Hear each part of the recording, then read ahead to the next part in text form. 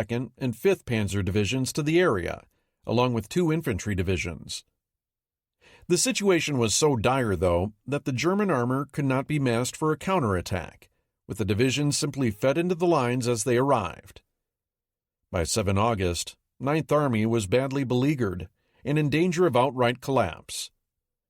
Walter Model was rushed back to the Army's headquarters and quickly began imposing his harsh will on the fighting. For his part, Army Group Center's commander, Field Marshal Gunther von Kluge, went begging to Hitler for more forces. The Führer demurred. He insisted that the way to take the heat off of 9th Army was to launch a long-planned operation 200 kilometers further south against a Soviet salient at Kirov, thereby forcing the Soviets to commit their own reserves. Christened Operation Whirlwind, this assault was unleashed on the morning of 11 August. It was classically German, a double envelopment of the Soviet salient from north and south by 4th Army and 2nd Panzer Army respectively. Several panzer divisions had just been taken away for other priorities to the south, meaning that in the end, only 2nd Panzer Army could attack. Furthermore, the predominant terrain in the area was forest, in whose defense the Soviets were already quite adept. Wirbelwind's 2 pincers were thus reduced to a single underbite, and the Germans rapidly discovered the woods had been liberally sprinkled with both mines and lethal anti-tank ambushes. The attack completely stalled out within 2 days. Kluge concluded that continuing such a sideshow wasn't worth the potential of losing in the Reshape. More important, Wirbelwind had done nothing to curb further Soviet moves in either the Reshape or elsewhere along the front. Indeed, while continuing the pressure in the Reshape, the Soviets launched yet another attack on 13 August, with 33rd Army aiming itself against the southern flank of 3rd Panzer Army at Vyazma. Army Group Center was now embroiled in perilous battles all across its front, with every sector except 4th Army's threatened. The worst danger remained near Reshape. On 14 August, a still recovering Walter Model informed his boss, Kluge, that he had to have 3 more divisions, or 9th Army would collapse, and with it, the entire salient. Kluge, in turn, supplicated to Hitler once again, and the Führer this time relented, freeing up another infantry division and the powerful Großdeutschland motorized division. Model, for his part, exercised his almost magical ability to conjure up reserves out of seemingly nothing, mobilizing rear area troops, construction battalions, and even Reich labor service workers. Fortunately for the desperate Germans, by the time these formations made it into the line, the Soviets were themselves beginning to run out of soldiers and tanks. Local German counterattacks began first slowing and then driving the Red Army back. Not only that, but with Stalingrad now directly threatened, Zhukov had been called away to the south. This left the capable Ivan Konev in command of Western Front. Konev could see the writing on the wall. He duly began winding things down in the Reshape, although local fighting would continue well into September. For Hitler, the fact that he had yet again stared down a major Soviet offensive by ordering Model to stand his ground around the Reshape reconfirmed for him 2 main points. First, that the key in these situations was simply to stay cool and not be swayed by alarmist generals who did not possess the Führer's own superior nerves of steel. And 2, that the Red Army's offensive momentum would exhaust itself more quickly than Germany's defensive strength. However, tricks that had worked during the winter of 1941 through 42 might not work as well against a completely different Red Army this coming winter. Indeed, even now, the Soviets had one last card to play against Army Group Center. On 22 August, the Soviets launched their own counterattack, the so-called Kozelsk Offensive, against the German forces that had lately finished up participating in abortive Operation Wirbelwind. Thrust, parry, riposte, and now counter-riposte. Lieutenant General Prokofy Romanenko had just been promoted from command of the newly minted 3rd Tank Army to deputy command of the Western Front. He quickly massed his heavily armored former command along with 16th and 61st Armies along the Zhizdra River, where German forces had carved out a small bridgehead during Wirbelwind. On the face of it, This should have been a Soviet walkover. The Germans had already fought themselves out and would now be facing 3rd Tank Army's 2 Tank Corps, 12th and 15th, joined by 3 more Tank Corps supporting 16th Army, the full-strength 3rd, and the depleted 10th and 12th. In all, these formations comprised more than 700 AFVs. The German armored forces in the area, 9th, 11th, 17th, and 20th Panzer Divisions, along with 25th Motorized, were down to just 200 tanks between them. However, once again, Soviet inexperience in mounting coordinated large attacks was glaringly obvious. Despite Romanenko's abilities in getting his forces rapidly into place, Glantz and House note that the offensive foundered because units lacked planning, air superiority, cohesion, and experience. German minefields took their toll. Forests and swamps made rapid movement impossible. And the Luftwaffe, acting in its role as mobile fire brigade, exacted a heavy toll from Soviet tankers. None of the assaulting units penetrated more than about 9 kilometers against German defenses. Romanenko regrouped and hurled forward again on the 25th with pitiful results. By the time the operation was called off in early September, the Red Army had lost nearly 500 tanks. Thus, yet another Soviet counterattack had gone awry, frittering away its material superiority through a lack of adequate preparation and experience. By the beginning of September, the situation in front of Army Group Center was finally beginning to settle down, much to the Germans' relief. August had brought several scares, as the Wehrmacht had struggled against one Soviet onset after another. In the end, though, the result was generally a stalemate. The Soviets had failed in securing any major new objectives. Rzhev was still in German hands. The salient still existed. The Germans, on the other hand, did not have the strength to push the Red Army out of the portions of the salient they had captured. Inconclusive as it was, the fighting was notable for several reasons. First, it was extremely bloody. Indeed, the battles in this area, both in August and in the future, would earn themselves the collective sobriquet, the Rzhev meat grinder, and with cause. The reason the Rzhev assaults had failed was the Red Army simply running out of manpower and tanks. The Soviets had initially committed 345,000 men against 9th Army. By the end of the fighting in September, nearly 194,000 had become casualties, with more than 51,000 killed in action. German casualties were lower, but still painful. By 1 September, after a month of heavy combat, 9th Army alone had suffered 42,000 casualties and was adding 2,000 a day to that toll. This was a level of attrition the Heer could not sustain long term. Second, while the late summer battles across Army Group Center's front may have been partially successful in relieving pressure on Stalingrad, the truth of the matter remains unknowable.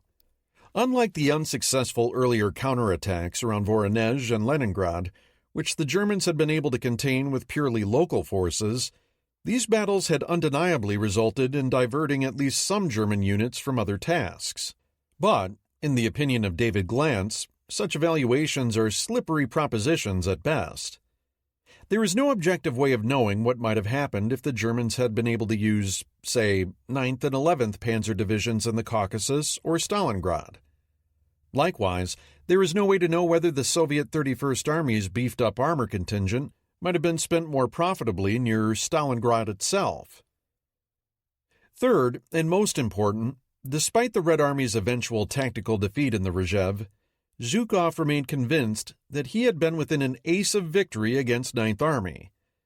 In his memoirs, he later recorded, "With 1 or 2 more armies at our disposal, we could have combined with the Kalinin Front under General I.S. Konev and defeated the enemy not only in the Rzhev area, but the entire Rzhev-Vyazma German force, and substantially improved the operational situation in the whole western strategic direction."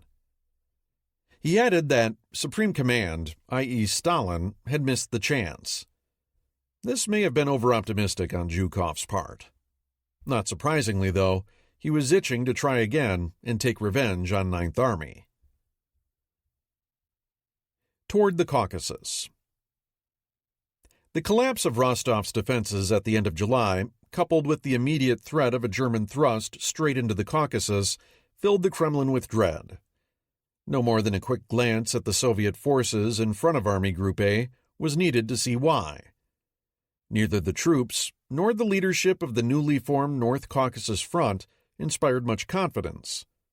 Bluntly, they were losers, the survivors from Crimean Front's disaster at Kerch, now joined by the Southern Front's just-beaten rabble. Their commander, Marshal Semyon Budeny, had no discernible competencies other than toadying to Stalin. He and his ragtag force were now all that stood between the Germans and the USSR's main oil supply.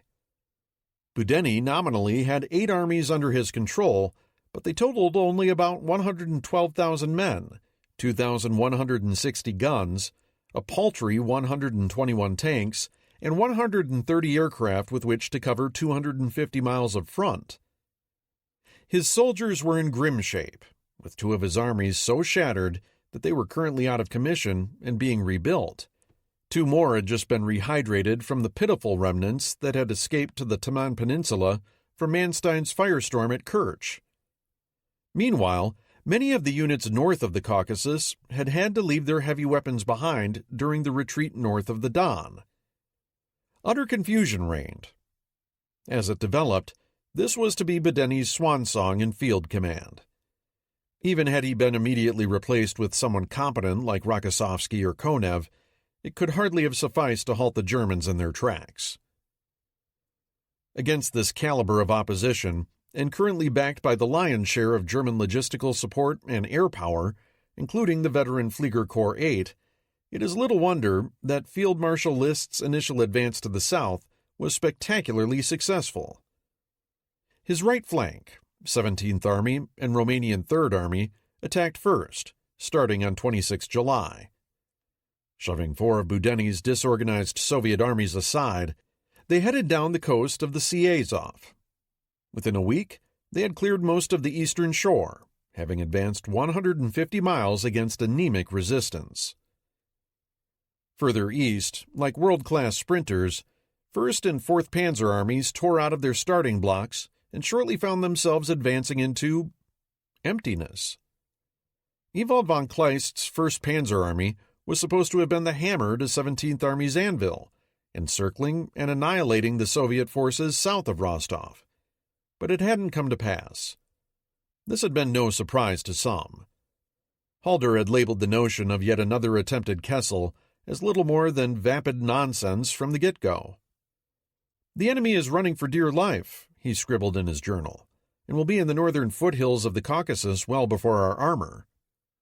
He was right, though it took a few days further before the German High Command realized it too.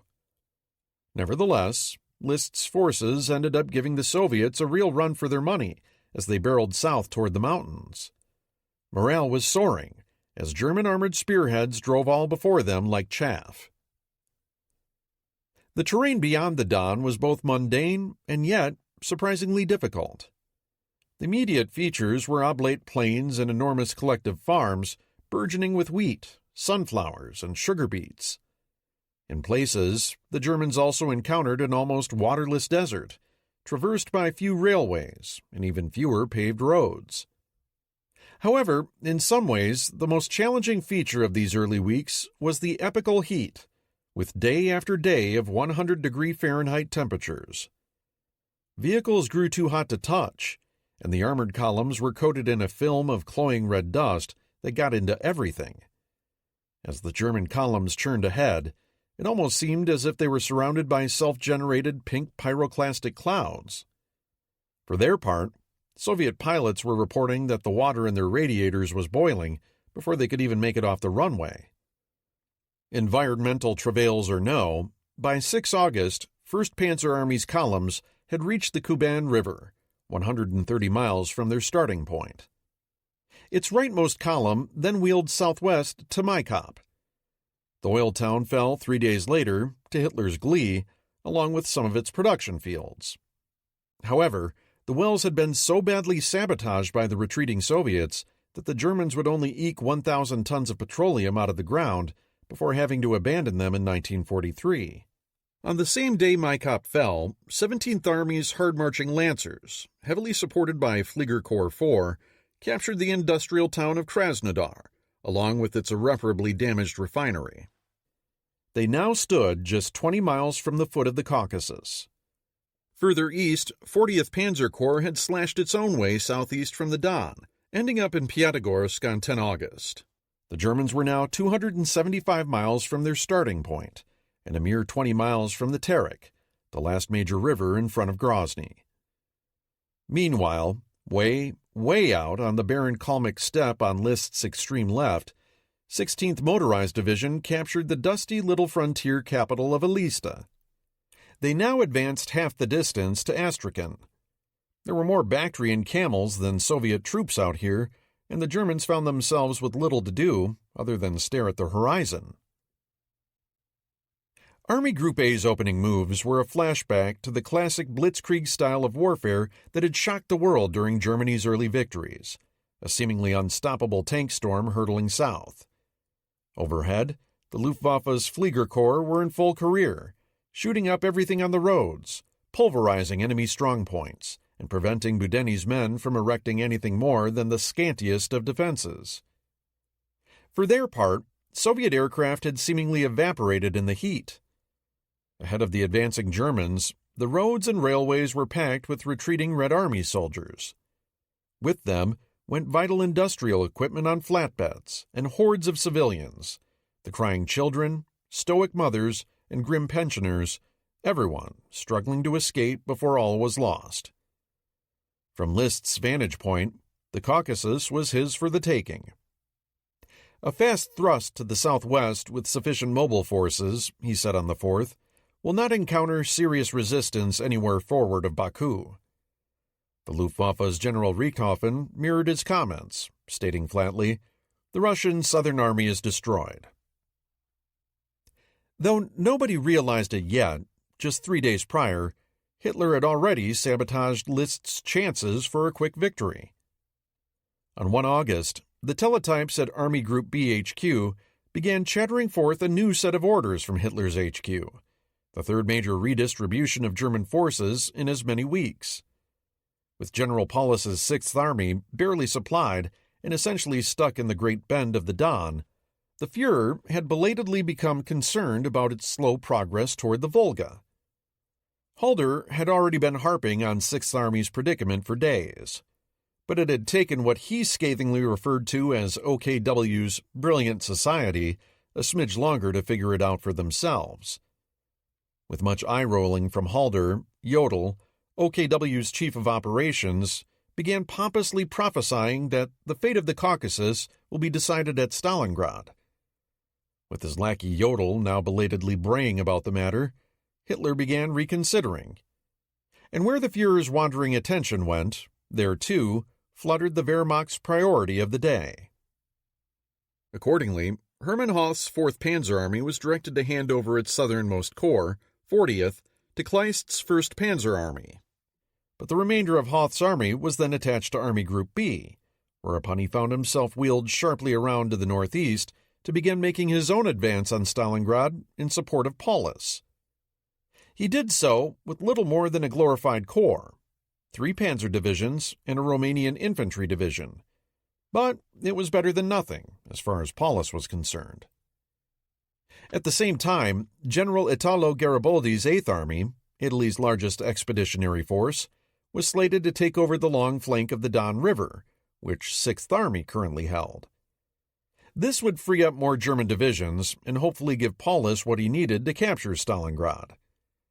Simultaneously, the greater part of the Luftwaffe would shortly be departing Army Group A to head for airfields near Hoth and Paulus's objective. Finally, and most tellingly, the bulk of the German quartermaster trucks began heading east to Paulus now, rather than south to List. List's optimism on 3 August had been predicated on having sufficient mobile forces. But OKH's reorganization quickly removed both sufficient and mobile from the mix.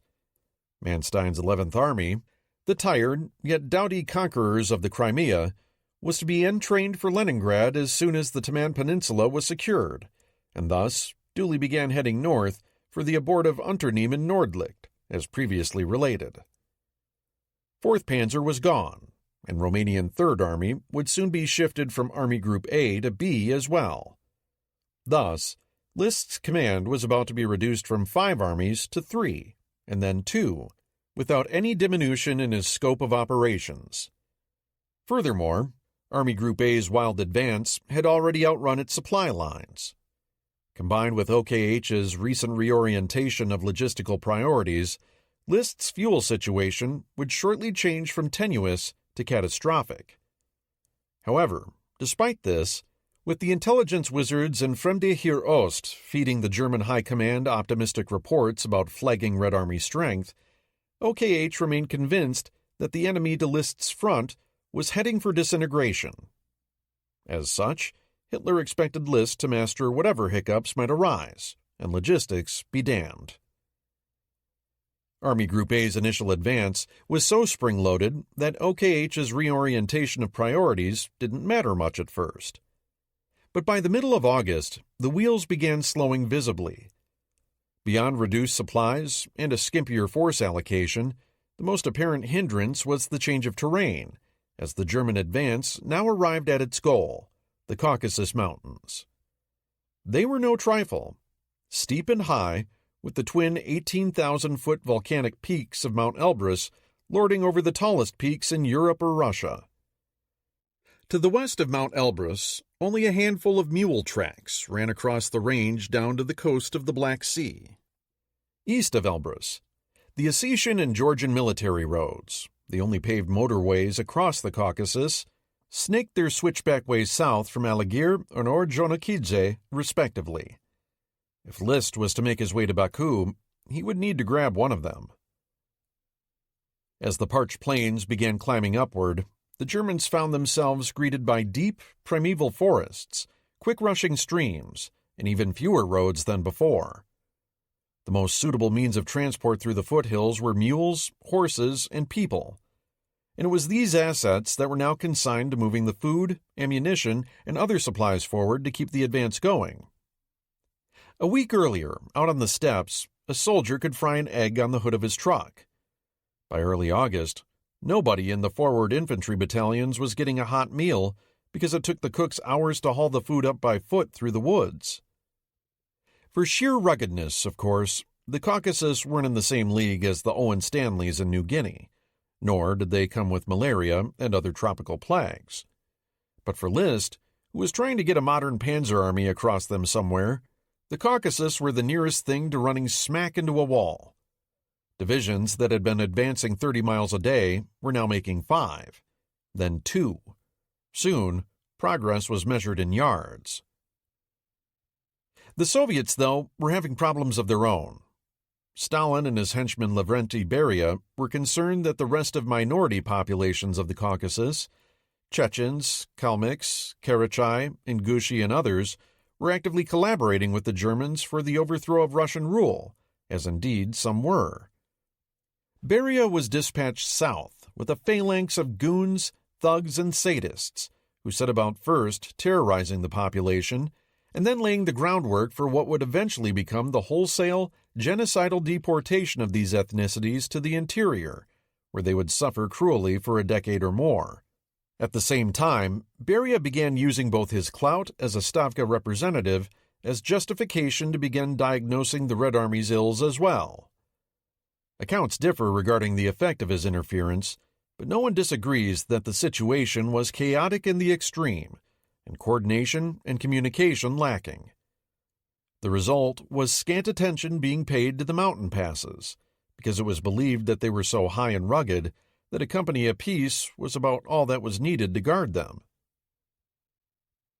On 12 August, 49th Mountain Corps began pushing up out of Cherkassk and deep into the Massif. Soon, the Germans were up amidst the mists, field-gray columns snaking over white snow, making their way up 9,140 feet to the Klukorsky Pass.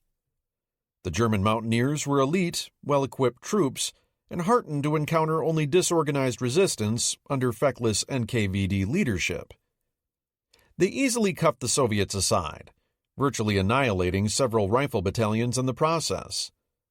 Soon, the Germans were marching down toward the port of Sukhumi on the southern side of the range. One has to wonder what might have transpired at this juncture had the Germans thought to attach the 3 experienced mountain divisions of the Italian Alpini Corps here to List's army, instead of leaving them to help guard the Don. Only belatedly did a shocked Stavka and Budeni realize that even towering mountains must still be defended by someone. Masses of fresh forces, untrained for mountain warfare though they were rushed in for 46th Army. These managed holding the Germans in the southern foothills, barely, at the cost of heavy casualties. As well, the Soviets were now benefiting from having been shoved backward onto much shorter interior lines, whereas German logistics over the passes were tenuous at best. German momentum again ground to a halt. As August closed, 17th Army was within spitting distance of Novorossiysk on the Black Sea coast. 49th Mountain Corps was practically to Sukhumi's suburbs, and Kleist's panzers were tantalizingly close to Grozny, Ordzhonikidze, and the entrances to the twin military roads that led across the mountains. The problem was that both the German ground forces and the Luftwaffe air groups that were so critical to their success were now spread too thin to be able to concentrate anywhere. The Germans were still grinding forward, but with increasing difficulty. However, in the Führer's world, all assaults, no matter how flimsily backed, had to be successful everywhere. At this point, all List could hope for is that matters around Stalingrad would be concluded quickly. Then, if gasoline and a Flieger Corps or two somehow magically reappeared, he might have the strength to move ahead again. Toward Stalingrad. If the month of August had started off with a bang for List in Army Group A, Colonel General Maximilian von Weich's Army Group B had started off with a whimper.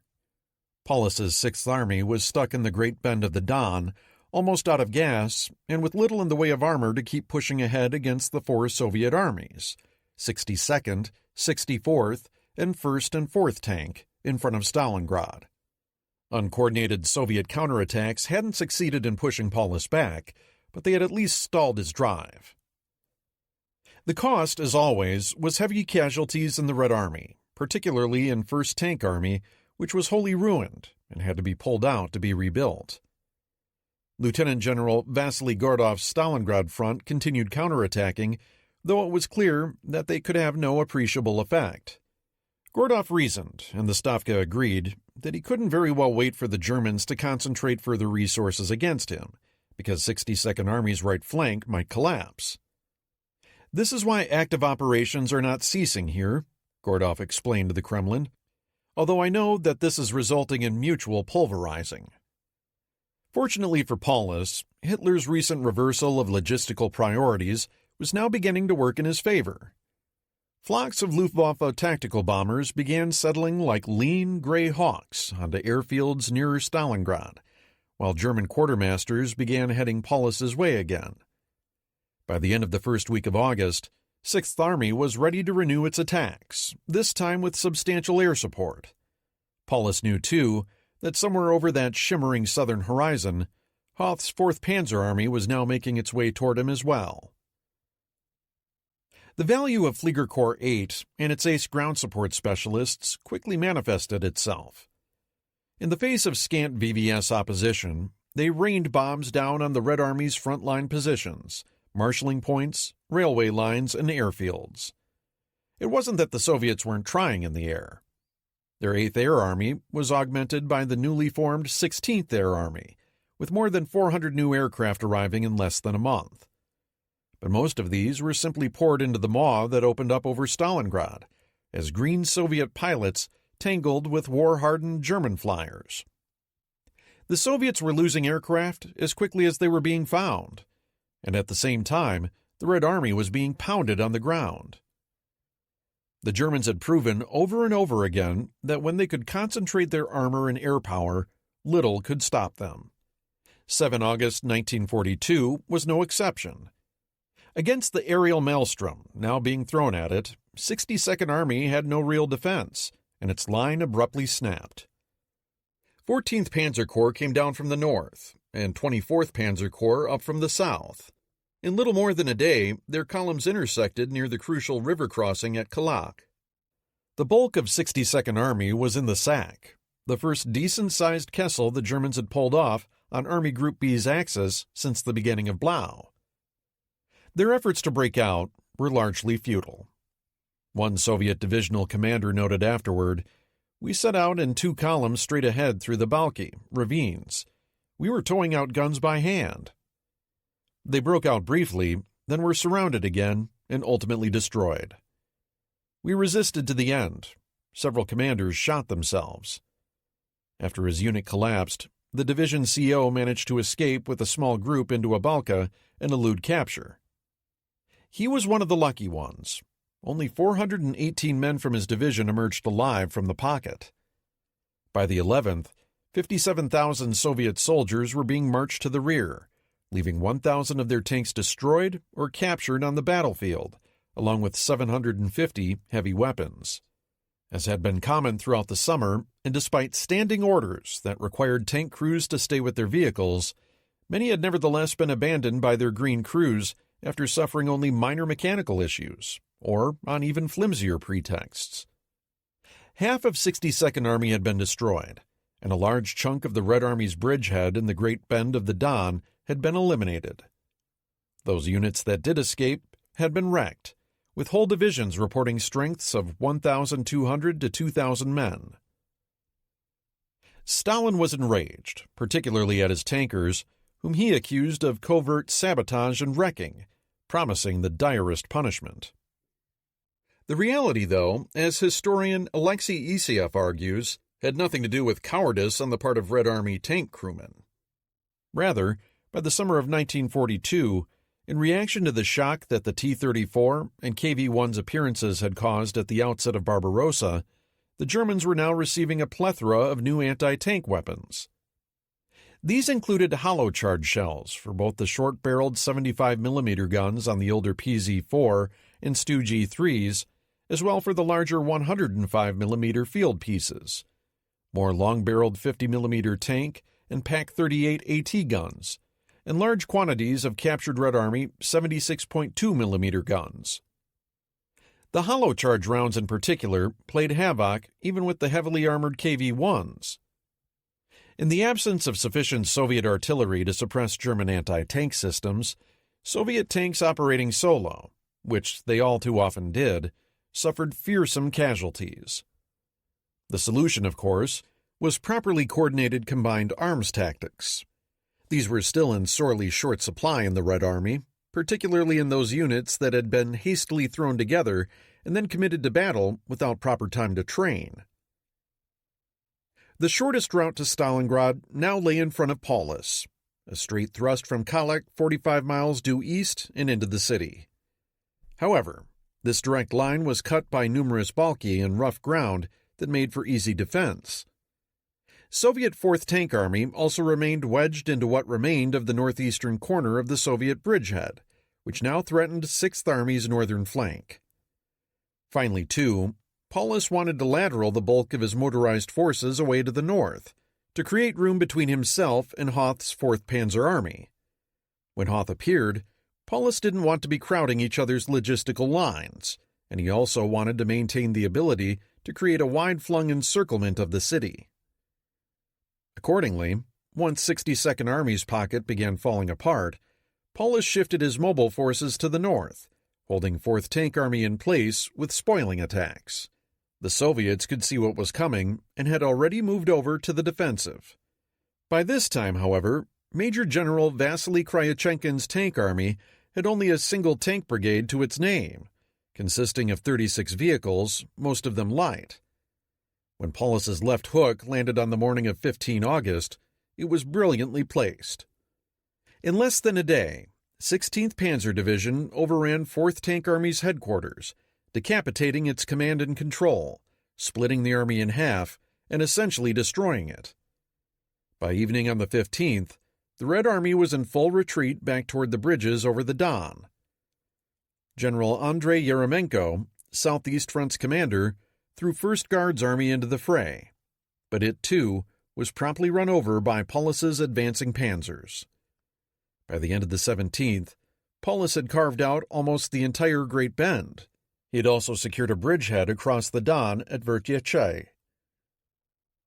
Paulus had again demonstrated the operational superiority the Wehrmacht still held over the Red Army. Once his forces had been gassed up, resupplied, and supported adequately in the air. He also had the launch pad he needed for his final drive on Stalingrad. Yet Paulus was only now, after a month of bitter stop-and-start fighting, in a position to seize what he might have taken almost for nothing back in mid-July. If only he'd been given priority then. Instead of taking Stalingrad in a single bound, Hitler's fecklessness had condemned Paulus to launching no fewer than 4 separate assaults to clear the Great Bend.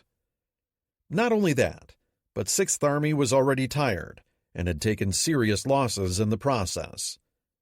Though the Soviet counterattacks had been unsuccessful in defeating Paulus's thrust toward Stalingrad, it had delayed and bloodied him in the process. Meanwhile, Hoth's 4th Panzer Army had been churning its way toward Stalingrad from the southwest. At first, progress had been good. There wasn't a whole lot out on the Kalmyk steppe that could really slow Hoth down. Indeed, as late as 28 July, when the Stavka had queried Stalingrad Front's HQ on what was protecting the left-hand approach to the city, the reply had been, "The southwestern front of the Stalingrad line is not occupied by any units." This was not what Stalin wanted to hear. However, in this case, the Germans' whack-a-mole approach to supply problems by early August finally caught up with Hoth, who soon found himself crawling forward. That brought the Soviets sufficient time to bring in reinforcements, many of them from Siberia. On 6 August, 4th Panzer reached Abganyerovo Station, just 50 miles southwest of Stalingrad. There, its progress was checked almost completely by 64th and 57th Armies, which switched over to the counterattack on the 9th. Hoth had no choice but switched to an all-around defense as his lead divisions, 14th Panzer and 29th Motorized, were engulfed by Soviet formations. The result was a multi-day furball that left both sides dissatisfied. The Stavka informed Stalingrad front that it was indignant over the fact that you allowed the enemy's tanks to break through the southern front of the Stalingrad line, and demands, on your personal responsibility, that you restore the situation at any cost. This was patently impossible without greater forces. In fact, just stabilizing a line that hadn't even existed a week ago was probably about the best anybody, except Stalin, could have asked for. On the other hand, by the 11th, 4th Panzer Army had been broken, to use Glantz and Haus's term. It wasn't really an army, it was a single corps, 48th Panzer, and until it got some reinforcements and some gasoline, it wasn't going much of anywhere. Once again, nothing was handy to hand. Paulus promised to push his 24th Panzer Division across the gap between the two armies, but that was about all he could spare while preparing for his own final effort to reach the northern suburbs of Stalingrad. Hoth was stuck. Paulus was not. Starting at 0300 on the night of 2021 August, assault groups started carefully filing out of the cover of willow groves and ruined buildings near the town of Vertiace. Plopping their assault cutters and inflatable boats into the Don, they began paddling across. Their job was capturing a bridgehead of sufficient depth to construct pontoon bridges for the heavy vehicles of 14th Panzer Corps. This they did, though not without difficulty. The Soviet 98th Rifle Division and other units of 4th Tank Army and 62nd Army fought tenaciously to repel the Germans. By nightfall on the 22nd, however, the German assault infantry had wedged their way 2 to 4 kilometers into the East Bank, despite desperate Soviet counterattacks. German pioneer units quickly threw 2 140-meter-long pontoon bridges across the river at Akimovsky and Luchensky. Red Army night bombers, artillery, and Katyusha batteries did their utmost to destroy these slender threads across the river, but the bridges held. On the night of the 22nd, General Gustav von Wiedersheim's 14th Panzer Corps began moving assault units across. The Soviets had expected a river crossing elsewhere, and, wrong-footed by Paulus's move, had little time to push reinforcements into the area. Wiedersheim took full advantage of this window of opportunity, unleashing his corps' offensive against 62nd Army at dawn on the 23rd.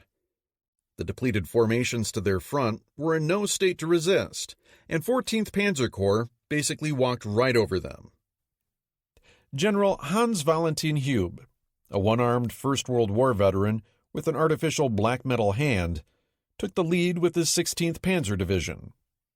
With 3rd and 60th Motorized Divisions trailing in his wake, Hube demonstrated why his soldiers referred to him in awestruck tones simply as Der Mann. 16th Panzer did what any good panzer division could be relied upon to do when presented with open ground, disorganized opposition, and a skilled whipcracker in charge. It took the ball and ran like hell. In one frenzied advance, Hube's men blew past shattered Soviet pockets of resistance and charged east. Overhead, Richthofen's Fliegerkorps 8 flew some 1,600 sorties, dropping 1,000 tons of bombs in support and blasting anything that stood in their way. German Stuka sirens blared triumphantly as they raced back over the advancing panzers. By lunchtime, Hube's men cut the railroad leading northwest out of Stalingrad at 564-kilometer station. Gazing southeast, 16th Panzer's soldiers could see Stalingrad's enormous factories and residential high-rises silhouetted on the horizon. By late afternoon, 16th Panzer arrived at the Volga, about 15 kilometers north of the city. German panzers were now astride Europe's mightiest river, having advanced more than 40 miles in less than a day. Russian river traffic, bewildered by the arrival of enemy armor, was taken under fire. Hube's troopers then wheeled south and began moving into the northern suburbs of Stalin's namesake city. If ever a campaign seemed rife for a ready-made concluding metaphor, General Hube stretching out his black metallic fist to seize Stalin's city in the iron grip of German panzers, this would seem to be it. Yeah, it was at this exact spot that the German advance was once again stopped cold. Wheeling south into the suburbs of Reinach and Spartanovka, 16th Panzer was confronted with an improvised defensive group under the command of Major General Nikolai Fiklenko. Fiklenko, the former commander of 17th Tank Corps, which had been cut to ribbons west of Voronezh back in early June, was currently in Stalin's doghouse. As such, he'd been relegated to commanding Stalingrad's tank center, meaning he was essentially running a repair depot. With a scratch group of 50 T-34s manned by civilian workers, a division of NKVD security troops, an anti-aircraft battery partially manned by young women, and a motley assemblage of anti-tank units, Fiklenko threw together an improvised defense of Reinach. 16th Panzer, already tired from its long advance and increasingly short of fuel and ammunition, simply hit the wall. For the next 5 days, the Germans fought a series of actions aimed at breaking into the northern edge of Stalingrad, with limited success. In fact, 16th Panzer, now facing threats from both north and south, could only devote a fraction of its combat power to the battle at Reinach. As it developed, Wiedersheim's Panzer Corps found itself fighting for its life, as an infuriated Stalin ordered General Yeremenko's southeast front to hurl whatever he had available at the breakthrough. 3 German divisions were now strung out along a narrow corridor some 50 kilometers long and barely 8 to 10 kilometers wide, and vulnerable to counterblows from all sides. To their south was 62nd Army and the forces inside Stalingrad. To their north lurked the rebuilding 4th Tank Army. As usual, though, there was practically no time for planning. Yeremenko was given only 5 or 6 hours to cobble the whole thing together, as Stalin indulged himself in another of his reflexively angry, throw everything but the kitchen sink sort of affairs. That said, with nearly 600 Soviet tanks in the neighborhood, ready or not, Wiedersheim's corps was in for a rough time. Very shortly, each of 14th Panzer Corps' divisions were forced into a gray hedgehog, bristling with AT guns and artillery, as the Red Army launched counterattack after counterattack. The corridor was cut off, restored, cut off again. At least one German regimental headquarters was temporarily overrun. With supplies dwindling, German truck convoys were forced to run the gauntlet, exposed to artillery fire from all sides. By the evening of the 24th, 25th, the situation was so bad that Der Mann came within an ace of ordering 16th Panzer Division to come about and break out to the west. Only the last-minute arrival of a 250-truck convoy convinced him to hold his ground. In typically understated fashion, 6th Army's War Diary recorded on the 26th a very tense situation in Wiedersheim salient, amplifying, "Our divisions are no longer very strong. The command is too nervous." Had Hube withdrawn, his rather illustrious military career might have ended then and there. Hitler had expressly forbidden anybody withdrawing from the Volga. The Soviets, however, had been savaged themselves, with 4th Tank Corps losing 140 of 160 vehicles, and 16th Tank Corps another 84 out of its 180 AFVs in just a few days of fighting. Given all these obstacles, capturing Stalingrad off the march was going to be a tall order indeed. In fact, it was almost as illusory as the phantasm of Moscow had been the year before, tantalizingly near, yet impossibly far away. On the evening of 31 August, Hube had to face the music. Unable to pry away Reinach, and facing increasing pressure on his northern flank, his 16th Panzer withdrew 2 kilometers to a better defensive line north of the town. With that, what had probably been what Glantz and House refer to as the best opportunity for German forces to capture Stalingrad had come and gone. As had been demonstrated throughout the past 2 months' campaigning in the Don Bend, 6th Army had all the operational dash one could ask for, if it had gasoline, ammo, and air support. But it was far from the seemingly invincible juggernaut that had launched the summer's offensive 3 months earlier. Here in August, it simply did not have the logistical wherewithal or combat strength to do everything it was being asked to do. In fact, a dispassionate observer would have noted that Paulus's forces had already been clawing and scraping just to drag themselves this far.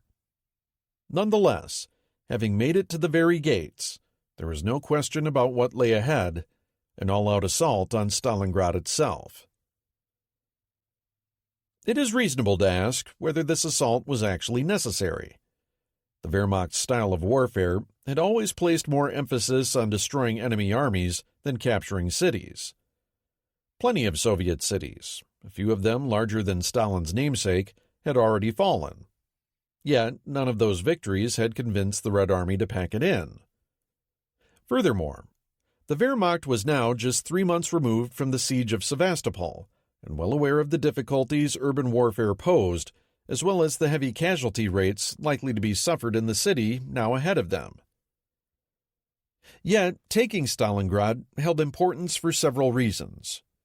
First was its position astride the Volga, Europe's mightiest river, and a major communications conduit for Soviet-manufactured goods and petroleum products.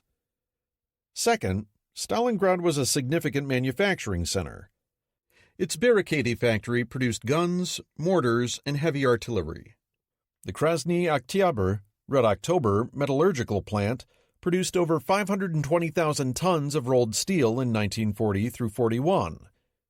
That comprised 9% of the Soviet Union's total production, hardly a trivial figure, and especially this year, when things were teetering on the brink. The factory also cranked out mortars, rockets, aircraft bombs, ball bearings, armor plate, and ammunition. Most critical of all was the Dzerzhinsky Tractor Works.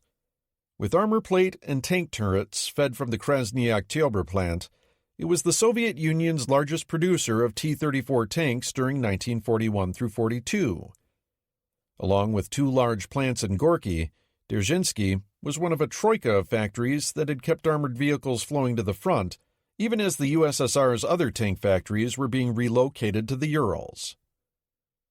Finally, the city's name unquestionably carried a great deal of personal import for Stalin.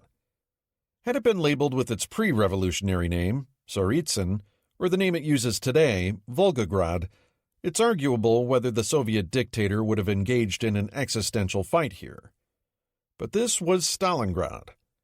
The Soviet dictator was assiduously working on reversing the stigma associated with a year's worth of military catastrophes, while strengthening the cult of personality that all great dictators must possess. Not only that, but he had personally defended the city Tsaritsyn during the Civil War, which was why it had been renamed in his honor. His name was on the box, so to speak, and it wouldn't do for the USSR's all-powerful leader to have his namesake falling into enemy hands. Stalin was almost obligated to defend his real estate absolutely tooth and nail. The city exercised a similar siren call on Hitler.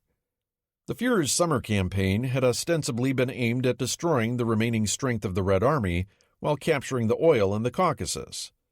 Neither objective had been achieved by August. Instead, he'd spent a lot of time messing about on the steppes, winning a series of decidedly flaccid Kessels that hadn't brought the collapse of the Red Army an inch closer. His operations in the Caucasus seemed to be stalling out as well. But capturing Stalingrad, that smelled like victory. It was concrete, tangible. Likewise, if Hitler could not capture the oil in the Caucasus itself, interdicting its flow up the Volga by seizing Stalingrad would be better than nothing. Hitler also appreciated Stalingrad's iconic importance. The Führer was fundamentally a political creature, and he grasped the power of myth and symbols. One only has to look at footage from the Nuremberg rallies to understand this. He instinctively comprehended all the emotional reasons Stalin would defend his namesake city, remarking early in the battle to some of his inner circle, "If this had not been Stalingrad, the Soviets would have acted differently." Often a name is, after all, more than empty sound and smoke. Capturing Stalingrad would demonstrate to the world the superiority of Hitler's will vis-à-vis his Soviet counterpart. To an extent, Stalingrad had become a surrogate for taking Moscow. It represented the final extinguishment of the Soviet will to resist. Whether capturing it would have led to the Soviet Union's moral collapse remains unknowable. Hitler was grasping at straws by this time, however, and this was one of the few he had left. For all these reasons, it was imperative that Stalingrad be conquered. Stalingrad wasn't all that enormous. Its population was 500,000 or so, now swollen to perhaps 800,000 with refugees, but its geography presented unique challenges. Instead of a concentric metropolis radiating out from some central point, Stalingrad stretched along the west shore of the Volga like a thin ribbon more than a dozen miles long. The town itself was neatly bisected by a 300-foot-high hill, an ancient burial mound called the Mamayev Kurgan. From the top of the Mamayev, called Hill 102 by the Germans, one could see the entire city. Looking south, the main train line came sweeping in from the steppes, past grain elevators, and into Railroad Station Number 2. Continuing northeast, the tracks ran into the city's center, where were clustered the government offices, department stores, banks, theaters, and the central station. Along the steep-banked river rose blocks of white-painted 5- and 6-story apartment buildings which housed party members and the elite. Heading out from the central district, the railroad made its way north through the narrow strip of land that lay between the Mamayev and Volga, before entering the vast industrial zone in the northern half of town. Once past the Mamayev, the railroad formed a loop, soon to be called the tennis racket by the Germans, which girdled the Lazar Chemical Works, an asphalt factory, and a meat processing plant. Then, marching northeast along the river's shore, one encountered first the Krasny Oktyabr foundry and metallurgical works, the city bakery, the Barricady gun factory, a brickyard, and finally the Dzerzhinsky tractor factory. The Krasny Oktyabr, Barricady, and particularly the mass of tractor works each comprised as many as a dozen great halls and workshops covering blocks apiece. Fanning out to the west of each of these complexes huddled block after block of apartment buildings, and the grim, unpainted, one-story wooden dwellings that housed most of the people in this enclave of the socialist workers' paradise. From an operational standpoint, in the words of Robert Citino, Stalingrad was not so much a city as a long fortified bridgehead on the western bank of the river. Because of the city's sheer size, it was impossible to simply bypass and leave in the rear. It couldn't really be placed under siege. The higher terrain to the west of downtown offered some advantages to German artillery in commanding both the city and the river, because the east bank was much lower than the west. With the Soviets controlling the east bank of the Volga, low and more exposed as it was, Red Army artillery could support its forces anywhere in the city. Supplies could also be ferried across, albeit in the teeth of German air and artillery. The long, thin nature of the city also meant that fighting would be widespread, the killing zones extensive, and the casualties heavy. For Paulus, whose own army was already somewhat threadbare, the prospect was not a happy one. Fortunately for 6th Army, Hoth's 4th Panzer Army was now also in a position to drive toward Stalingrad from the southwest. Having finally received fuel and reinforcements, Hoth's tanks were still finding slow going as they battered their way toward a range of hills south of the city. During the final week in August, they were basically stuck in place again. This was not to the liking of the Luftwaffe's Richthofen, who, blissfully divorced from the realities on the ground, simply wished that everyone would just push a little more energetically. The acerbic air chief expressed his displeasure with the slow progress of both 6th and 4th Panzer armies to Goering, whereupon the Führer added his own frustrations to the mix. He and the Reichsmarschall delegated to Richthofen the right to visit the army HQs in question as a morale booster and request that they act more aggressively in the field. But when Richthofen's plane set down at 4th Panzer Army's HQ on the 28th, instead of encountering the aging and doubtless weary general that he had griped about in his diary, he ran smack into a bristling, red-faced Hoth. Having heard about Richthofen's accusations, 4th Panzer Army's commander lit into him for daring to doubt his army's courage when it had been practically immobilized for lack of fuel. Richthofen quickly, and dishonestly, denied that he had mentioned Hoth to either Goering or Hitler, and immediately backed down. Richthofen's misguided mission of motivation coincided with Hoth's implementing a nifty maneuver to get himself out of his predicament. Stealthily moving infantry units in to take the place of his leading armored forces, he shifted his armor back to the rear, lateraled them west, and then sent them on a devastating left hook against a weak point where the Soviet lines petered out into the steppe. Attacking at dawn on the 29th with heavy air support, the 3 mechanized divisions and 48th Panzer Corps shredded 64th Army's 126th Rifle Division, then began racing northwards toward Tundetovo on the Volga-Don Canal. To the west, 62nd Army Commander General Anton Lopatin watched in horror as 64th collapsed, and his left flank was left hanging in the air. Should Hoth reach the city's outskirts, 62nd Army would again face encirclement. Lopatin therefore had little choice but to race backwards toward Stalingrad himself. The city's outer defenses had been fatally compromised in 2 different locations. The enemy was now truly at the gates. In anticipation of the coming operation, the Luftwaffe began softening up the objective. On the afternoon of the 23rd, just as Hube's tankers were reaching the Volga, wave after wave of Richthofen's flyers arrived over the city as well. Making use of incendiaries, as many as 40 bombs a minute fell on the city's civilian population and dwellings. The scenes below verged on the cataclysmic. Front Commander Yeremenko remembers, "I had to live through a lot during the recent war, but what we saw on 23 August in Stalingrad hit us like a bad dream. Enormous plumes of flame lifted to the sky from the area of the oil storage facilities and rained down a sea of fire and bitter, caustic smoke. Civilians out for picnics on the slopes of the Mamayev Kurgan were forced to run for cover as bombs suddenly showered down on them from the bright fall sky. Homes and apartment buildings were leveled, wooden structures set afire, fuel tanks and asphalt roads belched clouds of smoke thousands of feet into the air. Thousands of Soviet civilians died, old men, women, and children. Many were buried alive in the wreckage of their homes, their cries of anguish becoming all the louder as the flames advanced. Claims of 40,000 civilian dead were most likely overstated in the confusion, but the raid was certainly devastating.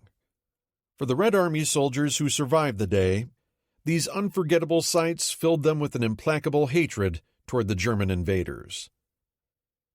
Alarmed by the devastating air attack and Hube's sudden lunge for the Volga, Stalin pulled Zhukov away from the ongoing bloodletting in the Reshape and sent him south, with orders to turn matters around. By the time he reached Stalingrad on the 29th, the situation was already parlous.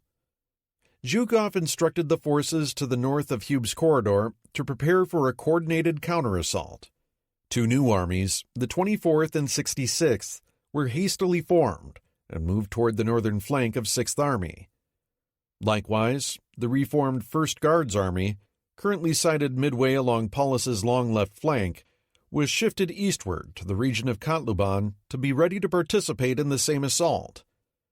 Meanwhile, in front of the city itself, 62nd and 64th Armies were withdrawn from their exposed positions out on the steppe to form a coherent ring of defenses around the city proper. Hundreds of thousands of city dwellers had been digging anti-tank ditches for weeks in anticipation of the assault. After the horror of Richthofen's air attack, everybody knew German tanks could not be long in coming. The Soviet High Command evolves. Stalin's fears regarding Stalingrad were so great that not only had he dispatched his right-hand man to the scene, he had also undertaken the unprecedented step of naming Zhukov his Deputy Supreme Commander on the 26th. This coincided with yet another modification of how the Kremlin went about conducting its war, and this one would stick until the day the war ended.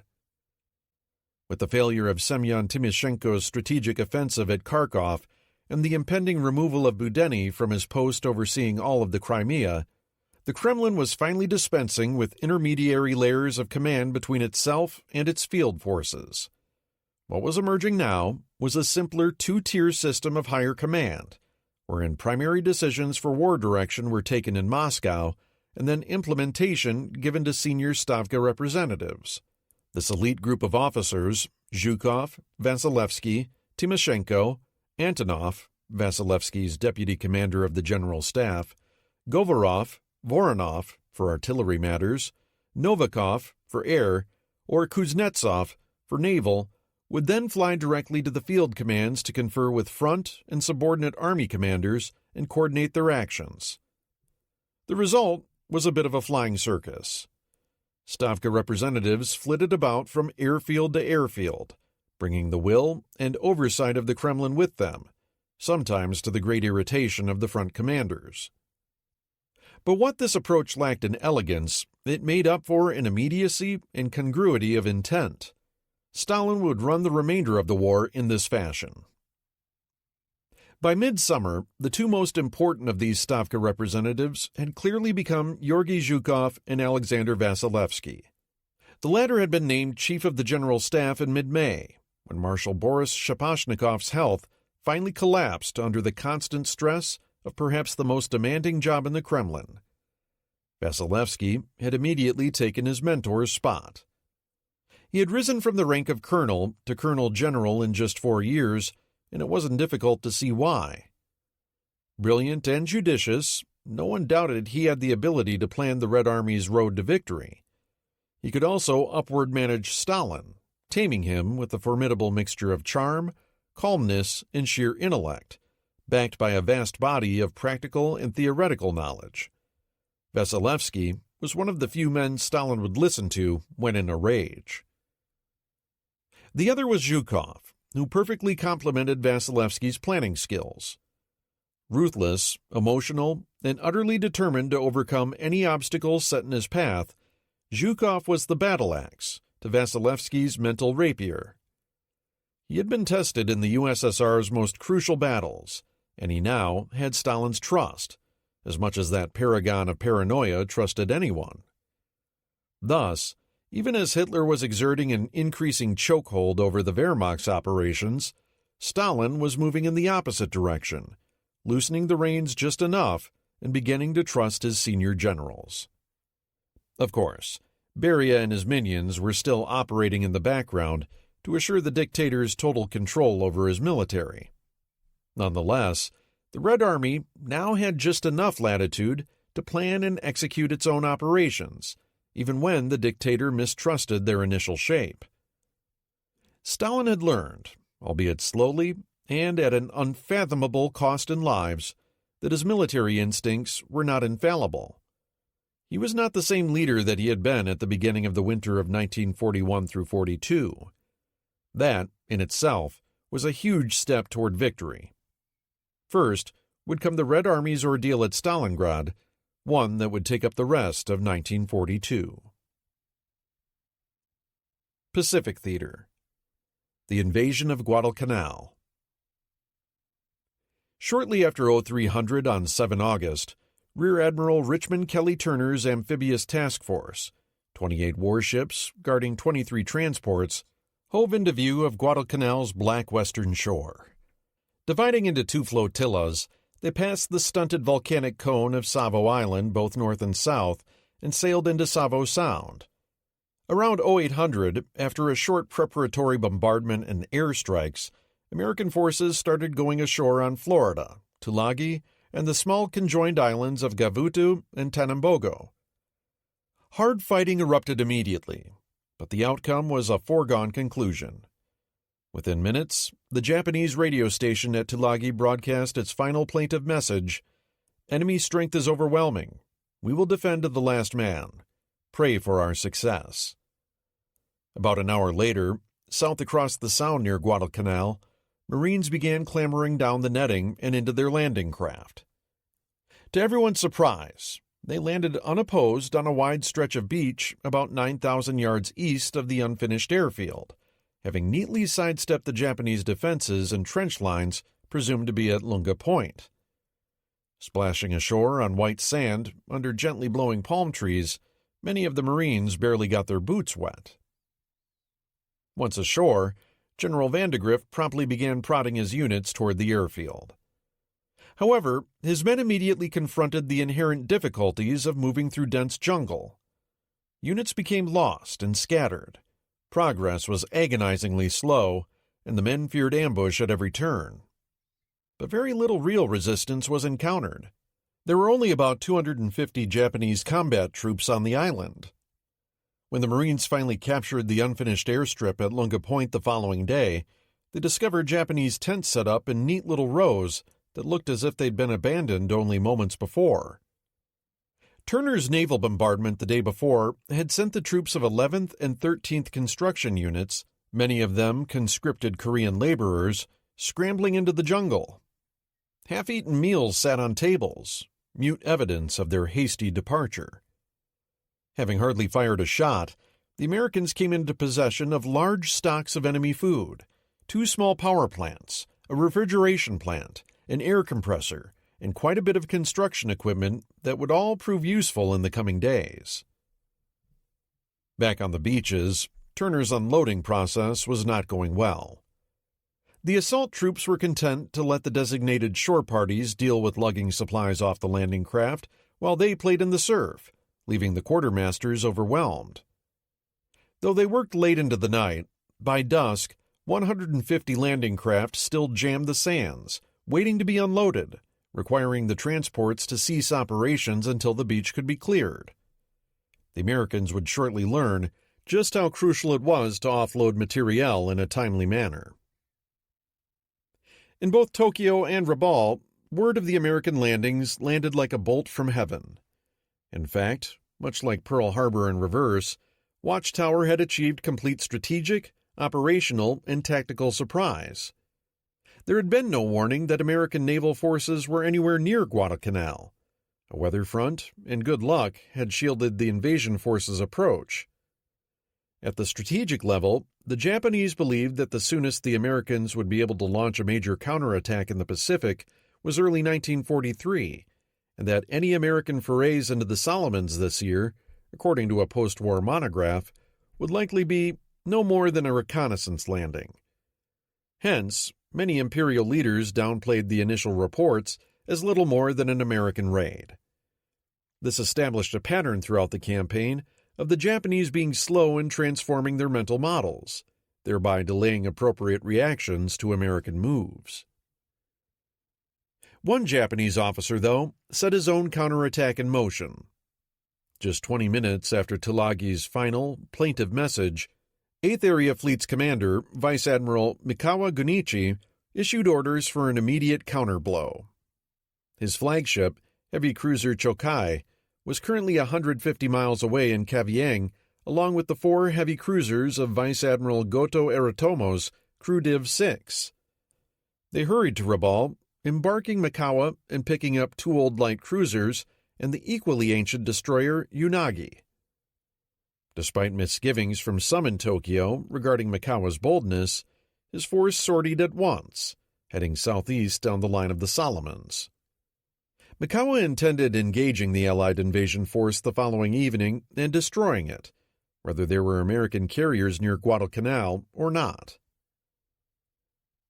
One cannot help but be impressed with Mikawa's audacity. He'd only arrived at Rabaul 9 days prior. His force had never exercised together, and only his flagship Chokai could really be called a modern combatant. Crew Div 6 contained the 4 oldest heavy cruisers in Japan's inventory, and his other ships were no sprightlier.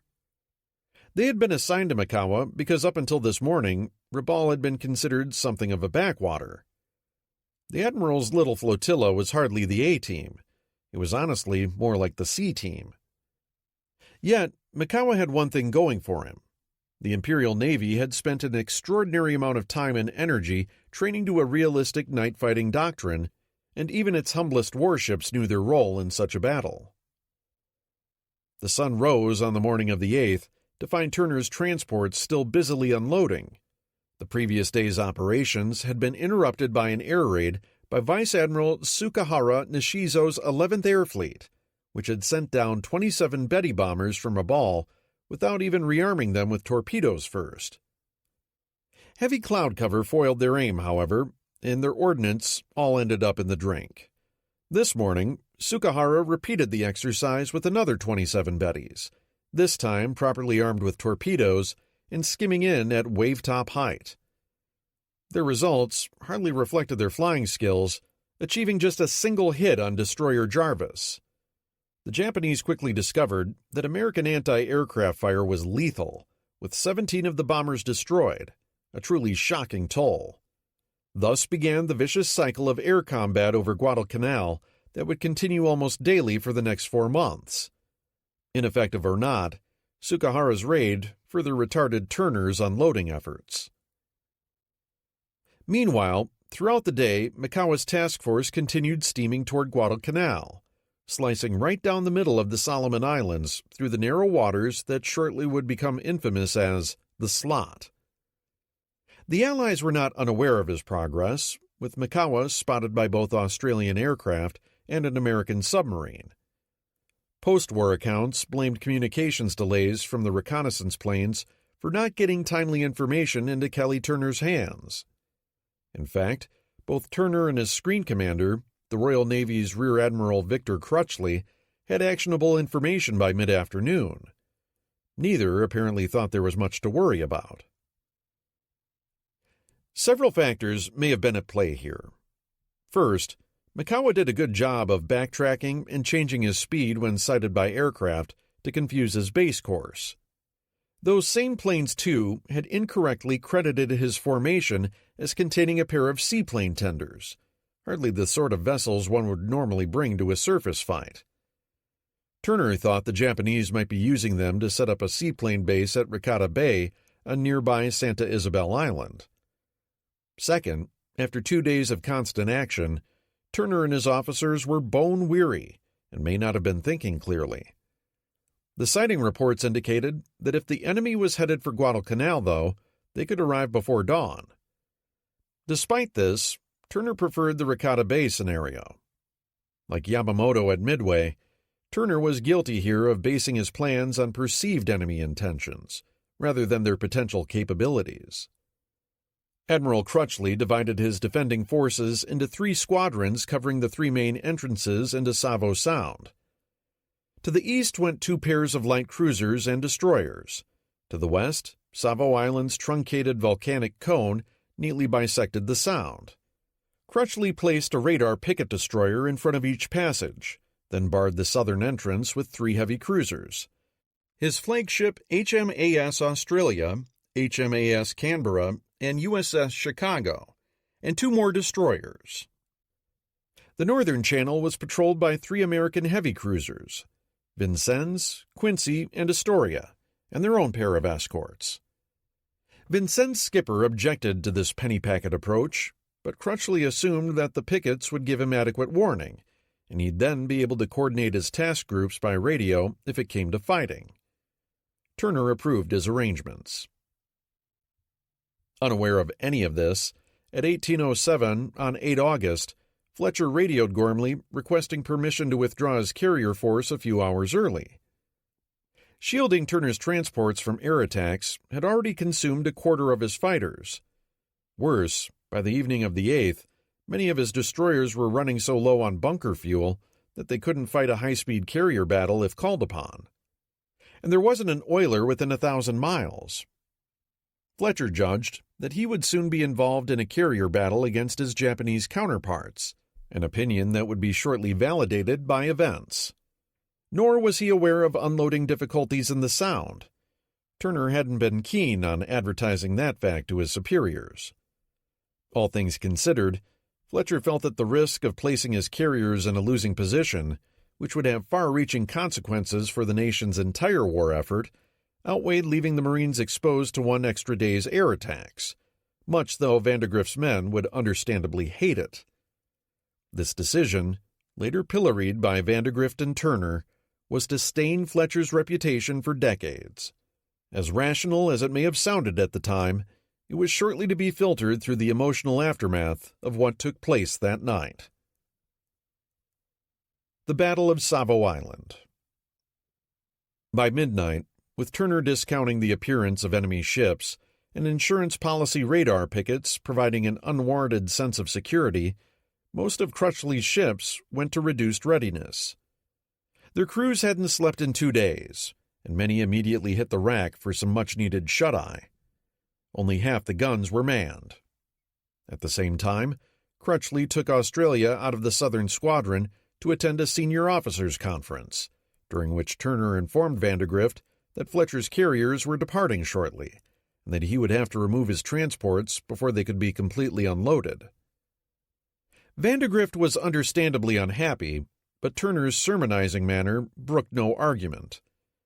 After the conference broke up, instead of returning to his flotilla, Crutchley anchored Australia off Lunga Point without informing either Turner or the 2 cruiser groups, leaving his forces leaderless and unaware that they were so. Reports of planes flying in the pitch black over the Sound began filtering in, but since they were flying with running lights, they were assumed to be friendly. They weren't. Out in the moonless darkness of the slot, Admiral Mikawa brought his force within sight of Savo by 0050 on 9 August. Well informed of enemy dispositions by his pair of scout planes, and with his own flotilla never having operated together before, he wasn't inclined toward anything tactically fancy. Mikawa placed Chokai at the column's head, instructing the others to simply follow his lead. Shortly thereafter, he sighted the radar picket destroyer Blue. This would not be the first time that Japanese lookouts proved superior to American radars. In fact, it was to become depressingly common for the next year or so, as early radars could often be baffled by false returns from nearby landmasses. Mikawa unwittingly benefited from exactly this effect as he hugged Savo's shore, while also checking his speed slightly to avoid showing a wake. Blue detected nothing, either electronically or visually, and sailed blithely on her way.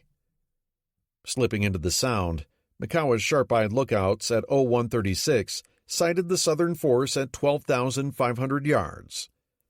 2 minutes later, Japanese long lances started plopping into the water like steel sharks, with Japanese gunners withholding fire until the torpedoes could make their runs.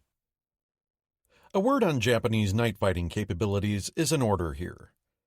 Throughout the interwar period, the Imperial Navy had looked to night fighting as a way of equalizing the odds for their outnumbered main battle line. By the war's outbreak, they had developed a high degree of proficiency in the art. Though their warships lacked radar, they were equipped with excellent night optics manned by those superbly trained lookouts. Japanese shells used flashless propellant to minimize their chances of being seen when fired. Illumination was provided when needed by powerful searchlights or star shells. And, of course, they possessed the finest torpedo in the world in the Type 93 Long Lance. The Imperial Navy's sailors had relentlessly honed their skills in highly realistic and often frighteningly dangerous training exercises. They understood that stealth, aggression, hair-trigger responses, and a familiarity with chaos were the keys to night combat. Thus, when Mikawa Gunichi and his compact squadron came calling this morning, his sailors were infinitely better prepared to offer battle than their exhausted opponents. Indeed, by the time Canberra belatedly sighted Mikawa's force emerging from a cloud bank at 0143, it was too late, as the Japanese already had their weapons sighted on the Allied ships. At that same moment, Mikawa's force let loose in a convulsion of gunfire. Before the Australian ship could even react, she and Chicago were smothered in shells. Within minutes, Canberra was heavily afire, listing, without power, and drifting to a stop. She was unable to get off a sighting report, but roughly at this juncture, destroyer Patterson broadcast a general warning of strange ships entering the harbor. Chicago, just behind Canberra, thunderously received one of Keiko's long lances in her bow. Down by the head, she continued west as Mikawa's squadron boiled past her in the opposite direction. Chicago lashed back ineffectually at the tormenting phantoms disappearing astern until there were no more gun flashes to be seen. Inexplicably, however, she broadcast no warning of her own encounter with the Japanese, and then simply exited the battlefield, despite the fact that protecting the transport anchorage was her primary responsibility. Having demolished his southern opponents in little more than 7 minutes, Mikawa now turned north at high speed to face the second enemy formation he already knew was there. Indeed, at 0138, even before he had engaged the southern group, and despite drifting clouds east of Savo, his lookouts had spied Vincennes at the absurd distance of 18,000 yards. Notwithstanding the noise and hubbub he had just created down south, Mikawa still managed to catch the enervated and unready northern group dead to rights. None of the American cruisers had gone to action stations yet, a failure on the part of their skippers and officers of the deck. By this time, too, Mikawa's formation had unintentionally diverged into 2 columns. Normally, this would have been a bad thing. Here, it had the effect of taking the Northern Allied force in a pincer attack. At 0150, Japanese searchlights snapped on, pinning the American cruiser trio in their blue-white glare. Luminous rivers of Japanese shells immediately poured forth. Mikawa had again achieved surprise. Only Quincy managed to sound general quarters before the deluge overwhelmed her. All 3 cruisers were quickly swept up in by a blizzard of gunfire punctuated with the heavy blasts of long lances. Within 10 minutes, the trio was heavily afire, with Quincy already foundering and Vincennes and Astoria knocked out of action. Mikawa now had a choice before him. It was 0216. He had destroyed both Allied cruiser forces in half an hour. The question was, should he get out while the getting was good, or should he come about and descend on the Allied transport anchorage? Mikawa's orders were to do the latter, and his staff concurred. However, various factors dissuaded the admiral. Chokai had taken several hits. His force was scattered, and he estimated it would take 2 hours to assemble them and approach the anchorage, by which time it would be only an hour before dawn. Mikawa was unaware of Fletcher's withdrawal. So far as he knew, American carriers were still lurking close at hand. No one on board Chokai needed any reminding of the fate that had befallen Mikuma and 700 of her crew just 2 months ago at Midway. Dive bombers killed cruisers. It was as simple as that. Crucially, Mikawa was a product of his training and indoctrination, which was oriented toward winning decisive naval battles. The Imperial fleet had been heavily influenced in its infancy by the teachings of naval theorist Alfred Thayer Mahan. In the Imperial Navy's narrow interpretation of Mahan's work, sea control was believed to devolve automatically from winning sea battles. In such a worldview, destroying enemy logistics was decidedly less important. Mikawa felt that he had already won a great victory, as indeed he had, and sea control should therefore naturally be conferred on the IJN, allowing the Imperial Army to wipe out the arrogant American lodgment in due time. As events would prove, the Imperial Navy's interpretation of Mahan was flawed. In this case, the Japanese cheated themselves by failing to transform a great tactical victory into a decisive operational one. In fact, it would have been worth sacrificing several, if not all, of Mikawa's ships to destroy the Allied transports this very evening. Doing so would have cut Watchtower's logistics off at the knees.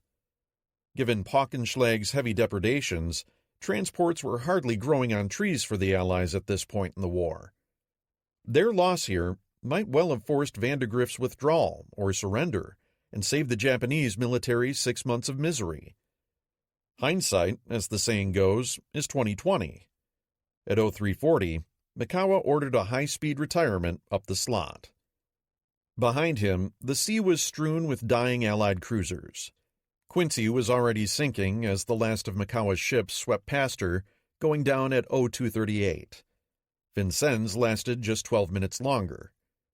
Canberra was scuttled at 0630. As for Astoria, her wounds at first seemed more tractable, and her men labored fiercely to save her. But her stubborn fires could not be quenched, and by noon she joined her sisters on the bottom. Taken together, the Allies had lost 4 heavy cruisers and 1,077 sailors killed, with another 700 wounded. In this single battle, the USN suffered more sailors killed than 1st Marine Division would lose ashore in the coming 4 months. Against this, Mikawa had suffered a trifling 58 killed and 70 wounded. It had been a most lopsided affair, the worst defeat at sea the U.S. Navy had ever suffered. Fletcher's carriers were in no position to exact retribution.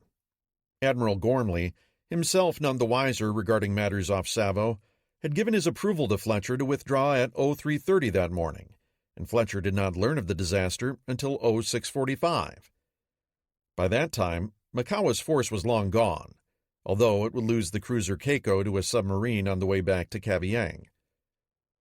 Nevertheless, this episode of Fletcher's carriers supposedly running from a fight was used adroitly by Admiral Turner to shield himself from culpability, as he began placing blame for the Savo disaster, in the words of a Marine Corps general, on just about everyone in the world except himself and Mother Teresa. There had been failures of command and training aplenty amidst the ships themselves, and their crews had paid the direct human and material price of these errors. Nonetheless, by any objective standard, much of the responsibility for what Admiral King termed the blackest day of the whole war cannot help but stop at Turner's binnacle.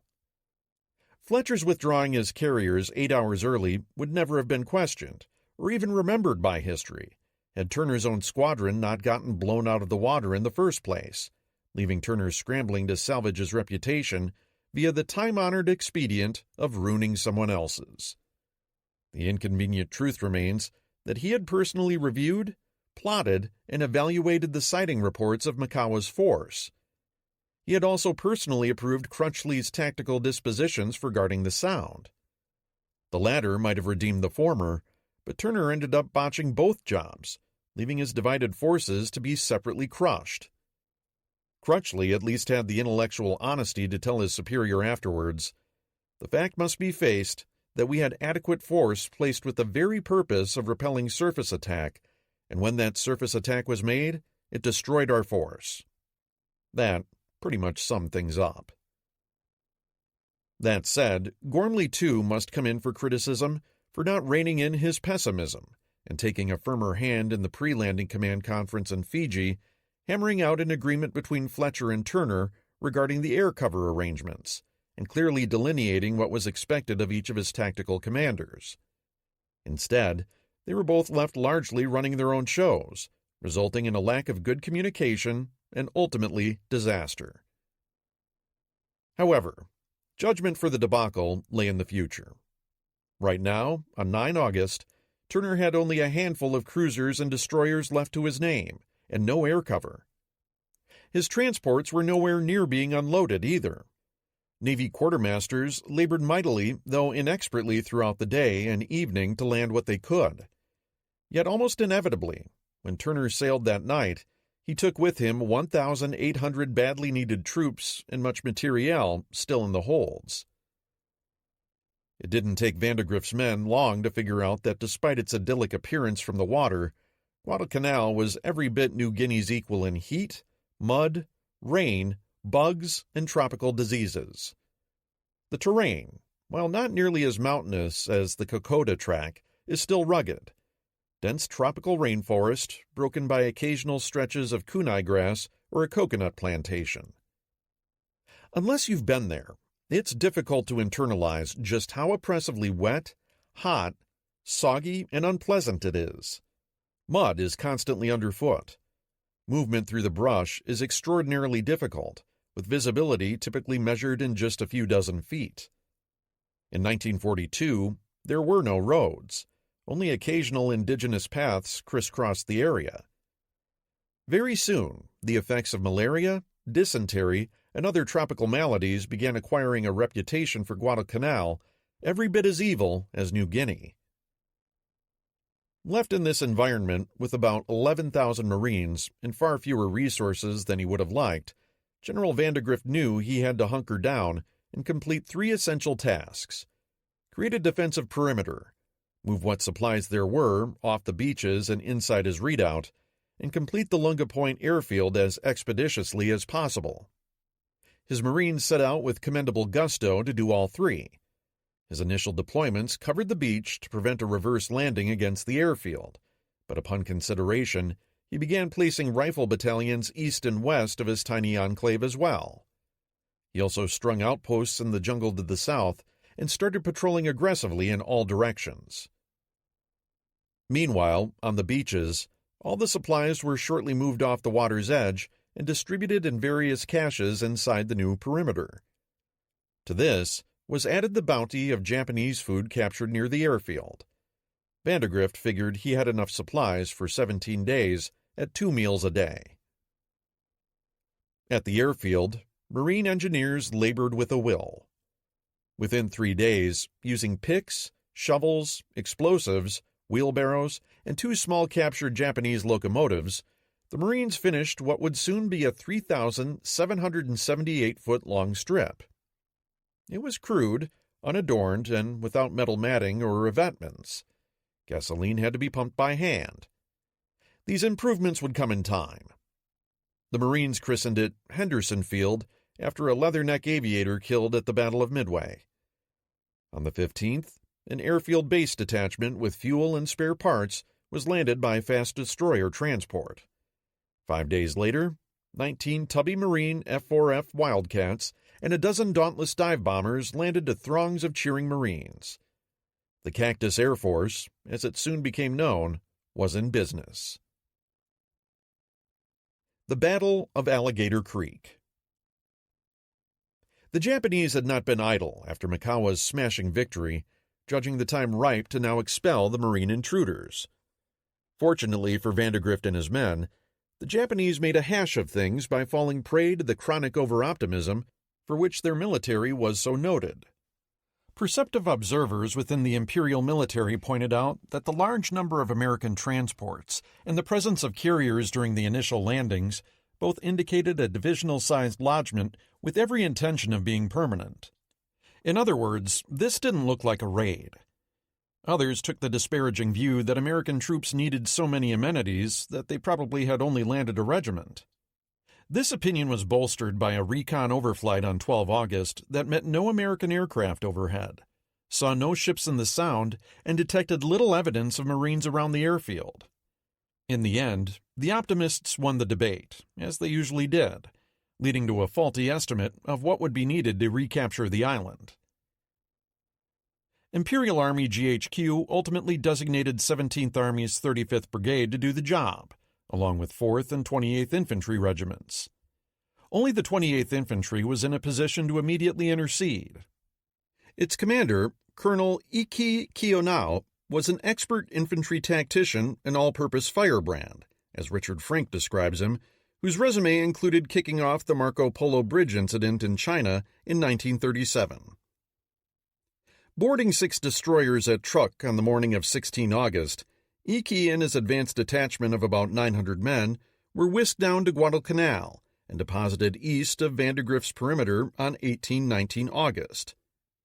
Iki's remaining 1,100 men and artillery were due 5 days later, but the colonel immediately sent out for Lunga Point and the airfield without waiting for them. The fascinating thing here is what Iki's rashness says about his opinion of the Americans. To the Imperial Army, Allied troops, no matter who they were worthy of nothing but contempt. Whatever the odds, the enemy would be brushed aside and scattered, just as they had been at Jitra, Slim River, Singapore, and on the Satang. In the IJA's playbook, speed and shock were everything. And it has to be admitted that this approach had worked pretty well thus far in the war. Meanwhile, the Marines had gotten wind of Iki's advance. Their eastern perimeter was anchored behind the sluggish shallows of the Ilu River, known alternately as Alligator Creek. Here, they awaited the enemy's onset. The Marines were largely ignorant of what they were up against in the Imperial Army. Little besides rumors had made it out of places like the Philippines, and the rumors hadn't been good. As night closed down on the 20th, and the Marines settled into wait, the underlying air of trepidation was understandable. At the point of contact, the two forces were evenly matched. Iki's reinforced battalion of shock troops would face the 2nd Battalion, 1st Marines. The Marines were dug in on the western creek bank, with a single knee-high strand of barbed wire liberated from a nearby coconut plantation strung across their left front. Behind the wire lay a line of foxholes, backed by machine guns, some mortars, and a pair of 37mm anti-tank guns with anti-personnel canister shot. The night was crude oil black. Shortly before midnight, Marine patrols began detecting stealthy noises in the coconut grove on the other side of the creek. Desultory rifle fire broke out, but this was nothing particularly alarming. Isolated Japanese sniping and nighttime infiltration had been occurring nightly around the Marines' perimeter ever since they had come ashore. Then, at about 0300, a single arching green flare announced Iki's assault. Heavy covering fire erupted from the grove, and a group of Japanese charged out of the verge, splashed across the river, and crashed into the Marine defenses. Despite their lack of experience, the Marines did not blanch. In the words of Richard Frank, these young leathernecks were grass-green but resolute. For all they knew, it was always supposed to be like this.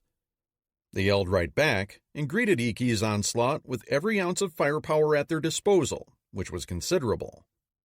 Canister rounds from the 37mm ripped fearful chunks out of the attacking formation, and Marine Brownings scythed the Japanese down in rows.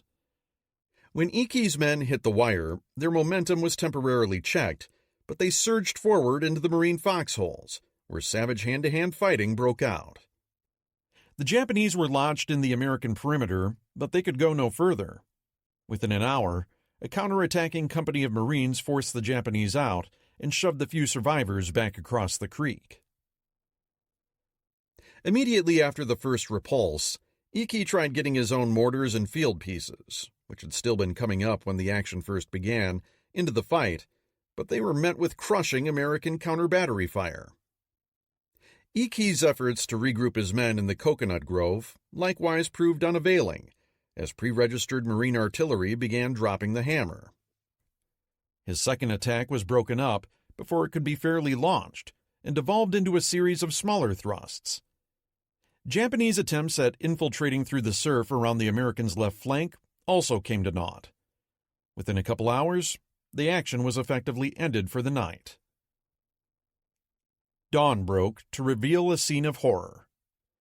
The creek mouth, in the words of War Report Richard Tregaskis, was filled with enemy corpses, and the wire-fronting 2nd Battalion was sick with bodies. The Japanese in the coconut grove nonetheless showed no inclination to retreat. Vandegrift's operations officer was similarly disinclined to let Icky lay up there all day.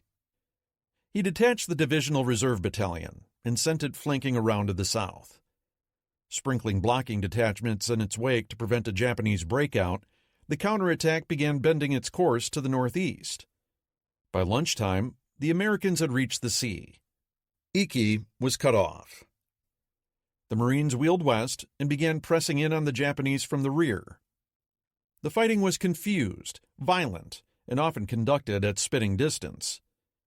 Completely surrounded and raked continuously by American mortars, machine guns, and even strafing aircraft, Icky's fate was no longer in doubt.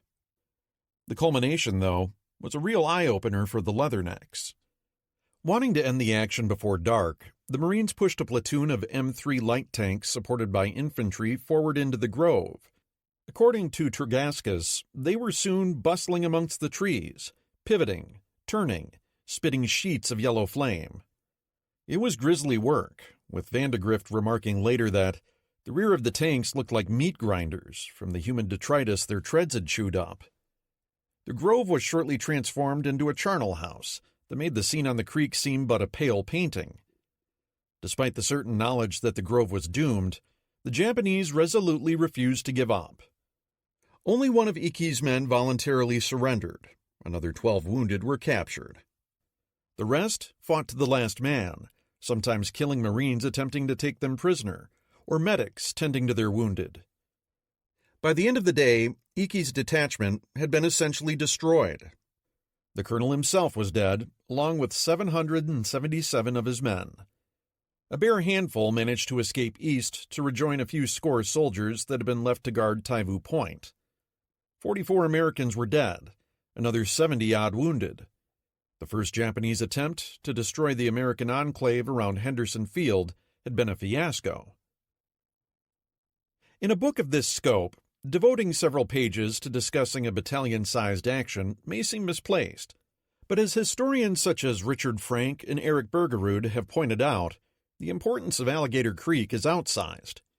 Despite being barely a skirmish by Soviet standards, a case can be made that Alligator Creek was the single most important ground action fought by U.S. forces anywhere during the entire Pacific War. There are several reasons for this. First, while one can argue persuasively that American ground troops had previously given as good as they had gotten at places like Wake and Bataan, the outcomes of those campaigns had left American martial prowess in doubt. Many observers wondered if American troops had what it took to beat the Imperial Army. Alligator Creek conclusively demonstrated that the sons of democracy could go toe-to-toe with the sons of the Son of Heaven. Not only that, but it hadn't even really been close. In a sense, Alligator Creek formed the perfect antipode to the Battle of Jitra. It was the place where the earlier, unwarranted myth of Japan's jungle-fighting supermen began unraveling. Alligator Creek also illustrated a second issue. Japan's ground doctrine had some problems, at least as far as fighting the Americans was concerned. This battle had been a textbook example of Japan's favored technique of launching a night attack with elite shock troops against less experienced and presumably shakier Allied soldiers. As seen previously in places like Malaya, the Imperial Army's approach to warfare discounted numerical odds, while favoring ferocity, maneuver, and a frenetically high operational tempo. Icky's unit was decidedly elite. The Marines were about as green as they came. As Bergerud points out, if Japan was to prevail in this war, attacks like Icky's had to be successful. Instead, on the banks of Alligator Creek, Japanese infantry doctrine had been ripped apart in a hail of American firepower, incurring casualties of about 5-1 in the process. Moreover, in the aftermath, the Marines had demonstrated that they were not merely content with holding ground, but instead followed up by aggressively maneuvering to destroy their enemy. There hadn't been much sort of that thing on display from Allied infantry up to this point in the war. For the Japanese, if attacks like Icky's couldn't get it done, there wasn't a realistic plan B to fall back on. The Imperial Army had developed shock tactics as a compensating mechanism for its lack of mechanization and heavy weaponry. The Japanese couldn't very well turn around now, and decide to become a firepower-centric force after all. Japan had neither the deep industrial base nor the draconian organizational wherewithal to rearm its military with the types of weapons it would need to compete with the Americans, nor the logistical capability to support such a force, even if it existed. Alligator Creek's third lesson was that it precisely defined the incomparably harsh terms of ground combat that would prevail for the remainder of the Pacific War. By deliberately fighting to the last man, and then attacking American medics tending to the wounded, the Japanese served notice that they would neither ask for nor give quarter. For the Marines, Alligator Creek was the beginning of an intimate, war-long relationship with Japan's soldiery. As Marine Eugene Sledge would write later, it was defined by a brutish, primitive hatred that both American leathernecks and GIs felt deeply, bitterly, and as certainly as danger itself. Such attitudes could only lead to one mode of battle: annihilation. The Americans were initially horrified by this development. General Vandegrift wrote incredulously afterward, "I've never heard or read of this kind of fighting. These people refuse to surrender. The wounded wait until men come up to examine them and blow themselves and the other fellow to pieces with a hand grenade." Back in the coconut grove, the Marines had been obliged to make the necessary mental adjustments in the space of just minutes. After suffering the first few casualties among their medical personnel, Leatherneck riflemen promptly resorted to the simple expedient of methodically shooting or bayoneting every enemy soldier they found, living or dead. It was on the banks of Alligator Creek that the Marines got the first taste of what would be required to defeat this particular enemy. The onus for this miserable mode of warfare must be placed squarely on Japan's military. Despite whatever undeniably racist overtones colored the war from the American side, and there were plenty, American troops were usually willing to take prisoners when the opportunity afforded. The Japanese unilaterally dictated the terms of engagement in this respect, and the Americans, without a mechanism to compel an unwilling soldier to surrender if he didn't want to, had little choice but to comply with the terms as given. In many cases, these Japanese sacrifices were needless. Their deaths accomplished nothing of any military value. Instead, as Bergerud notes, it was an exercise in mutual bloodletting that had no reason beyond fulfilling the requirements of soldierly honor as the Japanese saw it. Of all the follies that the Japanese went to war with, this was one of the cruelest and most pointless. The Battle of the Eastern Solomons. Word of Ikki's defeat reached Rabaul and Tokyo on the 22nd, where it was met with incredulity. Indeed, it would take several more days before Rabaul accepted the fact that Ikki hadn't just been defeated, he'd been annihilated. Even as the Japanese were processing that news, the pieces were already coming together for the naval battle that Admiral Fletcher had correctly predicted he'd have to fight shortly after the Marines landed. The Battle of the Eastern Solomons, as the coming action came to be known, possessed eerie similarities to the Battle of the Coral Sea. The same snafus with mishandled scouting reports and unreliable communications would lead to missed opportunities on both sides. The Americans would manage to prematurely bomb yet another enemy light carrier. Likewise, the Japanese would display again their love for traipsing multiple warship formations about, hardly any of which were mutually supporting, and several of which had strength only marginal to their slated missions. However, at least one major difference existed. The Americans were no longer reading Japan's operational codes. Much like Germany's introduction of Triton back in January, the Japanese had now rolled out their new JN-25C cipher, which temporarily rang the curtain down on IJN message traffic decrypts. Instead, the Americans were relying on standard signals intelligence and traffic analysis to gather information. At its core, this first carrier clash off Guadalcanal was fought for the same reason that drove essentially every naval altercation off the island for the next 4 months: securing the right to reinforce. Neither side currently had the strength on the ground to eject the other. Both sides needed more troops and supplies. The Japanese had already begun running in both of these commodities using destroyers, but destroyers make lousy transports. They're small, can't haul much, and are notorious fuel hogs. In fact, moving a single infantryman or supply drum from Rabaul to Guadalcanal via destroyer required burning more than a ton of fuel oil.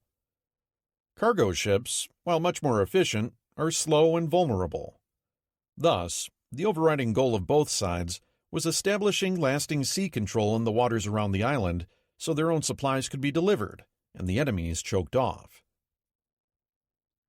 The battle's genesis lay in the movement of Ikki's second echelon, which was being carried south from Truk in 3 transports, escorted by a cruiser-destroyer force under Rear Admiral Tanaka Raizo.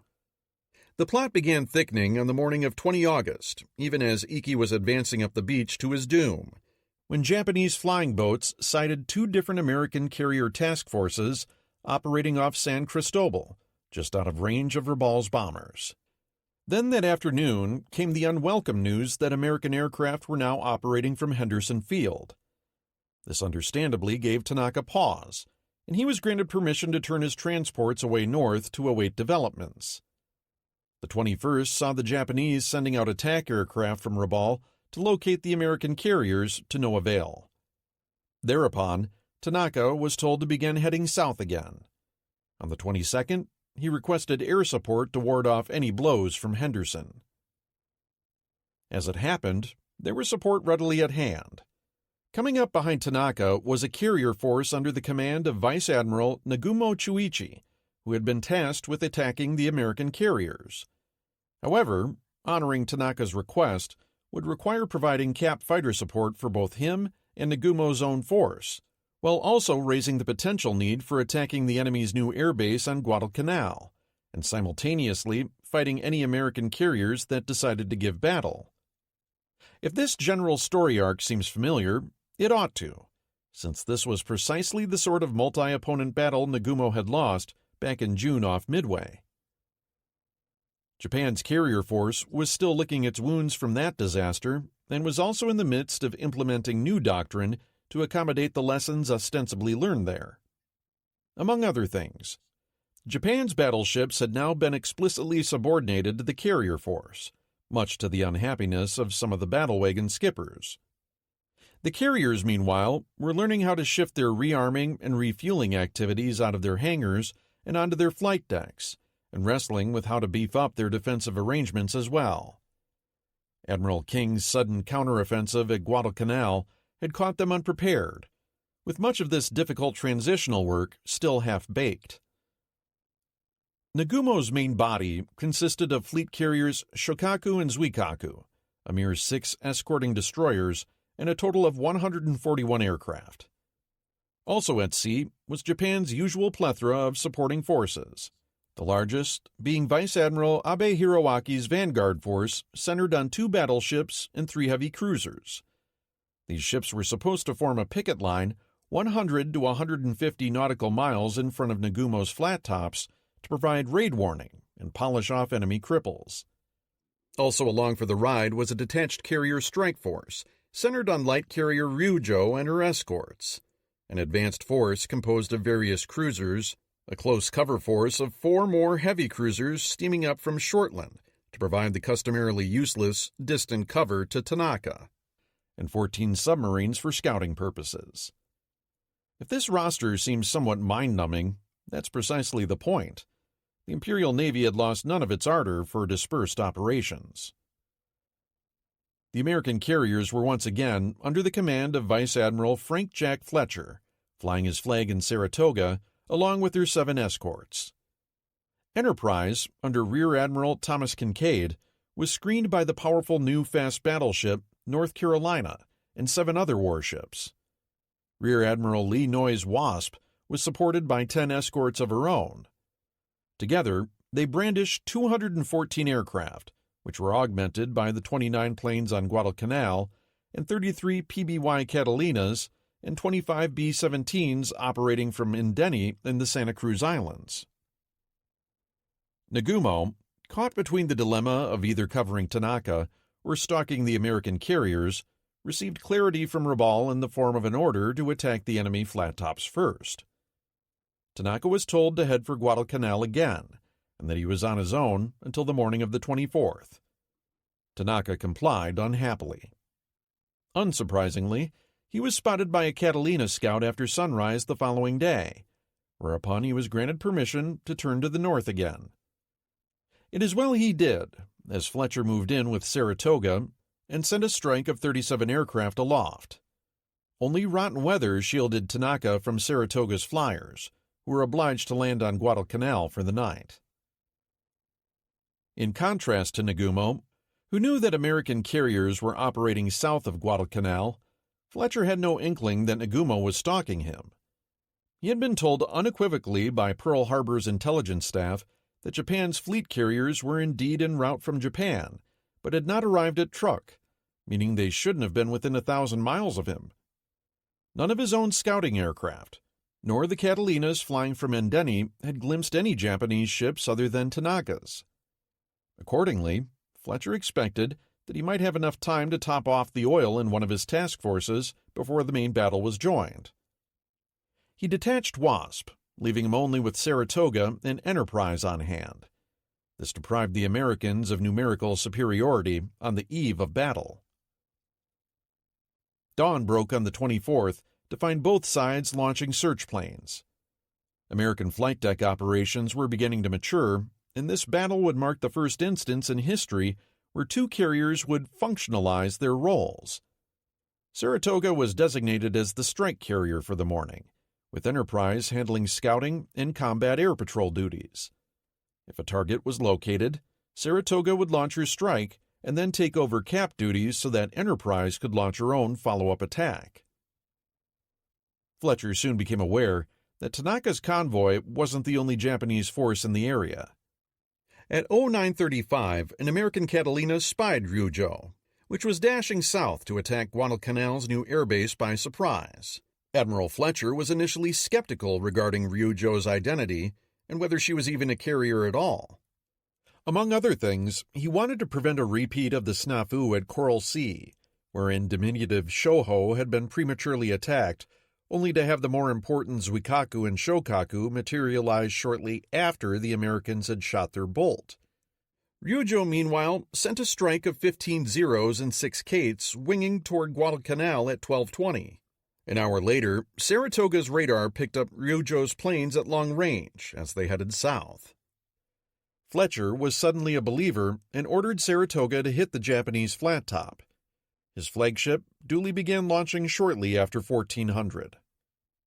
To this point, American cap patrols had splashed every Japanese recon plane that had come Fletcher's way, and it was not until 1400 that a Japanese scout finally survived long enough to locate Enterprise. Shokaku and Zuikaku began sending up a strike of 37 aircraft at 1455. In the midst of launching, however, a pair of American scout bombers finally spotted Nagumo's force. They dove on Shokaku, missed her, but shortly thereafter sent a sighting report. American communications this morning had been suffering from a maddening litany of garbling, mishandling, and outright disappearing. This vital report was no exception, being muddled by both Saratoga and Enterprise, with the result that Enterprise's follow-up strike sat on the flight deck with no target. Nagumo's strike was now inbound, and a second would be launched within the hour. This was cold comfort for Ryujo, which had been hunted down by Saratoga's strike group at 1550. Ryujo managed to weave adeptly through the initial blows raining down on her, but was eventually smashed by at least 4 large bombs and a torpedo, leaving her heavily afire, listing, and losing way. Though her firefighting efforts were eventually successful, her flooding could not be checked, and she capsized and sank that night with 120 of her crew. The Japanese had lost yet another useful light carrier with little to show for it. Ryujo's own anemic raid against Henderson Field delivered 0 in terms of combat results. Now it was time for the Americans to pay the check. At 1602, Enterprise's radar began lighting up with Kido Butai's first strike. The Big E swiftly launched her own strike force to get them off the deck, but having missed the earlier reports regarding Nagumo's location, her 26 aircraft would end up going after the same target that Saratoga had attacked earlier in the afternoon, the hapless Ryujo. The little carrier was already crippled and sinking, while Nagumo's formidable duo remained unscathed. Meanwhile, no sooner had the last of Enterprise's strike planes departed than the Japanese attacked her. The Americans had 53 Wildcats aloft to intercept 27 Vals and 10 Zeros, favorable odds in anybody's book. However, American fighter control was still something of a work in progress at this point in the war, nor was Enterprise's radar capable of determining the enemy's height, meaning many of her Wildcats materialized underneath and behind the Japanese interlopers, hardly a prime location for an interception. Instead of the Japanese dive bombers being slaughtered, a depressingly large number of Vals survived to make their dives. Shokaku and Zuikaku's squadrons had been instructed to attack separate carriers. However, in the heat of battle, both groups unwittingly went after Enterprise. The one thing Enterprise had going for her was that her own formidable anti-aircraft suite was also augmented by that of her screen. Just 500 yards behind her steamed bulky North Carolina, brandishing an intimidating array of 5-inch guns and automatic weapons. The new anti-aircraft cruiser Atlanta, similarly bristling, was off Enterprise's bow. At 16:42 on the 24th, as the first Vals began pushing over, Enterprise and her consorts erupted with a paroxysm of cordite, tracers, and detonating shells, painting the sky in splotchy patches of explosive. No amount of fire, though, could fully deter Japan's Sea Eagles, and Enterprise duly collected 3 bomb hits. American damage control was up to its excellent standards, and Enterprise was in no danger of sinking. But 2 of her elevators were jammed, and her flight deck useless for the time being. For their part, the Japanese paid dearly for their success. Only 12 of 37 aircraft would return to Nagumo's flight decks. Enterprise was not yet out of the woods. She managed to get her flight deck back in working order and began recovering aircraft. However, at 18:21, her steering motor shorted out, setting her circling helplessly. The timing couldn't have been worse, as Nagumo's second strike force was even now closing on her. Should they catch her nearly dead in the water, there was a good chance the Big E would be finished. Fate intervened. An updated sighting report from Nagumo to his second-wave strike commander was miscopied aloft, leading the Japanese to fly just south of Enterprise, then reverse course at the very moment Enterprise's steering failed. The Japanese departed the area without realizing they had been within 10 minutes flying time of a crippled target. Many collective sighs were breathed on board Enterprise as she mastered her helm and began making her way out of the battle. This ended the action for the day. Shokaku and Zuikaku's returning aviators reported that they'd separately scored 3 hits apiece on 2 enemy carriers, not realizing they'd both been attacking the same ship. Nagumo was convinced he'd won a great victory, and that only mopping up was left. The vanguard force continued southeast to polish off any cripples, but found nothing, while Nagumo ordered his carriers north to refuel. The 2 American carriers, meanwhile, continued retiring to the southeast. In the end, though, it was not the carriers that passed final judgment on the strategic outcome of the battle. It was Guadalcanal's own air power. Having apparently won a resounding victory, the Japanese sent Tanaka's convoy heading south again, and the following morning, Henderson Field launched a strike of 8 SBDs and 8 Wildcats against it. Arriving overhead, they found not a Zero in sight. Tanaka's flagship, the light cruiser Jinsu, took a bomb, as did the large transport Kinru Maru, setting her afire. Later in the morning, B-17s from Indeni discovered the destroyer Mutsuki rendering assistance to the crippled transport. Thus far, the B-17's track record against surface ships had been far from stellar, as Mutsuki's skipper was well aware. He didn't even bother getting underway when the flying fortresses arrived overhead, whereupon he took a bomb right in his engine room that promptly sank his ship. Kinru Maru was scuttled. News of these events disturbed Nagumo from his gloating, and he sent Zuikaku charging back south to belatedly cover Tanaka. Too late. The damage was done. The resupply mission had to be abandoned, and Iki's second echelon would have to be delivered in some other fashion. To the Japanese, this was a bewildering turn of affairs. Having seemingly won the carrier battle, they had then been sucker-punched by a mere 8 dive bombers, which single-handedly locked the ledger in America's favor. For the Japanese, the final reckoning was Ryujo, a destroyer, and a transport sunk, damage to 2 other ships, 75 planes shot down, and about 290 men killed. The Americans suffered heavy damage to Enterprise, 25 aircraft lost, and about 90 dead.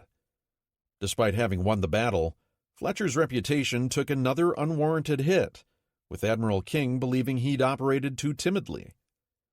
Combined with Turner's slander and Saratoga's subsequently being damaged by a submarine torpedo, King ordered Fletcher ashore for a rest and then shuffled him off to a different command.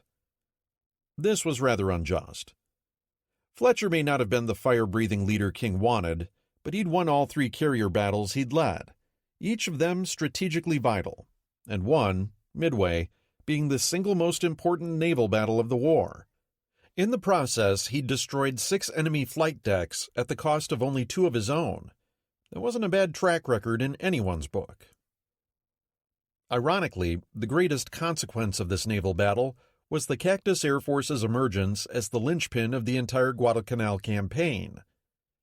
Henderson Field was now the single most valuable piece of real estate within 1,000 miles, and the fact that the Cactus Air Force had asserted its own lethality was a game-changer. With the Japanese temporarily stymied on the ground, the fighting on Guadalcanal quickly settled into the configuration that would characterize it for the next several months. During the day, American aircraft exerted near-total control over the waters around the island, making it difficult for any Japanese naval vessel to approach within 200 nautical miles. For their part, Japanese aircraft based at Rabaul launched almost daily raids against the American airfield, which was defended by Henderson's fighters. During Tojo time, as the Americans began calling it, Zeros and American fighters would trade blows overhead. Japan's bombers might be attacked too, and the airfield occasionally got bombed. This constant hum of air combat, day after day after day, would continue essentially unabated for the next 6 months. Then, as soon as the sun fell behind Savo's bulk, the picture abruptly changed. American aircraft were grounded, and sea control passed to the Imperial Navy. Any American transports were well advised to be clear of Iron Bottom Sound by sundown. The Japanese, unable to use slow transports of their own, began relying on fast destroyers instead for supply missions. Soon dubbed the Tokyo Express, the Imperial Navy timed their runs so that they arrived at night off Guadalcanal.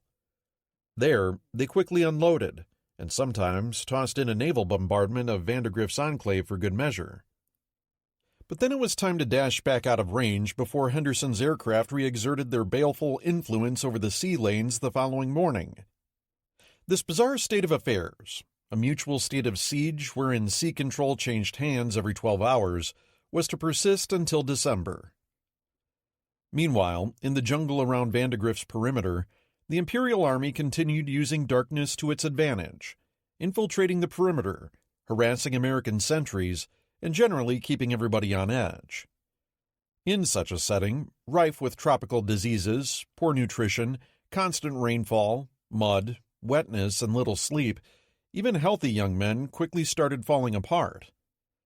The situation for the Japanese out in the jungle, hunkered down at the end of an even more tenuous supply line, was commensurately worse, verging on outright starvation from almost the onset of the campaign. But all parties agreed the Imperial Army wasn't done fighting for this piece of real estate. The Japanese assault the Owen Stanleys. In New Guinea, it will be recalled, the lead echelon of Lieutenant General Hirii Tomataro's South Seas Force had captured Kokoda and its airfield at the end of July, whereupon the Japanese began building up for what lay ahead. Just past the village, the main trail, having ascended gently from the coast for some 50 miles or so, made an abrupt left-hand turn.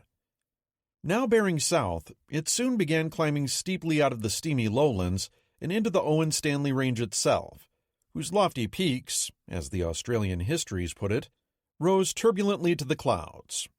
And it was here, in the fog-swept foothills that it first became apparent to Hari'i's troops that Colonel Tsuji's forged orders had nonchalantly committed them to waging war in a particularly choice slice of tropical hell. The typical description of the Kokoda campaign has it being fought across the rugged Owen Stanleys. But rugged doesn't even begin to convey the almost surreal malevolence of the terrain. The Owen Stanleys are tall, for one thing, roughly equivalent to the Rocky Mountains, with the Kokoda track going up over 7,000 feet. Yet because of their proximity to the equator, they are almost completely covered with dense tropical vegetation. The annual rainfall in the gloomy, leech-ridden jungle can top 200 inches per year, with downpours a daily occurrence. The muck and squalor are epical. Luciferian heat and humidity by day are replaced by bone-chilling mists and utterly impenetrable triple canopy darkness by night. To this day, no one has ever built a paved road over the range. The terrain and upkeep costs are simply too forbidding. Sheer knife-edged ridges burst from the jungle and then plunge precipitously back down, creating towering walls. Turbulent rivers shackled in vertical gorges slice across routes of advance. To make it up the so-called Golden Stairs, a steep ascent near the track's southern end, Australian soldiers often had to crawl up thousands of muddy steps on their hands and knees. The very nature of the track precluded fielding large armies. Everything, food, weapons, ammunition, medicine, everything had to be carried by hand over the trail. By the same token, the wounded and sick had to be carried out by porters. Thus, for the next 2 months, the campaign in New Guinea would be fought over the privilege of using what amounted to 100 muddy kilometers of vertical goat path. In a more civilized locale, no general would have bothered sending anything larger than a platoon up the track. Here, it was the focus of entire brigades, for the simple reason that it was the only thing resembling a supply route anywhere in the area. Unsurprisingly, tropical diseases ran riot in such a setting, with malaria, dengue and blackwater fever, beriberi, bush typhus, dysentery, and other maladies afflicting almost every non-native who set foot there. In the lowlands in particular, malaria placed its implacable imprint on the campaign, infecting between 85 and 95% of the troops, many of them multiple times. Dysentery was universal. The constant oppressive wetness and mud made it impossible to stay clean or dry, leading to open sores, jungle rot, trench foot, and any number of fungal maladies. As a result, almost all the soldiers, Australian and Japanese alike, were unwell much of the time. Many were forced to continue fighting while dreadfully sick. If combat in urban settings like Stalingrad would soon demonstrate mankind's ability to invent hellish battlefields of its own making, the campaign in New Guinea, and close rivals like Guadalcanal, was Mother Nature's savage reminder that she, too, could conjure up environments of martial torment every bit as excruciating. The coming fight on the Kokoda track was Australia's defining campaign of the war, and one the Australians had to face while at the nadir of their resources. The opening months of 1942 had seen British power in the region collapse. None of His Majesty's divisions would be coming to Australia's aid in this hour of crisis. The AIF's 8th Division, one of 4 Australia currently had been totally destroyed in Malaya, Ambon, Timor, and Rabaul, and only Prime Minister Curtin's defiance of Churchill had spared the 7th Division from the same fate. Although the Americans had recently moved 2 divisions to Australia, they were barely off the boat and still training. In Brisbane, MacArthur and his staff discounted any notion that the Japanese would attempt an overland thrust toward Moresby. The terrain was simply too awful, the track too limited to supply a major fighting force. Shirley's South Seas Force was only screening the airfield construction effort at Boona. MacArthur was here badly mistaken, as Hari'i's hard-handed veterans shortly demonstrated yet again the Imperial Army's practiced disdain for difficult terrain. Hari'i's onset was greeted with understandable alarm down under. No one to this point had been able to defeat a Japanese ground campaign, particularly in the jungle. With Hari'i marching hard on Port Moresby, the prospect of a follow-on invasion of Australia seemed all too real. While in retrospect we know the Japanese had neither the intention nor ability to carry off an invasion, that's not how it looked from Canberra. To the Australians, the coming fighting in the Owen Stanleys was nothing less than an existential crisis, and one they were facing essentially alone. One thing the Australian Army hardly ever lacked, however, was aggressiveness. Even before the Japanese were ready to get their march over the mountains into gear, the Australian 39th Militia Battalion counterattacked. Between 8 and 10 August, they pressed in hard on South Seas Force, briefly ejecting them from Kokoda before being outmaneuvered in turn and shoved back out. Harii's men then pushed past the village of Daniki before being brought to a halt at the village of Isarava, 7 miles up the track from Kokoda. The Japanese vanguard lacked the strength to go over to a general offensive.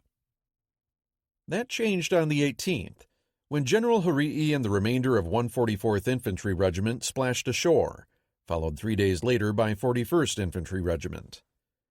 Harii now had a total of 8,000 soldiers under his command. Of those, approximately 3,500 were slated for advancing over the mountains, and on 26 August, he thrust hard with 144th Regiment.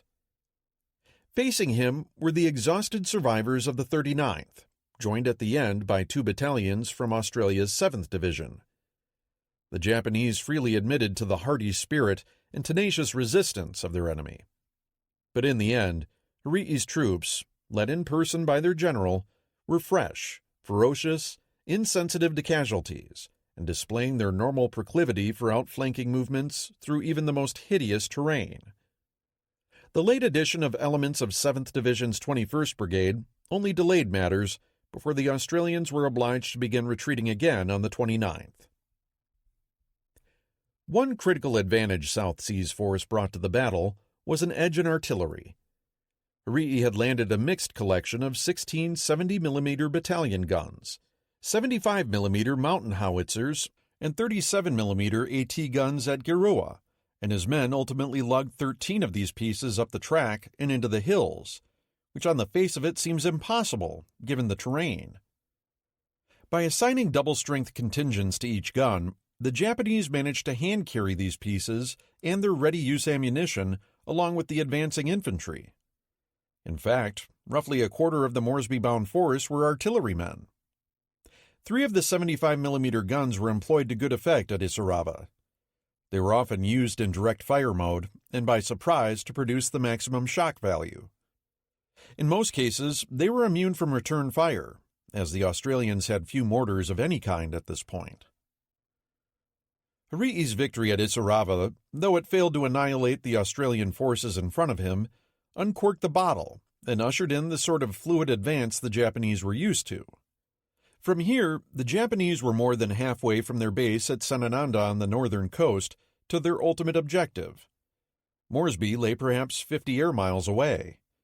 Harii was confident his fast-marching, war-hardened troops would be able to make it over the range in no more than 10 days, by the middle of September.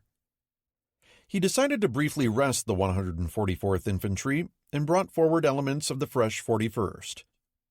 They'd landed with a 15-day supply of rice and miso on their backs. Having replenished their rucksacks somewhat at Kokoda, they now had roughly that long to force their way across the mountains. Harii knew the clock was ticking. However, no sooner had Harii restarted his offensive than he received a rather incredible message from Lieutenant General Hyakutake of 17th Army. With matters on Guadalcanal going poorly, Hyakutake informed Harii on the 28th not to expect immediate reinforcements.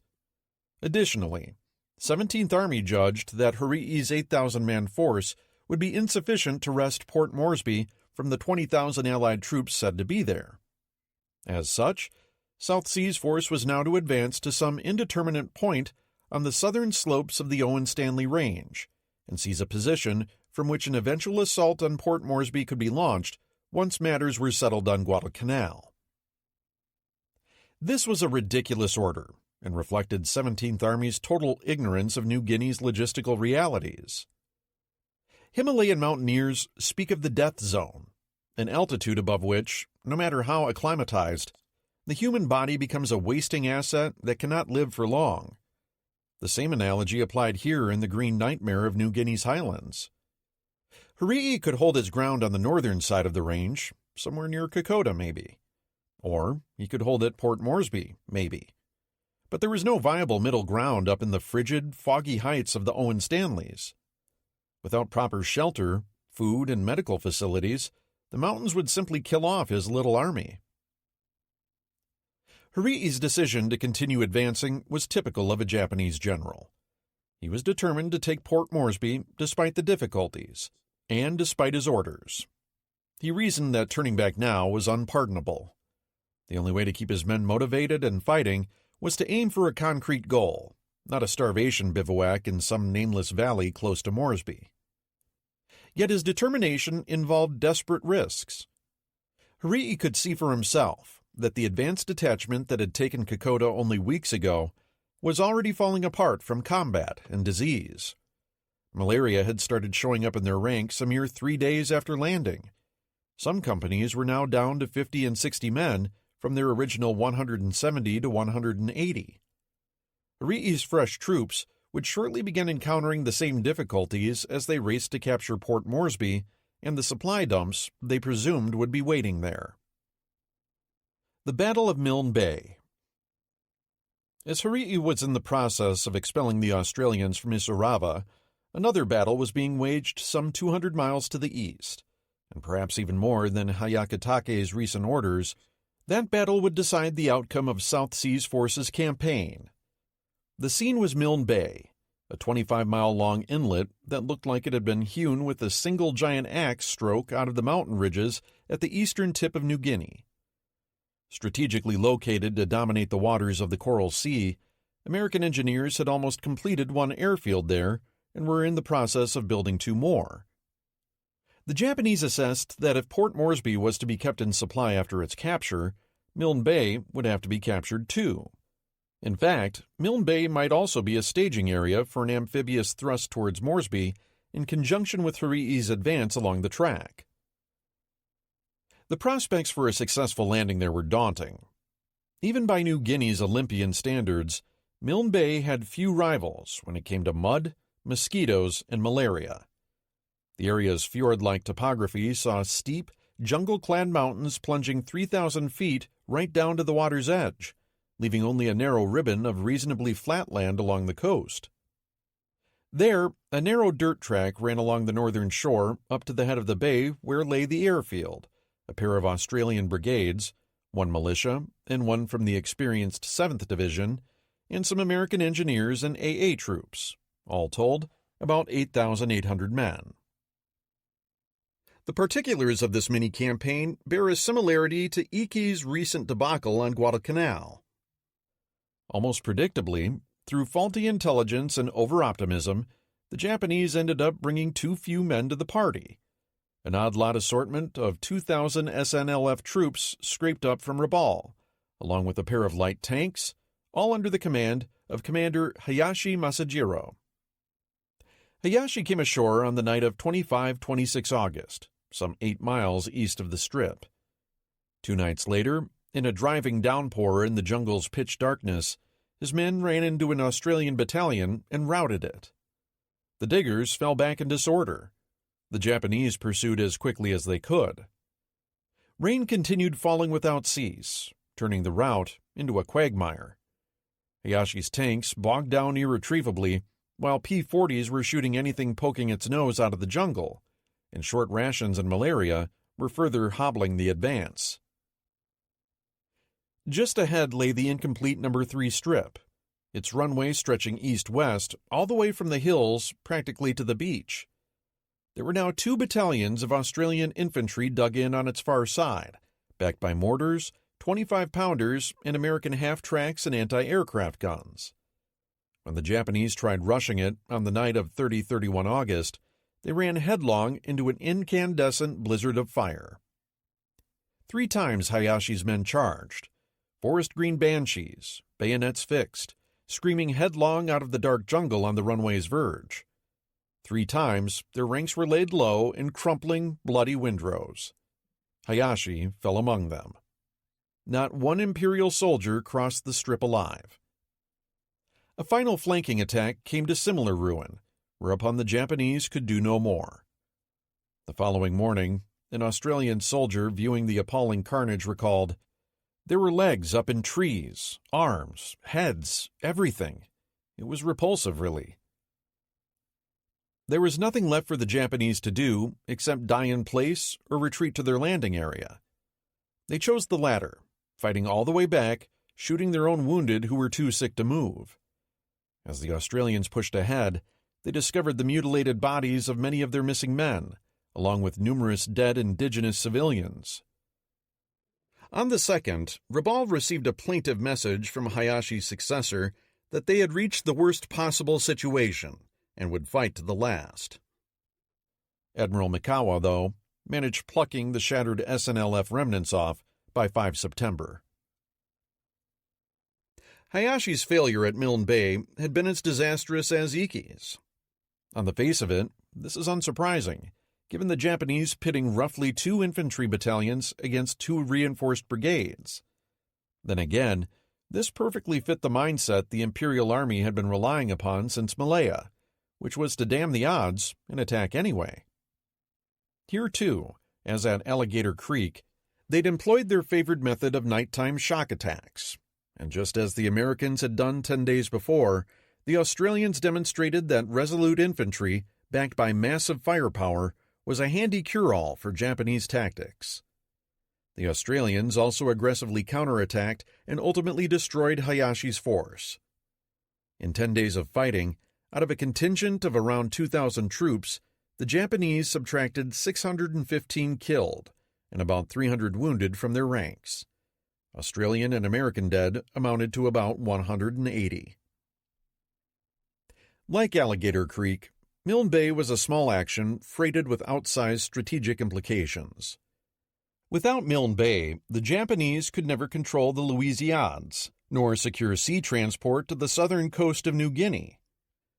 Hayashi's failure here meant that General Harii's campaign was likewise doomed, unless a new mission to capture Milne Bay could somehow be conjured up that ended in triumph. Because as things stood now, even if Harii managed to force the Owen Stanleys and take Port Moresby, he would be obliged to just sit there until he starved. No amount of human transport was going to suffice to keep a brigade-sized battle group in supply over those mountains. It simply could not be done. At this point, Harii might as well have retreated back to Kokoda, dug in, and saved himself the trouble. His logistical goose was cooked. Of course, he didn't know what had happened at Milne Bay quite yet, and the unquenchable over-optimism of his army would never have countenanced such a craven move in any case. The Kokoda track was going to be fought over, and in the process, it would extract untold misery from both sides. A fundamental question answered. One of 1942's most pressing questions for the Allies as a whole was, could they manage to field military forces of sufficient quality and ferocity to fight the Japanese and Germans? The Americans' test against the German army proper would not occur until later in the year.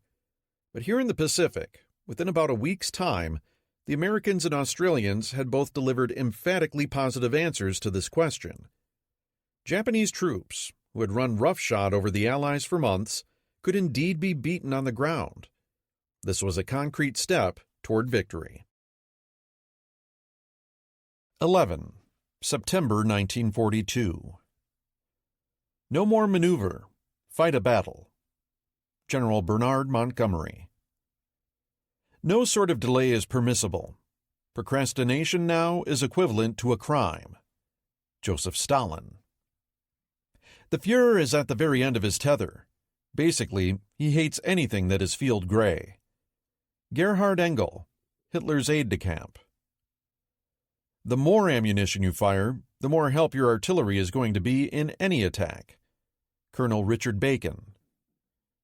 The Army had been used to fighting the Chinese. Anonymous Japanese Navy officer.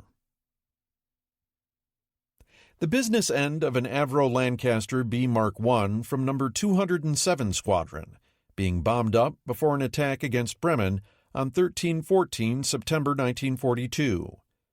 The plane's loadout is illustrative of Bomber Command's evolving tactics. a 4,000-pound high-capacity cookie to blast the roofs off the target, and 12 small bomb containers, SBCs, each containing 8 30-pound incendiaries, to set those de-roofed buildings ablaze. In front of the cookie is a quartet of 250-pound target indicator bombs, for a total loadout of 8,000 pounds, roughly double what a B-17 carried.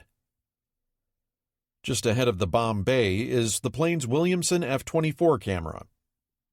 The pilot was obliged to fly straight and level for at least 4 to 8 seconds after dropping bombs, so the F-24 could photograph the plane's location, aiding in damage assessment and verifying that the bomber had actually made it over the target. This also increased the aircraft's risk of danger during the most lethal portion of its mission, exposed and often illuminated over the target. Crewmen sometimes felt the camera acted as a spy on their movements, which colored their opinion of them. All 9 of the squadron's aircraft returned safely from the Bremen mission. The plane shown may be Lancaster R-5908, which was photographed from a different angle by the same photographer this day, and which was destined to be written off after a night training accident 2 months hence, on 27 November. Pilot Sergeants Ronald Codling and Harold Siddons, a well-known actor after the war, misjudged their altitude during approach, landed heavily, and wrecked the aircraft's undercarriage. Training accidents like this were part of the steady 15% surtax added to the toll of aircraft lost in actual combat. All 7 crewmen were unhurt, although Codling would be killed over Germany in 1944, and Siddons shot down over France the same year, but surviving. Grand strategy, economic. Lend-Lease. No account of 1942 would be complete without an examination of the increasing effects of American Lend-Lease aid on the broader conflict. Back in December 1940, after President Roosevelt had won re-election for an historic third term, Britain was reaching a point of fiscal crisis. American neutrality laws required that any American arms supplied to Britain be paid for with cash and then shipped home on British or neutral vessels.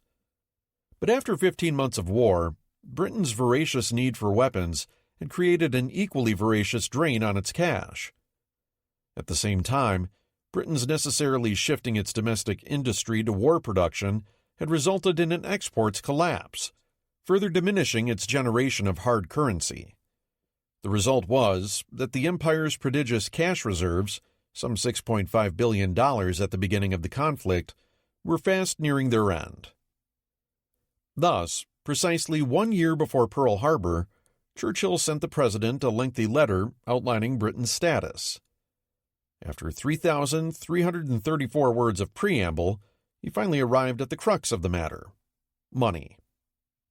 The amount of materiel Britain already had on order at U.S. factories, the Prime Minister admitted, many times exceed the total exchange resources remaining at the disposal of Great Britain.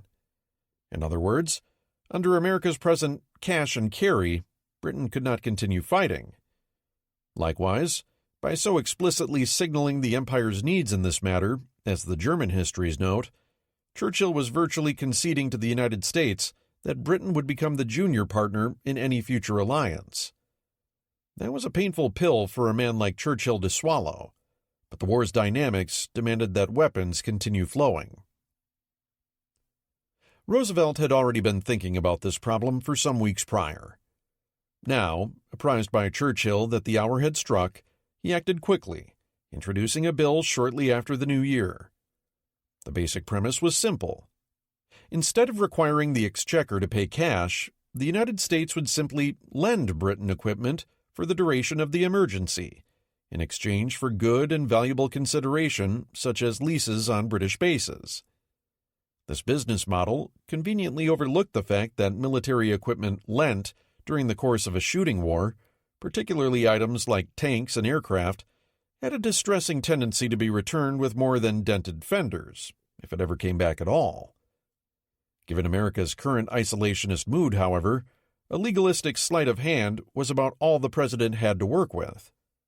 In early March 1941, after acrimonious resistance from congressional isolationists, the Act to Promote the Defense of the United States, commonly known as Lend-Lease, was passed, along with a hefty $7 billion to fund it. It was one of FDR's boldest legislative tour de force and a crowning achievement of his presidency. The act gave him unlimited authority, without regard to any existing law, to anoint anything he desired as a defense article. Thus blessed, he could then trade, sell, lease, exchange, transfer, or lend it to any country he wished, along with technical information regarding how it worked or was manufactured. If American neutrality had already looked somewhat less than impartial, Lend-Lease moved it into the realm of the farcical. To the Nazi leadership, FDR's speech announcing the act's passage was tantamount to a declaration of war. Far from being what Churchill later branded as the most unsordid act in the history of any nation, the act's financial terms laid serious constraints on Britain's long-term fiscal future. It opened up the sterling trade bloc to American products, while simultaneously hobbling Britain's own exports. The prospect was thus raised that even if the Allies were victorious, in the words of Alan Allport, Britain might find its wealth dissipated, its empire dismantled, and its supplicant status to the emerging American superpower made permanent. Conservative Leo Amery, British India's Secretary of State, spoke for many British statesmen when he complained about America's bid for economic hegemony. His Majesty's government, though, had little real choice in the matter. Yet there was something much more fundamental going on than just the Americans positioning themselves for a post-war world in which they could make a quick buck. Roosevelt judged that the present moment was pregnant with peril. If America did not act to succor its transatlantic cousin, it faced the very real prospect of becoming, in his words, a lone island in a world dominated by the philosophy of force, and left to face the contemptuous, unpitying masters of other continents by itself. Churchill, for his part, had understood almost from the moment he took office in 1939 that Britain certainly could not win the war without America's help, and might not even survive it. Given the political constraints of the moment, FDR acted as boldly and effectively as he could. Now, finally, an economic mechanism was in place to help stave off potential catastrophe. That said, Lend-Lease had little immediate impact on Britain's war effort. Indeed, for much of the remainder of 1941, as America's cumbersome bureaucratic machinery geared up, the coffers of the British Exchequer were still hemorrhaging gold. Even by the time of Pearl Harbor, Lend-Lease accounted for only roughly a third of total exports to the British Empire, and for the year as a whole accounted for just 2.4% of total British procurement. However, by 1942, the vast majority of American goods being shipped across the Atlantic were falling under the Lend-Lease aegis, thereby alleviating the strain on His Majesty's treasury. Lend-Lease was also beginning to provide a larger share of total British armaments, expanding from 2% to 12% over the course of 1942, and well on its way to supplying roughly a quarter of total British arms production by 1943. More salutary was the Act's effect on British planning and priorities. Although Britain's economy was already completely mobilized and working full tilt on war production, it had lost access to large quantities of raw materials when continental Europe fell in 1940. Now, in late 1940, the vast resources of America's interior were, in effect, open to them. This obviated the need for finding, say, new sources of iron ore to replace what had been lost with the Lorraine. There was an inexhaustible supply to be had in Minnesota. Moreover, rather than shipping iron ore, the Americans were sending steel ingots instead, which could be turned directly into finished goods, weapons, or machine tools. The same was true of aluminum and other metals, not to mention agricultural products. This made Britain's war effort that much more efficient and focused more purely on weapons production. Equally crucial was the Act's boost to British morale. With America's industrial might and raw materials now backing it, there was little question that Britain could fight on almost indefinitely. There was a visceral, tangible sense that America was unmistakably on Britain's side. America would end up providing a monumental amount of aid to its allies, totaling some $50 billion in goods and services. Of that, roughly 60% ultimately went to the British Empire, 23% to the USSR, 8% to Free France, 7% to China, and the remainder to Brazil, Canada, and a handful of others.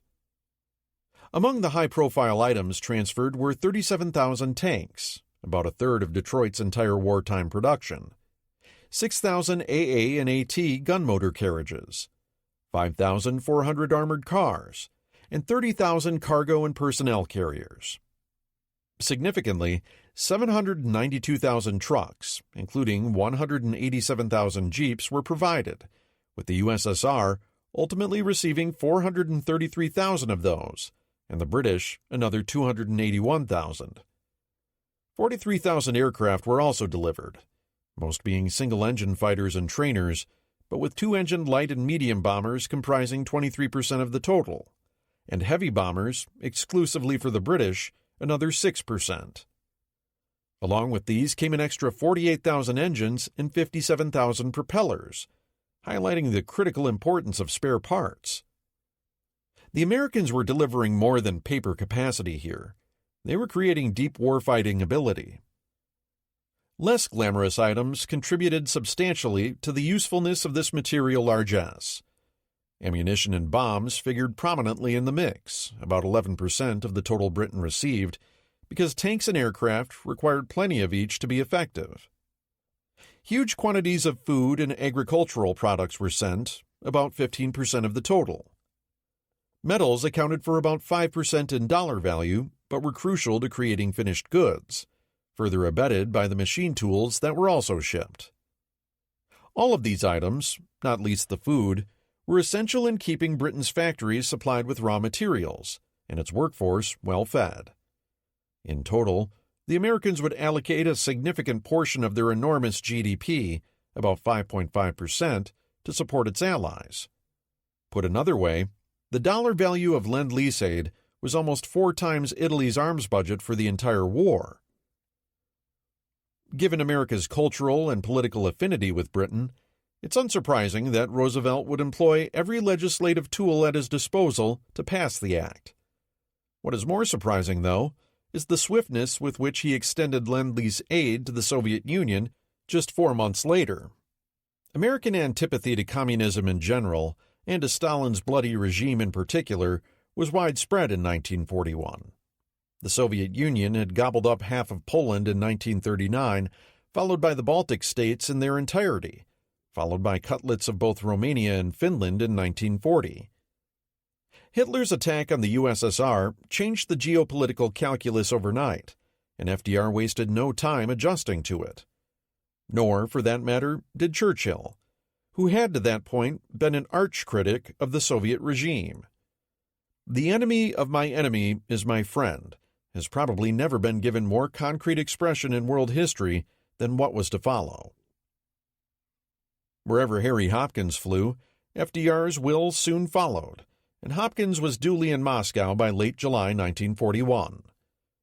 Back in Washington, more than a few American congressmen were fulminating against providing succor to a country whose whole concept of life is repugnant to us, as Representative Frank Osmers Jr. complained.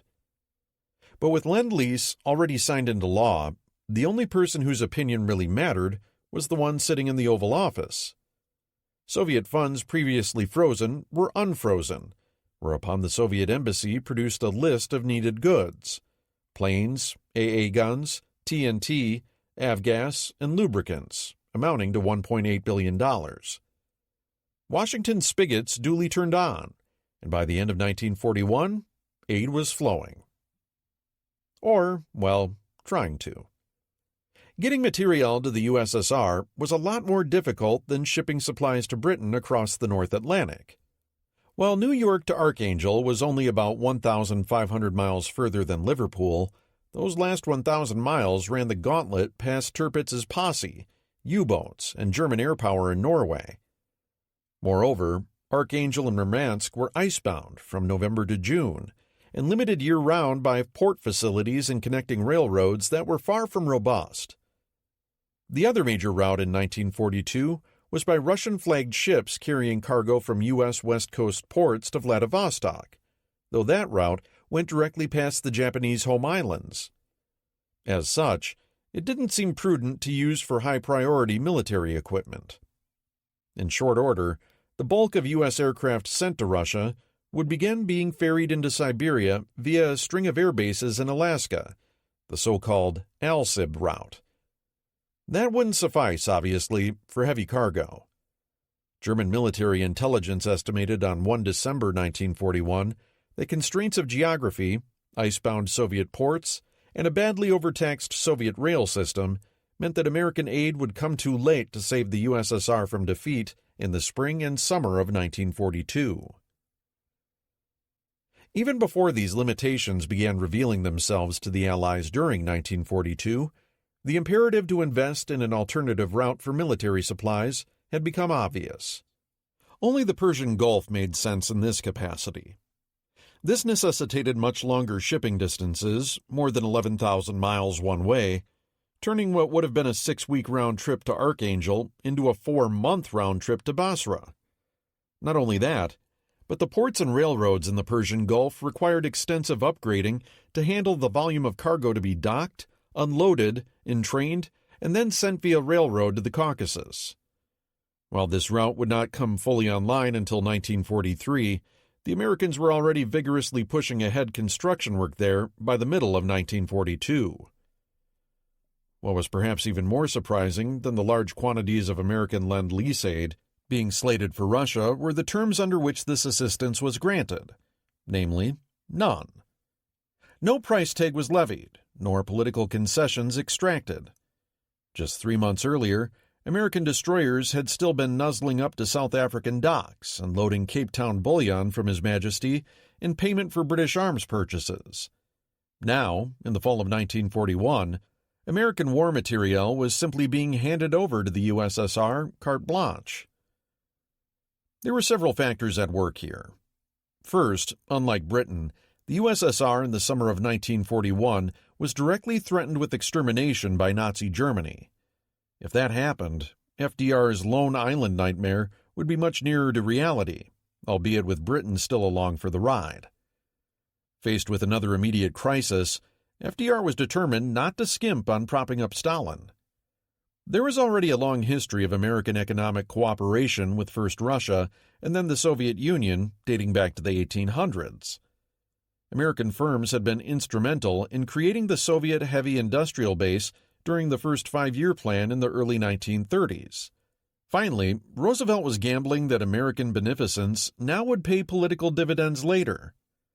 In this bet, however, America was to be badly disappointed, being based as it was on FDR's naive belief that sincerity and good intentions would change communist objectives against capitalist countries. Though things were still ramping up in 1942, and total outflow was less than half of what it would be on an annual basis later in the war, the aggregate amount of aid the U.S. put forth in 1942 to all its allies was still quite large, $6.1 billion in total, of which roughly 3/4 went to the UK and the remainder to the Soviets. Early in the war, the UK also contributed substantially to the flow of aid to the USSR by forwarding British goods that would in turn be made up by later American shipments to the UK. That said, the aggregate amount of aid promised to Russia during what is referred to as the First Protocol, running from 1 October 1941 to 30 June 1942, was hopelessly optimistic and proved impossible to fulfill. This left the Soviets unhappy as they lurched from crisis to crisis during the year. Unhappiness with Lend-Lease was to be a prominent feature of the U.S.-Soviet relationship throughout the war. The Russians habitually showed scant appreciation for the aid they received, coupled with a keen eye and sharp tongue when shipments were late. The flow of American goods never netted an iota of reciprocity in terms of Soviet willingness to share military intelligence, operational plans, or technical information. Meanwhile, the mood at the Kremlin shifted like a windsock, according to Stalin's whims. The head of the American Lend-Lease mission in Moscow noted after the war that when it was kick Americans in the pants week, even the charwoman would be sour. The Soviets were never shy in playing their ultimate moral trump card, that they were paying an enormous cost in blood, one far outstripping their allies, and that any aid they received was therefore much less than what they deserved. That attitude tied into a second major theme: the persistent effort on the part of the Soviets, both during and after the war, to diminish the importance of Western aid. Part of this is perfectly comprehensible. The Soviet Union's dictatorship was built around a cult of Stalin's personality. Any acknowledgement of external aid, let alone dependency on it, particularly from the bourgeois capitalist societies that were ostensibly bent on destroying the communist state, was anathema to the image Stalin wanted to project. Some of it also stemmed from the suspicious, closeted nature of the Soviet state itself. Despite the Kremlin's denigrations, the total amount of Western aid delivered to the Soviet Union over the course of the war was stupendous. 17.5 million tons of supplies, 16.5 million being American, worth about $10.2 billion, and another $700 million worth of services. From the U.S. alone flowed 14,795 aircraft, 7,056 tanks, most of them mediums, and another 6,247 AFVs, half-tracks, and armored cars. Along with these came about 500 small warships and landing craft, nearly 2,000 locomotives, and 11,000 freight cars, 433,000 trucks and jeeps, and a plethora of engines, tires, and other spare parts. Less heralded, but equally crucial, were 345,000 tons of explosives, 175,000 generators, 1.1 million miles of telephone wire, more than 60,000 radio sets and field telephones, and 14.7 million pairs of army boots. The criticality of the trucks and jeeps in particular has been widely remarked upon, as they formed the heavy-lift, cross-country backbone of the Red Army's motor pool throughout the war, and contributed substantially to its ability to conduct maneuver warfare. Without these vehicles, the Soviets might still have won the war eventually, but it certainly wouldn't have done so on its historical timeline, meaning that Berlin might not have been captured by the Red Army, nor Eastern Europe put under Stalin's boot. The Red Army, likewise, might not have been in a position to attack the Japanese in Manchuria in August 1945 if the European War was still raging. From American farms came 4.4 million tons of food, including 1.2 million tons of wheat, peas, beans, and cereals. Much of the rest was concentrated and high-caloric. Canned meats and milk, oils, fats, lard, dried eggs, and 700,000 tons of sugar. This was enough to supply every man and woman in the 12 million-strong Red Army with roughly half a pound of food a day, and a high percentage of their calories for the entire war. More than 2 billion American-made cans of Spam and Russian-style tinned beef, tushonka, were shipped.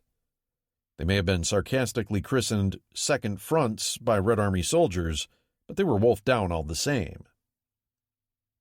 Finally, the Americans shipped thousands of machine tools, welding rigs, compressors, cranes, conveyor belts, generators, drills and quarrying gear, and other specialized equipment to keep factories and mines running. More crucially, Allied ships delivered 2.8 million tons of steel, armor plate, rods, sheet, wire, bars, railroad axles, etc., 434,000 tons of copper, and 261,000 tons of aluminum. To put that in perspective, the steel represented the weight of 93,000 T-34 tanks, the aluminum roughly 250,000 T-34 engines. In fact, American imports during the war as a whole supplied about 7% of the USSR's steel, heavily tilted toward higher quality alloys, and nearly half of its aluminum. Given that every Red Army tank of note ran on an engine with an aluminum block, these metal shipments alone give the lie to any Soviet poo-pooing of Lend-Lease. It was vital. One must still ask what direct impact Lend-Lease had on the Eastern Front's battlefields, particularly during 1942. Definitive answers are difficult to find, but the Battle of Moscow, when the Soviet Union was at the nadir of its war production, is a good place to start looking. We know more about the timing of tank shipments than some other portions of the aid equation, and tanks were obviously crucial in this particular offensive. The majority of the armor dispatched to the Soviet Union during 1941 and the early part of 1942 were actually British AFVs sent directly from the UK in expectation of replacement by American vehicles later on. By December 1941, 1,678 tanks, most of them mediums, had landed on Soviet wharves. Meanwhile, Soviet tank production during the fourth quarter of 1941 had collapsed to just 1,206 T-34s and KV-1s, as their factories either were in the process of being moved or had been cut off in places like Leningrad. Thus, at the exact time General Zhukov was having to beg, borrow, and steal any weapons he could get his hands on to launch his winter counteroffensive, British shipments equated to about 60% of total Soviet medium tank production for the quarter. As a result, Matildas and Valentines were heavily engaged in the fighting during the winter months in front of Moscow. And while they were not liked as much as the T-34, of the 607 Red Army tanks defending Moscow at this time, only 205 were T-34s or KV-1s. The rest were light T-60 models, to which either British model was decidedly superior. Thus, by one estimate, British armor may have made up 30% to 40% of the total medium and heavy tanks in front of Moscow. Did British tanks save the Kremlin? Hardly. Still, it is clear they were a vital component in the overall mix of Red Army armor during this crucial period. It is inarguable that the winter counteroffensive would have fared far less well had those British tanks not been available. The importance of Western armor persisted into the middle of 1942, when Soviet domestic production began picking up again. By this time, most of the British vehicles had been used up, and American tanks were more heavily featured in the mix. American M3 Stuart light tanks obviously did not compare to the T-34, but they were superior to the T-60. And while the American M3 Grant was likewise inferior to the T-34, it was rugged, more reliable, and perfectly capable of defeating any German tank it encountered up until the end of 1942. By the middle of the year, then, Western tanks accounted for roughly one tank of every 6 the Red Army was sending into battle. Was this war-winning? No. Nonetheless, it was key, especially during the inflection points of Operation Blau. The USSR didn't have much of a safety margin at this time. Several thousand extra tanks were crucial. Russia's post-war downplaying of Lend-Lease's importance was clearly uncharitable and demonstrably disingenuous. Finally, there is the matter of Lend-Lease aid to China. The capture of Burma closed the Burma Road, cutting China off from its allies. General Joseph Stilwell argued vociferously for the dispatch of an American corps to retake the northern part of the country and reestablish contact with China. But the Pentagon didn't have the troops to spare, nor were the logistical conditions on the Indian frontier conducive to an offensive. George Marshall told Stilwell as much to Stilwell's unhappiness. Instead, it had already been agreed at Arcadia that air transport flying from India across the Himalayas and into Kunming would have to suffice. Thus began the cargo route over the Hump, some of the most dangerous aviation work in the world. The initial cargo goals were a modest 3,500 tons a month. Yet, with only a handful of transport aircraft and the flimsy logistical lines running from first Karachi and later Mumbai across the vast Indian interior to the air bases in the northeast frontier, even these modest goals proved impossible to meet. There were simply too many other irons in the fire globally for the China, Burma, India CBI theater to get the resources it required. Furthermore, Stilwell's goals of equipping a Chinese army conflicted with General Claire Chennault's plans to enlarge the tiny American Air Force fighting in China. Both needed the same transport capacity, and there was too little of it. Lend-Lease provided no meaningful assistance to the Chinese during the year. Despite its limitations in China, Lend-Lease's broader success demonstrated 2 points about the shape of this war. The first was that the Allies, despite their differences, were still capable of assisting each other in meaningful ways. This stood in stark contrast to the physical void separating Japan from Germany and Italy, negating much in the way of material assistance or strategic coordination. And while the U.S. was clearly the dominant party in terms of doling out aid to its allies, the USSR and Britain were holding up their ends of the bargain militarily. China, despite being almost completely cut off at this point, and with far more limited means at its disposal, was as well. Britain and the U.S. were also actively coordinating at the strategic and operational levels in ways that Germany and Italy, let alone Japan, never contemplated. Collectively, the Allies were by far the more functional alliance bloc. That this was even conceivable was a result of the second major point: sea power. The Allies in 1942 had not secured control of the world's sea lanes by any stretch. However, they had the ability to move goods across enough of the world's oceans to knit the broader alliance into a cohesive logistical entity. The European Axis powers had the powerful advantages of a centralized position and good interior lines of communication. But the Allies had access to the broader world's resources, the ability to pick and choose points of conflict, and the capability of shipping goods where needed. That vision of an operational, globe-spanning alliance wasn't entirely in place yet. Yet the success of Lend-Lease showed that it was possible. The Manhattan Project.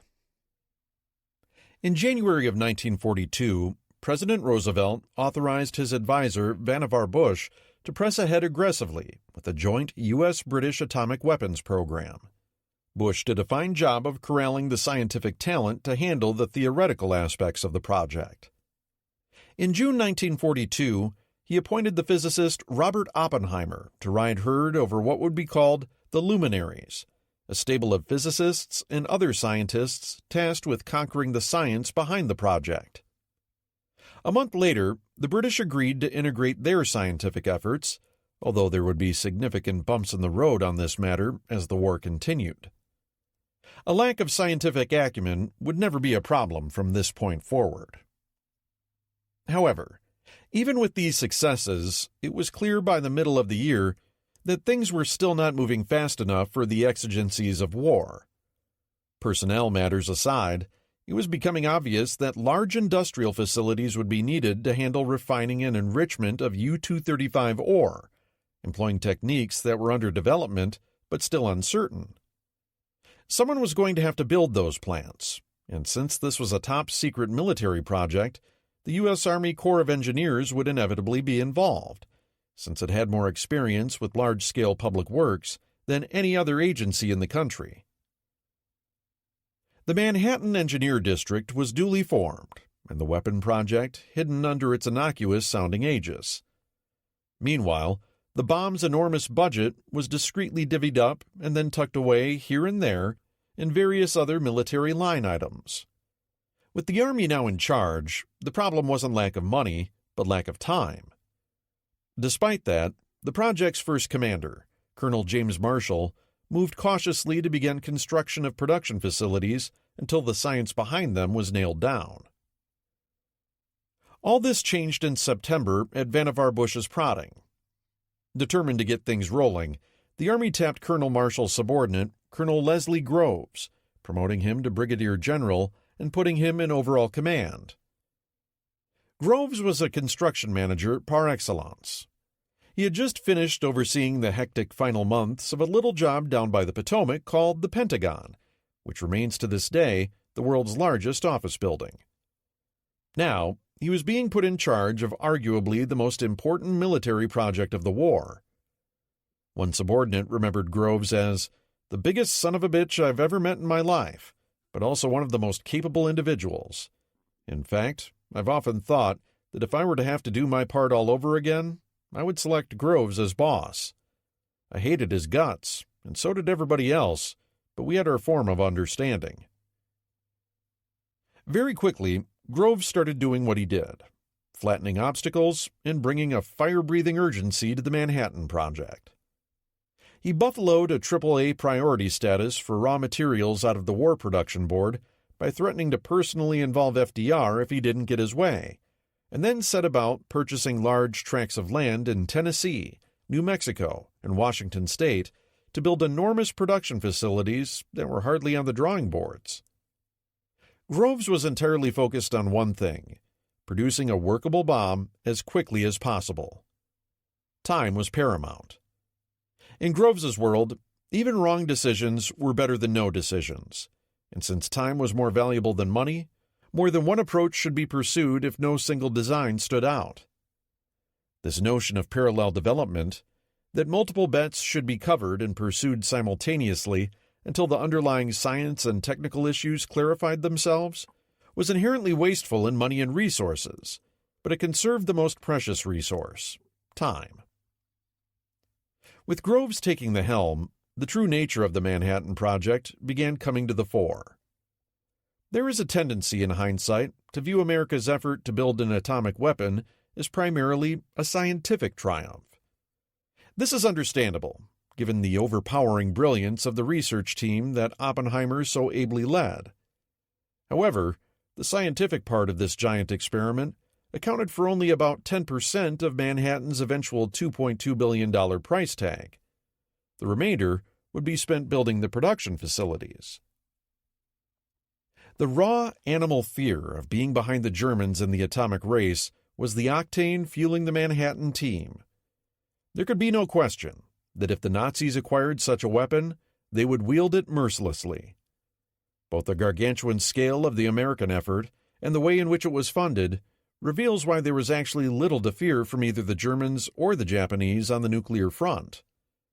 To be sure, both Axis nations had their own pools of superb scientists, though neither were of the same scale as Oppenheimer's team. Brilliance was honestly somewhat beside the point.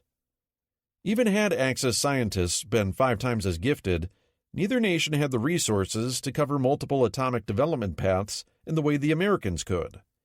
If they went down a theoretical or technical dead end, they were sunk. The A-4 rocket program, commonly known as the V-2, which would ultimately be the most expensive weapons program in the Reich, accounted for perhaps $500 million in spending, or roughly a quarter of the cost of Manhattan. And yet, whereas the V-2 was both a weapon and delivery system, the B-29 delivery system for the bomb would ultimately consume another $3 to $3.7 billion, for an all-in cost of between $5.2 and $5.9 billion, at least 10 times the V-2, and well beyond anything Germany could have dreamed of spending. Meanwhile, Japan's technical and industrial resources were even more inadequate to the challenge the bomb represented, and Japan also lacked uranium and a credible delivery system. Ultimately, only the Americans had the necessary spare resources: a posse of brilliant rocket scientists, 129,000 industrial workers, and literal mountains of cash and raw materials, to place a highly speculative bet, in the middle of fighting a global multi-front war, on an atomic insurance policy that might or might not work. Ironically, at practically the same time that the Americans under Groves were racing ahead in earnest, the Germans were scaling back their own atomic research. Albert Speer recalls that during the fall of 1942, the briefings he received on the matter of atomic bombs from Werner Heisenberg and others at the Kaiser Wilhelm Institute drove home the fact that while the scientific basis to create a bomb certainly existed, building the technical infrastructure to make one would take years. The Germans estimated that even if they spent vast sums of money, the earliest such a weapon could appear would be 1947, and the war would surely be determined by then. What Germany needed was scientific effort aimed at producing better weapons in the next year or two at most. That made the bomb non-essential. It was now up to the Manhattan Project to demonstrate whether an atomic weapon was feasible, manufacturable, and ultimately effective in a wartime setting. Battle of the Atlantic. Convoy PQ-18. After Convoy PQ-17 had been all but destroyed in July, the British and Americans had been mulling how to resume shipments to the USSR. August's pedestal convoy to Malta had soaked up many of the Royal Navy's heavy units for that month. The approach of Operation Torch promised to do the same for both Allies starting in late October and November. If another convoy was going to go to Murmansk, it had to go soon. Stalin had been insistently demanding aid and blatantly insulting in his criticisms of both Churchill and the Admiralty's competence when the planned August convoy had been canceled. Obviously, no one wanted a repeat of July's fiasco. Therefore, as PQ-18 began assembling in Loch Ewe, Scotland, the Royal Navy provided it with inordinately powerful support. First, a new escort carrier, HMS Avenger, would be coming along with the convoy itself to provide much-needed air cover.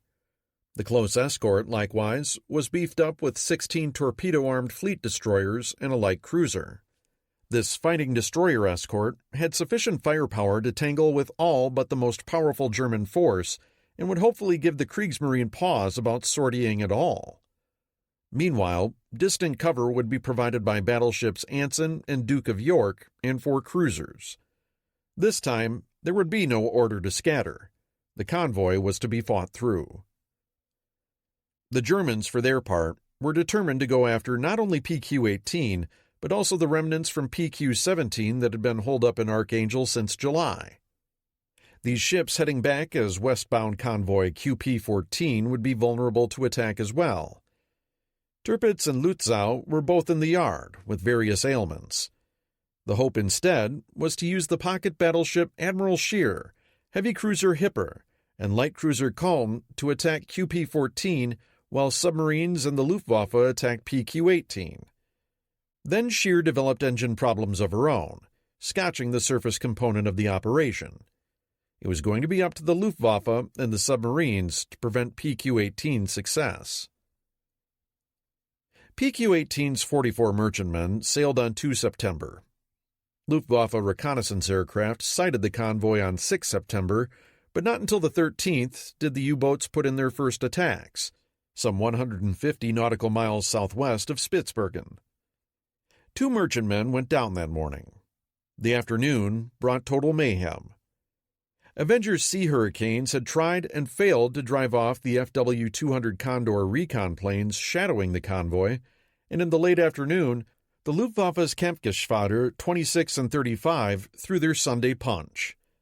As the escort's anti-aircraft barked futilely, the Germans hit the convoy with a coordinated attack by dive bombers and torpedo planes. The sensation was akin to being beneath a huge flight of nightmare locusts, according to one survivor. The first attack was delivered by 30 to 40 bombers flying practically wingtip to wingtip before launching a mass torpedo attack. The outboard column of the convoy was almost obliterated, with 8 merchantmen lost. Subsequent strikes used Ju-88 dive bombers to draw AA fire, opening the way for the HE-111 torpedo bombers to come roaring in. The next day, 14 September, a U-boat picked off another freighter in the morning before the air attacks started up again. That afternoon, the American ammo ship SS Mary Luckenbach was hit by a Ju-88's torpedo, detonating her 1,000 tons of explosives and vaporizing her beneath a towering smoke column more closely resembling a pyroclastic flow than the tomb of a single ship. One neighboring merchantman was so badly rattled by Luckenbach's overwhelming explosion that her master thought she'd been torpedoed and hastily began abandoning ship before realizing his error. Avenger struggled mightily throughout the convoy's multi-day ordeal to beat off these various assaults and extracted her share of the 41 total aircraft the Germans lost. But the Luftwaffe threw 337 sorties against PQ-18, leaving Avenger often overmatched. By the time the convoy made it to Archangel on the 21st, the end result was a mixed bag. 13 ships of 76,000 tons had gone down. Westbound QP-14 suffered 2, losing 2 escorts and 4 merchantmen. Dönitz had lost 3 U-boats.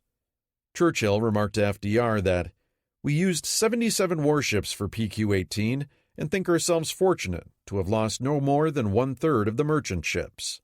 On the other hand, the convoy had been fought through successfully. The next Murmansk convoy would not sail until December, however, when permanent darkness was guaranteed to cut deeply into the Luftwaffe's sortie rate. As it happened, the victorious Kampfgeschwader 26 and 35 would be withdrawn to the Mediterranean by then in any case, as the increasingly overburdened Luftwaffe was being shuttled to and fro. Atlantic convoy battles. Besides the attack on PQ-18, German U-boats had reconcentrated against the North Atlantic routes, and things began heating up quickly.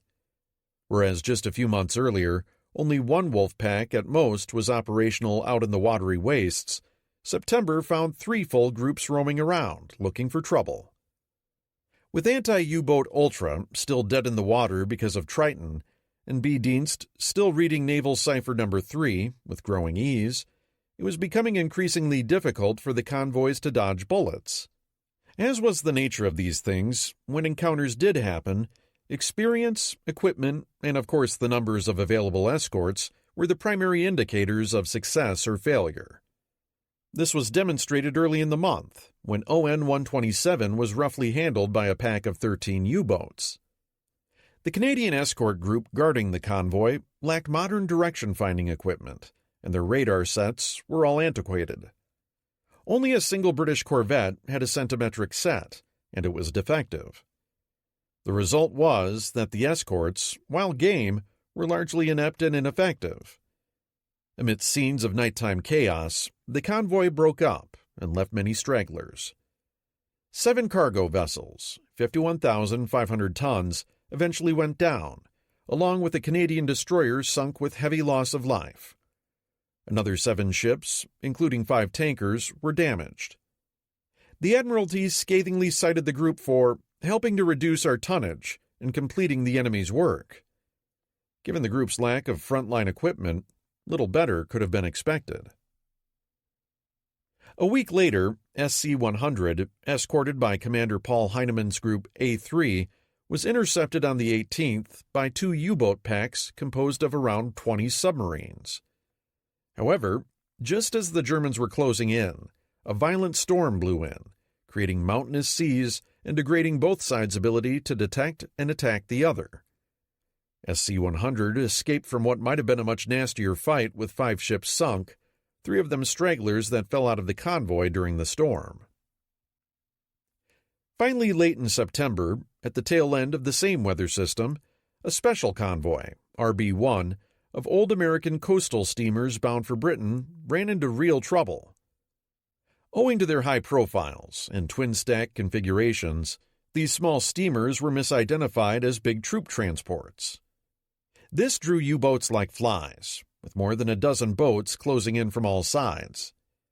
3 steamers were sunk, leading to some ridiculous overclaims. One submarine skipper claimed a 19,000-ton liner, when in fact his victim was barely a quarter that. The British destroyer Veteran was also sunk with all hands, taking down with her 75 survivors from 2 of the steamers.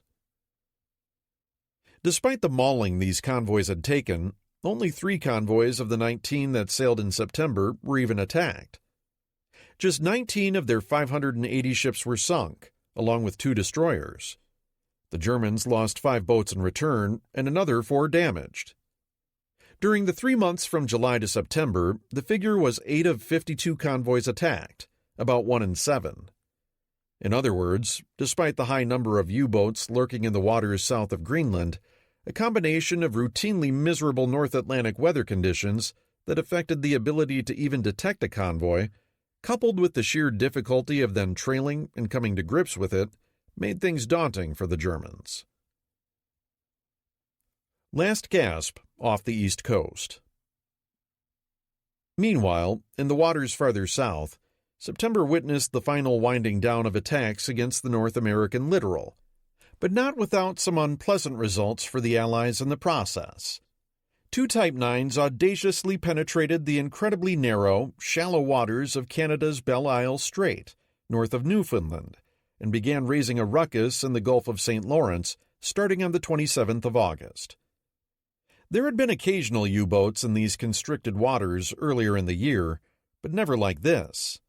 Over the next 2 weeks, the pair sank 10 cargo vessels for around 40,000 tons, including 7 merchantmen in the weakly defended QS-33 and SQ-36 convoys.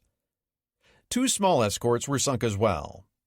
One of the German boats was lost on her way home to a British air attack in the Bay of Biscay, but overall, the expedition was quite successful.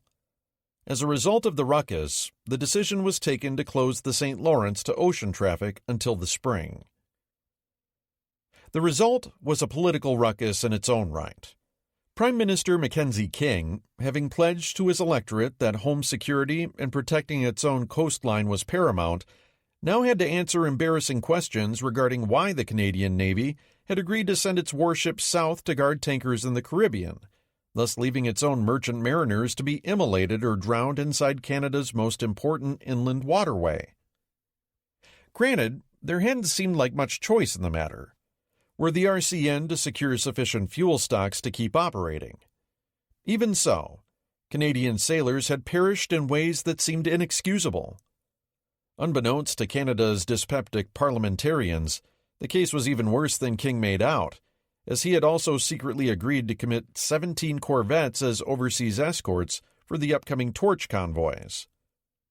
In the words of the Canadian official history, the British Admiralty in particular regarded the whole of the Canadian fleet as an important resource that had to be deployed according to the swiftly changing thrusts of the enemy. This certainly made sense within the broader strategic context of the shipping war. It also painfully illustrated how Canada was often treated as a second-class partner by both the British and Americans.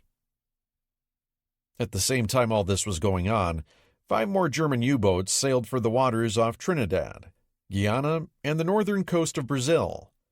The experienced Crux and U-558 attacked a Trinidad convoy, Tag 5, for 3 kills on 13 September. However, the high scorer was Werner Henke in U-515, who bagged 9 ships for 46,000 tons and damaged another. Heinrich Bruns in U-175 sank 10 for 40,000 tons. In all, the Caribbean boats claimed 143,000 tons. However, as previously related, none of them was allowed to penetrate the depths of the Caribbean or the Gulf of Mexico. The interlocking convoy system and increased patrolling made these waters too dangerous to be profitable. Indeed, despite the solid performance the Caribbean boats had just turned in, America's eastern and southern coasts would never be seriously threatened again. Paukenschlag assessed. By September, Dönnitz's American campaign was over. For the U.S. and Admiral King's reputation, it hadn't been pretty. From Reinhard Hartigan's initial attack on 14 January until the last of the U-boats sailing in August returned to base, the toll in American waters was 609 ships for 3.1 million tons. This represented roughly a quarter of all Allied shipping sunk by U-boats during the Second World War. Damage to the Allied tanker fleet had been particularly painful, with 143 vessels sunk, the majority in the Caribbean. Thousands of Allied sailors had been killed, and hundreds of millions of dollars of cargo and equipment lost. Only 22 U-boats had been destroyed in return, an exchange rate of nearly 28-1 in favor of Dönitz. Measured in terms of tonnage sunk per month, it was unquestionably the most productive submarine campaign of the entire war. Historian Michael Gannon has likened Dönitz's campaign to a second American Pearl Harbor, leveling the charge that in terms of numbers of ships and men lost, the German assault on U.S. coastal shipping was far the greater disaster for the United States and her allies. This is somewhat disingenuous, setting the results of a single 2-hour attack against the losses from a multi-month campaign. Nevertheless, Gannon's point is well taken. It had been a humiliating affair, and a lot of shipping had gone to the bottom. Yet Dönitz's campaign had not been decisive. The total Allied shipping pool at this time was something close to 30 million tons. Losing 10% of that was painful and absolutely terrifying to the British at times, but not crippling. As mentioned previously, Allied construction in 1942 would ultimately more than make up the losses Dönitz inflicted, although the aggregate losses of nearly 8 million tons from all causes, German, Japanese, and Italian, would slightly shrink the total Allied shipping pool this year. Domestically, the U.S. was already compensating for the shortage in oil tankers by relying more heavily on railroad transport and other methods to move oil around internally. Gasoline rationing had been instituted, and a brand new 24-inch pipeline from Texas via Illinois and thence to New Jersey, the Big Inch, was being rushed to completion for 1943. The net effect was that the U.S. suffered domestic spot shortages of oil products, but they were annoying, not debilitating, and there's little evidence to suggest they hampered military operations overseas. The coming landings in North Africa, for instance, would witness numerous logistical snafus, but most of them centered on a lack of materiel and transport, rather than of fuel and lubricants. In Britain, the consequences were more severe. The cumulative impact of shipping losses, the slowing of convoy sailings across the North Atlantic, as escorts were shifted to the south, the diversion of many loaded ships to Russia via the PQ sailings, and the temporary rerouting of tankers from the Caribbean across to West Africa and thence north, all had a negative effect on total British imports. During 1942, these fell from 28,466,000 tons in 1941 to 23,402,000 tons, a decline of nearly 20%. This caused considerable hardship on the home front in terms of food and fuel, leading to domestic pressure to curtail shipments to the Soviet Union in turn. Indeed, the serious losses inflicted on PQ-17 and PQ-18 probably helped alleviate some of Britain's domestic hardships during the late summer and fall. Since fewer ships were sailing to Russia, the UK was receiving more net shipments, for the time being at least. The sharp cuts in petroleum imports were also extremely worrying. By the end of the year, there would only be 300,000 tons of commercial bunker fuel in all of Britain, barely 2 months' worth. Still, these shortages on the British home front would not end up affecting the outcome in her most important area of ground operations, North Africa. Thus, while Dönitz's forces had won a well-earned victory off America's coasts, they ultimately had not affected the outcome of the war, at least not yet. The Allies had been hurt, some would say badly, but they had not been gravely wounded. Dönitz had nonetheless accomplished something important. The Allies would be obligated to make huge, permanent commitments of resources toward convoy protection. This was not a trivial achievement. Indeed, as the war moved into its later years, this ongoing Allied resource drain would come to be the only justifiable raison d'etre of the German submarine force. That day lay in the future. For now, the U-boats remained a lethal and expanding threat. They weren't even remotely beaten yet. They had simply gone back to where they were accustomed to operating, the North Atlantic. King assessed. To this day, there remains controversy regarding the performance of the U.S. Navy, and in particular Admiral King, during Dönitz's American campaign.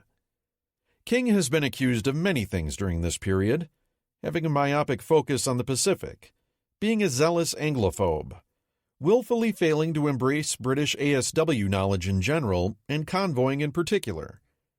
British historians understandably have been especially unkind, with plenty of Americans chiming in as well. There's no question that the USN's performance in this episode was less than inspired. Likewise, there's no question that King's personality left many things to be desired, particularly when it came to relations with the other services, as well as with his major naval ally. A nuanced assessment is called for here.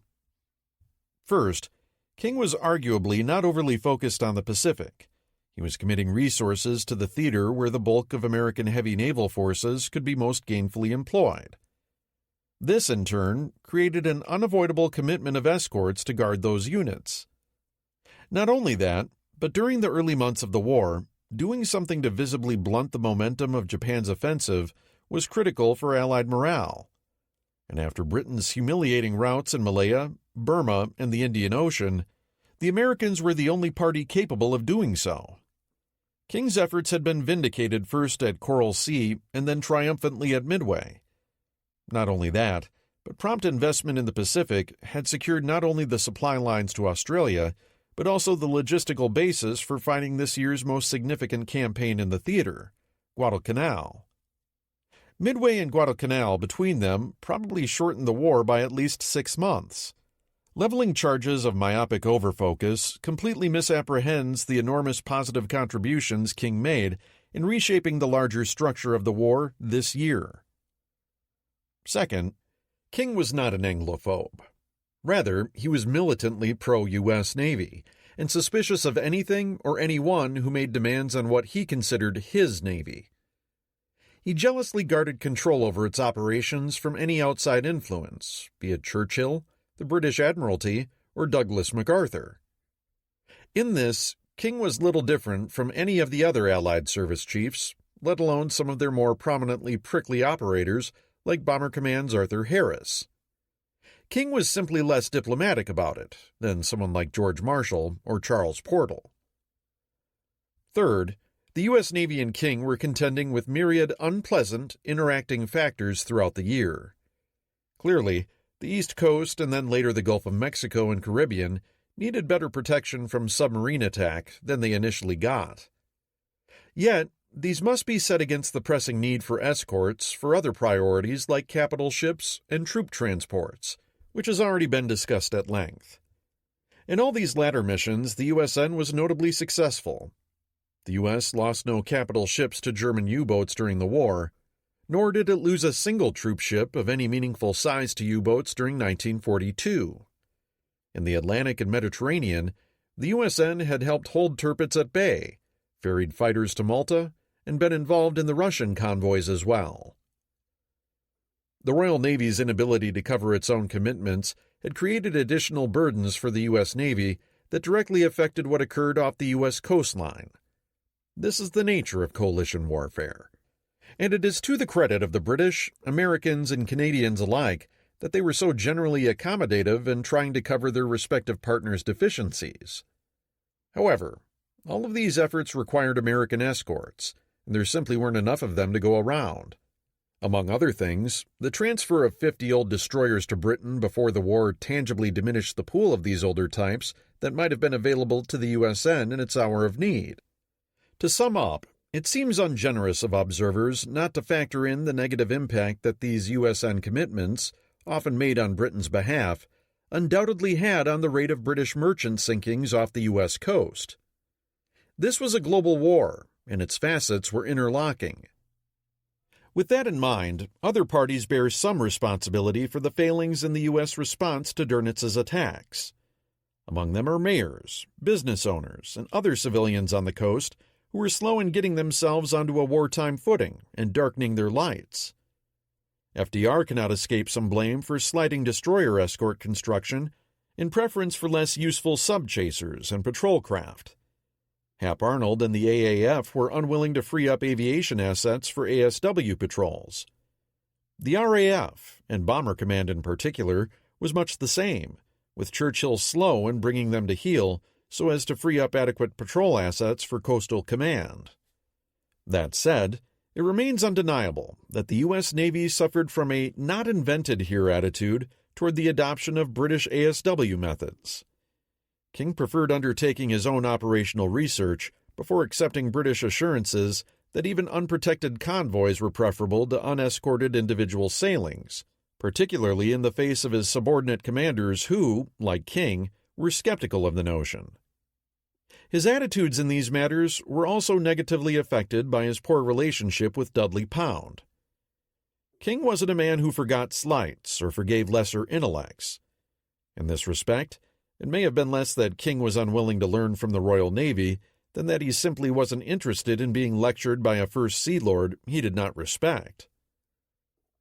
Moreover, there's little question that King should have been quicker in implementing convoying for tankers, if nothing else. These were the most important merchantmen the Allies had other than large troop transports, more expensive than cargo ships, taking longer to construct, and carrying the lifeblood of military operations. King was within his rights to wait a month or so to assess whether or not Paukenschlag was a one-time deal or a more sustained offensive. But once it became clear by late February that Dönnitz's onslaught was continuing, he should have moved more quickly and decisively. The improvised bucket brigade didn't go into effect until late April. Mid-March would have been more reasonable. In report card form, one might say that Ernest King earned a rather uncharacteristic B for Paukenschlag. Strong grasp of higher-level principles. Attention to detail needs work, a teacher might have written, perhaps adding, remember, this is a group project, and you need to work well with others. It wasn't the best grade in the world, but in the broader context of this difficult year, it would do. Air War Europe. Air Operations. Air Marshal Arthur Harris kicked off the month with a Pathfinder-led raid against Saarbrücken, 231 planes, on the night of 1-2 September. The target was duly marked and then bombed heavily by a claimed 205 aircraft with good concentration, only for it to be discovered later that the target struck was in fact the small town of Saarlouis, which held no value whatsoever. 52 civilians were killed for the loss of 4 planes.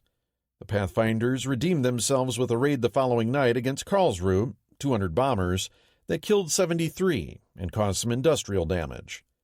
These 2 cases illustrate the rather hit-or-miss nature of the Pathfinders as they got their wings under them. Other Bomber Command raids during the month included 2 against Bremen, 697 aircraft total, Duisburg, 207, Frankfurt, 249, Dusseldorf, 479, Wilhelmshaven, 202, and, almost inevitably, Essen, 369. Saarbrücken received September's final raid of 118 bombers on the night of the 19th-20th. The month's first attack against Bremen on the 4th-5th saw the Pathfinders using a new 3-wave method for target marking, wherein a first group used illumination flares to light up the area for the follow-on marker group. The second group, if they could identify the target clearly, were to mark it with colored flares, paving the way for the third team to drop a concentrated load of incendiaries to set it afire. The hope for a conflagration would then become the aiming point for the bomber stream following behind. This tactic would become the Pathfinder's bread and butter for much of the rest of the war. Bremen suffered 460 houses destroyed and nearly 9,000 damaged, along with 21 demolished industrial concerns and another 150 damaged. Casualties on the ground were 124 killed and 470 injured for the loss of 12 bombers, 4.8%. Duisburg and Frankfurt were both busts because of visibility, but Dusseldorf's raid, followed by follow-up attacks against Bremen, Wilhelmshaven, and Essen, were successful to some degree. Dusseldorf lost a number of businesses, 900 houses laid in ruins, and another 9,800 damaged. Nearly 250 civilians were killed or missing, and 19,500 homeless. Bremen saw damage to its Focke-Wulf factory, 70 killed and 371 injured. Wilhelmshaven lost 77 dead. As for Essen, for the first time in the war, Bomber Command managed to hit it substantially, causing 113 fires, and finally hitting the Krupp works with 15 bombs, along with the crashing bomber's incendiary load. 47 were killed and 92 injured, with further casualties in the suburbs. This was all positive from Bomber Command's perspective, but its losses were not. There was at least a positive in that the aggregate loss rate had edged down from August's disastrous 6.6% to a merely horrific 5.9%. The sortie count had increased, however, the net result being an overall increase in bombers destroyed from 173 to 214. The Ruhr's fearsome reputation had again asserted itself. The Dusseldorf raid cost 33 planes, 6.9%, and Essen 39, 10.6%. Only the bad weather during the month's tail end prevented Harris's command from suffering even more cruelly. Indeed, September saw the largest number of sorties for the next 4 months, as poor winter weather and losses drove the sortie count down into the 2000s. Since the heavy fighting in June, Bomber Command had lost 840 planes. For its part, American 8th Bomber Command continued hitting targets in France and the Low Countries. Ira Eaker now had 3 bomb groups in Britain and used them to loft 183 sorties. Because of the weather, only 4 total missions were flown, and their abort rate was 46%, almost double the norm. The other unwelcome occurrence was the first loss of flying fortresses in European combat, one apiece from the 92nd and 97th Bomb Groups, as they attacked Mayotte with 54 machines on 6 September. Until this 10th raid, German fighters hadn't mounted much opposition, mostly probing around the edges of the American formations to get a feel for them. With the Mayotte raid going after a French aircraft factory, though, FW-190s made determined attacks. The same was true at Rotterdam the next day. The honeymoon period was over. It was the beginning of a grim roster of operational losses that would eventually see 5,548 heavy bombers from 8th Air Force going down across Europe. 12th Air Force and AWPD-42. By August, American strategic bombing attacks had been getting seriously underway. Simultaneously, America's grand strategy had been reoriented toward the Mediterranean for the foreseeable future in support of Operation Torch. The result was that 8th Air Force was now getting yanked in 2 different directions. Eisenhower would need substantial air support in North Africa, and the easiest place to get those planes and personnel was from the ones either already in Britain or headed there. Inexperienced as units like the 97th Bomb Group actually were, they were still the most combat-tested formations in the AAF. Accordingly, on 18 August, 12th Air Force was activated in Britain as a spin-off of 8th Air Force and tasked with the upcoming operations in North Africa. Appropriately codenamed Junior, it was headed by James Doolittle, who had been plucked out of China in July after his daring raid against Japan and double promoted to brigadier general. He was now in Britain and about to become Eisenhower's right-hand airman for Torch. Eisenhower's staff wanted 1,698 aircraft for its upcoming invasion. Of these, 454 would come from RAF Eastern Command. The remaining 1,244 would be American, built around a core of 2 heavy bombardment groups, 4 fighter groups, 1 light and 3 medium groups, and a transport group. Eaker was understandably unhappy to be losing his 2 best heavy groups, 97th and 301st, and his frontline Spitfire and P-38 units as well. Technically, they were only on loan to 12th Air Force, though Eaker must have suspected he'd never see them again, and he didn't. Or more accurately, he didn't until he took over command of 15th Air Force later in the war and found himself in charge of them once more, this time in Italy. Like everything else associated with Torch, 12th Air Force's creation was a pickup affair. Aircraft and crews were scrounged from both Britain and the U.S. Headquarters personnel were stolen from units training for 9th Air Force, meant to operate in Egypt. Signals units were appropriated from reinforcements slated for the South Pacific. Many of these personnel were then rushed across the Atlantic on Queen Mary to Britain to sail with the invasion fleet to Africa. In a reverse move, anticipating that American-flown Spitfires operating out of captured Moroccan airfields would need properly trained mechanics, a seasoned 8th Air Force maintenance contingent already in Britain was sent back west to the U.S., just in time to be loaded on American invasion transports shortly headed east across the Atlantic. Meanwhile, back in England, Spatz and Eaker were left paying Junior's tab. 8th Air Force's strength would peak in October at 66,317 personnel before falling back to 39,930 by the end of the year as Doolittle stripped away many of their most experienced units. Eaker was later to claim that Torch's diversion of planes and crews set back the AAF's contribution to the combined bomber offense by at least a year. This seems exaggerated, particularly since it would be the absence of long-range fighters as a type, rather than raw numbers of aircraft, that would ultimately prove the gating factor to bombing effectively over Germany. Sour grapes or not, Eaker was no doubt correct that 8th Bomber Command had hit a significant bump in the road in terms of amassing its strength. Besides throwing monkey wrenches into Eaker's bombing operations, Torch had trashed Air War Plans Division 1, AWPD-1, as well. Between Japan's opening onslaught and the need now to wage war in North Africa, the initial American air plan had clearly been obviated. On 24 August, Roosevelt asked Hap Arnold, via Marshall, for an updated estimate of the number of aircraft America would need to manufacture in 1943 to have complete air ascendancy over the enemy, explicitly including naval aircraft and those produced for its allies. Arnold, in turn, dished off the assignment to one of AWPD-1's original authors, Brigadier General Haywood Hansell, pulling him back from Britain along with an 8th Bomber Command intel officer and an RAF group captain to help out.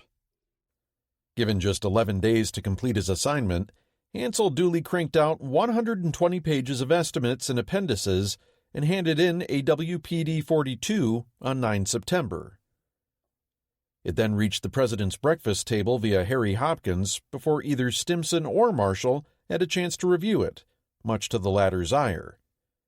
Hearing through the grapevine that he was likely in trouble, Hansell decided the prudent move was hopping a flight back to Britain at once, later remarking that General Marshall seldom lost his temper, but when he did, 3,000 miles was none too great a margin of safety. The Navy was similarly unhappy with the new plan, since it had not been asked to participate in its creation. Hansell had somewhat high-handedly presumed that all large maritime search aircraft should be under direct AAF control, rather than allocating some to the Navy. King flatly refused to endorse AWPD-42, and it was never formally ratified by the Joint Chiefs. Nevertheless, from the standpoint of AAF planning, AWPD-42 was a useful step forward. It now envisioned a more comprehensive, worldwide scheme of air operations, with 1943's tasks including 1. An air offensive against Europe, 2. Support of a land offensive in Northwest Africa, 3. Defense of the Middle East, 4. Support of Pacific operations in both China and the South and Southwest Pacific, with an eye toward recapturing the Philippines and getting air assets within range of Japan, and 5. Hemispheric defense, including anti-submarine patrols. Furthermore, it explicitly envisioned Germany's defeat being accomplished through a direct military invasion of Europe, even going so far as to include maps of a likely cross-channel landing and follow-on operations into the heart of the Reich. In other words, unlike the RAF, and particularly Harris, Hansell was taking a deliberately big-picture view of the part American air power needed to play in securing global victory. With respect to the war in Europe, Hansell anticipated a joint 8th Air Force Bomber Command effort, with the Americans using daylight precision attacks to systematically destroy the German military and industrial machine, while the British used mass air attacks of industrial areas at night to break down morale. As part of this, Hansell updated the American target list, a notion Harris would simply have scoffed at, to include 7 different enemy target systems. Just as in AWPD-1, at the head of the list was the total destruction of the German Luftwaffe, including the demolition of the sources of German air power in the form of 43 different aviation factories, and also combat attrition to be inflicted on the German Air Force as it tried thwarting the bomber raids. Submarine building yards came next, followed by transportation, electric power, oil, alumina, and rubber. These combined 177 targets would be hit by 66,000 bomber sorties and 132,000 tons of bombs. At the end of this onslaught, which Hansell termed Program A, what we might call in modern parlance preparing the battlefield, a combined land-sea air offensive would be launched against Germany, with the AAF supporting the ground operations, along with a follow-up bomber offensive against Japan. All of these European and Asian tasks were collectively labeled Program B. Unsurprisingly, the plan's production requirements for accomplishing all this were enormous. 130,906 aircraft to be produced in 1943 alone. Of those, the AAF would get 75,400, the Navy 33,100, and the Allies some 22,400, with the bulk of the latter going to the Commonwealth and the USSR. In the UK alone, there would need to be 107 combat groups with almost 7,300 aircraft by early 1944. The AAF would need 1.8 million men, backed up by 950,000 Army service troops, which Hansel calculated right down to the necessary cooks, bakers, and military band members.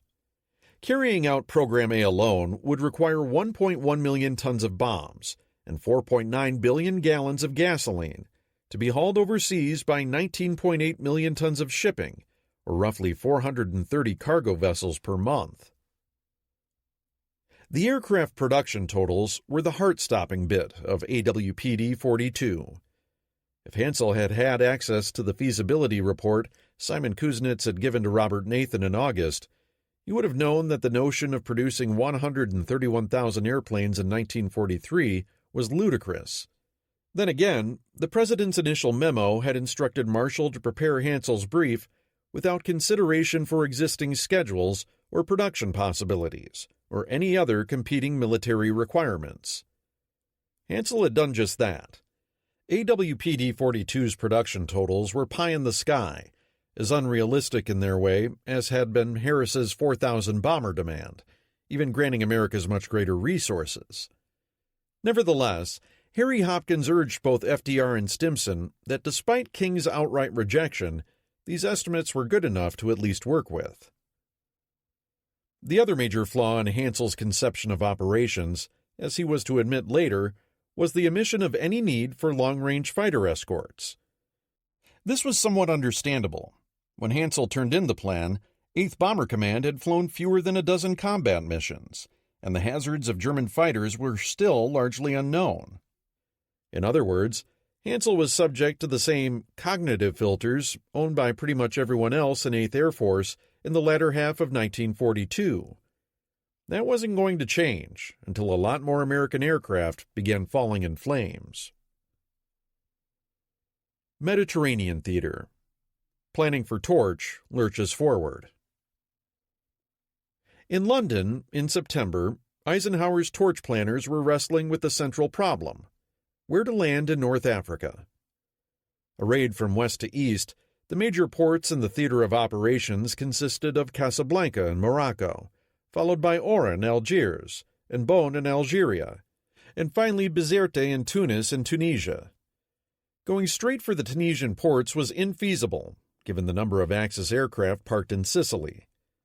Bonn was about as far east as one could land troops and still be under the air umbrella of the British carriers slated for the operation, who themselves didn't care to get too close to that same Sicilian air envelope. Carrier cover would be vital during the early days of the operation before the Allies could capture airfields and fly in land-based aircraft. Capturing Oran and Algiers at the outset was seen as indispensable because their harbors could handle a lot of surface tonnage and each had large air bases nearby. Oran alone had almost 2.5 times the total throughput of all the ports in Morocco combined and could keep 600,000 men in the field supplied. Add in Casablanca, however, and you have a problem, because the British and Americans between them had sufficient forces to land at only 3 locations, not 4. A schism emerged. The first draft of the plan, presented by Eisenhower on 21 August, featured landings at Oran, Algiers, and Bonn. The American staffs in Washington, however, rejected it, insisting that Casablanca be in the mix.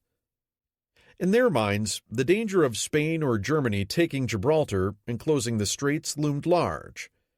If that happened, and all the landing sites were inside the Mediterranean, the expedition would have effectively put its head in a guillotine. A major logistical base on the Atlantic was required to ensure against that risk. The British, on the other hand, were more firmly fixed on landing at Bonn at the outset, so that the race to Tunis, the capital of Tunisia and the ultimate prize of the whole affair, would be 250 miles shorter than if the Allies started at Algiers. They also noted that after October, heavy winds and waves were endemic to Morocco's coast 4 days out of 5. Those swells would be great fun if you were a surfer, but decidedly less so if you were a coxswain trying to run a landing craft onto a beach. There were layers of rich irony here. Back in April, when the Americans had been planning their emergency cross-channel sledgehammer attack, which would perforce have been carried out mostly with British troops, Marshall had been willing to brave all sorts of risks if the need arose. Yet with Torch, where the bulk of the troops would be American, a healthy dollop of prudence now seemed warranted at the Pentagon. Now it was the British who were willing to take greater chances to win the race to Tunis. In a further twist, though, it was Brooke who aligned himself with most of the American planners in favoring a cautious Casablanca landing, while Eisenhower allied himself with the majority of British planners in favoring a bolder landing at Beaune. The exasperating result was that Eisenhower termed a transatlantic essay contest that lasted weeks and involved meddling by both Roosevelt and Churchill. It was further complicated by another of Churchill's madcap moments as he proposed invading northern Norway in January as well, sending Brooke into apoplexy. Ultimately, after much wrangling and vented spleen, a less daring plan was agreed to on 20 September, wherein the Americans would land troops in Morocco at 3 points, aimed at taking Casablanca and Rabat, while a mixed American-British force would secure Oran and Algiers. Follow-up landings further up the coast at Bougie and then Beaune would be launched from Algiers as soon as air power could be shuttled in. As the U.S. Army histories admit, the final operational plan cut down to the narrowest of margins the possibility of occupying Tunisia within a brief period of Allied superiority over the Axis forces likely to be sent there. It was hoped the Germans would be tardy in recognizing the threat and slow in getting troops to Bizerte and Tunis before the Allies arrived. FDR certainly thought that would be the case. By this time in the war, it should have been apparent that lethargy did not figure prominently among the Wehrmacht's notable attributes. From a timing standpoint, both Churchill and Roosevelt hoped for landings in October, in FDR's case, because of the upcoming midterm elections.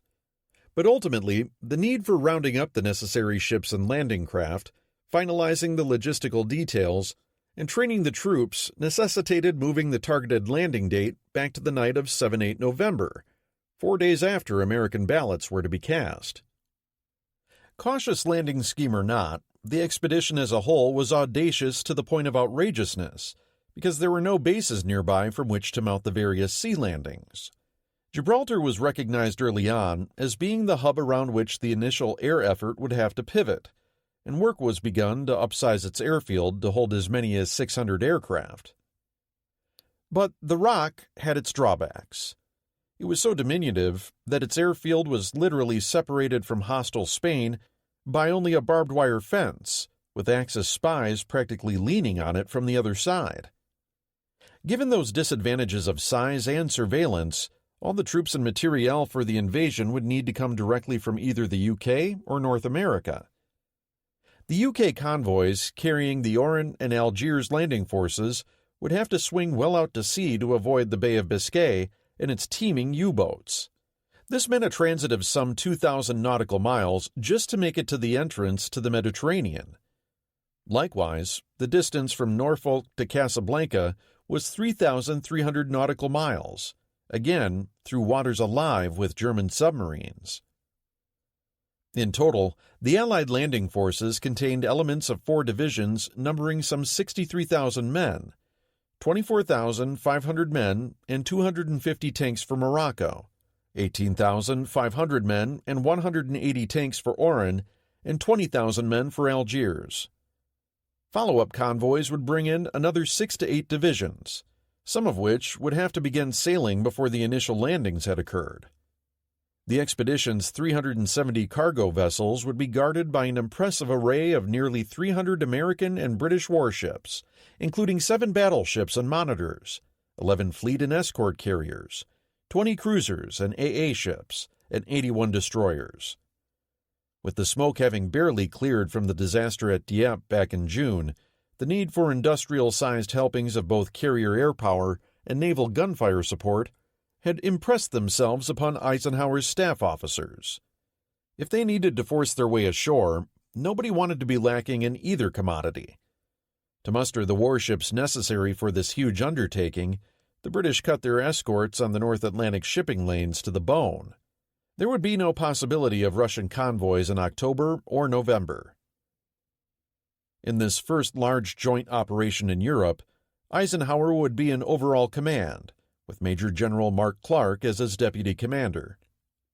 One of the things that Eisenhower did from the get-go as a leader was to reflect the multinational character of his forces by mixing the composition of his own command staff.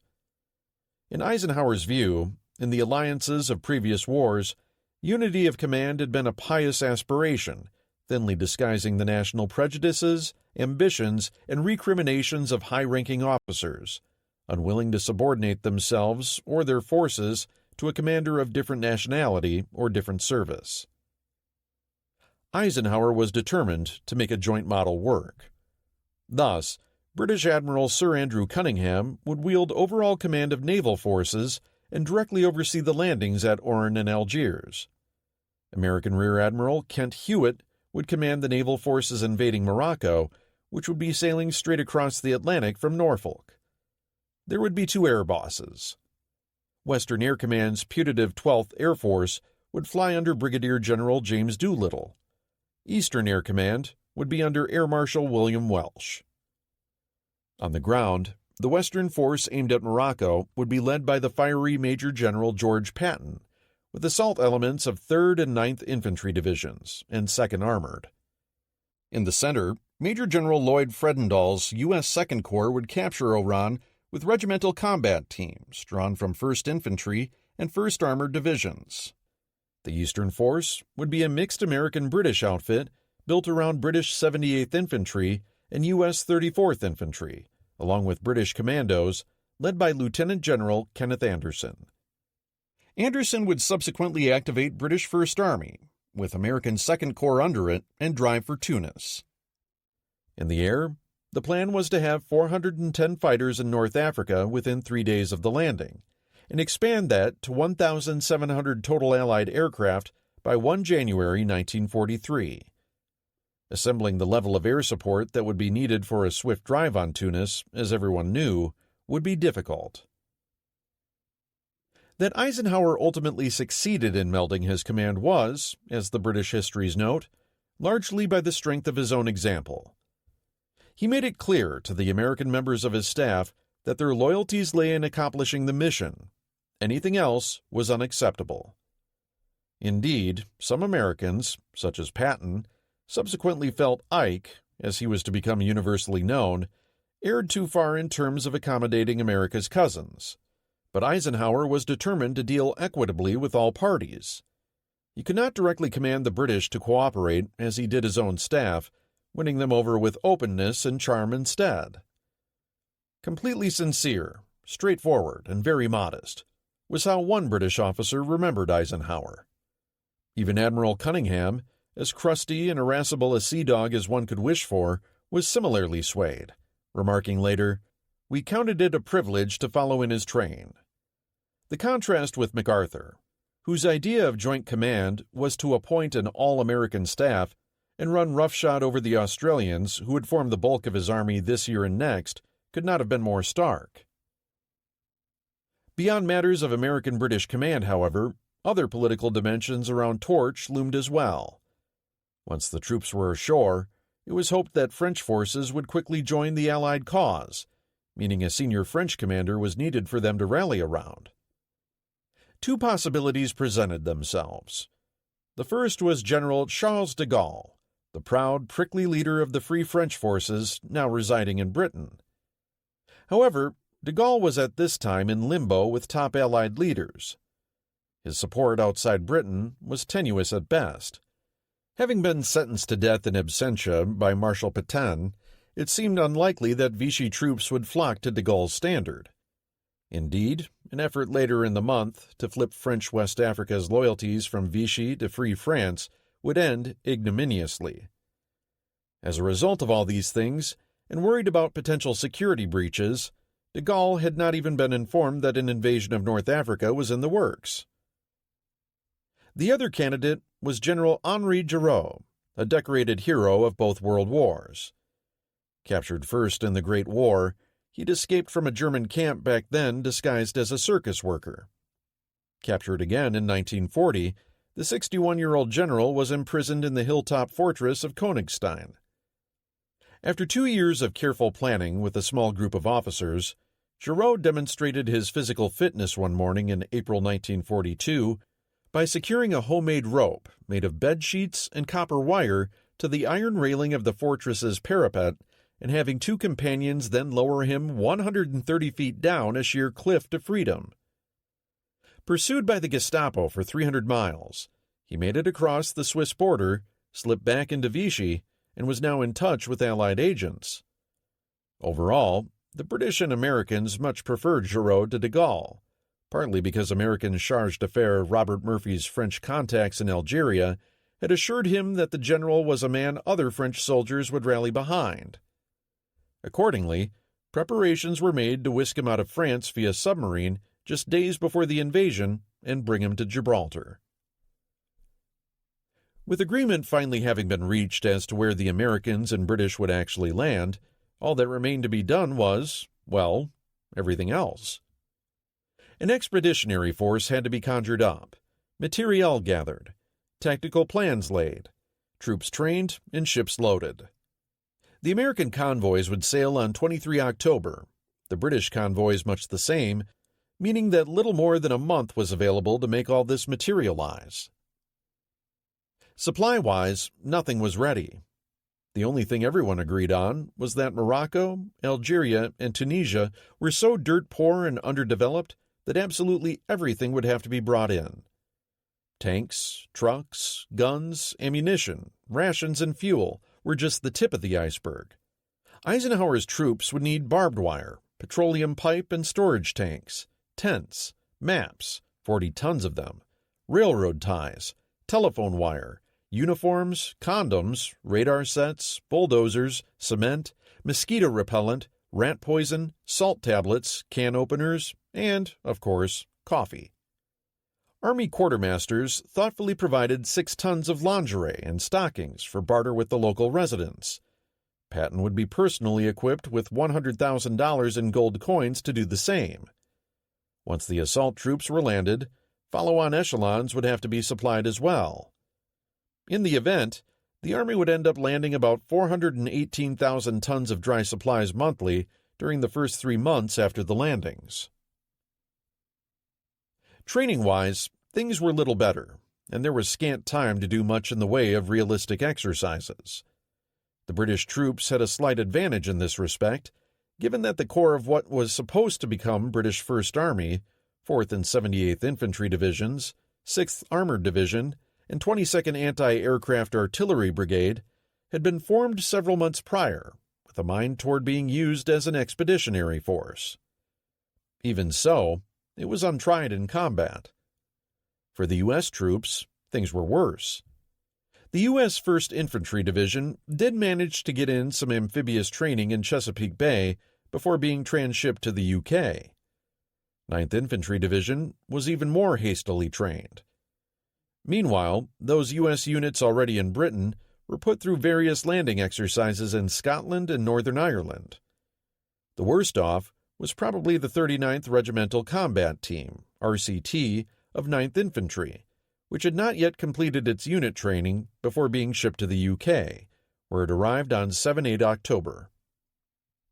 After going ashore to recondition briefly, it waterproofed its vehicles, reloaded, did a single exercise on the River Clyde on 17 October, and then immediately sailed for Torch.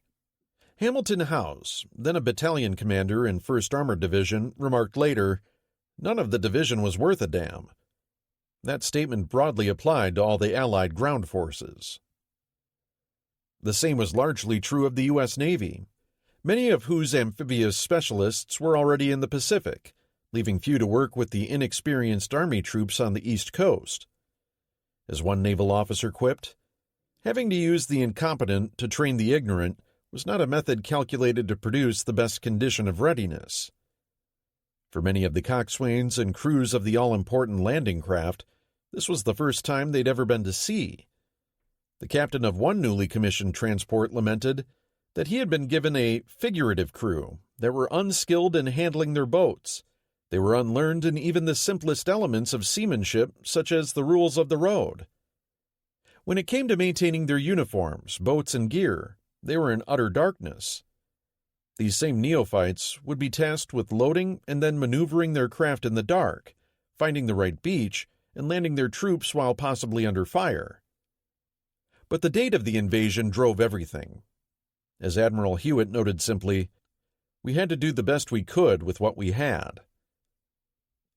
Hewitt was navigating his own personal trials, as his relations with the man he was to land in Morocco, the mercurial Patton, were far from convivial.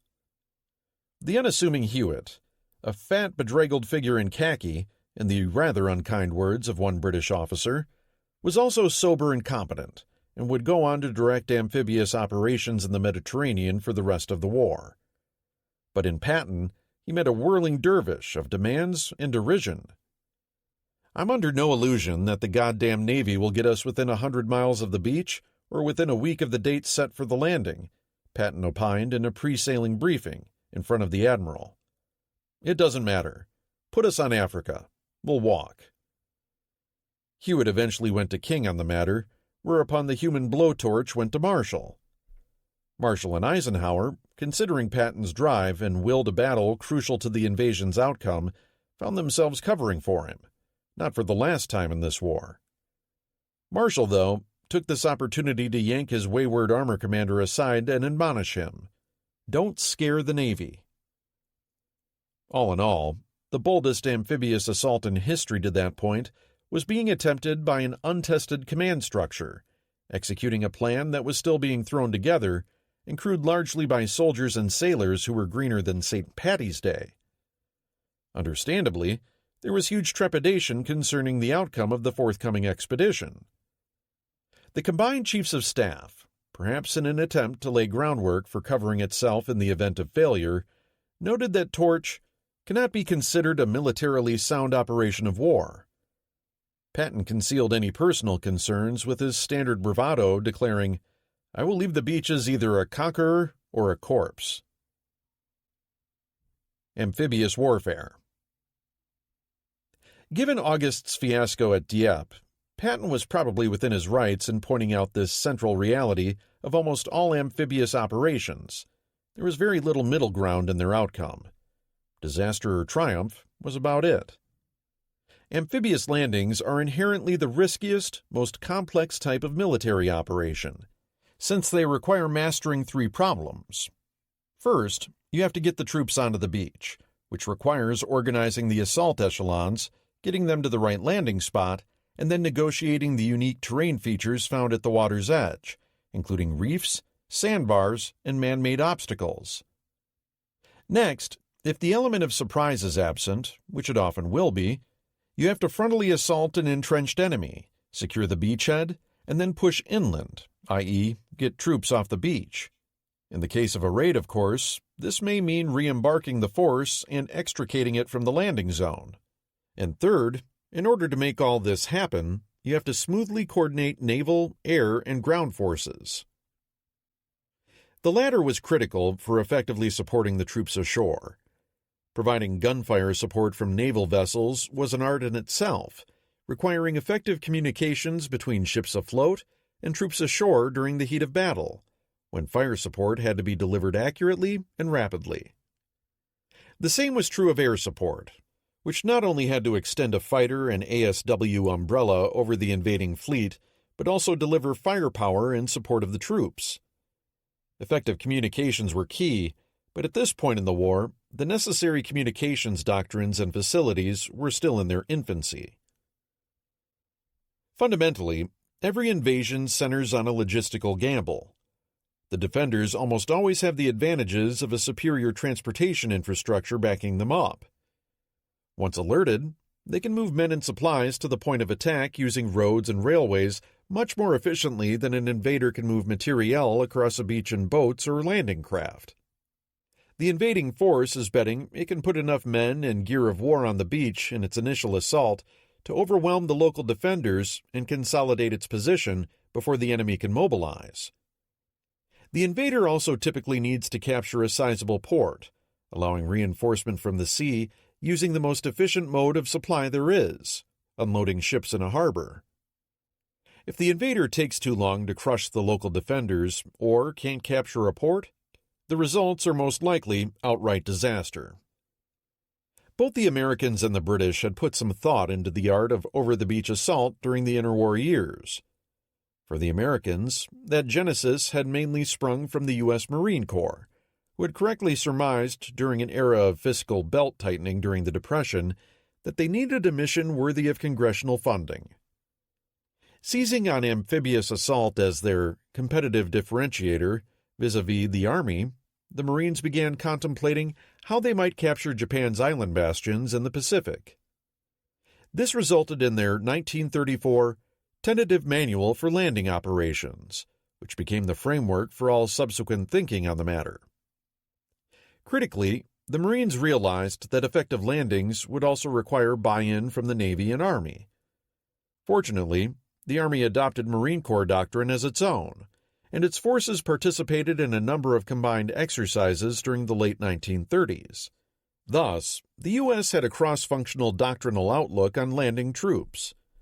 The British had come to recognize the need for amphibious capabilities somewhat later, but accelerated their efforts as a result of the raids they carried out against Nazi-occupied Norway and France during 1940 and 1941, including St. Nazaire.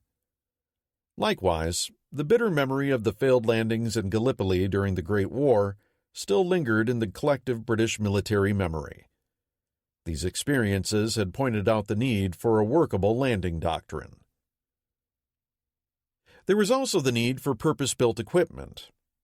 Not all the specialized craft used later in the war had yet been fielded. But by late 1942, the fundamental building blocks were recognizable. The first was a ship for transporting the initial assault echelons to the landing area.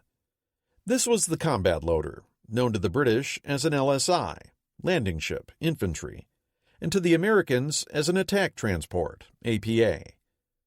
In 1942, these ships were appropriated civilian vessels that had been hastily converted for the task. A year later, these would be augmented by 10,000-ton transports of sufficient size to haul roughly a reinforced infantry battalion, 1,000-plus men, and their equipment to the point of attack. Getting the assault troops to shore and onto the beach as quickly as possible was the next task. The attack transports typically carried a dozen or more landing craft on their boat davits, sufficient to land their battalion in multiple waves. The LCVP, Landing Craft Vehicle Personnel, the Higgins boat, would become the most ubiquitous of these.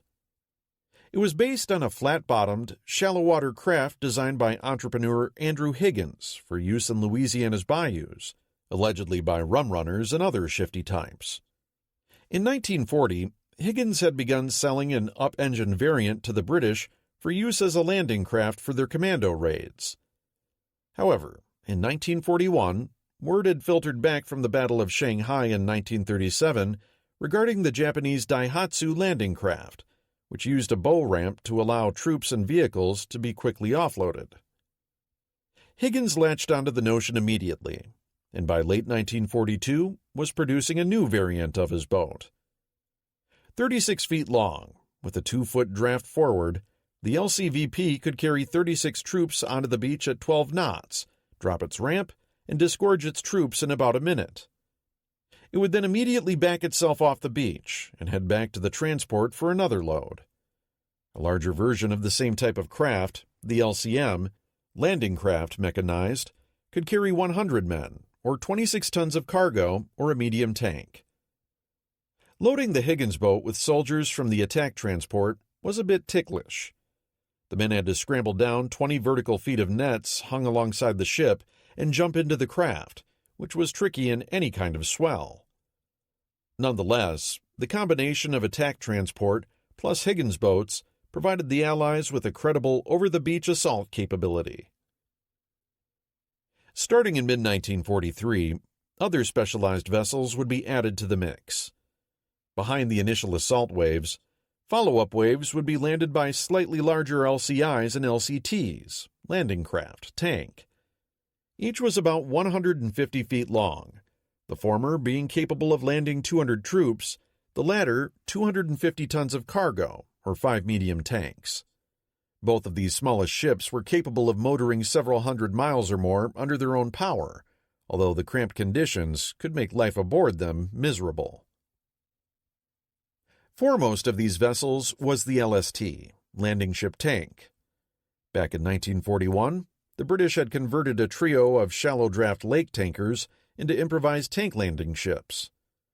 Realizing their utility, they'd collaborated with the Americans to concoct a modified design that would be produced in stateside shipyards, the critical addition being ballast tanks that let the vessel ride lower and more stably in the water for safer oceanic voyages, but then pumped out to allow it to beach itself.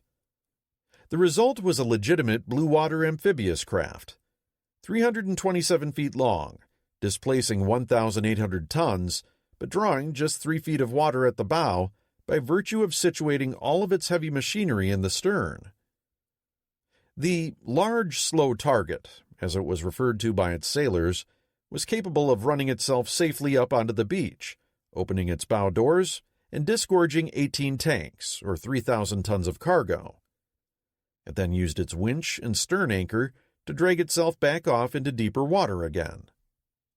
Making its debut in 1943, the LST quickly became invaluable in every theater of the war. The Americans would build roughly 1,000 of them, with 113 going to the British under Lend-Lease. Critically, too, the Americans had already recognized the need in the Pacific for a craft capable of traversing obstacles like reefs and seawalls, which the Higgins boat couldn't navigate.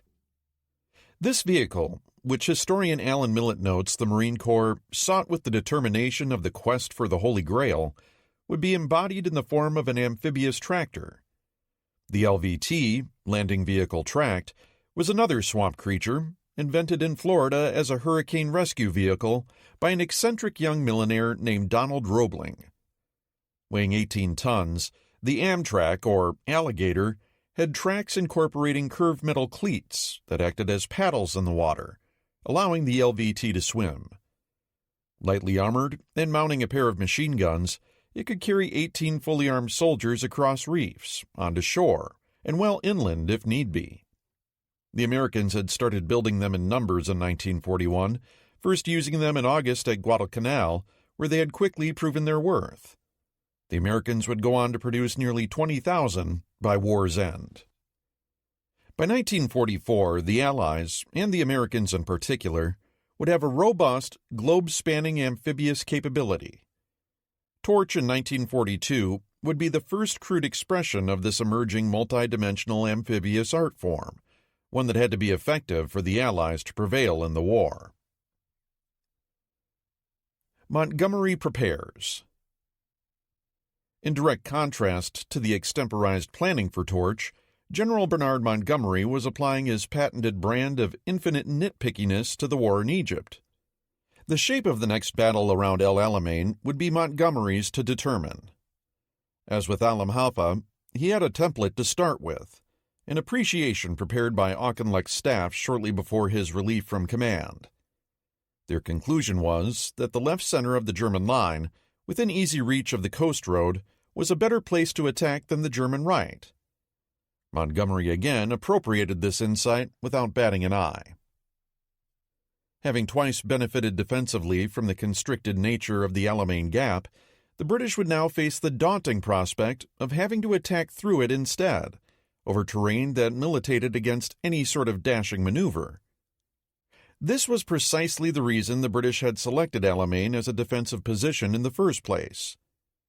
Securely anchored on either side by the Mediterranean to the north and the Qatar Depression to the south, it was invulnerable to the sorts of end runs that had figured so prominently at places like Gazala.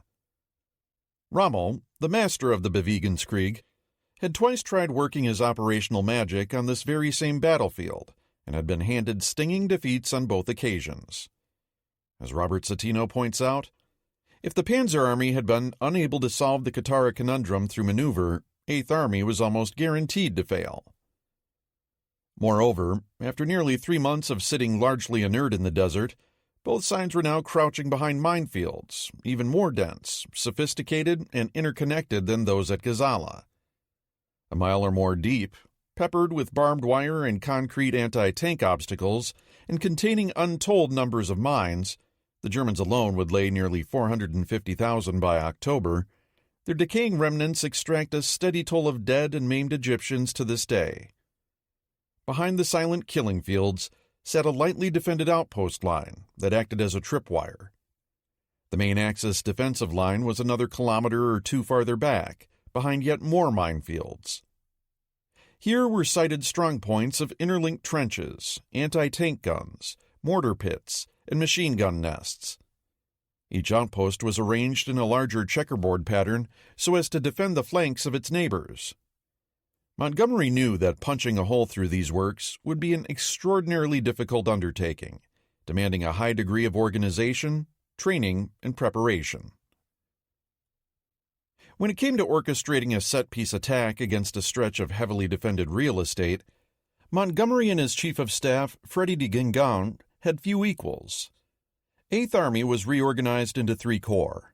In the north, 30th Corps comprised 5 infantry divisions: the well-seasoned 4th Indian and 1st South African, the lithe, mobile 2nd New Zealand, the ferocious 9th Australian, and the newly arrived 51st Highland, composed largely of ornery Scots. In the south, 13th Corps comprised 44th and 50th Infantry, and the veteran 7th Armored Division manning the line to the Katara Depression. Kept in reserve was 10th Corps, a new mobile formation comprising 1st, 8th, and 10th Armored Divisions. The basic plan for Operation Lightfoot was simple. On the first night of the offensive, 8th Corps would attack in the south, capture the high ground at Hammamet, and draw Axis armor toward it and away from the main blow. Simultaneously, 4 infantry divisions of 30th Corps would launch a massive assault in the center, north of the line, destroying the forward Axis defenses and cutting 2 wide paths through the minefields to a depth of 6 to 8 kilometers. Once the infantry had crushed Axis resistance, 2 armored divisions, 1st and 10th from 10th Corps, would pass through the minefields in a single evening and be out into the open by dawn.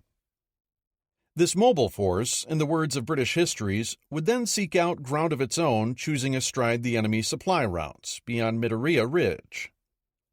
Rommel would be compelled to counterattack with his own armored divisions and be destroyed by superior British numbers. This points to the fundamentally defensive nature of this new offensive. Montgomery would invite a counterattack, sit back, and blaze away. Once the blazing was done and Rommel's armor destroyed, Montgomery felt that the remainder of the Panzer Army, as historian Niall Barr puts it, would then be rounded up without any difficulty. Anyone with an iota of desert experience should have been profoundly skeptical regarding the odds of the Desert Fox being rounded up, easily or otherwise. And unsurprisingly, Montgomery's admonitions against belly-aching notwithstanding, several aspects of his plan elicited sharp protests from the more seasoned British commanders in 8th Army. For one thing, trust between the infantry and armor in the wake of the First Battle of Alamein was in the pits. The infantry had been hung out to dry without tank support in the face of German counterattacks too many times, and were openly skeptical that the armor would come to their aid. Nor were the tankers enthused about being intermingled with 30th Corps. General Herbert Lumsden, 10th Corps commander, stated, "Tanks must be used as cavalry, and not kept as supporters of infantry," which was a pretty bold statement given Britain's dismal armored failures on the battlefield over the previous couple years. Montgomery's resulting plan was also unique in the entire war for creating a bizarre portmanteau of 2 completely separate corps, one spraddled unlovingly atop the other in some unholy mockery of combined arms, both grudgingly and temporarily sharing the same piece of real estate, yet without any intention of actually fighting together. They were not an integrated team in any sense of the word. On the night of the attack, 10th Corps would be responsible for cutting its own pathways through the minefields, moving beyond 30th Corps, and then fighting off Rommel's anticipated counterattack, alone, and apparently without much in the way of supporting arms, somewhere out there in the open desert beyond Mitaria Ridge. Montgomery's arrival in 8th Army had clearly not switched on any conceptual light bulbs regarding the value of combined arms. The profound lack of trust between the tankers and infantry notwithstanding, all of Montgomery's field commanders agreed that his plan was infeasible. There was not the faintest chance of 30th Corps crushing the Axis defenses, clearing corridors 6 to 8 kilometers long through those massive minefields and then digging themselves in, while 10th Corps simultaneously cleared their own corridors and moved through the infantry's midst out past Midoriya. And all of this before dawn. It simply wasn't happening. The most likely outcome would be the sun rising over the battlefield to reveal strung-out columns of British tanks picking their way, single file, through mine lanes that were still being swept. A perfect target for Axis gunners. Under pressure, Monty was forced to relent. On 6 October, he altered his original plan, foisting blame not on his own flawed initial conception, but rather on his army's purported lack of training. Now, rather than requiring 13 Corps' southern assault to capture Himeimat, theirs would be largely a spoiling attack. For the main attack in the north, Montgomery did not modify his demand that the tanks get through the minefields in a single night, but changed what they would do thereafter. 10th Corps would not push west. Instead, despite Lumsden's protests, its tanks would protect 30th Corps from any counterattack. The breakthrough was now termed a break-in. If Rommel counterpunched against Midoriya Ridge, which he almost certainly would, he would be treated to the same lethal concoction of artillery, aerial bombardment, and dug-in armor that had crushed him at Alam Halfa. Different ridge, same story. Once that was over, the infantry would turn to the business of widening the initial breaches by attacking laterally against the other Axis infantry formations in the northern end of the line. Monty envisioned a methodical crumbling of the Axis defenses. Their infantry formations, Italian and German alike, would be destroyed, one after another, until Rommel's entire northern defensive system collapsed. The whole affair, in Montgomery's description, was likely to be a dogfight lasting more than a week. What happened after things crumbled was anybody's guess. Montgomery had a clear vision for the first part of his battle, but apparently no idea of how the Panzer Army was to be pursued, rounded up, and destroyed. This was a glaring weakness in his overall scheme of battle. Whatever happened, he was fiercely disinclined to engage in freewheeling mobile warfare. He knew, and by now everybody knew, that accepting Rommel's siren call to dance out in the desert typically resulted in heartbreak. Monty wouldn't even try. No more maneuver. Fight a battle, he told his generals. This was congruent with his general outlook on modern warfare, expressed by historian Charles Forrester. Monty's strategic philosophy emphasized the mobility of modern warfare and the strategic philosophy of the concentrated thrust, as opposed to the concept of the deep thrust, which would result in an armored exploitation. One might ask, though, why Montgomery had bothered forming a new corps de chasse if he had no intention of doing any chassing with it. The final form of Operation Lightfoot was about as imaginative as paving a sidewalk. It was the antithesis of the classic German artsy approach to this sort of thing. Robert Citino has described Montgomery's plan as a return to a distinctively British way of war. Careful, methodical, and deliberately eschewing rapid movement in favor of scripted, tightly controlled attrition.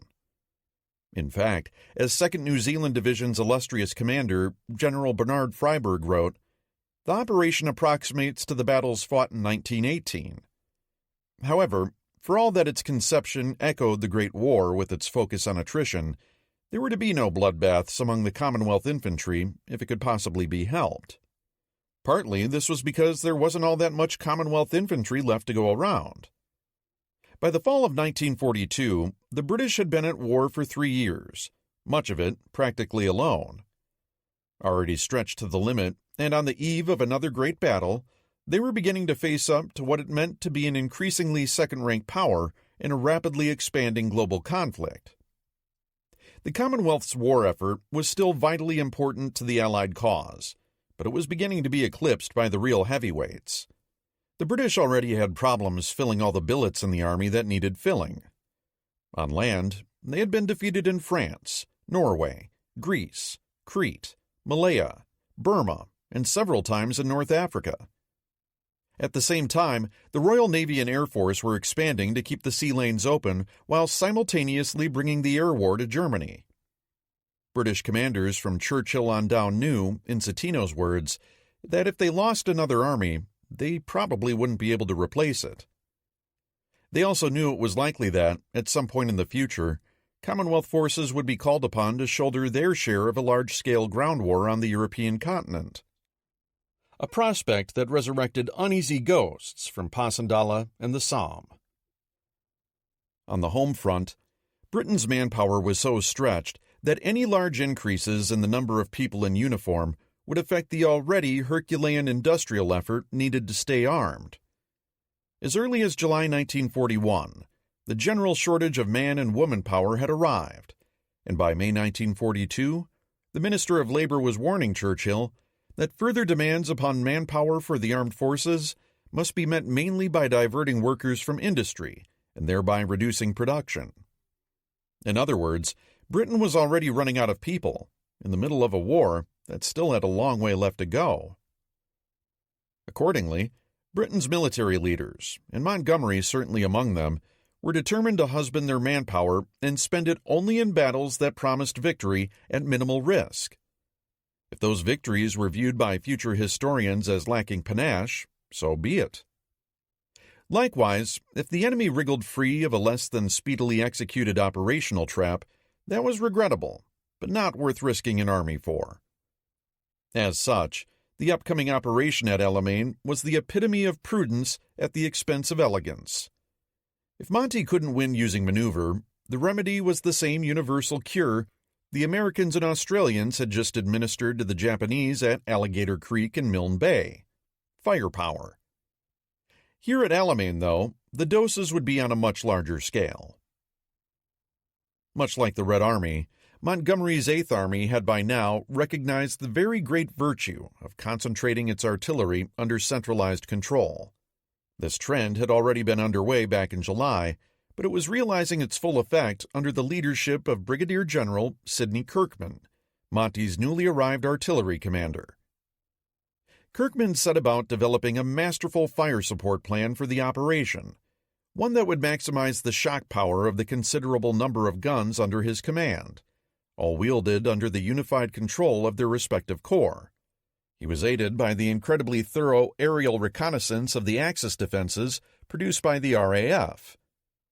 Every enemy artillery position was carefully noted, and each slated for intensive suppressive fire during the opening minutes of the first night's bombardment. Elaborate counter-battery fire plans were also put in place to stifle any Axis gun that dared return fire. The assaulting 30th Corps would be supported by both their own guns and those of 10th Corps sighted immediately behind them, 456 tubes in all. Synchronized rolling barrages were planned to shield the infantry and sappers as they advanced. Kirkman also knew that he'd have to deal with unforeseen circumstances. Therefore, he encouraged his gunners in perfecting a new concept called the Standard Concentration of Fire, or STONK for short. One problem with artillery fire against a moving target out in the open was that once the first few rounds slammed home, the target was alerted and got under cover, after which the effectiveness of shell fire dropped dramatically.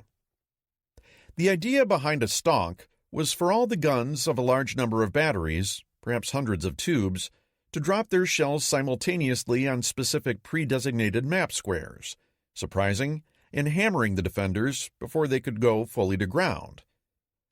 Freiberg's 2nd New Zealand Division had pioneered this technique back in the July battles and found it devastating. Kirkman knew a great idea when he saw it, and by October, all of 30th Corps had adopted the STONK. It took rigorous training and a well-developed communications net to fully realize its potential. But when done correctly, the effect was akin to aiming a gigantic fire hose at the enemy.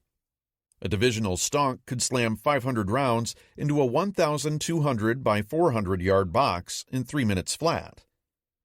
Being on the receiving end of that while lying exposed out in the desert was little short of cataclysmic. And while the standard British artillery piece, the 25-pounder, didn't have a terribly heavy shell, its high rate of fire, 5 rounds a minute or more, made it perfect for this sort of thing. Kirkman's fire hose could be turned on and off at will and flexibly redirected anywhere on the battlefield in minutes, with shells converging from multiple batteries all landing at once. Equally sophisticated plans were developed for breaching the Axis defenses. A mine-clearing school was established for all of 8th Army. Sappers from each infantry and armored assault division learned a unified drill for lifting mines and clearing their designated lanes. Tightly choreographed teams of men scouted the fields, detected, marked, and lifted mines, and then designated the cleared lanes with white tape. Each team was responsible for an 8-yard-wide segment, with multiple groups working side by side to create 40-yard-wide lanes. If all went well, a 400-yard deep minefield could be breached in 2 hours. The primary tool was a man-portable magnetic detector, but the British also began experimenting with specialized tanks mounting rotating flails for mine clearing.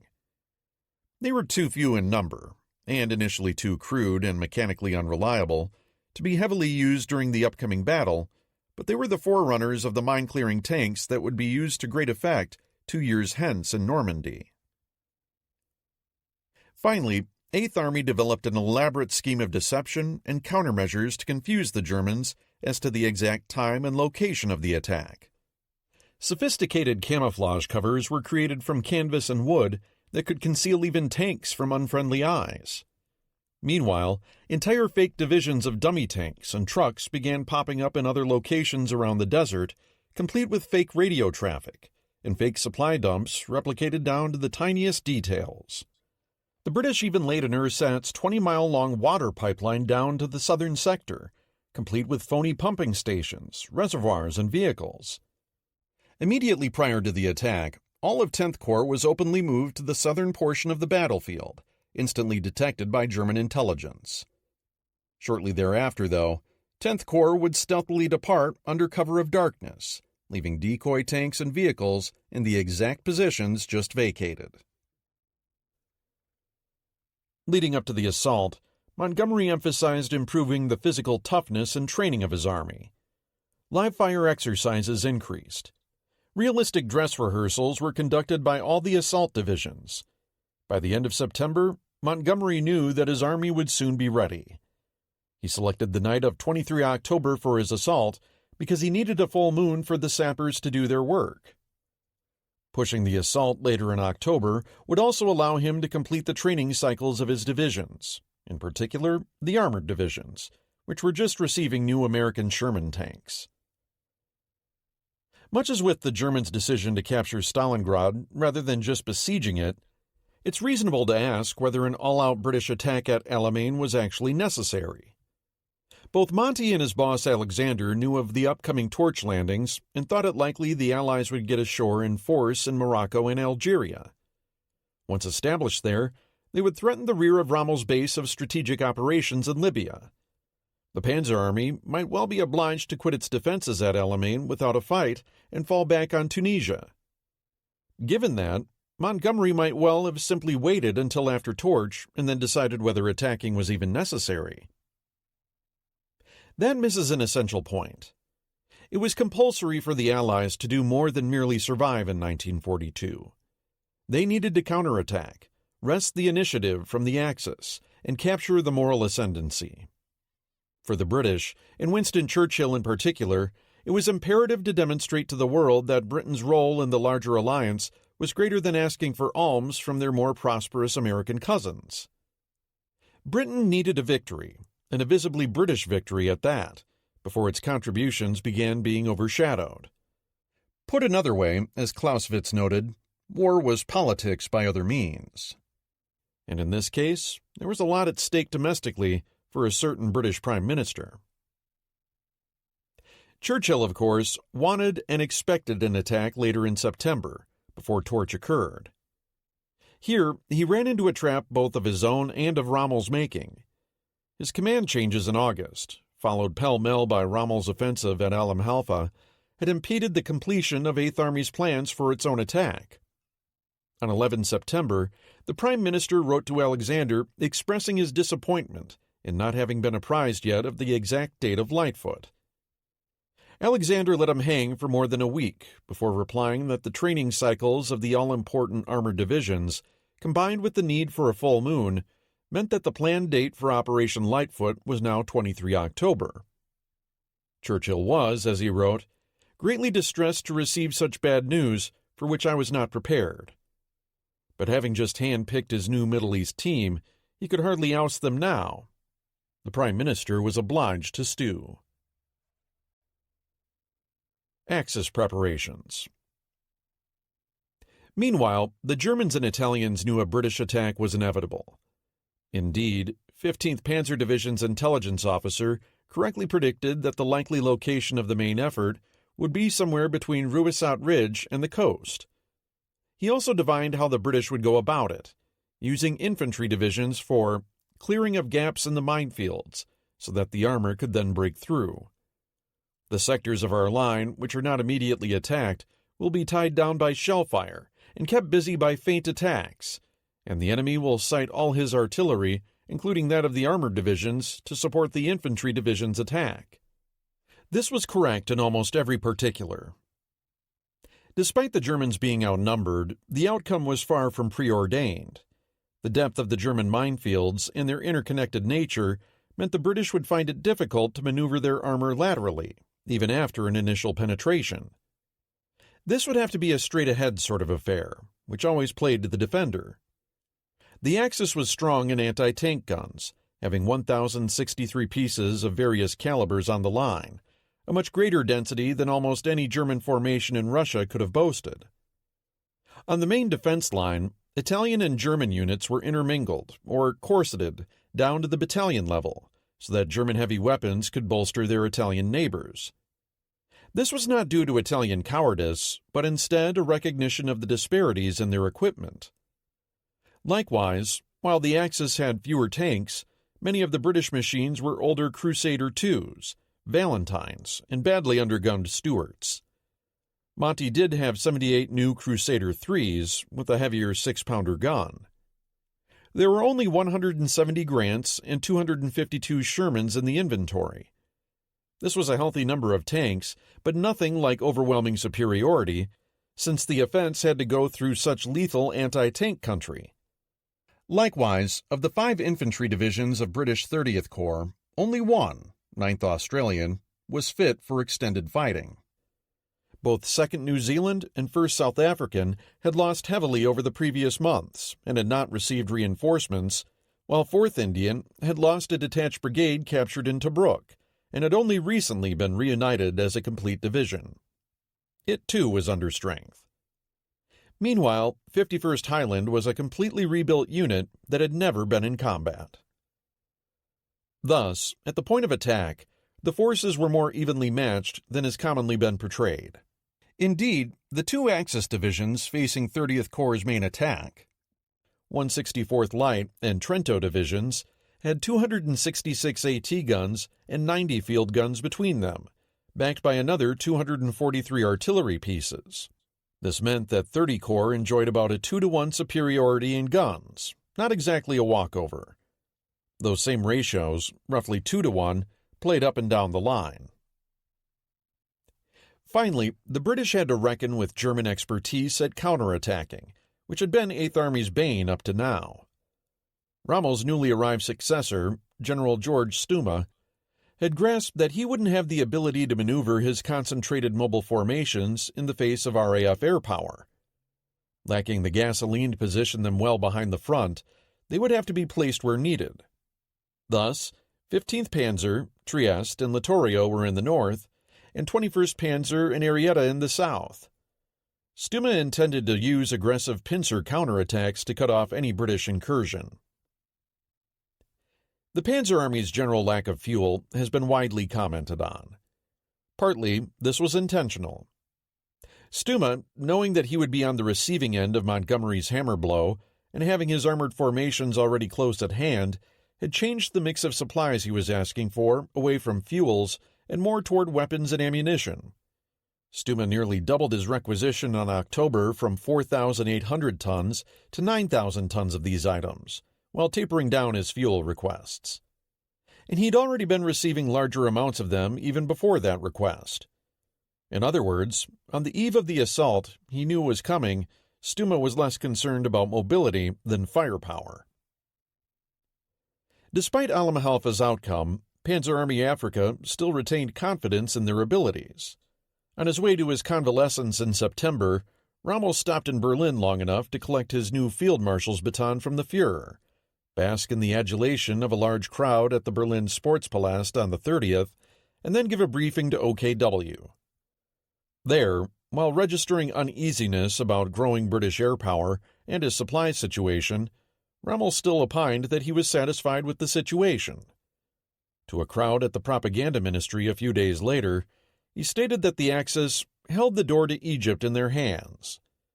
Meanwhile, back at the front, Stuma reminded his men that the enemy is by no means certain of victory, and that the feeling of complete moral superiority over the enemy was the secret of every victory. Thus far in 1942, it must be said, the Germans had consistently demonstrated their superiority on almost every African battlefield they'd stepped onto. Next month's attack would demonstrate whether or not Montgomery's confidence could match it. Eastern Front. Stalingrad besieged. At dawn on 3 September, a small forest of gray-painted barrels began slowly elevating toward the growing glow on the eastern horizon. The metallic clank of shells being loaded was followed by the decisive snick of breech blocks being closed. Shortly thereafter, the artillery of 6th and 4th Panzer Armies belched their crushing opening barrage against Soviet 62nd and 64th Armies. The assault on Stalingrad had begun. General Franz Halder predicted that Stalingrad would probably be in German hands within 10 days. General Friedrich Paulus and his boss General Maximilian von Weichs, knowing that 6th Army was already weary, were less sure. Given the Wehrmacht's taste in operations, its attacks, not surprisingly, developed along two separate axes. In the south, 4th Panzer Army hurled 14th Panzer, 24th Panzer, and 29th Motorized Divisions against Soviet defenses in the southwestern part of the city. To the north, 6th Army unleashed 295th and 71st Infantry Divisions against the western portion of the Soviet perimeter. Both thrusts were heavily supported by the Luftwaffe, but fighting was vicious, with 4th Panzer Army describing the going as particularly difficult and costly. Nevertheless, given the amount of air, armor, and artillery support the Germans wielded, the results of these initial attacks were predictable. The outer Soviet defensive lines were out on the plains surrounding the city, and many of the positions were not adequately prepared. The Germans had the tools and technique to crush these strong points, and crush them they did as they methodically advanced. Several Red Army divisions were simply annihilated where they stood. However, there was a third prong to the German assault, designed to be launched by 14th Panzer Corps coming down from the north. It never materialized. Knowing that Stalingrad was about to be assaulted, at the same time that Paulus and Hoth were attacking the city, the Red Army launched its own furious counteroffensive in the Katluban region against 6th Army's northern flank. 4 Soviet armies, the newly formed 24th and 66th, the elite 1st Guards, and the remnants of 4th Tank Army, were hastily committed against the corridor that 14th Panzer Corps had pushed through to the Volga. But 24th and 66th Armies were newly formed and barely organized. Both 1st Guards and 4th Tank had recently been fought to a crisp. Fuel and artillery were in short supply. Worse, many of the units could not traverse the 200 kilometers to their jumping-off points in time for the offensive. None of them was ready for any sort of sustained attack. Zhukov tried arguing for time, hoping to delay for a day or two so that a larger, coordinated attack could be launched. Stalin, angry and fearful that the city would fall immediately unless the German offense could somehow be disrupted, was having none of it. No sort of delay is permissible. Procrastination now is equivalent to a crime. The hard threat underlying the dictator's message was crystal clear, and Zhukov had little choice but to comply. At 05:30 on the morning of 3 September, after a weak and uncoordinated bombardment, the Soviets opened their spoiling attack. As was so often the case when Stalin substituted raw animus for solid staff work and preparation, the entire affair was ruinous. The terrain around Kotluban, billiard table flat, treeless and crisscrossed with numerous balkas, as Glantz and House put it, proved ideal for the German defenders. The men of 14th Panzer Corps had established a web of interlocking strongpoints, funneling the Soviets into red-hot fire zones, pinning them to the earth, then methodically destroying them with armored reserves and artillery. Richthofen's Warhawks had a field day, swooping down on the Red Army troops lying motionless below them. The result was 10 days of largely futile bloodletting, as 4 Soviet armies hurled themselves onto the German defenses again and again and again. As early as 6 September, it was obvious to Zhukov and all the commanders involved that no Soviet breakthrough to the besieged city was going to happen, not with this approach. Stalin insisted the attacks continue. They grew weaker daily. Minor gains were nicked out of some portions of 14th Panzer Corps' perimeter, but the cost was horrendous. Half of 1st Guards Army's 300 tanks were destroyed within the first 2 days of combat, with similar attrition in the other 3 armies. By the end, all 4 formations were effectively wrecked, having suffered perhaps 80,000 casualties, a third of the men involved, and 300 tanks destroyed. 4th Tank Army was so shattered that its own Chief of Staff shortly began referring to it derisively as Chetriak Tankovia, literally 4-tank army, because by October that was exactly how many were left on its order of battle. Nevertheless, Stalin's major objective had been obtained. Stalingrad had been saved, at least for the time being. The pressure around Kotluban forced Paulus to divert the majority of his aviation units northward, away from his assault against the city. Likewise, 14th Panzer Corps was left hanging on by its fingernails for the second time in as many weeks, unable to attack Stalingrad from the north. Paulus and Hoth's assaults from the west and southwest ground ahead, but more slowly than they might have otherwise.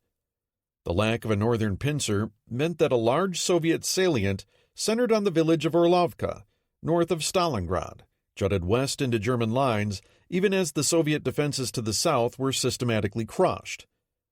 Until this salient was eliminated, the Germans could not really begin attacking the northern districts of the city. However, in the south, the Germans made much better progress, shoving the Soviets completely off the plains and back into the city. On the 10th, 29th Motorized Infantry Division drove a wedge between 62nd and 64th Armies just south of the city near Kuporozna, pushing a salient all the way to the banks of the Volga. The crushing superiority of the Luftwaffe, flying over 900 sorties daily in support of the ground forces, was a key factor in the German success. In contrast, the Stalingrad Front's 8th Air Army was flying only about 350 sorties a day, the majority heading north to support the dreadful carnage around Kotluban. 62nd Army was completely isolated in Stalingrad. The only way in or out of the city was across the Volga itself, which was under constant attack by aircraft and artillery.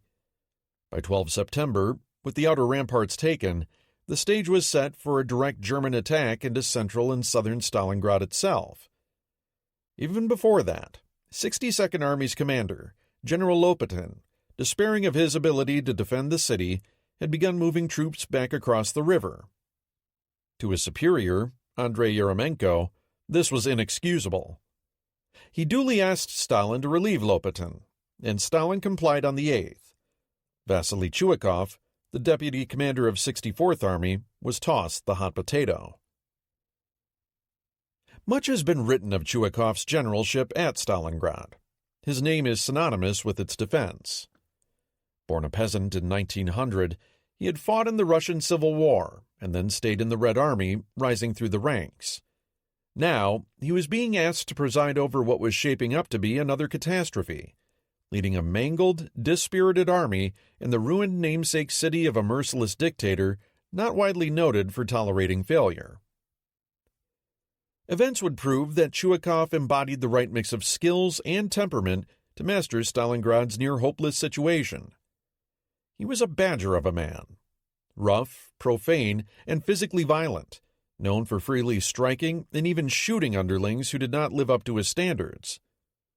Brutally demanding of himself and everyone around him, he suffered fools and cowards not at all. Yet Chuikov was more than just a hard man in a hard place. As his son recalled later, if he had just been a tough, abrasive, ruthless leader, I think the battle would have had a different outcome. But crucially, he also had a most unusual quality, a kind of warmth, a special empathy for ordinary soldiers, and an ability to get really close to them. Chuikov was often at the front, giving directions, encouraging the defenders, and exposing himself to danger. It was these latter qualities, smarts, a willingness to endure absolutely everything his men were enduring, but also his humanity and humor, that made him indispensable. If Stalingrad was destined to be an epic sufferfest, Chuikov could outsuffer almost anyone, while still commanding effectively. Before taking over on 12 September, 62nd Army's new commander reported to Yeremenko's headquarters on the east bank of the Volga. He found the front commander and his commissar, Nikita Khrushchev, waiting for him. Accounts of the meeting vary, but the gist is consistent. Informed that the Germans were about to make an all-out effort to capture the city, he was told Stalingrad absolutely could not be surrendered. It was too valuable to the Soviet state. Chuikov replied that he understood the stakes, adding, "I swear I shall stand firm. We will defend the city or die in the attempt." That night, he crossed the Volga, its inky waters reflecting the burning metropolis beyond. Making his way to his headquarters, Chuikov found it already under fire from German artillery. He would stay in Stalingrad for the next 5 months. By this time, conditions in the city had deteriorated from bad to calamitous. Order had completely broken down. Some divisional commanders were fighting like lions. Others were trying to escape across the Volga, with or without their units. Civilians were digging through the charred ruins of their homes, searching for food and belongings. As was their wont, Interior Ministry and KVD security troops were throwing their weight around and liquidating suspected deserters. Panic was beginning to take hold. Chuikov's arrival was like a defibrillator on the heart of 62nd Army. He instantly made it clear to his unit commanders that he was staying on this side of the river, no matter what, and so were they. He reshuffled their dispositions to face the next attacks, and crucially, he reined in the NKVD. This was unheard of. NKVD units answered to no one but Beria and his reptilian ilk. Yet Chuikov summoned Colonel Alexander Sarayev, commander of the 10th NKVD Rifle Division, and made it clear that he needed his men to be doing something more constructive than loitering in the rear, shooting people. Among other things, his division was one of the strongest units remaining in the city. Chuikov demanded that Sarayev place his troops under Chuikov's tactical control. Sarayev, confronted with an extraordinary situation and an extraordinary leader, replied that he considered himself and his men soldiers of 62nd Army. Overnight, Chuikov had his beleaguered command understanding that everyone was in this thing together. There was no way back. There was literally, in the catchphrase that became 62nd Army's article of faith, no land for them beyond the Volga. Truthfully, by the evening of 12 September, there was precious little land left on this side of the Volga either. By then, the battle for the outer suburbs had been decisively lost, and most of the worker villages in the northern factory district overrun. Except for the Mamayev Kurgan, all the high ground in the area had fallen as well. In 9 days of heavy fighting, despite reinforcements, 62nd and 64th Army's combined strength had fallen from 104,000 men to 90,000. Their stock of tanks had been halved to about 120. In the city itself, 62nd Army was down to 54,000 men, and certain of its divisions had fallen to as little as 20% to 25% of their rated strength. In terms of actual riflemen, some of them were little stronger than weak battalions, perhaps 300 to 400 bayonets. The Germans, though, were suffering as well. By 11 September, 24th Panzer Division was down to 8,700 men and 14 operable tanks. 48th Panzer Corps' commander, Werner Kempf, was being forced to shuffle 24th Panzer and 14th Panzer's tanks back and forth between them as he shifted the weight of his attacks across his frontage. Still, the main German shock force comprised two corps, Seydlitz's 51 and Kempf's 48 Panzer. Between them, they fielded 2 Panzer, 1 motorized, and 4 infantry divisions. In all, the Germans could muster approximately 80,000 men and about 110 tanks and assault guns. And if the incessant Soviet attacks against Wiedersheim's 14th Panzer Corps ever ceased, another 8,000 to 10,000 men might be found for an assault against Stalingrad's northern factories. Attack on the city center. Chuikov had barely set foot in Stalingrad when 6th Army's next attack slammed into the defenders on the morning of the 13th, aimed at the city center. The Luftwaffe kicked things off with another heavy bombing, along with the weight of 6th Army's heavy guns. The fighting was intense and grinding, with the Germans making slow progress all day against resistant 6th Army reports described as extremely stubborn. Chuikov's headquarters, located on the Mamayev Kurgan, was taken under such intense fire that he had to relocate to a new bunker near the Tsaritsa River. Chuikov ordered counterattacks to begin at 03:30 that night, which ran straight into the Germans' own Kampfgruppen moving to renew their assault. Once the sun came up on the 14th, Stukas pounded Chuikov's troops flat, then flung them back. Soviet defenses abruptly collapsed in front of 71st Infantry Division's advance, and by noon, the Germans had captured the central railroad station. Bitter fighting would continue around it for days, with the station trading hands on numerous occasions. Later that afternoon, the Germans briefly reached the bank of the Volga, sinking a pair of ferries with anti-tank guns. For all intents and purposes, 62nd Army's defenses in the central part of the city had been destroyed. Soviet resistance was wilting. Chuikov, furious and determined to maintain discipline in the ranks, had both the commander and commissar of one rifle regiment shot in front of their men for deserting their posts during the day. At this critical juncture, Chuikov summoned his only remaining reserve from the east bank of the Volga, the 13th Guards Rifle Division. Led by Major General Alexander Rodimtsev, it was ordered to cross the river with all haste and retake the central station. First, though, it would need a place to come ashore, as the Germans were in some cases no more than 100 yards from the ferry landing. Chuikov dispatched some of Colonel Saryev's NKVD troops to counterattack and hold the ferry terminus, while Rodimtsev got his men across. Not waiting for darkness, lead elements of the 13th Guards began their journey over the river at 1700 hours. Urban legend has claimed that this division came across with only 1 rifle for every 2 men, but it was more like 9 for every 10. They came under heavy attack, both from the Luftwaffe and German guns, and many were lost during the crossing. The remainder were taken under fire as soon as they stepped off their boats. Nevertheless, 13th Guards was able to temporarily stabilize the situation in the center of the city. Chuikov had bought what he hoped was some margin of safety, but the following day brought fresh catastrophes.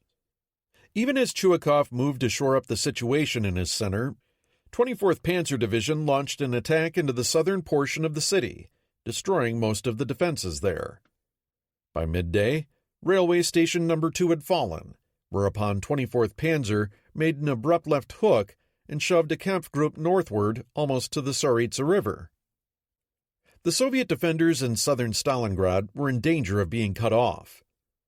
Ominously, the summit of the Mamayev Kurgan was overrun by German troops, although Soviet forces maintained a toehold on the lower slopes. Worst of all, the main ferry landing was lost, forcing 62nd Army to divert supply boats toward a smaller stage near the Krasny Oktябrь factory. Maintaining some place for ferries to land was vital, as all of 62nd Army supplies and men had to come across the river by boat. The Germans hunted these craft with airplanes by day and artillery around the clock. Not surprisingly, the Red Army did everything it could to ensure that the flow of men and materiel across the river was uninterrupted. In mid-September, every boat on the Volga anywhere near the city was pressed into service. Priority going west was given to ammunition and food. Wounded, the badly sick, and prisoners came back east, as well as civilians, if there was room. Sinkings were commonplace, and casualties among the mariners heavy. Supplies on the eastern bank were debarked from trains well back from the river, then trucked in and hidden from view in prearranged camouflaged caches. On the western bank, Chuikov saw to it that each landing stage was organized for the quickest, most efficient unloading and loading possible. One thing the ferries didn't bring over was artillery ammunition, because Chuikov had argued that all of 62nd Army's heavy guns and rocket batteries be left on the far side of the Volga. He didn't want the logistical problems of keeping the guns in supply, and he had practically no room to deploy them in the city in any case. The Germans were too close. This left only anti-tank guns and mortars in the city. The separate elements of 62nd Army's artillery park were concentrated and used en masse, providing support to whichever units in the city needed them. Chuikov's artillery observers became adept at calling in fire to smother German attacks. It was much the same on 16-17 September, with 13th Guards Rifle Division temporarily recapturing the summit of the Mamayev Kurgan before being driven off by 295th Infantry Division, the first of several such exchanges of the hill's summit that would take place over the coming days. Despite the heroic place this particular hill has occupied in the literature, things were stalemated from this point forward, with both sides controlling a portion of the vital summit. Meanwhile, 24th Panzer tried to consolidate its gains by wiping out pockets of resistance it had bypassed on the 15th, particularly around the city's grain elevator and Station No. 2. This took far longer than the Germans wanted. The enormous concrete elevator in particular, a dozen stories tall, almost impervious to shell fire, and commanding a wide view all around, provoked spectacularly vicious, back-and-forth fighting. A German parley party, attempting to induce the garrison to surrender on the 18th, was told that all fascists can roll off. It then changed hands for 2 more days, before finally, conclusively falling to the Germans on the night of the 21st. By then, there was nothing left inside but smoldering grain and corpses. Only 15 Russians escaped alive. Given the situation in Stalingrad, Stalin, per usual, ordered up another set of counterattacks aimed at 6th Army's northern flank around Kotluban. This time, the goal was to break completely through the German lines and link up with Soviet forces in the city itself. Launched by the recently reshuffled 1st Guards Army and 66th Army, the Soviets hit the juncture between 60th Motorized and 76th Infantry Divisions early on the morning of 18 September. The Red Army's usual offensive problems duly raised their heads. Their units were either inexperienced or already exhausted, with insufficient time for preparation and organization, and did not possess air superiority. And, of course, by this time, they were going up against prepared defenses, well dug in, and arrayed in depth. The result was another 2 weeks of slaughter, as 1st Guards Army hurled itself against 14th Panzer Corps, which was now being commanded by the metal-handed Lieutenant General Hans Hube. In 6th Army's words, the initial attack by 7th Tank Corps made quite a deep but narrow breakthrough, which caused a temporary crisis. But German counterattacks, heavily supported by Flieger Corps 8, recaptured a crucial hill that had been lost, and smashed most of 7th and 4th Tank Corps in the process, thereby destroying half of 1st Guards Army's 380 tanks in just 2 days. In the end, the Soviets were incapable of making a serious dent in German defenses. Having already suffered 88,715 casualties during the first 20 days in September, 1st Guards, and 24th and 66th Armies saw another 18,738 piled on the ledger by the time the attack stopped on the 26th. German casualties in the land bridge were 10,255 for the entire month. Thus, the Red Army had lost by a margin of close to 10-1. The only value these bloody assaults provided was to tie up 14th Panzer Corps yet again and prevent it from participating in the combat in the north of the city. Their cost, however, had been exorbitant. Finger-pointing duly ensued, with Zhukov, Yeremenko, and his deputy Gordov all trying to avoid Stalin's ire. In response, on the 28th, the Stavka reorganized its fronts in the area, creating a new Don front under Konstantin Rokossovsky. Meanwhile, what had been Southeastern Front was renamed Stalingrad Front, with Yeremenko in charge. In essence, Yeremenko was now responsible for a defensive mission, and Rokossovsky for future offensives. Zhukov and Vasilevsky were sent to the HQs of the new fronts, with Zhukov confirming that Rokossovsky's forces were so spent that no new offensives could be immediately contemplated. There was another critical occurrence on the flanks of 6th Army. 100 miles northwest of downtown Stalingrad, on the banks of the Don River, lay the tiny town of Serafimovich, which featured a small bridge over the river. Back in July, as the Italian Calera Division had been trailing 6th Army's advance into the Great Bend, a fight had developed between the Italians and a Soviet detachment trying to maintain a foothold on the river's south bank. The Soviets had been temporarily driven back. On 20 August, a stronger Red Army group from Alexei Danilov's 21st Army forced its way back over the river against spirited Italian and German resistance. They'd carved out a bridgehead substantial enough to position large forces and deep enough to keep the bridge from being shelled by Axis forces. Beginning 16 September, Danilov, on his own initiative, a rare commodity in the Red Army, repeated the exercise southeast at the town of Kletskaya, carving out a second smaller, but still useful bridgehead over the Don. The Germans considered these to be nuisances rather than a dire threat. At the moment, however, Paulus's attention was on the fighting that continued raging in the south and center of Stalingrad. By 21 September, Chuikov's southern flank up to the Tsaritsa River Gorge had mostly dissolved. 24th Panzer had been pulled out of the line to refit briefly, but in its place, 94th Infantry and 29th Motorized Divisions had continued chewing up the remaining Soviet defenders in this region. In the center of town, Rodimtsev's 13th Guards Rifle Division, after its heroic exertions of the previous week, still held out. Its defenses had nonetheless been slowly collapsed by unrelenting pressure from 71st Infantry Division, suffering nearly 30% casualties in its first 3 days of combat. The main station had by now been lost irretrievably, along with a litany of other locations near the city center that became infamous for the brutal fighting that enveloped them. The Nail Factory, Gorky Theater, the massive Univermag department store next to the Square of the Fallen Fighters, the Specialists' houses, the L-shaped house, and the State Bank. At each of these edifices, the Soviets offered the bitterest resistance before being wiped out and pushed back. After barely a week's combat, 13th Guards Rifle had been reduced to 1,000 bayonets and was holding on grimly to a few blocks around 9 January Square. Although fighting would continue there for weeks, per glance and house, for all practical purposes, Rodimtsev's forces were now irrelevant, and would remain so unless and until they were reinforced. The Germans, too, had neither the strength nor the inclination to try eliminating these final pockets of resistance and began shifting their attention north.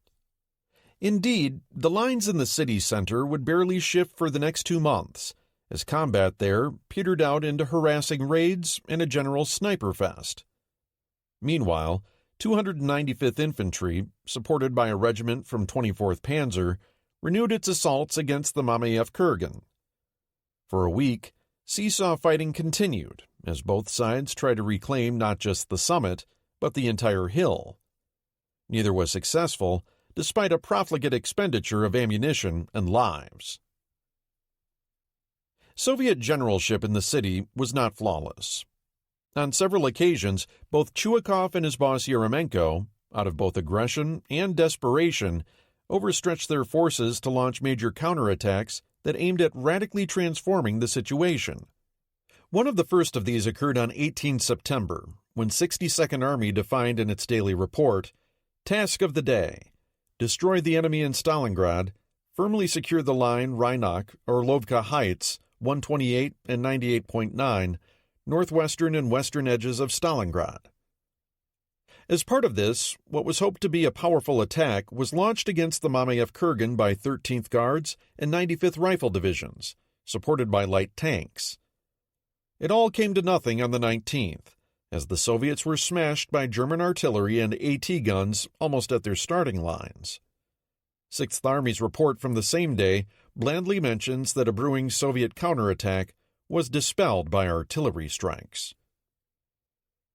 A sober assessment of the available German forces, which were firmly entrenched, would have foretold no realistic chance of radically transforming the hilltop battle without substantially larger reinforcements than 62nd Army had been receiving. In the words of historian Alexei Isaev, Chuikov and Yeremenko's desire was logical and explicable, yet it was doomed by the incorrect evaluation of the situation in the area of Mamayev-Kurgan. Furthermore, 62nd Army's beating itself bloody on the slopes squandered an opportunity to counterattack the main train station, which was just as important an objective as Mamayev Hill from the point of view of controlling the central part of Stalingrad.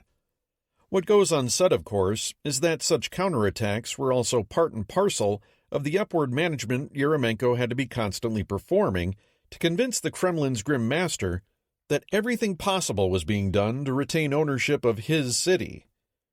Stubborn defense was not enough. Visible counterpunches were de rigueur as well. The trick was punching just enough to keep the Germans off balance and keep Stalin placated, while not squandering men for little gain. Unfortunately, this wasn't always what happened. By 26 September, the main fighting in the south and center of Stalingrad had settled down to a stalemate. Despite the incredible heroism of units like 13th Guards Rifle, the results of the fighting had been disastrous for Chuikov's forces, as the Germans had bodily shoved 62nd Army out of most of southern and central Stalingrad. On that day, the Germans triumphantly announced, "The flag of the Reich is flying over Communist Party buildings." In short, except for the region around Mamayev-Kurgan, 9 January Square, and some of the ravines, as Glantz and House note, Soviet resistance had virtually collapsed in the southern two-thirds of the city, which were now largely under German control. Chuikov's last major defensive area now comprised the factories and northern suburbs. It was there that the focus of the battle would shortly turn. Assessing the situation. Despite the common image of titanic armies clashing in the ruins of a destroyed city, the actual fighting in Stalingrad proper was initially conducted by about 135,000 men. When 6th and 4th Panzer Armies opened their twin assaults, they committed roughly 80,000 frontline troops to the battle, 5 infantry divisions, 1 being Romanian, 1 mechanized, and 2 panzer divisions. By 26 September, those forces had been reduced to around 65,000 men and fewer than 25 tanks. Of these soldiers, probably no more than 40,000 were combat effectives. These were opposed by roughly 54,000 soldiers in the Red Army's 62nd Army, comprising 8 rifle divisions, 2 nominal tank corps, and various independent brigades. These ought to have been augmented by men from the neighboring 64th Army, but these had been driven from Stalingrad in short order. 2 weeks later, 62nd Army still fielded 51,000, but had received about 40,000 replacements. In other words, over the intervening 13 days, 62nd Army had lost about 3,300 men a day killed, wounded, or missing. The Germans were losing about a third as many, despite being on the offense. Hundreds of thousands more troops on both sides were involved in some fashion. Artillerymen and flyers, army staffs, quartermaster troops, construction and police forces, not to mention the hundreds of thousands of men on both sides manning the extended combat lines running along the perimeter of Army Group B's advance, some 800,000 men in all, and in the case of the Axis, many of them Romanian, Italian, and Hungarian. Against them were set the approximately 470,000 men of the Stalingrad and southeastern fronts.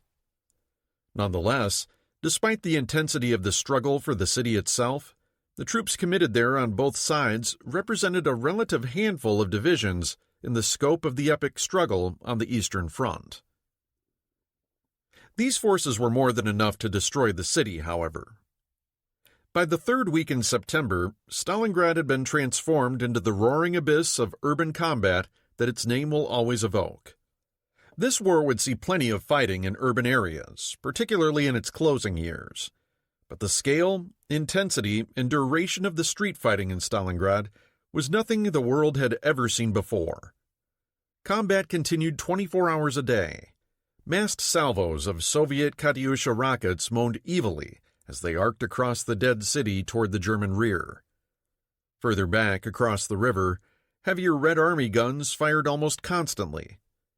German artillery, entrenched on the heights west of town, replied in kind.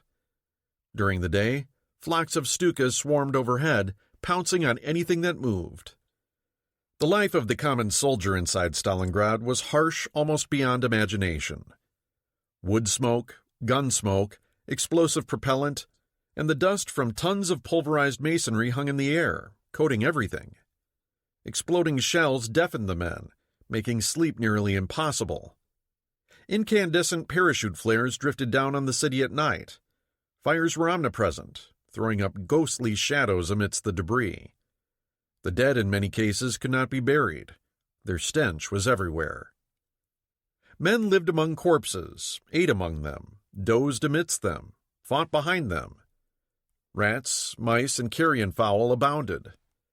Maddeningly, so did body lice, and there was no way to get rid of them, as bathing was unknown. Food was scarce, clean water scarcer. Russian troops joked bitterly that the rations were so bad, "You'll live, but you won't be able to fuck." Amidst such horrors, men rapidly fell apart. The Soviets reckoned that 10 days of combat was about the most anyone could stand before they began losing the ability to function. The Germans would have probably agreed with that estimate. One 6th Army report noted on 23 September, after just 10 days of urban combat by the experienced 71st and 295th Infantry Divisions, because of the constant street fighting, which exceeds their capabilities, the soldiers are very tired and have become stupefied. The constants of death, poor nutrition, and lack of sleep ground people down. Soldiers became lethargic, fatalistic, prone to making mistakes, and uncaring of what happened when they did. Their casualty rates compared to fresher men soared, and some of them almost certainly sought the release of death. Combat fatigue was a forbidden malady within both the Red Army and the Wehrmacht. The Germans had done away with combat neurosis as a diagnosable ailment in 1926. As Antony Beevor noted, "Take away the disease," went the argument, "and you take away the reason for leaving the front line." The same was largely true of the Red Army, where combat fatigue was simply viewed as cowardice. As Marshal Zhukov is reputed to have said, "In the Red Army, it takes a very brave man to be a coward." Soldiers, no matter how badly cracked up and debilitated, were still expected to fight, and they had little choice. The NKVD guarded the ferry landings, and the Volga was too wide and cold to swim. Penal detachments were largely superfluous here. Just being in Stalingrad, in any capacity whatsoever, was as dire as almost any punishment detachment imaginable. Those that existed carried out combat missions under Chuikov's personal control. Likewise, post-war accounts of thousands of soldiers being shot in Stalingrad for desertion are almost certainly overstated. Men were simply too scarce to waste in this way, and NKVD records show the execution rate in 62nd Army was actually low. In mid-September, for instance, only a few score were shot for a variety of infractions. That said, soldiers who refused to advance or tried giving themselves over to the enemy were dealt with mercilessly and often spontaneously by either officers or their fellow soldiers. And yet, despite the privations, the fear and horror, the grinding omnipresence of death, many of the Soviet defenders sensed that they were part of something larger and uniquely vital. Author and war correspondent Ilya Ehrenberg noted, "At Stalingrad, we are defending our mother Russia. We are defending our Earth." A survivor of the combat echoed that sentiment, recalling, "We were no longer fighting simply for a city, but for the Russian Earth itself. Every scrap of land, every bush, stream, and tree became precious to us." One man recalled, "During the battle for Stalingrad, we came to feel that everybody in the world was watching us and hoping for something heroic, a turning point. It became absolutely clear that the destiny of fascism in the world would be decided at Stalingrad, and we realized this." Perhaps it was easier to see the big picture of the war here rather than skirmishing for some dirt clod out on the steppes. Stalingrad was a great city, astride Russia's greatest river. The Germans desperately wanted it because it might breathe meaning into a summer's campaigning that had otherwise fallen flat. It was also obvious to the Soviets that the Germans didn't like fighting here. The here was tired. This knowledge gave Red Army soldiers a capacity for mental and physical endurance beyond anything previously possible. For their part, the German Lancers suffered almost the same level of privation as their Soviet adversaries, although their rear services were far better. At least the Germans usually ate consistently. As the fighting continued, a grudging respect for the Red soldiers emerged among them, tinged with incredulous outrage. Under the sustained hammering Sixth Army was delivering, any rational adversary would have quit by now. The Soviets should have already come apart at the seams and abandoned the field, as they had time and again. But this time they had not, and it seemed they would not until they were physically exterminated from every inch of Stalingrad soil. A Stuka pilot commented, "It is incomprehensible to me how people can continue to live in that hell, but the Russians are firmly established in the wreckage, in ravines, cellars, and in a chaos of twisted steel skeletons of the factories." Trapped in the same wreckage, ravines, and cellars were tens of thousands of civilians who had been forced at gunpoint by the Soviet authorities to stay and build field fortifications in August. The grudging decision on 24 August to evacuate them had come far too late. As many as 50,000 had still been trapped on the West Bank when the Germans unleashed their initial assaults. Only 10,000 would still be alive by the end of the fighting. No one on either side was supplying them with food. They had to forage for themselves.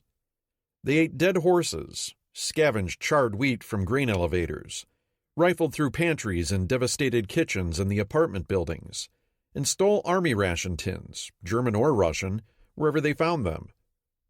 Their lives were even worse than the opposing soldiers, if such a thing was conceivable. Inevitably, some of these unfortunates, now behind enemy lines, had no choice but to throw in their lot with the Germans. They were joined by Soviet POWs who decided that doing menial labor for the Wehrmacht was a better choice than starving or freezing in open-air cages. These Hilfswilliger, volunteer auxiliaries, or Hiwis as they were known, numbered in the thousands near Stalingrad. 71st and 76th Infantry Divisions had over 8,000 apiece. They did the dirty work that freed more Germans for fighting, cleaning kitchens and stables, hauling food and water, burying the dead. Some of the men fought alongside the Germans, wore their uniforms, ate their food. The women mended clothes or cooked. Some worked as prostitutes. Any Hiwi, male or female, later liberated by the Red Army, faced brutal, most likely fatal, consequences. Focusing on the north. With the bulk of the southern and central portions of Stalingrad in German hands by the 26th of September, Sixth Army's General Paulus concluded that the putting further effort into annihilating Chuikov's remaining defenses was a waste. The northern factory district, though, was a different story, and it was here Paulus would put the weight of his forthcoming attacks. Consequently, he beefed up the 389th and 295th Infantry Divisions with the comparatively fresh 24th Panzer and 100th Jaeger Divisions. He would attack from both the west and southwest, driving into the workers' villages and against the Mamayev Kurgan along two separate axes of attack. At the same time, 14th Panzer Corps would continue working against the Orlovka salient from all sides, being reinforced by additional regiments from 94th and 389th Infantry Divisions. Paulus unleashed his new assaults on the morning of the 27th. Chuikov had seen these new onslaughts coming and had organized a spoiling attack, but his forces were too weak and disorganized to do anything significant. Indeed, when Chuikov's assault groups went forward at 0600 on the 27th, they ran headlong into fresh German assaults coming their way and were quickly hurled back. The massed formations of German assault guns and infantry from 24th Panzer immediately made gains to the north. Partly, this was due to the extremely concentrated artillery support 6th Army brought to bear. 444 tons this day, including 346 rounds from super-heavy 210mm howitzers. This deluge blasted strong point after Soviet strong point as the Germans ground forward. Instead of punching directly into Soviet defenses, 24th Panzer switched things up by scraping obliquely across 62nd Army's front, peeling back its defenses like an orange rind. In the course of 2 days, the Germans drove a giant wedge north past the Lazar Chemical Works and the Krasny Oktябrь factory. Meanwhile, 389th Infantry barged into the Soviet defenses from the east, crushing them back into 24th Panzer's advancing columns. Chuikov's broken, disorganized forces recoiled eastward back into the factory district proper. Meanwhile, on the crest of the Mamayev Kurgan, 100th Jaeger benefited from an extensive artillery bombardment to expel the shattered remnants of 95th Rifle Division and once again take the crest of the vital hill. That job done, 100th Jaeger then turned east, plowed into 284th Rifle Division, and very nearly drove it all the way into the Volga. To the south, more heavy fighting in the city's center was taking place between 71st Infantry Division and what was left of Rodimtsev's 13th Guards Rifle. On the night of the 27th, near 9 January Square, a counterattacking detachment of Guards captured a formerly upscale 4-story apartment building located a few blocks from the Volga and transformed it into a fortress. Thus began one of the most famous episodes in the entire battle, the struggle for Pavlov's house. Named after the sergeant who headed up its diminutive garrison in the early days of its ordeal, the house was actually commanded through the majority of the siege by Red Army lieutenants Ivan Afanasyev and then Ivan Naumov. But Afanasyev's house never really caught on with Soviet newspapermen who followed the ongoing defense of this particular building, whose actual tactical significance was hardly distinguishable from that of any number of other similar Soviet fortified structures, with manic intensity. Not only that, but Naumov inconveniently died later in the battle, whereas Pavlov, though wounded, survived. So the building's original name stuck. Studded with anti-tank guns, mortars and machine guns, and many more than just the 24 defenders commonly claimed in the newspapers, Pavlov's house would withstand German attacks until it was intentionally abandoned in mid-January. Nevertheless, its stout defense during the worst of the fighting, raised to the level of mythology by the Soviet media, served as a constant reminder of the obduracy of the Soviet soldiers in the ruins of the city. It was one of the few occasions along the vast, impersonal slaughterhouse that was the Eastern Front where the war could be distilled down into a personal, relatable context. By the 28th, the German attacks were already beginning to lose momentum. Combat in the city would take a fresh Soviet or German division, as 24th Panzer had been just days ago, and chew it to pieces within days. Yet, by the end of September, despite Paulus's losses, the Germans had successfully cleared the majority of the workers' villages abreast the Krasny Oktябrь and Barricady plants, and were poised to launch further incursions north into the workers' village abreast the tractor factory as well. For the moment, they were also firmly atop the Mamayev Kurgan, although 100th Jaeger was still struggling to remove Soviet defenders from the lower eastern and northern slopes of the blasted hill. Meltdown at Werwolf. September 1942 opened with Hitler sweltering in his new battle headquarters in the Ukraine, Werwolf. He'd been there since mid-July, and compared to the elaborate concrete labyrinth that was the Wolfschanze, this new Führerhauptquartier was little more than a summer camp of rustic log cabins built by POWs murdered after its completion. Perhaps their unquiet spirits still lingered in this miserable place, but the weather wasn't helping either, with high humidity and temperatures routinely soaring over 100 degrees Fahrenheit and accompanying hordes of mosquitoes. With sleep deprivation goading him, the Führer became increasingly exhausted and agitated, his emotions yo-yoing between euphoria and dejection. On the one hand, he was elated that 6th and 4th Panzer armies had finally made it to Stalingrad, albeit far later, and in the face of much stiffer resistance than he had wished. In the Caucasus, however, Hitler's hopes for gaining the oil fields were quickly evaporating. Worse, there was heavy fighting near Reshape, with 9th Army in a state of crisis amid a Soviet assault that would cost the Red Army over 300,000 casualties in 2 months. Further north, the brutal fighting around Sinyavino Heights was soaking up all the German infantry reserves, rendering Manstein's Operation Nordlicht against Leningrad absolutely impossible. No German reinforcements could be sent to Stalingrad from any of these sectors, which was exactly what Stalin and the Stavka intended. Finally, bad news from North Africa had begun filtering back as Rommel's final offensive at Alam Halfa collapsed. Thus, in the words of the German official histories, early September was the crucial moment when even Hitler could no longer evade the realization that the targets set for 1942 would once more not be reached. The match to the powder keg was Alfred Jodl, OKW's chief of operations, who arrived back at Werwolf on 8 September. He had been dispatched on a fact-finding mission to find out why Field Marshal Wilhelm List's offensive into the Caucasus had failed in capturing Novorossiysk or Sukhumi, much less the vital oil field at Grozny.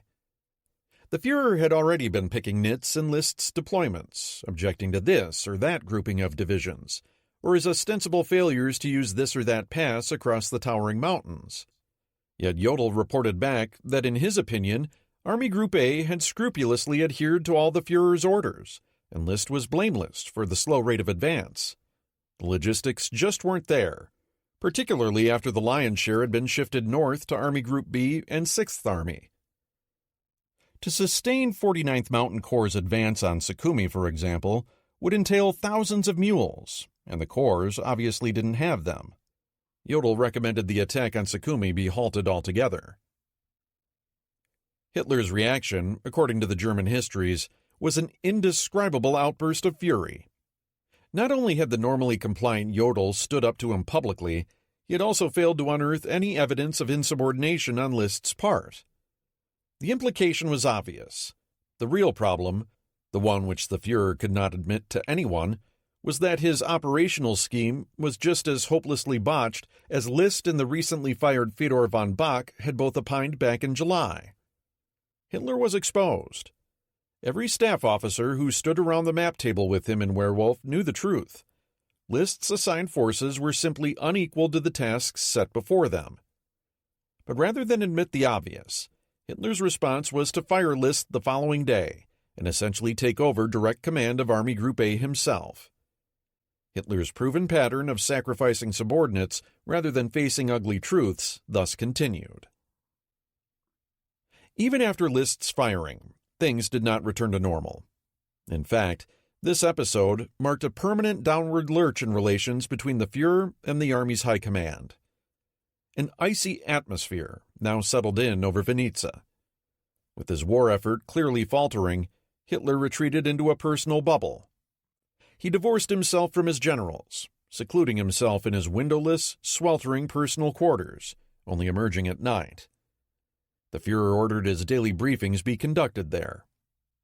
He now refused to shake Halder's hand, talked uncharacteristically little, and began calling in stenographers to make a written record of every order he issued, so that no insubordination or misunderstandings could occur. The evening meals Hitler used to take with his generals ceased, never to be resumed. Basically, an aide-de-camp noted, he hates anything that is field gray. After the explosion on the 8th, relations between Hitler and Halder, never easy, broke down irretrievably. Since December 1941, Halder had been conspicuously trying to inject an air of civility into the atmosphere at OKH, often to the embarrassment of those who observed his servile behavior. July's splitting of the strategic offensive, though, permanently split relations between the two men as well. Halder had often acted in agreement with Hitler up until then. The notion of reducing the size of the Kessels to be undertaken during Blau, for instance, had been enthusiastically advocated by Hitler, but then seconded by Halder. In this way, Halder had hoped to rein in the Führer's worst military tendencies. By late summer, Halder no longer withheld his misgivings. For his part, Hitler didn't even pretend to respect the Army's chief of staff anymore, deriding him as nothing more than a staff officer without combat experience. The writing was on the wall. Halder was dismissed on 24 September and replaced by the relatively unknown Major General Kurt Zeitzler, an energetic, optimistic, and, Hitler hoped, more pliable man. Halder would never hold another military command. With Halder's dismissal, Hitler's unprecedented assumption earlier in the year of the post of Chief of the Army, and is now taking direct control over an entire army group, the country's armed forces had been transformed into what the official histories call Hitler's personal instrument.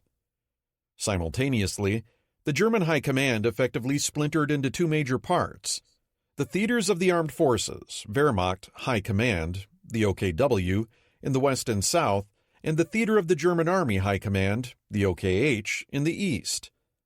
There was no competent German overview of the situation as a whole, and a continual tug-of-war existed between the two theaters. The Führer held sole responsibility for strategy, operations, and often even tactical direction. But Hitler trusted no one, employing his military underlings to perform what were the equivalent of housekeeping duties. The contrast between his approach and that of Stalin's, with his increasing use of trusted Stavka representatives, could not be starker. The Führer's willful divestiture of the staff functions that underpinned any modern military and which had been a particular hallmark of Prussian and German success for nearly 140 years had predictable consequences. A fundamental question answered. Adolf Hitler's tantrums on 8 September marks the precise moment when one of the key questions of 1942 was answered. Could Germany seize the oil it needed, at the USSR's expense, to fight a protracted, multi-front war? The answer was no. Army Group A had barely made it to Maikop before grinding to a halt. Grozny was within sight, but currently out of reach. Baku, the grand endeavor's real prize, might as well have been on the moon. Unternehmen Blau, the great summer offensive, had failed. Unless the Soviet state collapsed outright, due to some unforeseen miracle at Stalingrad or a home front implosion, Germany would have to fight a prolonged conflict, surrounded by a host of enemies, and do so without oil. This strategic failure, in large part, explains Halder's move to provoke his own dismissal. He no longer checked his tongue or kowtowed to the Führer's fantasies. Halder's decision, according to the German histories, must have been connected with his realization, matured during those weeks in July, that the war against the Soviet Union, prepared and conducted under his operational responsibility, could no longer be won by military means. In a sense, Halder left Hitler holding the bag. But it was a bag of the Führer's own making, since he had unilaterally transformed Blau's operational scheme into a nonsense plan that was currently chasing multiple objectives with fading hopes of achieving any of them. This state of affairs was obvious to anyone with a professional staff background, but Hitler could never take responsibility for it, or even admit it to himself. The Führer's rule of Germany had been founded on the basic principle of his personal infallibility. Success accrued to the Führer. Failure was always someone else's to reap. The origins of Operations Uranus and Mars. By late September, the German strategy in the south of Russia had become clearer, and during this time, up until early October, a series of Stavka meetings in Moscow began discussing what counteroffensive activities were in order. Typically for the Stavka, the debate was lively. There was no question that something had to be done in the south. In the Caucasus, German armored forces were still threatening the oil towns. Nearer to hand at Stalingrad, 6th Army's recent successes had left Chuikov and his 62nd Army hanging on by the skin of their teeth. Counterattacks around Kotluban had failed utterly because they were so close to Stalingrad that Paulus had been able to easily shift forces engaged in the city to reinforce his flanks. It was becoming clear to many officers that continued efforts there would be, as David Glantz has written, utterly futile, if not suicidal. Something different was needed if 6th Army was to be not merely checked, but destroyed. With the German armored gauntlet having proven too sturdy near the wrist, might an attack further up the arm yield better results? Zhukov would subsequently claim to have cooked up the idea sometime around 12-13 September for a broader enveloping attack around Stalingrad. However, though scholarship on the matter is still contentious, it is known that Zhukov wasn't physically in the Kremlin during that time. Instead, it seems more likely that the idea originated with the Stalingrad Front's commander, Andrei Yeremenko, and that the decision to undertake its planning occurred somewhat later, in early October. At this time, Konstantin Rokossovsky's Don Front was just about to launch yet another counterattack near Kotluban that Yeremenko predicted was doomed to failure. Yeremenko and his commissar Nikita Khrushchev on 6 October had sent an elaborate report to the Stavka urging a different, broader approach to destroying 6th Army with a double blow from north and south, and aimed ultimately at Kalak. Rokossovsky, in an independent report a few days later, agreed with the notion of a wider blow, pointing out the intricate defenses the Germans had erected in the Kotluban area. Yeremenko suggested that an attack along the northern flank ought to be framed on a deeper envelopment aimed on Kalak. However, the blow he envisioned was a single Guards cavalry corps and several independent tank brigades, more a raid than anything else. Upon reflection, the Stavka agreed with the shape of the operation, but decided to increase the forces allocated dramatically, and also take the time to make necessary preparations. Only a massive, well-supported operation would be able to lift the siege in the city, and even then, the commitment of huge mechanized forces would barely suffice to do the job.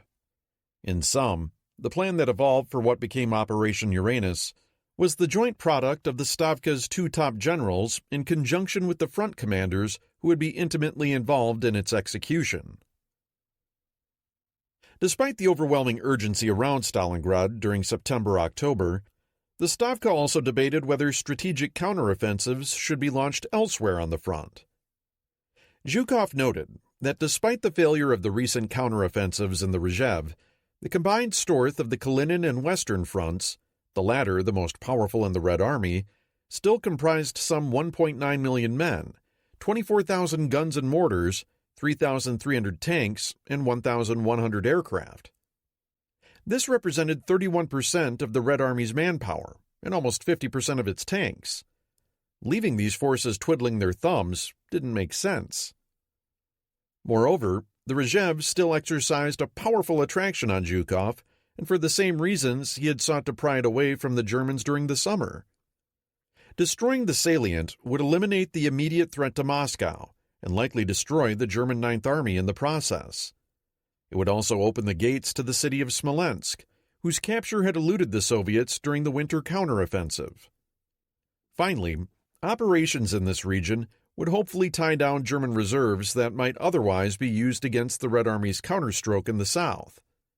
Thus, although the last of the fighting in the area was now sputtering to a close, Zhukov was already aiming to try again.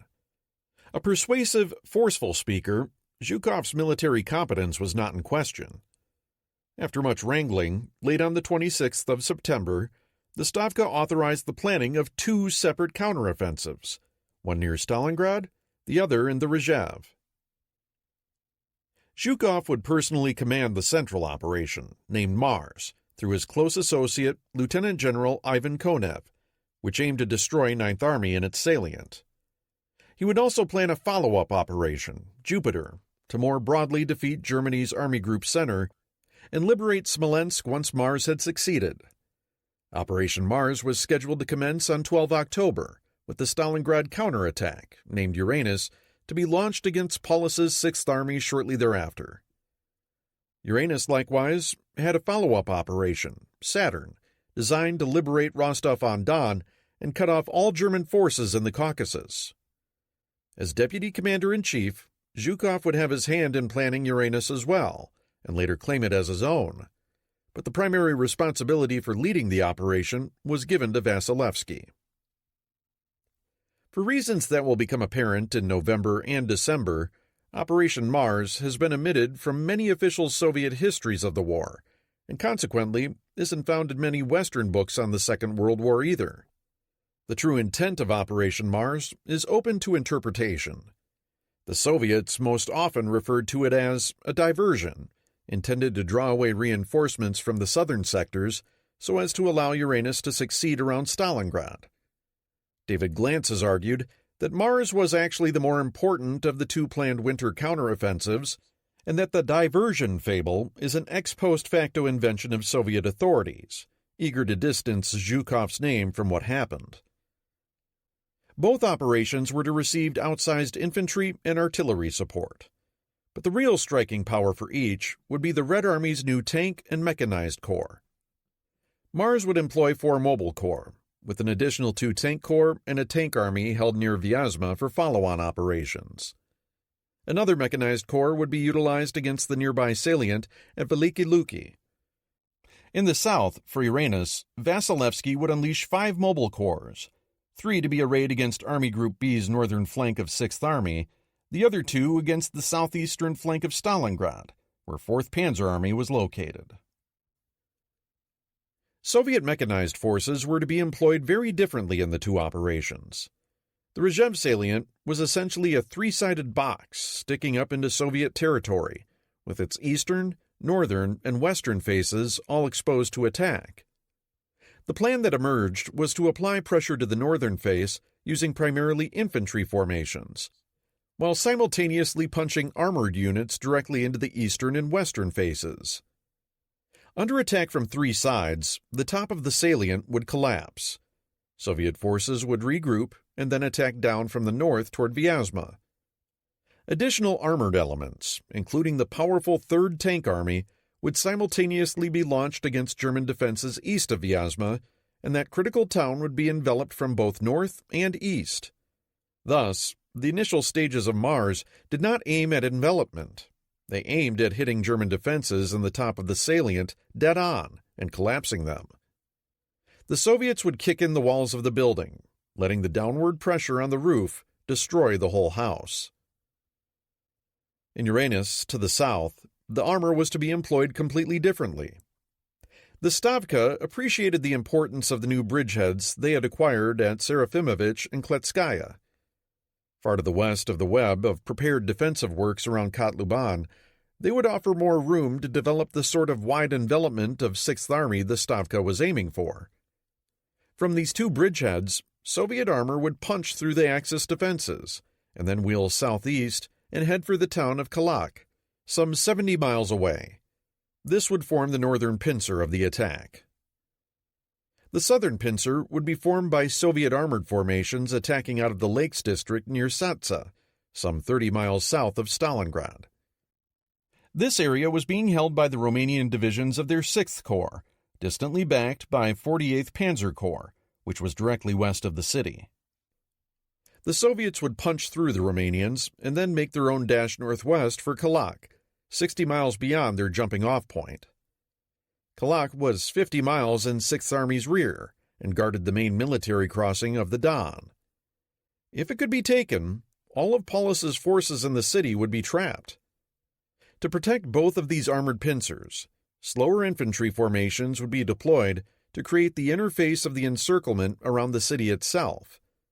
Meanwhile, out on the steppe, cavalry formations, somewhat fragile, but highly mobile and less dependent on rear services, would create the outer screen. The result was a plan that was, in the words of Russian historian Alexei Isaev, simple and even elegant. What we see in Uranus, but not in Mars, is an acknowledgement of Tukhachevsky's notions of deep battle. From the get-go, Uranus aimed to encircle and destroy Sixth Army and its associated minor Axis formations through operational maneuver. Instead of another head-bashing against the German defenses at places like Kotluban, the Soviets would widen the game. Red Army tank formations would boldly penetrate into the enemy's rear areas, knowing full well that they would be exposed to German counterattacks, but gambling that speed and mass would pay dividends. With the Germans facing winter weather and fuel shortages, one could hope that they would find it difficult to move any armored formations out of Stalingrad and back to Kalak before the Soviet pincers closed. Operation Mars, despite employing equally massive armored forces, was less imaginative and operationally ambitious. For one thing, it was to be fought over a much smaller area, only a third the size of Uranus. For another, it contemplated envelopment, and even then in a more limited fashion, only after the faces of the salient had been crushed by frontal assaults. It is intriguing to contemplate what might have happened had Zhukov decided on a bolder operational scheme aimed at cutting off the salient rather than collapsing it. By attacking simultaneously well south of Belyi and east of Vyazma, and then aiming for a link-up deep in the German rear between Vyazma and Kolm, Ninth Army's network of defensive positions in the top of the salient might have been avoided, and Modul's entire army potentially cut off. Given the strength of the forces allocated to this new operation, it may have been that Zhukov felt that he didn't need to resort to a deep envelopment to achieve his goals. Then again, the circumstantial evidence suggests that deep envelopments weren't really his style. He was more a battering ram than a rapier, though he had used pincer movements in the past against the Japanese in Mongolia. Zhukov's influence on the shape of Uranus, for example, had been decidedly conservative during the plan's infancy. It was men like Vasilevsky and Yeremenko who were pushing for deep operations there, not Zhukov. In terms of overall manpower, Mars would be backed by resources comparable to Uranus for several reasons. First, the German Ninth Army had been digging into the reshape for months, had fought numerous battles in the area, and knew the terrain well. Ninth Army's commander, Walter Model, had already demonstrated his bona fides as a defensive expert. Zhukov would undoubtedly need powerful forces to crush the salient. The second reason was one of logistics and transportation. The Red Army had spent months earlier in the year building up massive forces in front of Moscow to defend it against the anticipated German offensive that never materialized. Those legions couldn't be magically teleported to Stalingrad now. The road and rail network in the south was too feeble. As events would prove, just getting Vasilevsky's 5 Mobile Corps and their supporting forces into place before the onset of operations in the south would require a monumental effort. In a sense, finding useful employment for Kalinin and Western fronts somewhere nearby simply made a virtue of logistical necessity. A third reason for Mars being given such a hefty share of the Red Army's combat strength involved the underlying rationale behind attempting 2 major offensives on 2 portions of the front simultaneously.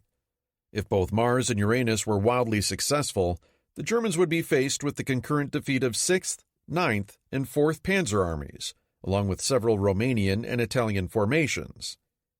This, in turn, might expose both Army Groups B and A, as well as Army Group Center, to outright destruction. If the gods of war smiled upon the Red Army, there existed the possibility of collapsing much of the German front at a stroke. This, in the eyes of the ever-ambitious Stalin, made the twin ventures worth the risk. Despite having fewer forces, Vasilevsky had 2 crucial advantages over the obstacles Zhukov would face. First, the Axis armies near Stalingrad were heavily diluted by non-German troops. He knew that the Italian, Romanian, and Hungarian forces that were being increasingly inserted along Army Group B's flanks were all deficient in heavy weapons, particularly anti-tank weapons. Like all of Army Group B's units, they were also struggling with ongoing, widespread, and dire supply problems out here on the steppe. These were made worse for the Romanians by disputes within the Wehrmacht over who was supposed to be responsible for supplying those Allied formations, like 6th Corps, that were currently under direct German operational control. Likewise, while Romanian morale in particular was fairly high, many of these formations had fought effectively at Sevastopol after all, their tactical proficiency was considerably below German standards. In other words, not all of these non-German formations were bad troops. They were certainly capable of performing static garrisoning and screening operations, and some were capable of putting in attacks of their own. However, all of them would find it difficult to stand up to concentrated artillery attacks unless German mobile forces could intercede on their behalf. The second advantage that Vasilevsky had was the schizophrenic nature of the German offensive itself. The Germans were continuing their advance along two strategic axes, one aimed at Stalingrad, the other southward toward the oil regions in the Caucasus. Neither had adequate logistical support, and the further these advances went, the more exposed and mutually non-supporting they both would be. Thus, the Germans practically guaranteed that Vasilevsky would be offered weak points somewhere out there. Should his attacks prove successful, it would be extraordinarily difficult for German forces to retreat their way out of the mess they had gotten into. The genesis of these two operations says both good and bad things about the evolution of the Stavka, and particularly about Stalin as a war leader. On the one hand, it makes clear that Stalin was finally beginning to trust his advisors. Zhukov's wisdom on martial matters had been broadly confirmed on many occasions by now, and the upper echelon of the Red Army's commanders was becoming visibly more competent. Stalin's loosening the reins on Zhukov, Vasilevsky, and the other key personnel was a healthy trend. Stalin was also learning to use the natural competition between his senior commanders as a motivational tool for getting the best results out of them.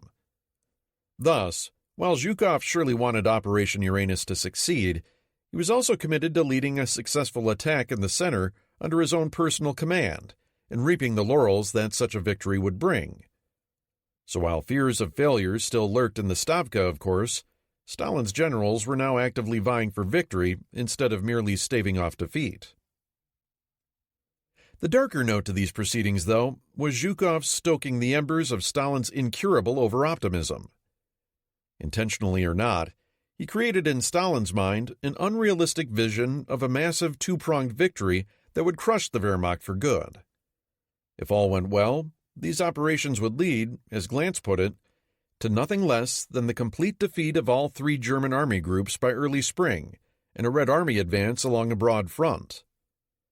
Viewed dispassionately, these hopes for ambitious follow-on operations represented a return to early 1942 thinking. The same phantasm of a quick victory had lured Stalin into overreaching during the winter counteroffensive just 9 months ago. Then, the Germans had proven they had the strength, skill, and adaptability to survive seemingly terminal defeats. Not only that, but victories like Kharkov and Kerch in the spring had proven that if allowed to recover, the Wehrmacht could still inflict lethal disasters on its enemies. Stalin would have done well to ponder the true meaning of Germany's large population and powerful economy.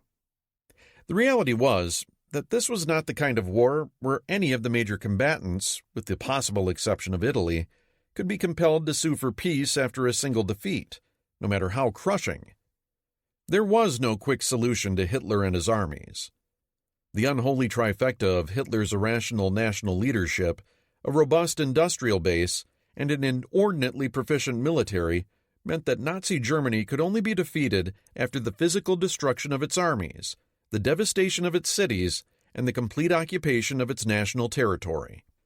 No matter how successful Mars and Uranus were, the war wasn't going to end. Pacific Theater. Guadalcanal besieged. By the beginning of September, a palpable air of siege had settled over the tiny marine lodgment on Guadalcanal.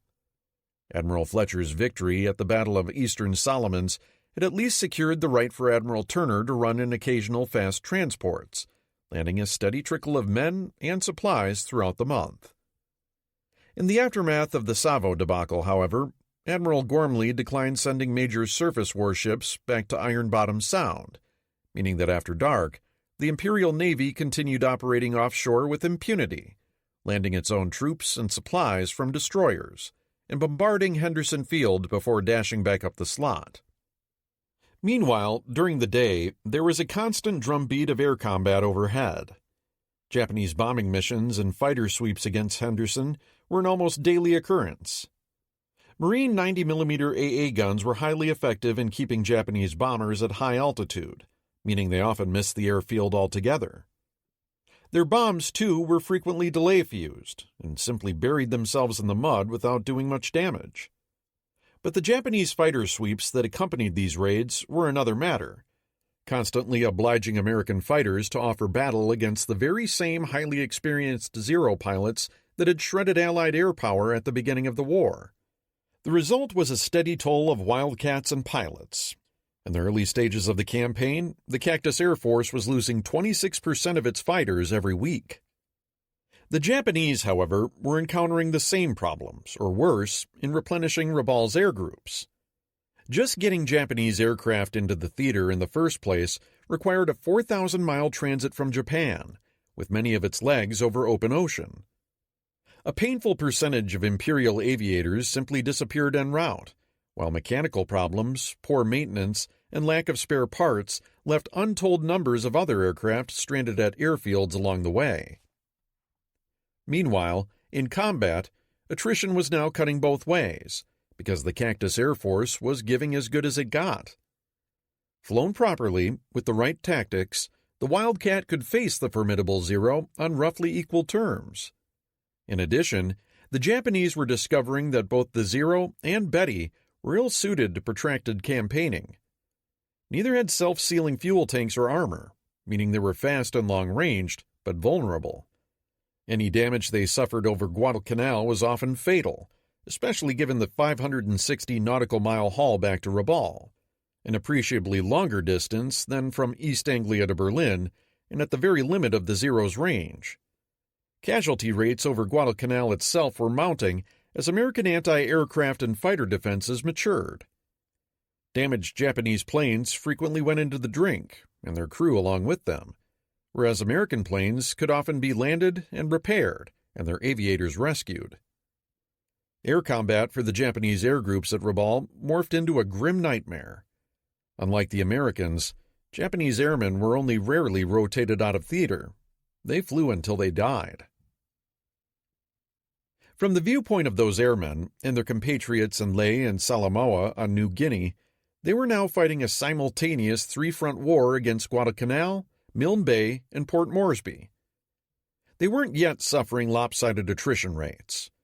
Over the Solomons, for instance, total losses to 31 December would be 513 aircraft versus 503 for the Allies, a straight-up 1-to-1 exchange rate. But there were two problems. First, 98 of those losses would be G4M Bettys, which carried a crew of 7, meaning that Japan would lose 1,125 aviator fatalities to 335 Allied during this time, more than 3-to-1. The second issue was that simply swapping airframes was bound to be disastrous in the long term for Japan. America would take that deal all day long.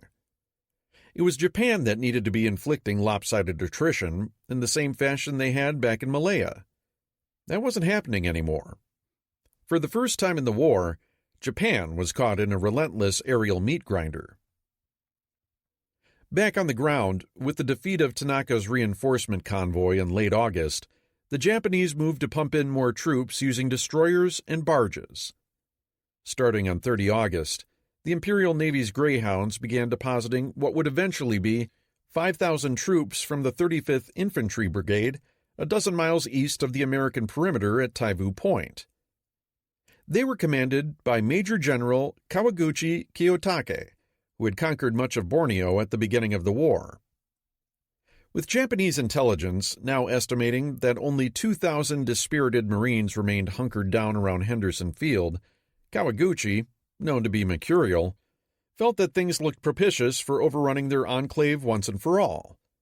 Nonetheless, he had no interest in mounting another direct thrust up the coastline as Iki had done. Instead, he was determined to launch his attack where he apprised German defenses would be weakest, along the southern edge of their perimeter.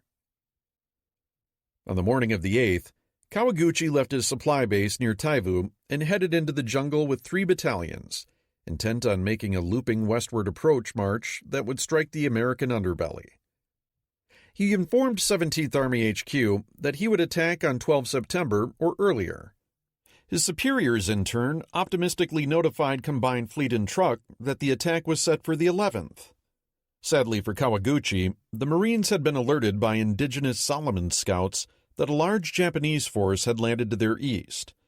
Suspecting that something major was afoot, Vandegrift sent an amphibious raiding party under the command of Colonel Merritt Edson over to Taivu, which succeeded in torching one of Kawaguchi's supply dumps, sending tons of food and ammunition up in flames. An infuriated Kawaguchi, already too far down the trail to turn and deal with this maddening incursion, had no choice but to press on. The Marine defenses had come a long way since Alligator Creek, and a continuous line of sorts now stretched all the way around Henderson Field. General Vandegrift had opted to employ a cordon defense. That meant that instead of defending his positions in depth, practically all of his Marines were right up on the line, with very little held in reserve. Against a mobile opponent, static ribbon defenses were an open invitation to disaster. This was the very sort of thing that had repeatedly brought the British to ruin in Malaya and Burma. But Guadalcanal wasn't Malaya, and Vandegrift realized that the jungle here was so dense that it would limit the enemy's ability for massing, coordinating attacks, and properly employing artillery. He also recognized that the jungle would hinder his own ability to reinforce a threatened section of the line on a timely basis, and that it was better to put most of his muscle up front from the get-go. It was an inspired, throw-out-the-book kind of move, and a key to the Marines' successful defense. Kawaguchi was even now proving Vandegrift correct, as he discovered that grinding through 15 miles of Guadalcanal's riotous underbrush was no laughing matter. His timetable began falling to pieces, obliging him to inform 17th Army and the Navy that an attack couldn't possibly happen before the 12th. The Americans, for their part, were trying to deduce where the blow would land. As chance would have it, after Edson's 2 battalions debarked from their successful Taivu raid, they were sent to the southern portion of the perimeter. There, just east of the Lunga River and south of the airfield, sat a low, bare ridge rising 100 feet or so above the surrounding jungle. Edson, realizing the value of the terrain and aware that Solomon scouts were still reporting a large mass of Japanese somewhere out there to the south, put 2 and 2 together and decided that this particular ridge needed defending in depth. As the Marines began digging in, Colonel Pedro Del Valle, the division's artillery commander, arrived to survey the ground, thereby legitimizing the scuttlebutt already circulating among the leathernecks that something was up. Coincidentally, General Vandegrift had just decided to move his command post to the north end of this same rise to get it away from the daily bombing raids around Henderson. The divisional HQ now lay directly in the path of what Edson considered the most likely path of a Japanese attack. On the 12th, unseen but not unsuspected, the Japanese began massing opposite the Marine front. That night, Kawaguchi personally led the initial attack. It was a debacle. The jungle impeded movement and coordination to such an extent that all units reached their jump-off points late, and the general had no real control over his forces. One of Kawaguchi's battalions simply disappeared for the evening somewhere east of the ridge. The general and his left-hand battalion, meanwhile, found the going so difficult that they waded up to the Lunga instead, and only reached the ridge near daybreak, too late to launch a proper night attack. Because of the devilish jungle, Kawaguchi later wrote, the brigade was scattered all over and completely beyond control.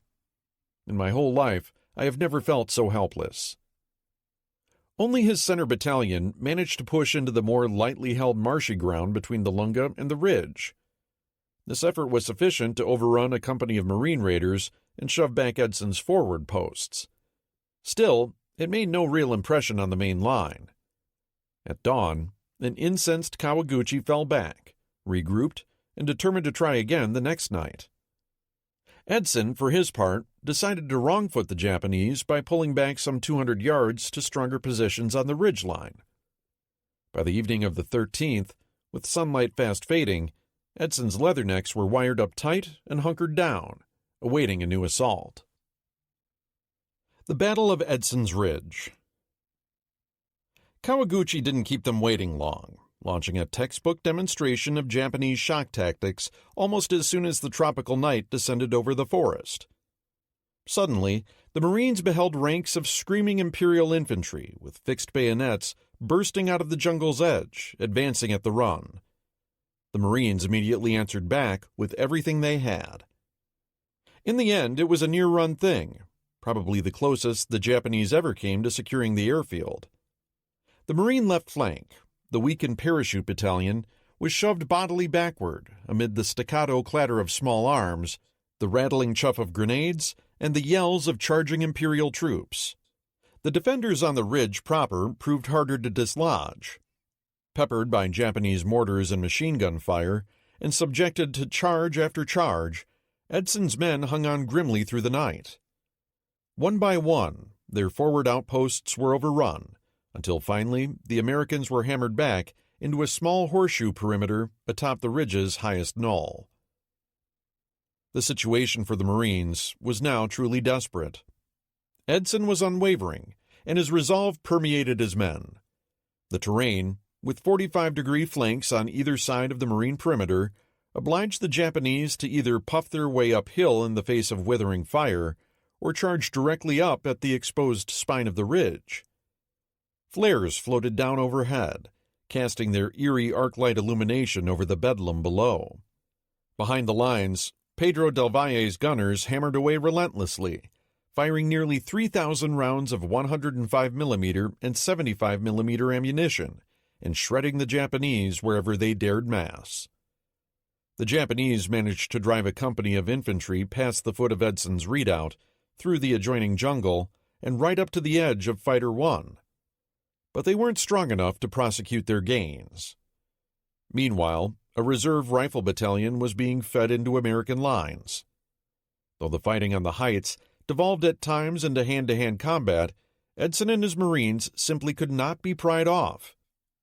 When dawn finally began breaking over Hill 123, the cough of aircraft engines warming up at Henderson announced the imminent arrival of Cactus Air Force fighters. Green Wings began taking flight shortly thereafter, and the battle was decided. Swooping in from low overhead, Army and Marine aircraft subjected the Japanese on both the ridge and in the adjacent jungle to lethal strafing. With nothing in the way of real anti-aircraft weapons to defend themselves, the Imperial troops had little choice but to retreat for good. Kawaguchi's regiment had been ruined. The corpses of hundreds of his men choked the ridge. It was only later in the day that the Japanese general learned that he had attacked with only 2 of his 3 battalions. The third, which had been his only effective unit the night before, had gone astray to the east and missed the assault almost entirely. Kawaguchi was understandably livid. Whether this unit might have proven decisive is unknowable. The Marines' official history states flatly that if Edson's last line had been carried by the enemy, Guadalcanal would probably have been lost. Given the tremendous firepower that Pedro del Valle's gunners still wielded, and a regiment of American troops just across the water at Tulagi, this may be an overstatement. Still, a defeat on the ridge, the probable loss of Vandegrift's HQ along with it, and the ability for the Japanese to place Henderson Field under direct fire unquestionably would have presented the Marines with a crisis. As it was, Merritt Edson's men, and his Medal of Honor winning performance, had decided the matter by dawn. Clearly, much had changed in the past 9 months. During the Imperial Army's opening onslaught through Southeast Asia, Japanese attacks like Kawaguchi's had routinely routed Allied formations many times their size. Once broken, the Japanese used their ferocity, physical conditioning, and high operational tempo to keep their enemies retreating, then hounded them to destruction. These tactics had been vindicated at Jitra, at Slim River, on the Muar and Satang, and in dozens of smaller battles. Yet at Alligator Creek, Milne Bay, and now Edson's Ridge, they had met with ruinous failure. What was going on? There is no single answer. Rather, a range of factors was at work. The first was local Allied air superiority. During earlier campaigns, Japanese troops had often marched in the open, during daylight, under the comforting protection of Oscars and Zeros. Now the tables were turned, and the Imperial Army was finding it nearly impossible to employ its trademark strengths and maneuver when its troops were huddling in the jungle to escape prowling Allied fighters. Second, there was the matter of terrain itself, which is another way of saying there's jungle and then there's jungle. Malaya, Burma, Java, and the Philippines were all heavily forested, but at least they had roads. Some were even paved. And a lot of the vegetation, at least near the towns, was cultivated in some form. There was very little of that on Guadalcanal or New Guinea. There, you were lucky to get a dirt path 2 feet wide. Japanese fieldcraft was still superb, but the undergrowth in the South Pacific was denser, the terrain more challenging, and the going inestimably slower. Imperial troops were finding it much more difficult to pull off the sort of flanking maneuvers that had worked so well on earlier battlefields. If the Japanese wanted to attack, they often had to do so frontally. Third, opportunities for the Japanese to employ tanks effectively were becoming increasingly rare. This, too, was driven by the ruggedness of the terrain and lack of roads, as well as the difficulties in transporting armor to such remote battlefields. The pair of tanks the Japanese brought to Milne Bay had served them well enough while they lasted, but the jungle had claimed them in short order. The Japanese would later employ limited quantities of armor on Guadalcanal, too. Yet even small-caliber American AT weapons like their 37mm would prove themselves more than a match for Japan's relatively light AFVs. This made Japanese infantry assaults more monodimensional. Fourth, the Americans and Australians had demonstrated solid tactical fundamentals.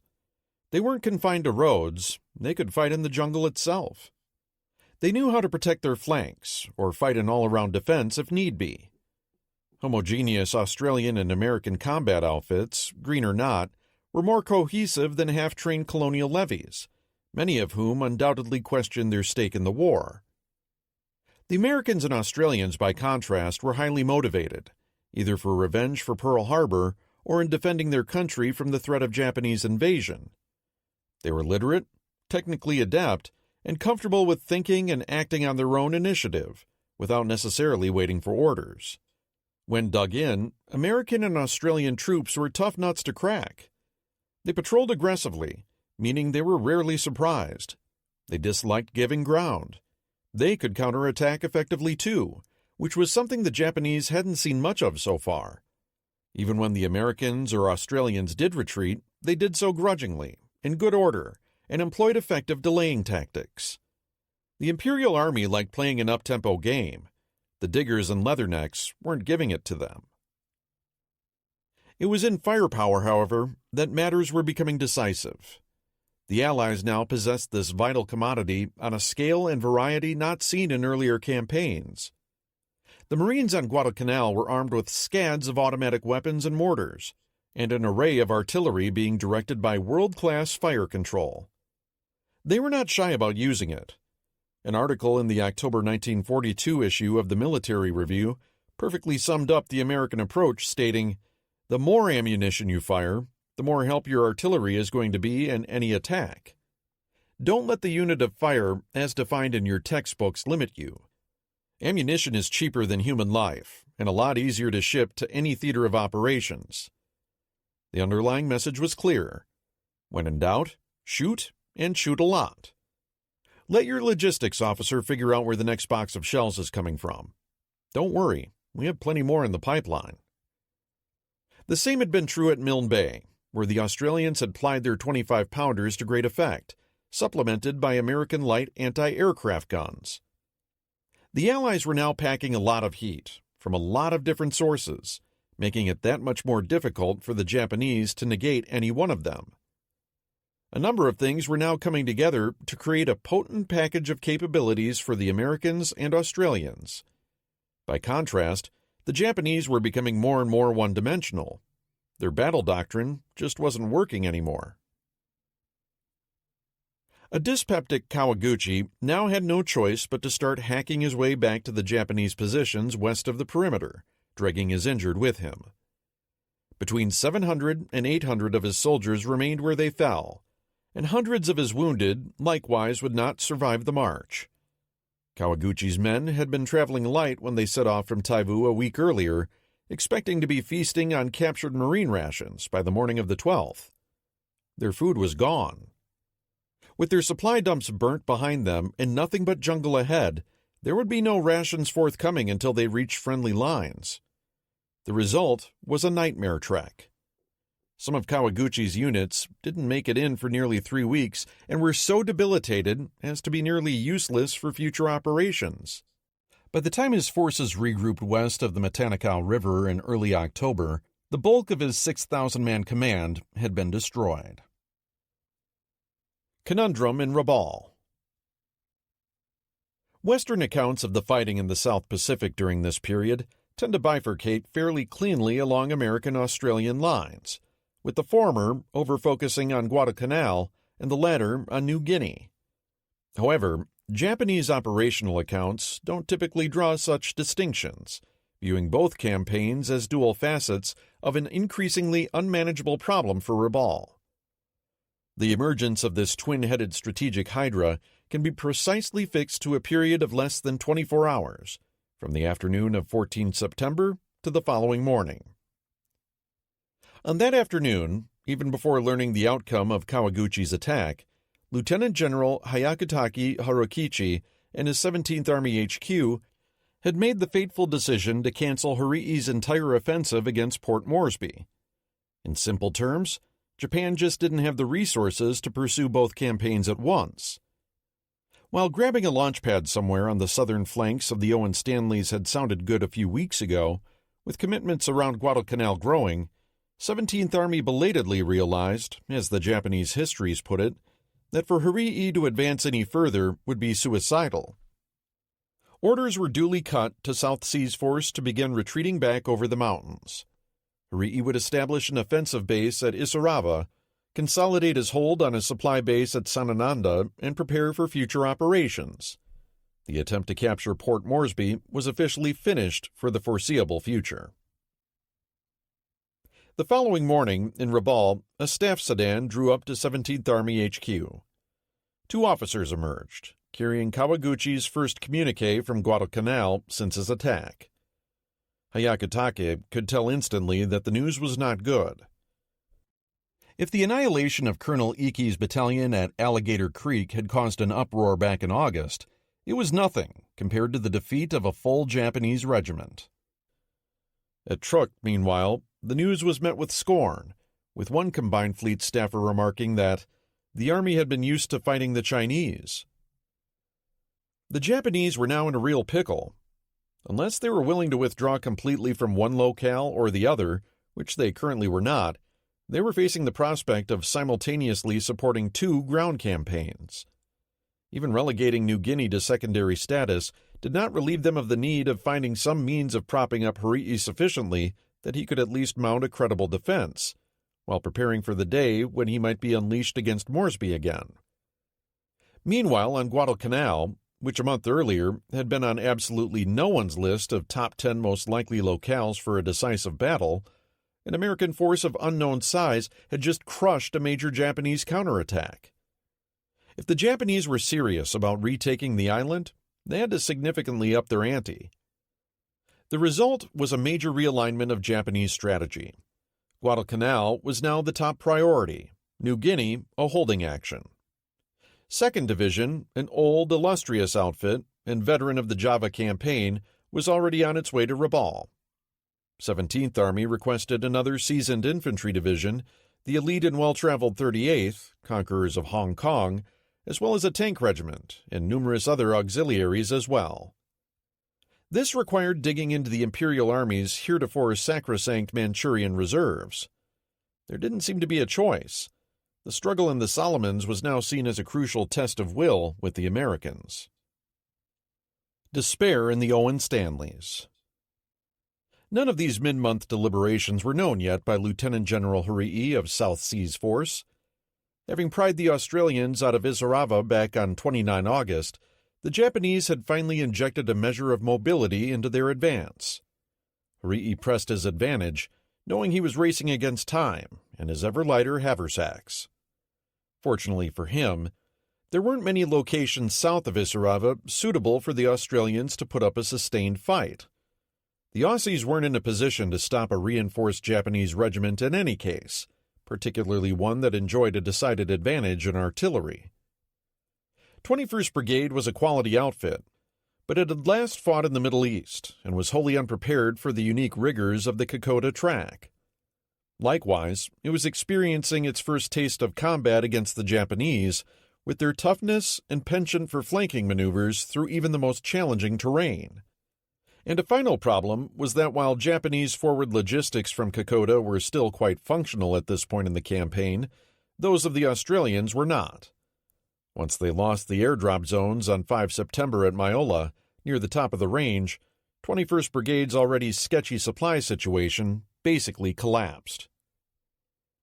The result was that the very best the 21st could accomplish was a classic fighting withdrawal, with the exhausted and increasingly sick Australians doing everything in their power to slow Hirii down. Delaying positions were fought over, then vacated once they had served their purpose. Quick, vicious ambushes were laid down at every choke point and stream crossing.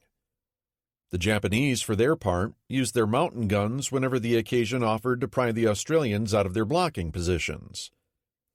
The result was steady, relatively even attrition on both sides, as the diggers were shoved back through the mountains. After 2 weeks of this murderous advance, the Japanese found themselves facing yet another hilltop Australian redoubt at Yurabaiwa. And it was there, just as his men were scraping the bottom of their rucksacks, that General Hirii was notified of Rabal's decision to end his thrust toward Moresby. Accounts conflict on exactly when Hirii received the order to retreat, and how long he waited before informing his subordinates. What is clear is that his troops managed to capture Yurabaiwa Ridge on the 16th, despite the fact that the fresh Australian 25th Brigade had just joined the frazzled remnants of the 21st Brigade. The Japanese were outnumbered, but they also had 9 artillery pieces, and the Australians none, and weight of fire very much mattered. The Australians thereupon withdrew 3 miles further south to steep-faced Amita Ridge, the last major obstacle before the track began climbing back down into the relatively flat ground leading to Port Moresby. From atop Yurabaiwa, the Japanese could actually see the nighttime lights of the town and its airstrip, some 25 miles distant as the crow flies. Looked at another way, this was scarcely closer than the 33 miles back to Kokoda, and nobody had wings anyway. Shortly thereafter, Rabal's unwelcome orders landed in Hirii's lap. He was at first adamant that he would not retreat an inch. Some of his battalion commanders, likewise, advocated launching what they termed a desperate, single-handed thrust directly into Moresby. Yet even if Hirii had been inclined to buck his orders and attack anyway, he wasn't going to win. South Sea's force was looking at a brick wall.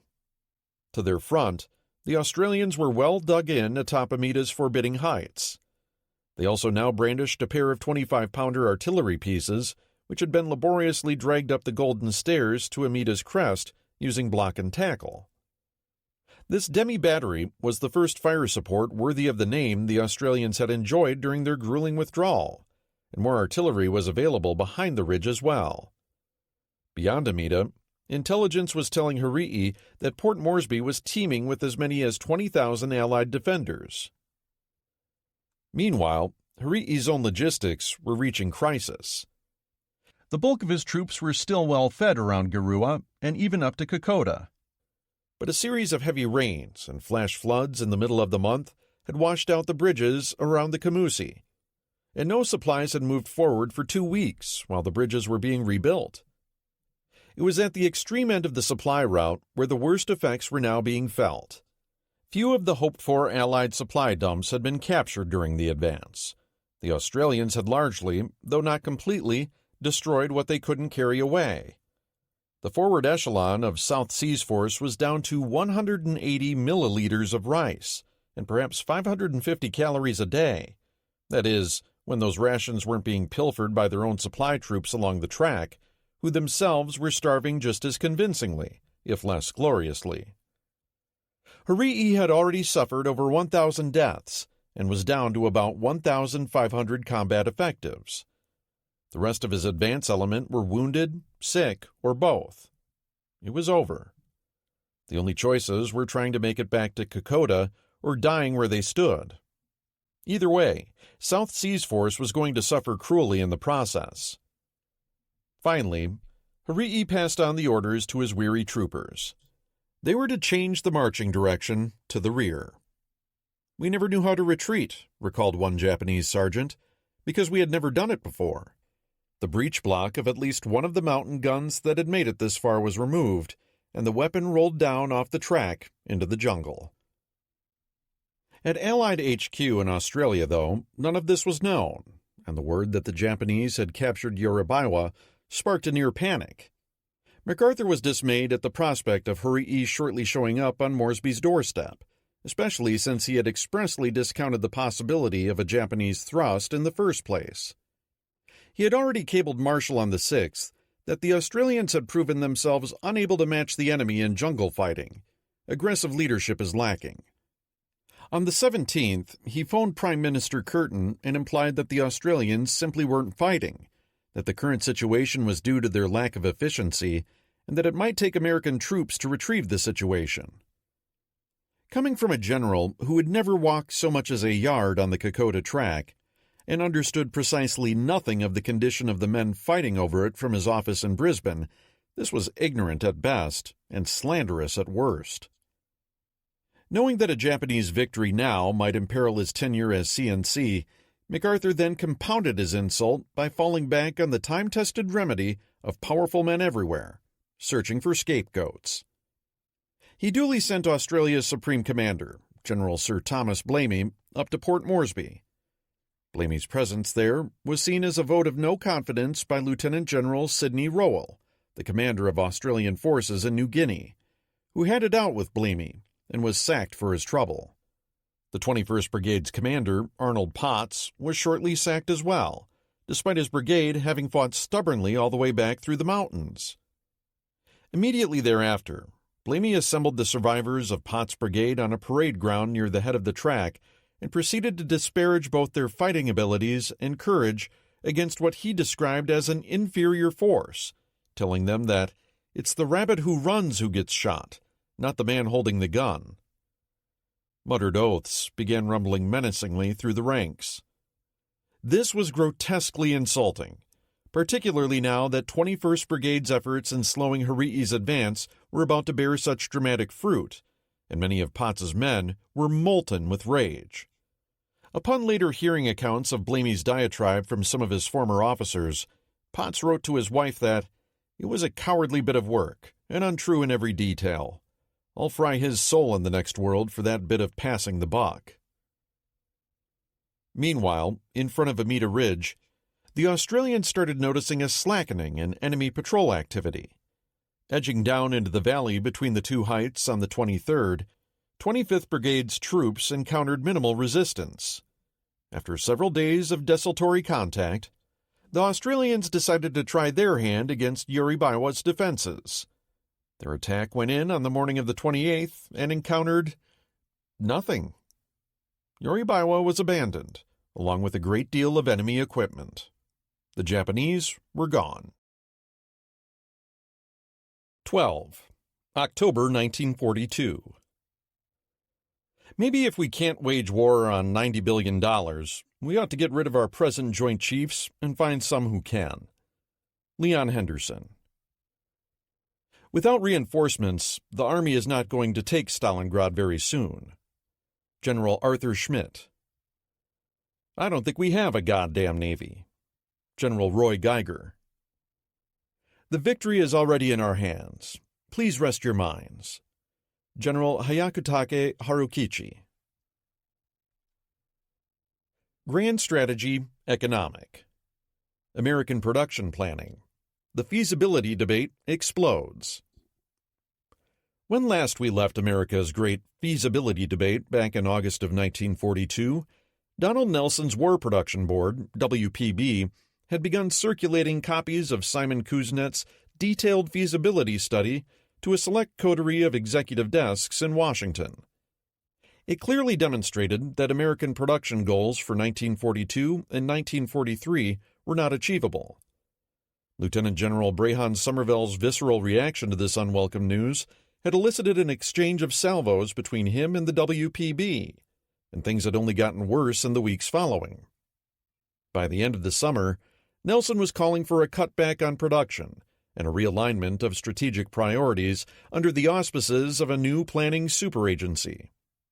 Thus, even as the weather in the nation's capital was turning cooler, the bureaucratic struggle for war planning was heating up into semi-open warfare. Columnist Drew Pearson, the ultimate D.C. insider and author of the closely watched Washington Merry-Go-Round, wrote on 2 October about the summer-long fight between WPB's Nelson and the Army's Somervell. Everybody in Washington knew a showdown was brewing. FDR let Nelson know that he wanted things resolved. The WPB meeting scheduled for 6 October became the venue. Before that happened, though, the WPB's Robert Nathan took the time to carefully brief Leon Henderson, the powerful head of the Office of Price Administration, OPA, on Kuznets' detailed analysis. The meeting was held in the Snow Room, the same fifth-floor conference area in the Social Security Building on Independence Avenue, in which William Knudsen had handed out volunteer contracts to the automotive industry back in January. The gathering was unusually well attended, with 33 participants. Initially, the military men held the initiative, with Somervell producing a letter from George Marshall naming him the designated representative of the War Department for the interpretation of strategy to the War Production Board.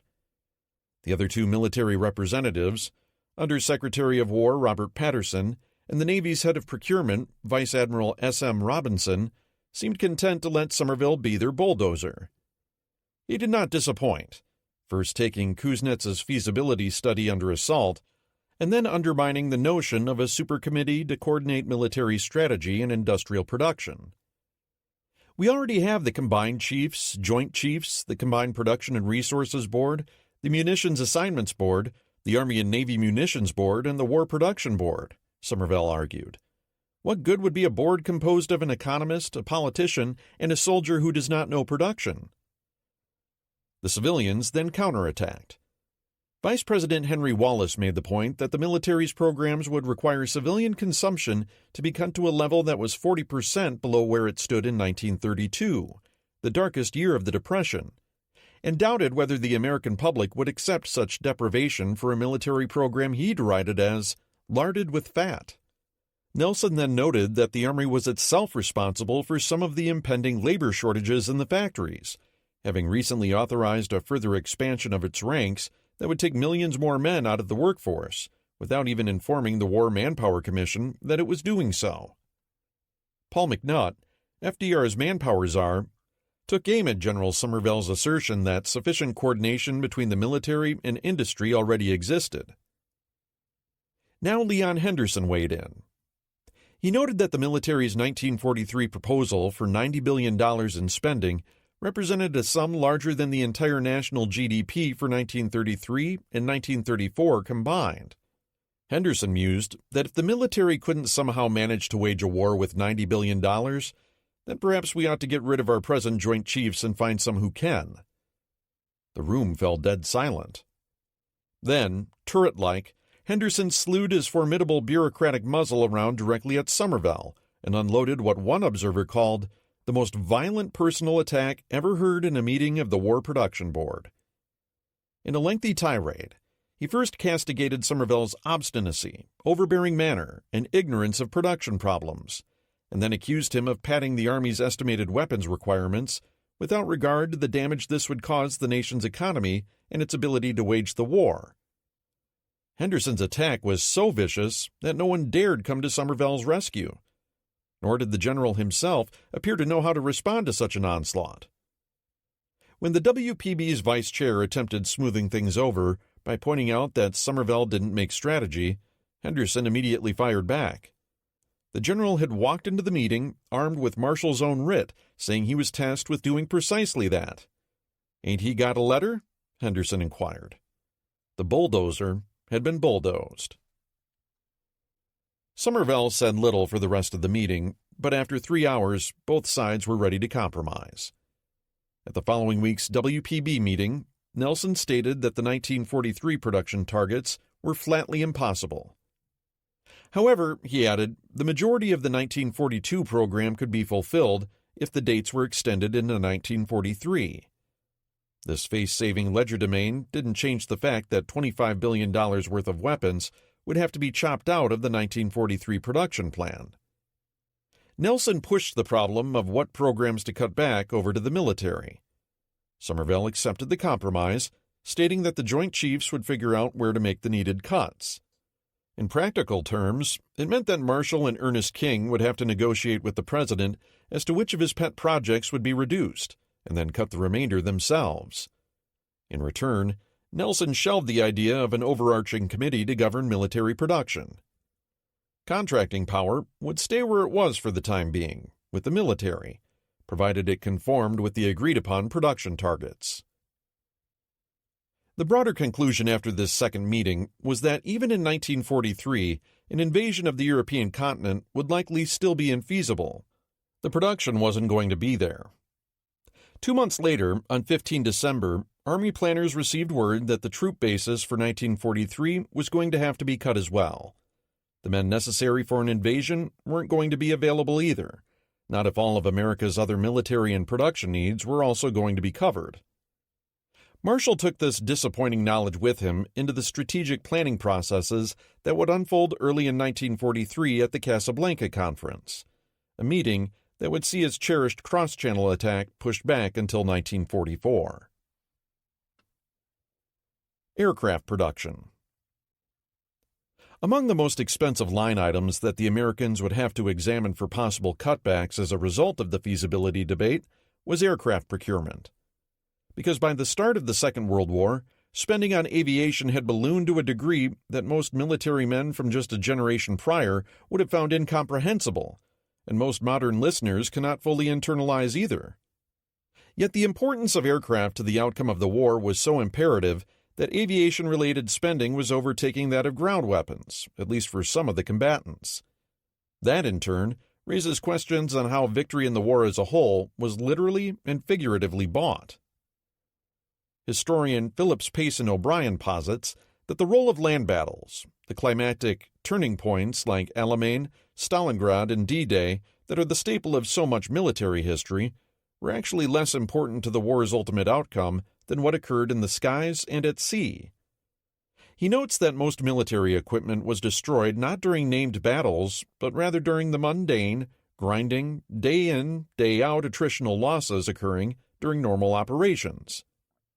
These losses were no longer strictly confined to the battlefield in the classic sense, but were instead incurred across what O'Brien describes as super battlefields, encompassing entire theaters, which allowed the subtraction of enemy munitions during pre-production, via destruction of raw materials and/or extractive capacity, production, destruction of factories, deployment, destruction of transport, and finally, combat operations themselves.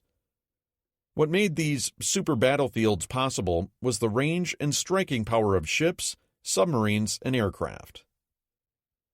From an economic standpoint, O'Brien's thesis, crudely put, is that to understand how the war turned out, just follow the money and see where the combatants were spending it.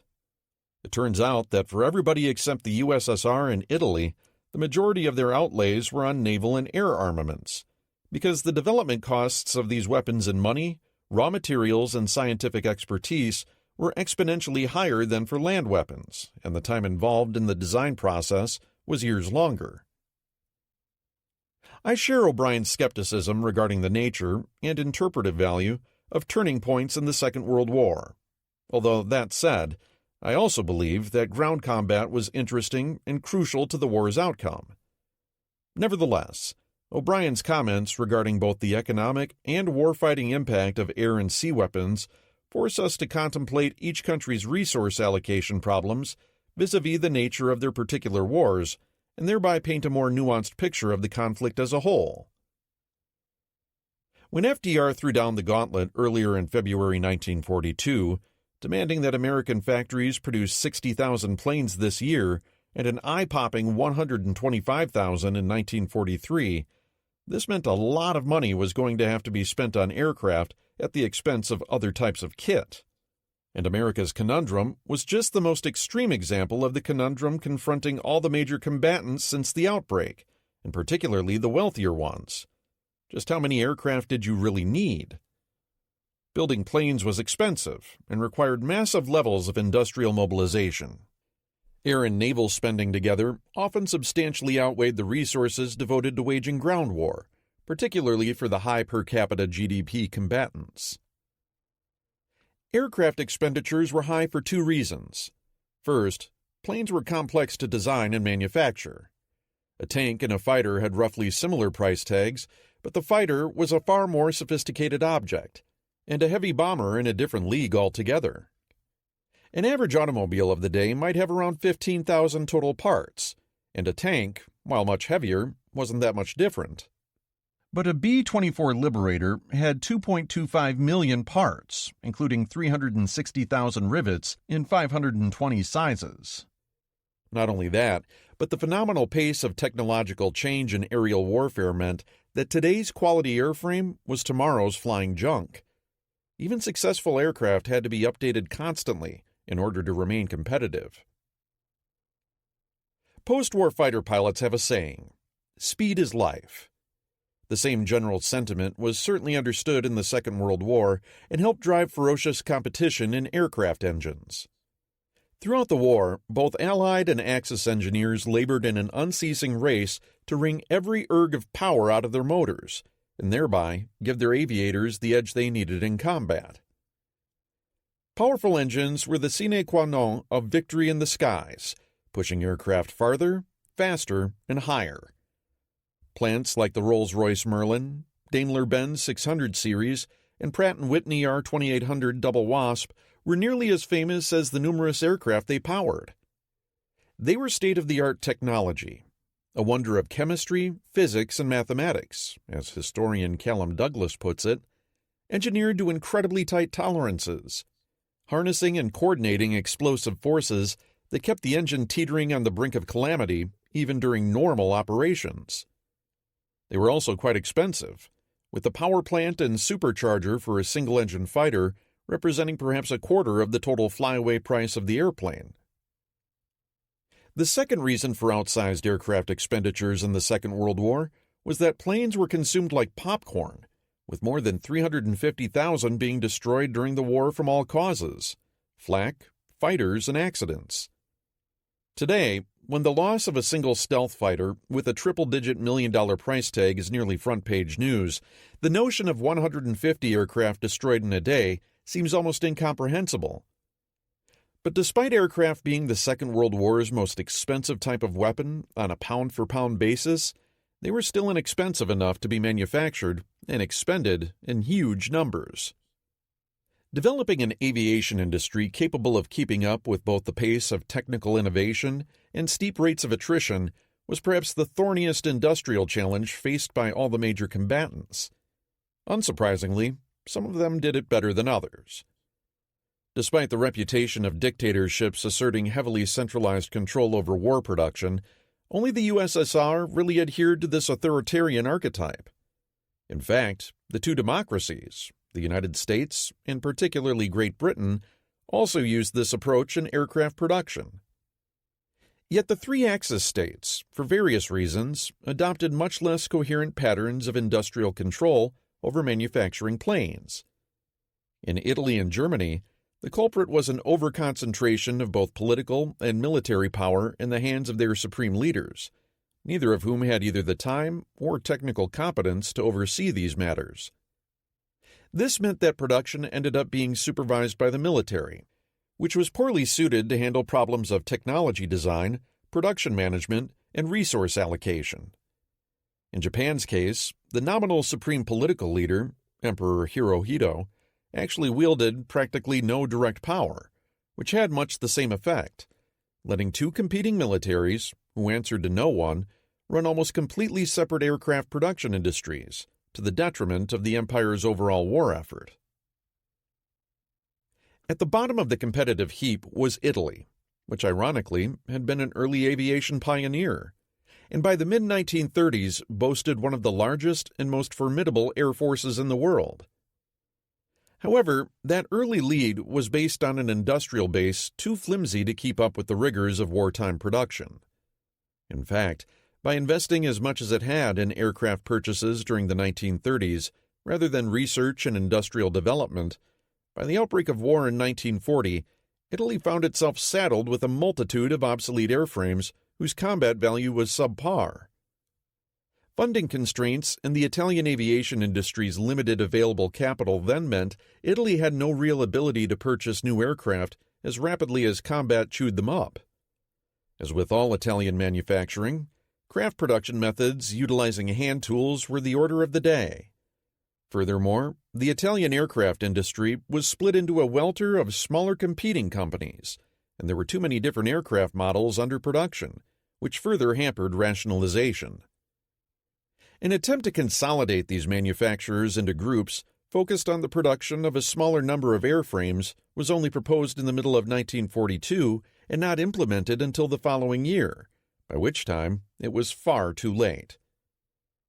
These built-in inefficiencies, coupled with raw material shortages, particularly coal, which constrained energy consumption for manufacturing, meant Italian arms production was actually declining in 1942, rather than ramping up to meet the demands of a widening conflict. Italian aircraft production fell from an already anemic 3,503 planes in 1941 to just 2,821 in 1942. Thus, Italian annual production was roughly what the U.S. produced every 3 weeks during 1942, and the U.S. was barely geared up yet. In addition, in most cases, the quality of what Italy was building was underwhelming. Italy's most produced fighter, the CR-42, was doubly embarrassing for not only being a biplane, but also the fact that its lifetime production run amounted to just 1,800 units. Designs like the Macchi C-202 Folgore fighter were effective enough, but there weren't remotely enough of them. It is worth noting, too, that the C-202 was powered by a license-built German Daimler-Benz DB601 engine, because the Italian aircraft industry was incapable of developing a domestic engine of sufficient quality to power a modern fighter. By the fall of 1942, it was clear that Italy was rapidly falling behind in the air. Japan, by contrast, punched well above its weight when it came to aviation production. On an economy 40% larger than Italy's, Japan's 1942 aircraft production, 8,861, was triple Italy's, would double in 1943, and would nearly double again by 1944. Its higher aircraft output reflected a focus from the outset on producing aircraft and naval weapons at the expense of the Army's land equipment. Japanese manufacturers like Mitsubishi and Nakajima were capable of producing world-class aircraft, and by the end of Japan's opening assault, no one doubted any longer the bona fides of aircraft like the Zero and Oscar. Japan's engine manufacturing was not at quite the same level as that of the British, Americans, or Germans, but designs like the Nakajima Seikei and Mitsubishi Kasei successfully powered a wide range of military aircraft, and late war models such as the Nakajima Homare would drive high-performance aircraft, including the N-1K George and Ki-84 Frank, which were fully the equal of any Allied fighter. However, despite these successes, Japan labored under some handicaps. At the top of the list was the utter inability of the Imperial Army and Navy to get along, or in any way to coordinate their efforts when it came to procurement. To this was added the Army's draconian approach to manpower mobilization, which sucked too many skilled workers out of the aircraft factories and put them into uniform. We typically think of mass production as an approach requiring hordes of unskilled labor. In fact, skilled labor is required in supervisory roles to ensure both sufficient throughput and quality off the end of the line. Whereas the Germans and British often used too much skilled labor in their production processes, Japanese factories had too little, with both quality and output suffering badly as a result. Likewise, the Japanese military was uninterested in unshackling the large industrial conglomerates, zaibatsu, and putting their greater planning capacity to work. Thus, while Japan's aircraft output was impressive given the size of its industrial base, it could have done better had its production been organized more rationally. Thus, while Japan could produce world-class aircraft, it wasn't using world-class methods to do so. Germany's performance was impressive, but also glaringly short-sighted and inefficient relative to its real needs. There is no question that German aeronautical engineers were among the world's best, with designs like the Bf-109, FW-190, Ju-88, and Me-262 being emblematic of their excellence. On the other hand, the aircraft industry's overall organization was totally unfit for the multiple sorts of air wars the Reich now found itself fighting. The root of the problem stemmed from the conviction in the upper ranks of the Luftwaffe that the war would be of short duration. In 1938, General Ernst Udet, the Reich's director of air armaments, had remarked, "All campaigns will be short, and German aircraft production will be so tremendous that during such periods of operation, no major repairs will be necessary. Damaged planes will be repaired and salvaged at home after the campaigns are won." Likewise, Germany's persistent belief in its qualitative superiority lulled many into the Luftwaffe into a sense of complacency regarding the numbers of airplanes it needed.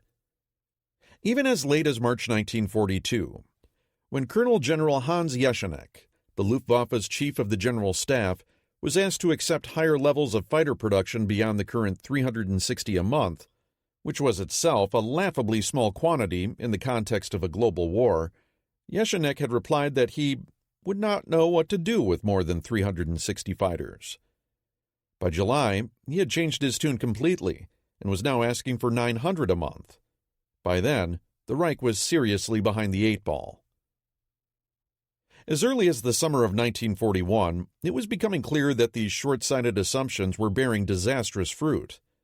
With the attrition of heavy combat on multiple fronts already vaulting aircraft losses far beyond expectations, the Luftwaffe's strength was manifestly insufficient for its various needs. Meanwhile, Udet's boss, Hermann Goering, was lying to the Führer about how bad things had gotten, and the Luftwaffe's Inspector General, Erhard Milch, had begun steadily encroaching on Udet's bureaucratic turf. Despondent, increasingly dependent on alcohol and drugs, and tired of being scapegoated for the Luftwaffe's shortcomings, Udet put a pistol to his head in November 1941. It would be up to his replacement Milch to try and sort out the mess. Milch proved ruthless, politically unscrupulous, and technically capable. His inspectors were shortly poking their noses into all the aircraft manufacturers, uncovering a raft of problems in the process.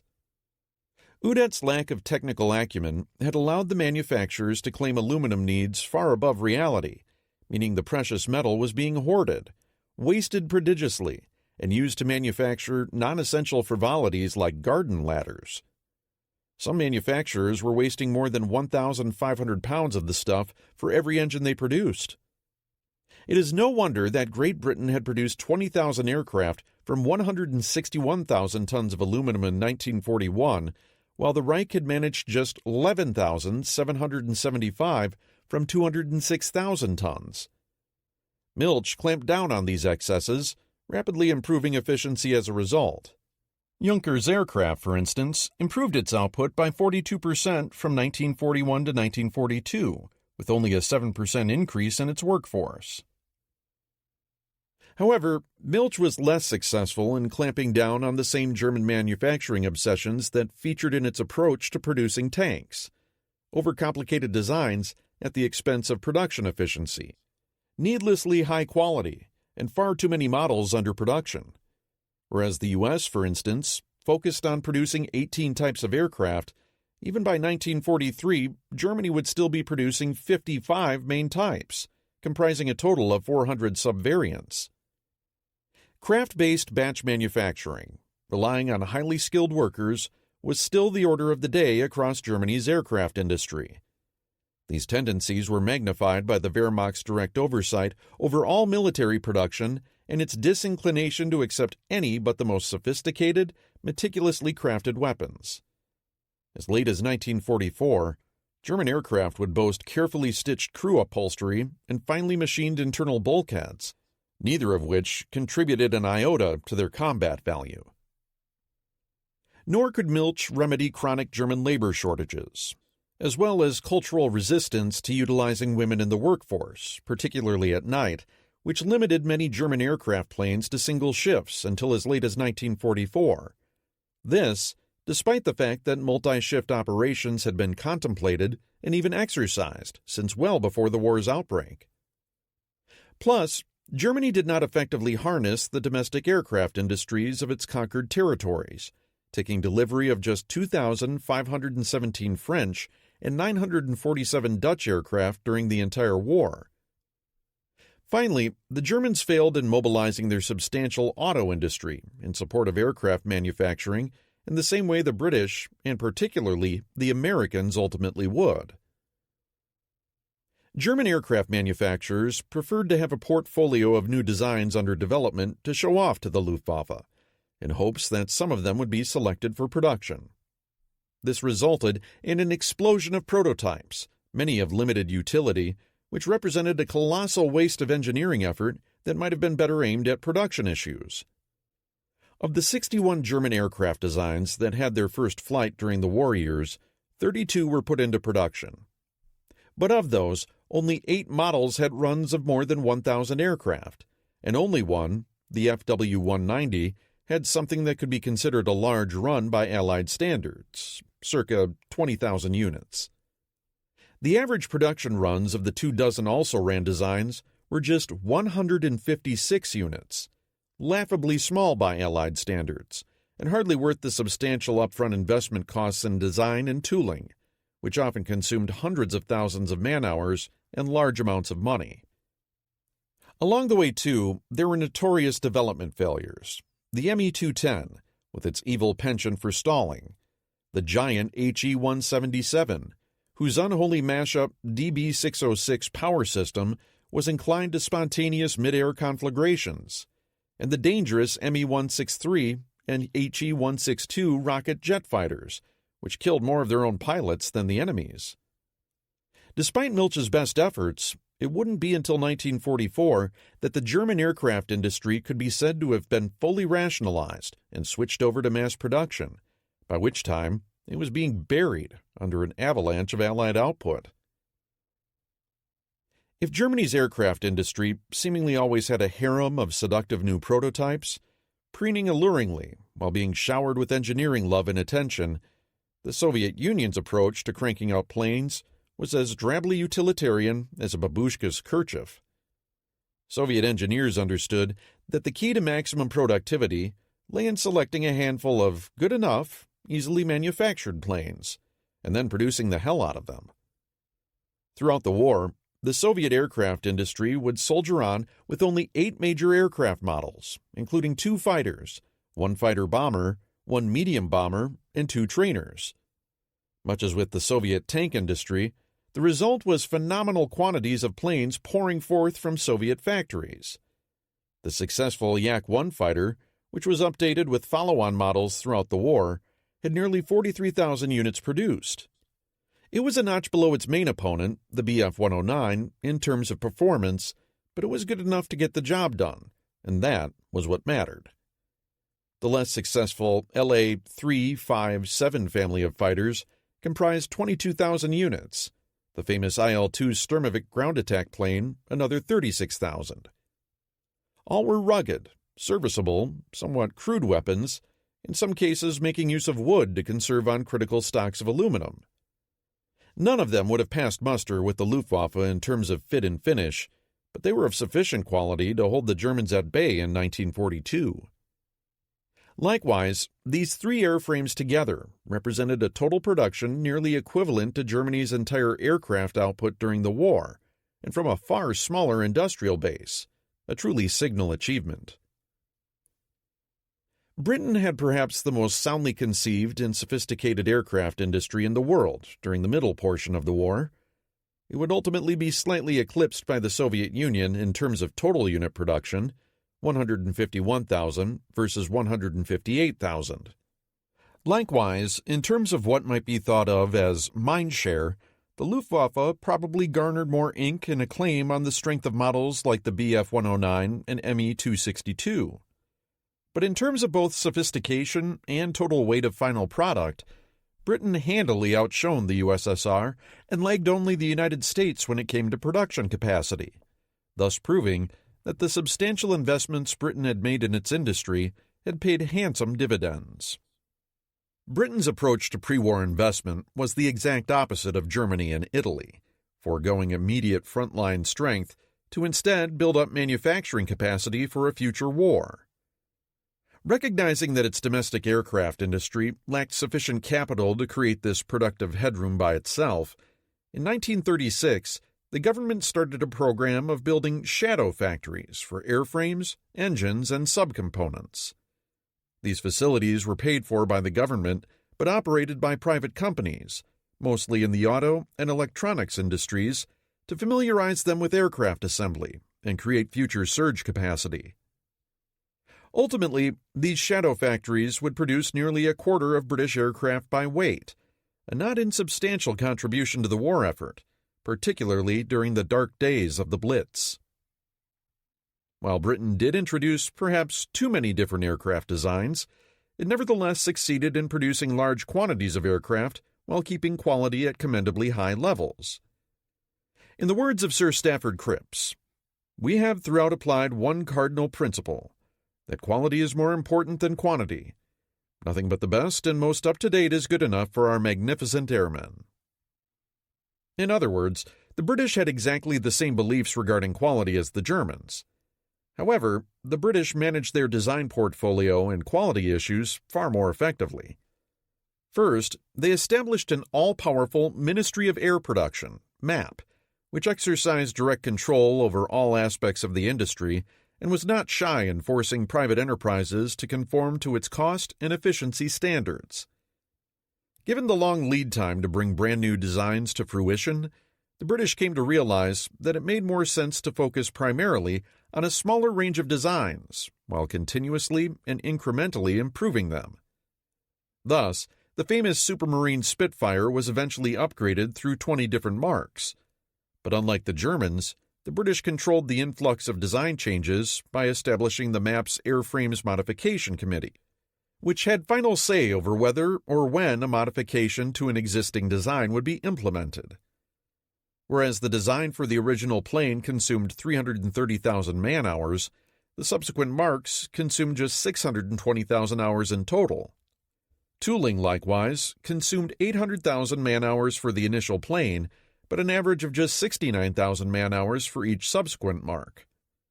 Evolution, rather than revolution, was seen as more important to sustaining a successful war-winning effort in the air. The British also managed high levels of labor mobilization, which centralized control, deciding which segments of the war economy were to be serviced, backed by well-thought-out labor allotments for each. All in all, the British managed not only baking a very high-quality cake, but also eating it too. From an economy that was 15% smaller, the British managed to outproduce the Reich by 25% in numbers of aircraft, while still fielding world-class kit in almost every category, except medium bombers and naval aircraft. This brings us to the United States. Despite having a leading civilian aviation industry, America's isolationist politics in the 1930s had put it well behind the European powers in military production. This began changing in November 1938, when Roosevelt grew concerned at the aggressive state of German rearmament and began forcefully pushing for larger congressional appropriations for combat planes. It was the shock of the fall of France in May 1940, though, that really kicked things into high gear. FDR demanded that Congress fund a program for 50,000 American warplanes in the next 2 years, creating the impetus for what would become Allied supremacy in the air. By the time America entered the war, its aviation industry had been expanding vigorously in order to dominate any future foreign enemy and had already overtaken Britain as the world's largest aircraft manufacturer. Much as with the British, The core problem of the American aviation industry immediately prior to the war's outbreak was undercapitalization and too few square feet of manufacturing space. Beginning in 1940, the U.S. government responded in true American fashion, hurling the first of what would become $3.4 billion at the problem of expanding plant and equipment, along with another $3.1 billion for aircraft. As the U.S. Army Air Force's history noted, this was perfectly in line with the realization that, by 1940, the nation, though it is now easily forgotten, had more money than time. Along with funding came legislation streamlining defense procurement policies, hastening capital depreciation schedules, and building in adequate profits and other incentives. All these were aimed at ensuring that American industrialists would do well for themselves by doing good for the country. The result was an explosion of activity as existing plants were expanded and new ones built. By 1944, the U.S. would have over 110 million square feet of production space for airframes and another 55 million for engines. By then, Britain would have just 28 million square feet devoted to airframes, and Germany even less. Adding more plant and raw materials matched the approach used by all the other combatants for increasing aircraft production, though none of them added remotely as much as the Americans did.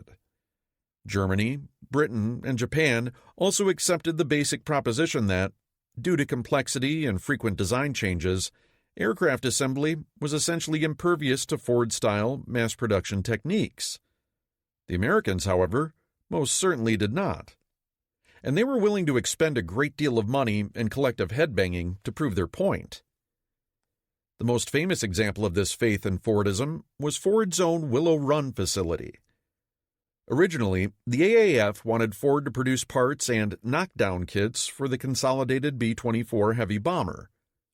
But from the get-go, in early 1941, Henry Ford himself wanted to produce fully assembled planes. And not only that, he wanted to build one an hour, or nearly 9,000 a year. It was an audacious proposal, but the Army agreed, forking over $200 million to make it happen. The result was a sort of 3-year-long mind-over-matter pissing match between Charles Sorensen, Ford's hard-driving production czar, and the absurd difficulties of putting Ford's vision into practice vis-a-vis a machine weighing 20 times as much as a car and comprising more than 150 times more parts. The Willow Run factory itself, another of Albert Kahn's instant factories, was a mile long, covering 2.5 million square feet. Its assembly hall, the Grand Canyon of the mechanized world, as Charles Lindbergh quipped, was an overwhelming, deafening place, stuffed with close to $100 million in machine tools, including 50,000 separate dies and jigs. The largest of these could hold a complete bomber fuselage perfectly in place, while a 55-foot-long center wing section was precisely riveted onto the bomber's midsection through hundreds of pre-drilled holes. Though the first B-24 emerged from Willow Run's maw in May 1942, the factory was so plagued by teething problems, labor shortages, and other difficulties that by the end of the year, it was being sarcastically referred to as Will It Run. But by 1944, it would be the most productive aircraft plant in America, hitting its targets while producing a weight of product equivalent to half of Germany's entire aviation industry. Even with the enormous startup costs of the plant included, Ford would be producing B-24s for just $167,000, far below Consolidated's cost and using just 60% of the labor. Still, the long ramp-up to full production raises the question of whether it had all really been worth it. The rest of the aviation manufacturers, meanwhile, continued operating throughout the war much as they always had, using batch production and a higher percentage of skilled labor. However, thanks to increased plant and equipment and better tooling, they also realized increased efficiencies and productivity. Where mass production did make an outsized contribution was in aircraft components. Indeed, despite its size, Willow Run was actually not the largest aviation production facility in America. That distinction belonged to Chrysler's 6,750,000 square foot expansion to its Dodge plant to license build Wright aircraft motors. Costing $173 million, it was the most visible example of America's successful conversion of the automotive industry to producing aircraft parts, particularly engines. Ford alone would have 123,000 employees and 23.3 million square feet of floor space devoted to aviation components. Between them, Chevy, Buick, Ford, Chrysler, and Continental cranked out more than 410,000 engines during the war, handily more than the 338,000 delivered by the three largest aviation engine companies, Wright, Pratt & Whitney, and Allison, and at far lower average cost. The amount of manpower required to produce a given amount of radial engine horsepower would fall by a factor of 7 by the end of the war. Not much of this production was yet online during 1942. It took an average of 23 months to either convert an auto plant or build an entirely new factory from scratch and then tool it up. But a lot of future capacity was being added during this crucial year. The Americans also took a different approach to managing modifications than did either the British or the Germans. Rather than continuously and incrementally modifying the production process, the Americans grouped engineering changes into what they referred to as blocks. The idea was that production on the line would not be interrupted for individual changes, only for the introduction of entire new blocks. Much like the British, the Americans were discriminating regarding which changes would be accepted into a block. The results of this approach were mixed. While floor production rates undoubtedly increased by having fewer changes to the line, the pressures of combat still drove a relentless need for airframe changes. This led the Americans to create large numbers of what they termed modification centers, used to retrofit existing aircraft to the latest standards via prepackaged kits, or, in some cases, bend and cut-to-fit methods. To keep factories moving at full speed, aircraft were sometimes flown directly from the plant to a modification center. The problem was that these retrofits ended up using much higher rates of manual labor, thereby obviating the factory efficiencies that the block system was supposed to impart. Indeed, retrofits probably accounted for between a quarter and a half of the total labor that went into American aircraft during the war. Despite these hiccups, no one could deny the final results. On average, American aviation factories were twice the size of their European counterparts, with commensurately larger workforces generously equipped with specialized tools and working 3 shifts. That combination was tough to beat. An American worker in 1942 produced 1.88 pounds of airframe per day, a German worker 2/3 of that, and a Japanese worker merely 1/3. During this same year, America produced 275 million pounds of aircraft to Britain's 134, Germany's 114, and Japan's 36.5. Its factories disgorged nearly as many engines, 138,000, as the entire rest of the world, Axis and Allied combined, 146,000, and outproduced the Axis total by 250%. And yet, the U.S. was only at the beginning of a production ramp-up that would culminate in 1944 with engine production doubling and airframe weight more than tripling. The Americans, in this, as in many other industrial fields, were already demonstrating in 1942 that not only did they have the largest productive capacity, but it was also far and away the most efficient. After the fall of France in 1940, FDR had formulated a vision of unchallengeable American supremacy in the air. By 1942, it wasn't yet realized, not even remotely. But by the end of the year, the bedrock of that vision had been laid down, placing the Axis powers at a vast disadvantage.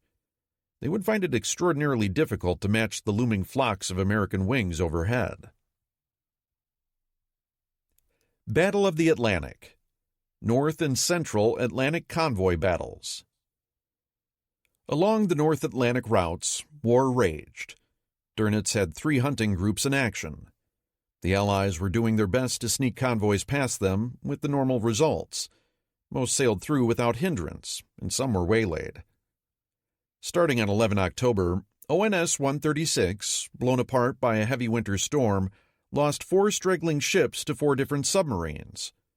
Only 2 men plucked out of the water by U-615 for questioning ultimately survived, with the remaining 199 on various lifeboats and rafts drowning in gale. A B-24 picked off a single U-boat in retribution.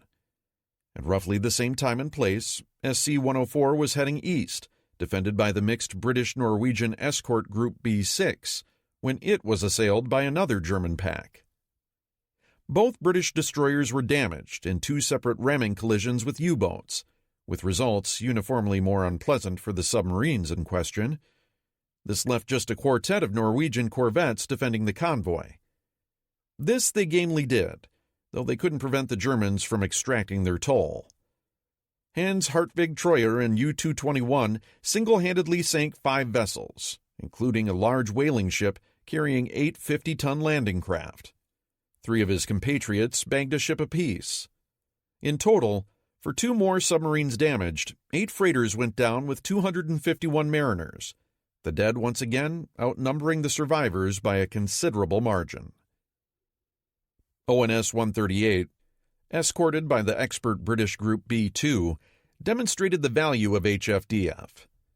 Knowing the convoy was being stalked by subs, over several days the British ships aggressively ran down Huff Duff bearings, forcing the boats underwater. Combined with radical course changes by the convoy, this meant that not a single ship was even damaged. Dönitz responded by changing doctrine and allowing any commander who initially sighted a convoy to immediately attack once he'd sent in a sighting report rather than waiting for the entire group to assemble. Late in the month, convoy HX-212 was discovered by a German pack while being guarded by Paul Heinemann's escort group A-3. Set upon by a pack of 10 boats, the convoy was picked apart and suffered heavily, with 6 ships of 45 going down, including the 17,000-ton Norwegian whaler Cosmos II. 3 more ships were damaged, and another 345 merchant mariners lost. The weather made saving survivors particularly difficult, and things were only going to get worse as the winter continued. Meanwhile, thousands of miles to the south, a protracted battle got underway that would significantly affect the North African campaign. The need for escorts for Torch was by early October distorting the Allied shipping situation. ASW vessels had been stripped from the North Atlantic convoy routes in preparation for the North African landings, leaving Britain's shipping jugular even more exposed. In African waters, similarly, there were now so few escorts that the normal system of Sierra Leone convoys was being discontinued until the spring of 1943. Going forward, shipping bound for the UK from African waters would be circuitously routed, first over to Brazil, then north up the American convoy routes along the U.S. East Coast, and thence to Britain via the North Atlantic run. This meant that Britain's ongoing import squeeze, particularly with respect to petroleum, was now tighter than it had ever been. The UK was digging deep into its accumulated stocks, and nervous glances were being traded among the country's leaders. Convoy SL-125 was the last northbound convoy from African waters before the route was shut down. 42 ships strong, many bringing British military personnel home to the UK, it set out from Freetown guarded by a pathetically weak escort group, comprising just a sloop, 4 corvettes, and a trawler. The former and latter were both detached en route, leaving just the 4 slow Flower-class corvettes in train. This was unfortunate, as B. Dienst had developed good intel on the convoy's routing and promptly unleashed an 8-boat pack on it near the Canary Islands. In a running battle that lasted from 25 October until 1 November, the U-boats gradually gained the upper hand against the overmatched escorts. Werner Witte in U-509 sank 4 ships and damaged another 3, all of which were later sunk. By the time the convoy made it under Britain's air umbrella, it had lost 12 ships for more than 85,000 tons, including the troop ship President Dumer, and over 400 dead, a horrific beating indeed. However, there was a silver lining to this debacle. The running battle had dragged Dönitz's Wolfpack north, coincidentally allowing the approaching torch convoys to be routed away from the area, and thereby diminishing the odds of U-boat encounters before the landings. Overall, the October North Atlantic battles had been costly for both sides. The Allies had sailed 16 convoys of 725 merchant ships, of which 3 convoys had been beleaguered, losing 38 merchant vessels for about 179,000 tons. Most were loaded with war materiel. That represented a 5% loss rate. In return, Dönitz suffered the worst month of the war so far, with 12 boats sunk in the North Atlantic alone, losing more than 500 men killed or captured.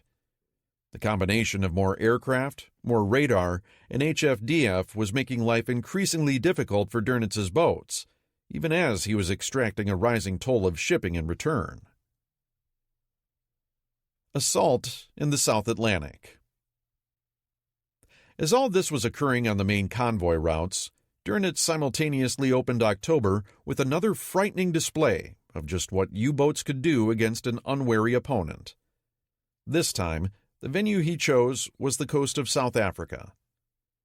Never slow in sensing opportunities for waylaying undefended portions of the Allied transportation system, he had last month in September decided to send a hunting group down south to see what might be attempted.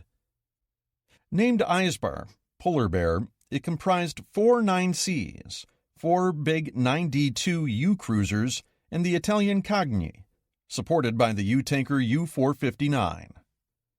Again, because of the need to provide escorts for the upcoming torch convoys, the Royal Navy had only 4 destroyers and a handful of corvettes in these waters, not nearly enough to hold off a determined assault. Although Britain's sub-tracking savant, Commander Roger Wynne, ably predicted the approach of Dönitz's boats, the area was ripe for disaster once the Germans opened their combined assault on 7 October. All the intel in the world couldn't fix a lack of ships. The incident most associated with Eisbar's foray actually occurred during the middle of the previous month, as the group was making its way south from France. On 12 September, the seasoned Werner Hartenstein in U-156 came across the big 19,700-ton troop ship Laconia, sailing unescorted south of Freetown, and sank her. This put 2,700 people in the water, with far too few lifeboats.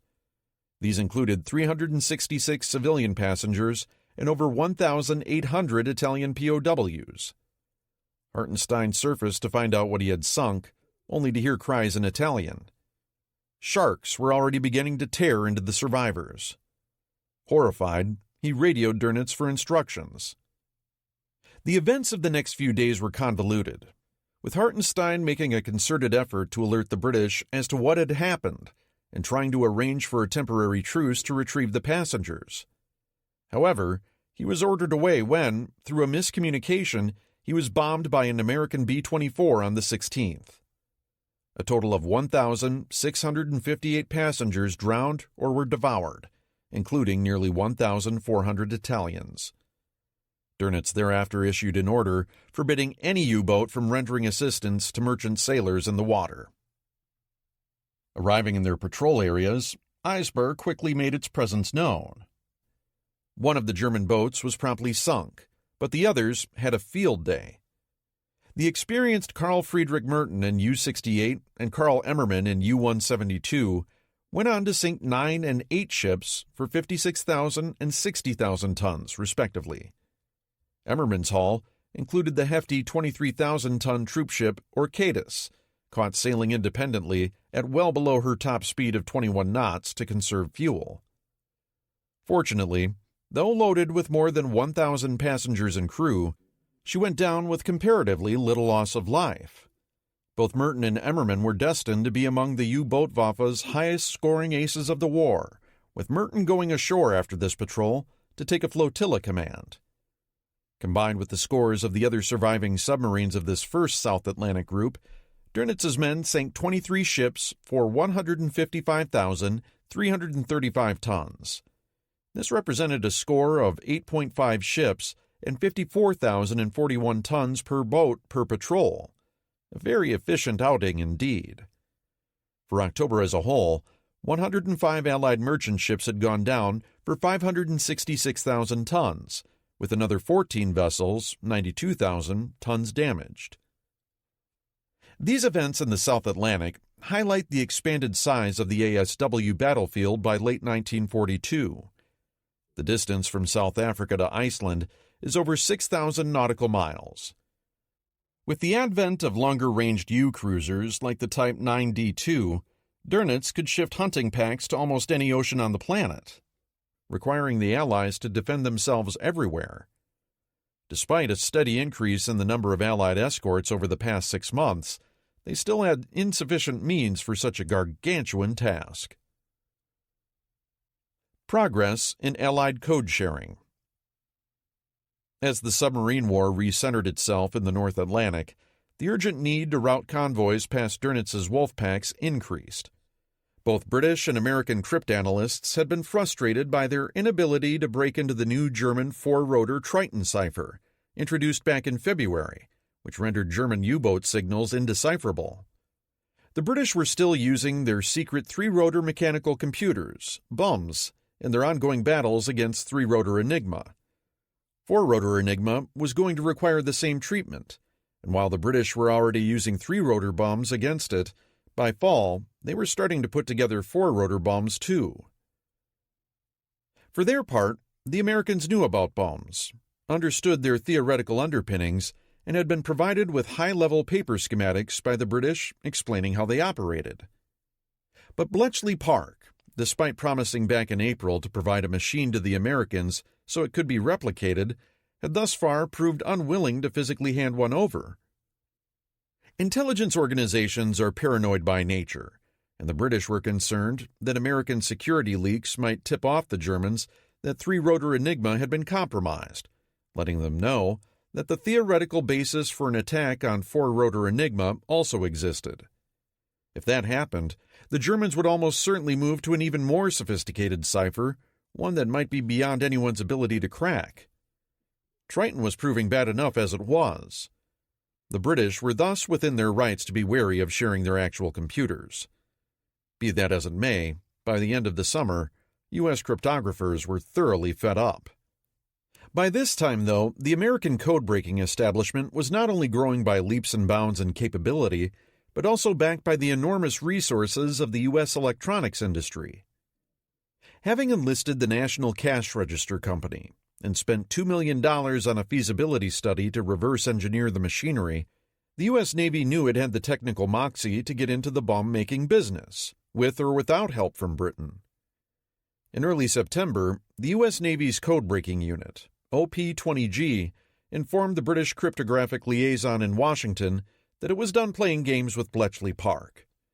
The Americans were going to start building 336 four-rotor machines of a design so advanced that each would be 34 times faster than the original British three-rotor bombs. The British were themselves only operating about 30 three-rotor bombs at this point and would only have 49 by year's end. The underlying American message was clear: either play ball or get left behind.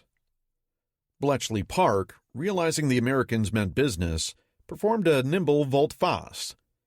On 2 October, members of both code-breaking organizations inked a written agreement that would, at last, result in full sharing of code-breaking intelligence between them. Using a secure new encrypted cable crossing the Atlantic, Enigma cipher settings and other information would be sent between Bletchley Park and Washington. Both allies would thus receive the benefits of all the men and women working in their respective code-breaking outfits. Likewise, each would be backed by the might of American industrial heavyweights like NCR and Bell Labs. The foundation was at last being laid for a successful all-out Anglo-American campaign against Triton. Air War Europe. Air operations. With the weather turning increasingly lousy over Germany as fall wore on, Bomber Command's October sortie count suffered as well. Then again, given the beating it had taken over the previous few months, that was probably just as well. Only 5 major attacks were made against the Reich this month. Krefeld, 188 bombers, Aachen, 257, Osnabrück, 237, Kiel, 288, and Cologne, 289, with no city hit more than once. Krefeld and Aachen were both weather-related busts, with most of the bombs intended for the latter ending up in the small Dutch town of Luderad instead, some 17 miles away. More than 800 houses were flattened or heavily damaged, 83 Dutch killed, and another 3,000 rendered homeless. Osnabrück on the night of the 6-7 October was hit hard, with 65 killed, and nearly 3,500 houses damaged or destroyed. Kiel was interesting for the fact that the Germans started a large decoy fire nearby, drawing perhaps half the bombing force to it, with the local flak commander deliberately withholding fire over the town itself so as not to give away the presence of the real target. This tactic would become increasingly common when decoys were operating nearby, but one that alarmed local residents who were already feeling helpless enough. Despite this stratagem, Kiel was still hit, albeit less heavily. A small herd of buses was burnt out in the city garage, and immense damage to the town's roofs and windows was recorded, as Bomber Command continued mixing in high-capacity bombs whose blast waves ripped the tops right off houses. Cologne on the 15th-16th was largely a bust, with only one of the 71 cookies carried by the bombers even landing within city limits. Just 4 people were injured. Bomber Command finished out October with the quintet of operations outside the Reich. The first was a 94-plane daylight raid against the French Schneider Armaments Works at Le Creusot, deep in France. The attackers flew at rooftop height for much of the way, suffering many bird strikes but no fighter attacks, before dropping 140 tons of bombs. Unfortunately, many of them ended up on the worker settlement nearby instead, causing unknown numbers of French casualties.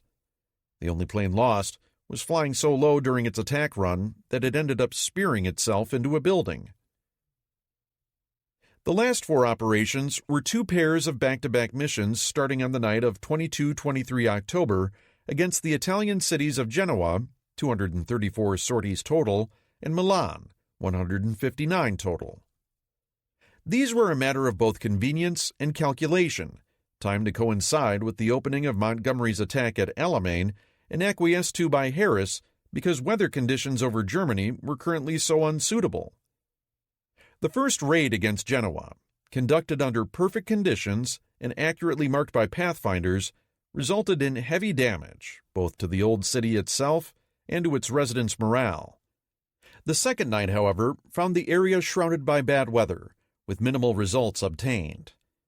Milan was then taken by surprise during a daylight raid the next morning, with 88 British machines destroying 440 houses and several public buildings. At least 171 civilians died, many killed outdoors as the air raid sirens didn't go off until the attack was already underway. A smaller follow-up raid that night was unsuccessful. That ended the month, another hard one.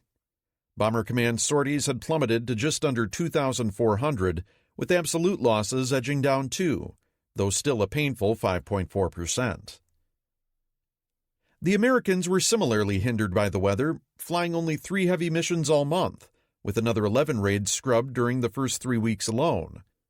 The first, a repeat attack on the second against the Mail aircraft factory, lost no aircraft, but did only minor damage to the factory.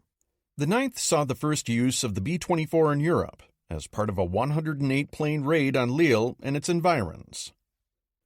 1 B-24 and a Fortress went down there, and another pair of B-17s ditched in the ocean, with only one of the crews being rescued. 2 B-17s also collided, but managed to limp home, despite one losing its entire tail, with the tail gunner miraculously surviving. The month's final mission, ordered by Eisenhower, was meant to help cover the torch convoys by hitting the German submarine pens at Lorient. These pens, some of the most monumental military construction projects ever built, were extraordinarily difficult targets, with heavy reinforced concrete roofs covering repair shops, administration and medical facilities, generators, warehouses, canteens and living quarters, and anything else needed to repair or refit a U-boat. Ira Eaker fully understood the difficulties, noting at the time that, Whether the pens themselves, with their 11.5-foot thick reinforced concrete roofs and heavily reinforced sides, can be cracked by 1,600 pounds AP, armor-piercing, and 2,000 pounds GP, general-purpose bombs, remains to be seen. He hoped that if nothing else, smashing the surrounding rail yards and other facilities would render these bases unusable. The weather, however, refused to cooperate, forcing delay after delay. An attack of 90 aircraft finally went aloft on the 21st, only to have the clouds sock in again. Just one of the 4 groups was able to bomb a hole in the overcast, going down to 17,500 feet to do so. As soon as their bombs were away, they were immediately bounced by 35 Focke-Wulf 190s and had to fight their way out, losing 3 forts and another 6 damaged. Photos taken afterwards showed the pen had sustained several direct hits, but no damage could be seen. The month-end tally thus came to 284 8th Bomber sorties, around 100 more than the month prior, with 10 bombers lost, 3.5%. British skepticism.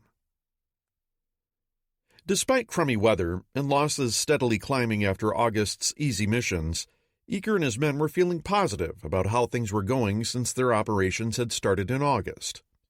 Their bombing accuracy had generally been good, and losses still manageable. Even Peter Macefield, the skeptical Sunday Times aviation correspondent, had been forced to edge away from his earlier snarkiness, remarking in another column on the 18th, "The Americans have taught us much. We still have much to learn, and much to teach." Senior British airmen remained more dubious, even if they didn't say as much to their gung-ho allies. Yet eyebrows aplenty were being raised in private. Instead of the rapid comeuppance many British experts had predicted would befall the Americans, their early run of successes was instead encouraging their daylight bombing notions, which the RAF was certain would ultimately be ruinous. Charles Portal was at the head of the line in this respect, sending out an internal memo in September floating a notion containing equal parts prescience and nonsense. On the one hand, it advocated increased British production of P-51 Mustangs for the Americans to use as long-range day escorts. Simultaneously, it also considered urging the Americans to begin switching the majority of their domestic bomber production over from B-17s and B-24s to Lancasters, now in preparation for the night campaign Portal was certain they would need to undertake later, once daylight bombing had finally failed. The inevitable pushback to this rather bizarre plan was delivered by Air Vice Marshal John Slessor on 26 September, who noted that the Americans have hung their hats on the day bomber policy and are convinced they can do it, and that casting any doubts on their plans would only cause irritation and make them very obstinate. Slessor then went further, pointing out that the Americans' early forays had demonstrated that the B-17 was a formidable machine, and that the AAF understandably believed that with their good defensive armament, they can do it when they get sufficient numbers. He added that their early operations lent some support to this belief. The B-17 has shown that it can defend itself and take an enormous amount of punishment. Whether they could conduct daylight operations in Germany by day was still unknown, but they believe that they will, and I personally am inclined to agree with them once they get really adequate numbers. Slessor also placed his stamp of approval on AWPD-42, noting that, while it was academic and unduly optimistic, it was also a very impressive bit of work, and might indeed be a war winner. Portal remained unconvinced.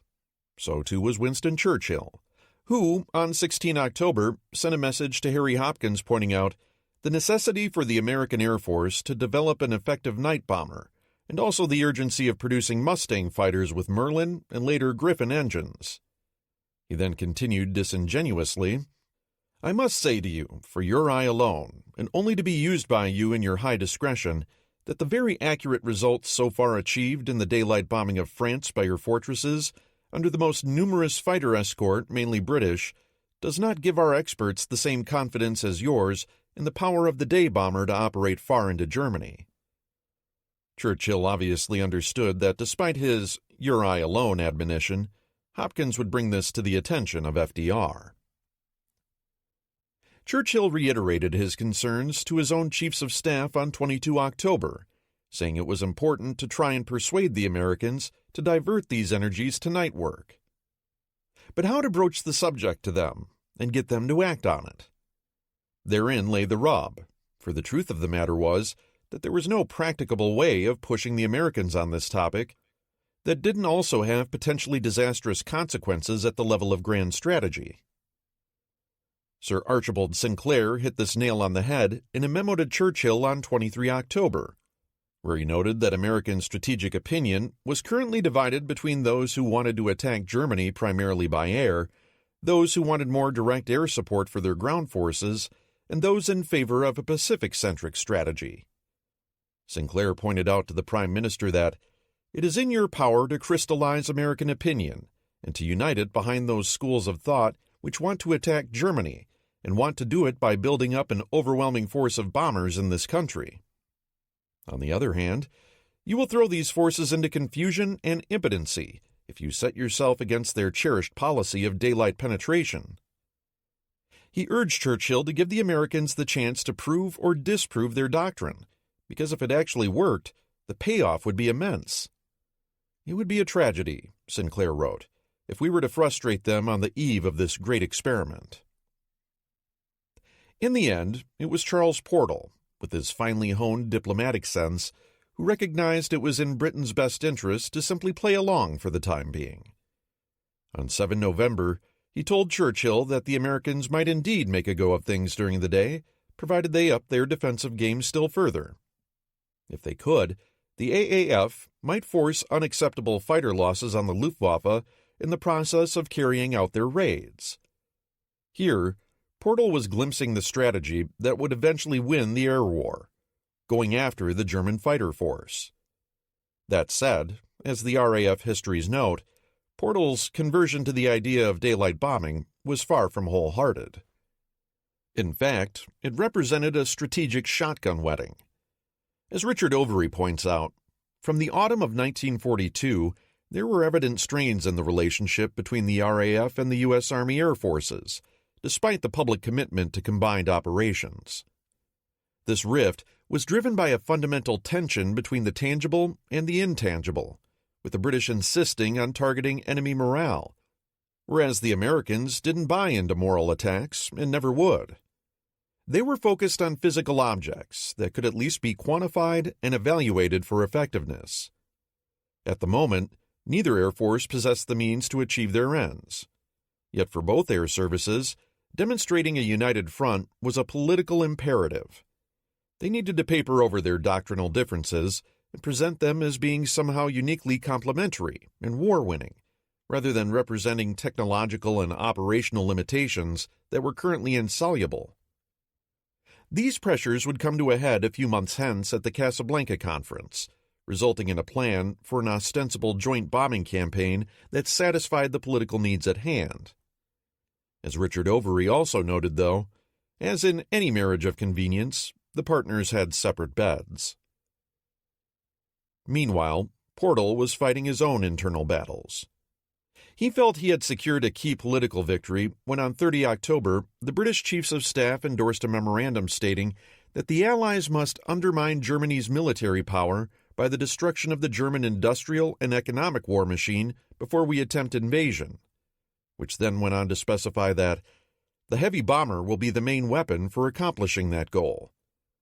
The memo specified a major role for the Americans, since it envisioned a force of 4,000 to 6,000 heavy bombers based in the UK, most of which would need to come from 8th Air Force. With that many planes dropping 50,000 tons of bombs a month by the end of 1943 and 90,000 by the end of 1944, Portal figured the Allies would kill 900,000 Germans, injure another million, and render 25 million homeless, whereupon German industry, now presumably brittle and ripe for destruction, would rapidly fall apart. But gathering such a formidable aerial armada, of course, would require absolute priority of Anglo-American production, subject only to the needs of Allied security and the necessity of containing Japan. Portal's elation at this support from his fellow chiefs would prove to be short-lived, because his vision still had to be sold to both the British government and the Americans.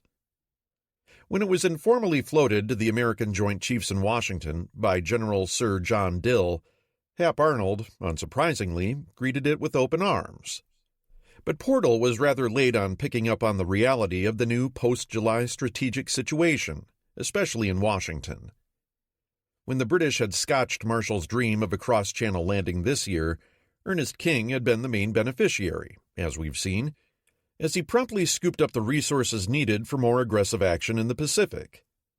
By late October, the desperate struggle for Guadalcanal was heading for a climax and front-page news across America. With Roosevelt insisting that everything possible be done to hold the island, there was no slightest possibility that the Pacific theater could somehow be rolled back to a peripheral status, where the Japanese were merely being contained. America's air planners sort of understood this. Haywood Hansell had acknowledged that new reality in AWPD 42. Yet Parshall apparently hadn't read the memo. King had transformed Allied strategy, and the ship had literally sailed months ago. From now on, for all practical purposes, Anglo-American grand strategy was something more along the lines of Germany mostly first, and would remain so for the rest of the war. Likewise, upon further consideration, the other members of the British chiefs shortly decided that they weren't all that wild about their original joint memo either. Dudley Pound observed that Parshall's jumbo-sized joint bomber fleet would mean importing another 5 million tons of avgas over and above the 1.25 million tons already needed, which could only happen if the U-boat threat were tamed and if American tanker production somehow skyrocketed. He also doubted the likely effects of the offensive. Later in December, Alan Brooke pointed out that if the bomber offensive's huge demands on production left Britain without an army that could fight effectively on the continent when the time came, well, then, what was the point? The unknown factor, of course, was Winston Churchill, who thus far in the war had been a strong proponent of bombing, but who hadn't yet weighed in decisively on Parshall's memo. Mediterranean Theater. Operation Lightfoot. At 21:40 hours on 23 October, Montgomery dropped the hammer on Panzer Army Africa. 8th Army's artillery, 908 guns in all, uncorked a murderous bombardment on Axis artillery positions across the entire line. The fire from every barrel, timed precisely from a BBC signal, was coordinated such that the first shells all landed simultaneously. The effect, wrote one German general, was as if a giant had banged his fist down on a table. All across the Axis lines, bright explosions and fires leapt up, mingling with dust, smoke, and veiled moonlight to paint an eerie scene of cataclysm. The whole horizon to the east spewed heavenwards in a fount of orange and blood-red flame, stabbing at the sky, recalled an Australian watching the gun batteries firing over his head from behind him. The thunder of the barrage struck us, a tidal wave of sound. It hammered on our eardrums and whipped our shirts against our chests. All was flame and thunder, and there was no world left to us. Men were deafened. Some of Monty's gunners were left with bleeding eardrums. Hunkering under the rain of explosives, the Axis troops in the forward defenses were stunned. Almost all communications with the Panzer Army's HQ were either physically ripped apart or jammed by RAF aircraft, leaving General George Stuma with no clear idea of what was transpiring. Conscious of his depleted ammunition stocks, he forbade return fire from his own guns, thereby forfeiting an opportunity to hit the British formations in their assembly areas. On the other hand, many of Stuma's batteries had already been destroyed in the first whirlwind bombardment. Every quartet of Axis guns had been slated for what British gunners called a murder of at least 100 rounds apiece. As for the anti-tank guns that British tankers rightly feared, ultimately half of them would fall victim to artillery as well. In total, the British dumped roughly 276,000 shells on the Germans. Montgomery's assault troops had moved stealthily into their pre-assault positions the previous evening. The whole next day, they had been lying under the desert sun, silent, motionless, and concealed in their cramped slit trenches. As soon as dusk had fallen, they emerged from their imprisonment, ate a hot meal, and checked weapons. Then they marched to their jump-off points. It was cold, and many found themselves shivering as they waited nervously, watching the bombardment still shrieking overhead. The coming northern assault aimed 4 Commonwealth divisions at the 4 corseted Axis regiments aside Mitteria Ridge, 2 German and 2 Italian. Meanwhile, further south, the 4th Indian Division was scheduled to launch spoiling attacks against the western end of the oft-fought-over Ruisat Ridge. The thunderous fire suppression portion of the barrage lasted just 15 minutes. There followed a 5-minute pause. 2 British searchlights that had been pointing vertically skyward then ominously swung their beams in toward each other, hovering over the battlefield, as the Australian histories described it, like a remote symbol of crossed swords. The British batteries now roared again in an even more furious lashing of the forward Axis defenses. The effect was an explosive, clangorous din, the hammers of hell at work, as the war diary of one Australian battalion noted. In the north sector, 568 British guns would keep up that infernal pounding for the next 5 hours, depositing 900 shells a minute along 30th Corps front. The Western Desert Air Force made its own contribution to the general cacophony as their Wellingtons paraded overhead, depositing nearly 125 tons of bombs on Axis gun positions. As soon as the covering fire began at 2200, 8 brigades of British infantry began advancing into the darkness. The sappers had the touchiest job, moving forward, standing upright, their mine detectors stretched out ahead of them. Amid the din, they were listening for that telltale beep on their headphones, indicating that something deadly lay concealed under the sand just ahead. Each mine had to be marked, and any booby traps removed, then lifted and set aside. Behind them came the assault riflemen and the smaller crew-served weapons.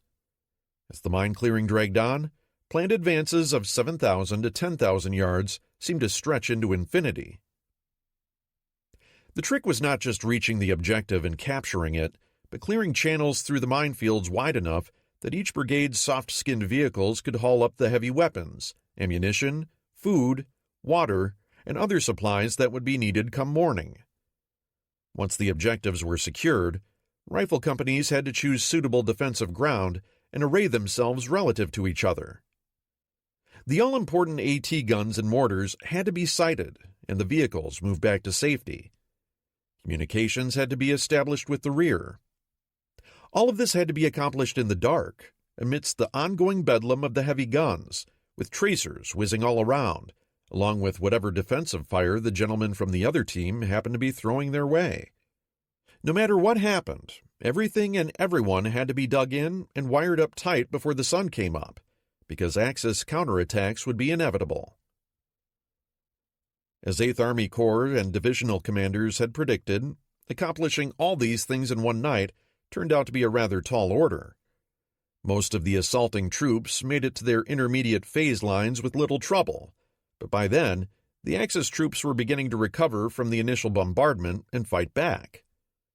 Vicious firefights broke out in the dark, and their progress made all the more inscrutable for being fought in a haze of smoke and pulverized sand. British numbers and weight of fire proved decisive. The frontline battalions of both 164th Infantry and Trento divisions were badly mauled, and either surrounded and destroyed or sent streaming to the rear. By night's end, though, only the Australian 9th Division had gained the bulk of their final objectives. The other 3 infantry divisions had produced varying degrees of success, but the price had been high. In most cases, as dawn of the 24th approached, the British formations had given up on reaching their final phase lines, stopped advancing, and started digging in. The armored divisions, likewise, had not been able to clear their own paths any further forward than the infantry. Just as 10th Corps' commanders had feared, their tanks were now trapped in their mine lanes, well short of where they were supposed to be. Sunrise revealed a scene of indescribable confusion. 6 British divisions were packed into a tight little box, with 30th Corps' infantry intermingled with 10th Corps' armored brigades, and massive traffic jams of tanks and other vehicles trying to move both forward and back. The Germans called down fire from the few field guns they had left against whatever tanks they could see, which had the effect of drawing fire on the British infantry as well. This much must be said for British armor-infantry cooperation during the opening stages of Lightfoot. At least everyone was being shelled together for a change. In the south, British 13th Corps had fared little better. The Italian Folgore paratroop division had been pushed back by the 44th Infantry Division, but the offensive had then been checked by intense artillery fire. The Corps' 7th Armored Division's job was to remain intact and maintain a credible threat on the German right flank, but that required 44th Infantry Division managing to carve a credible breach in the German defensive system through which that threat might materialize. There was none to be had. Still further south, the Free French Brigade had briefly threatened El Himemat, then had been driven off by a German counterattack. Broadly speaking, by first light on the 24th, Lightfoot's original scheme had failed.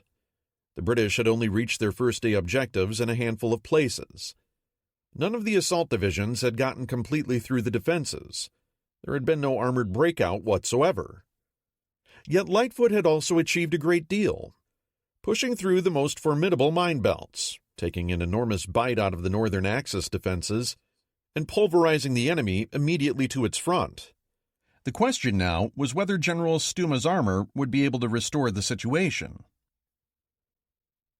The Panzer Army's commander selected this rather inopportune juncture to get himself killed.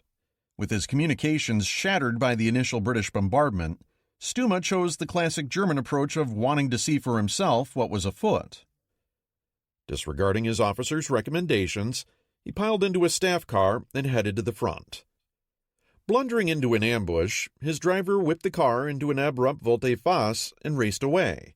Stuma somehow ended up on the running board, clinging to the side of the speeding vehicle, then apparently suffered a heart attack, falling dead to the desert floor without his driver even realizing he was gone.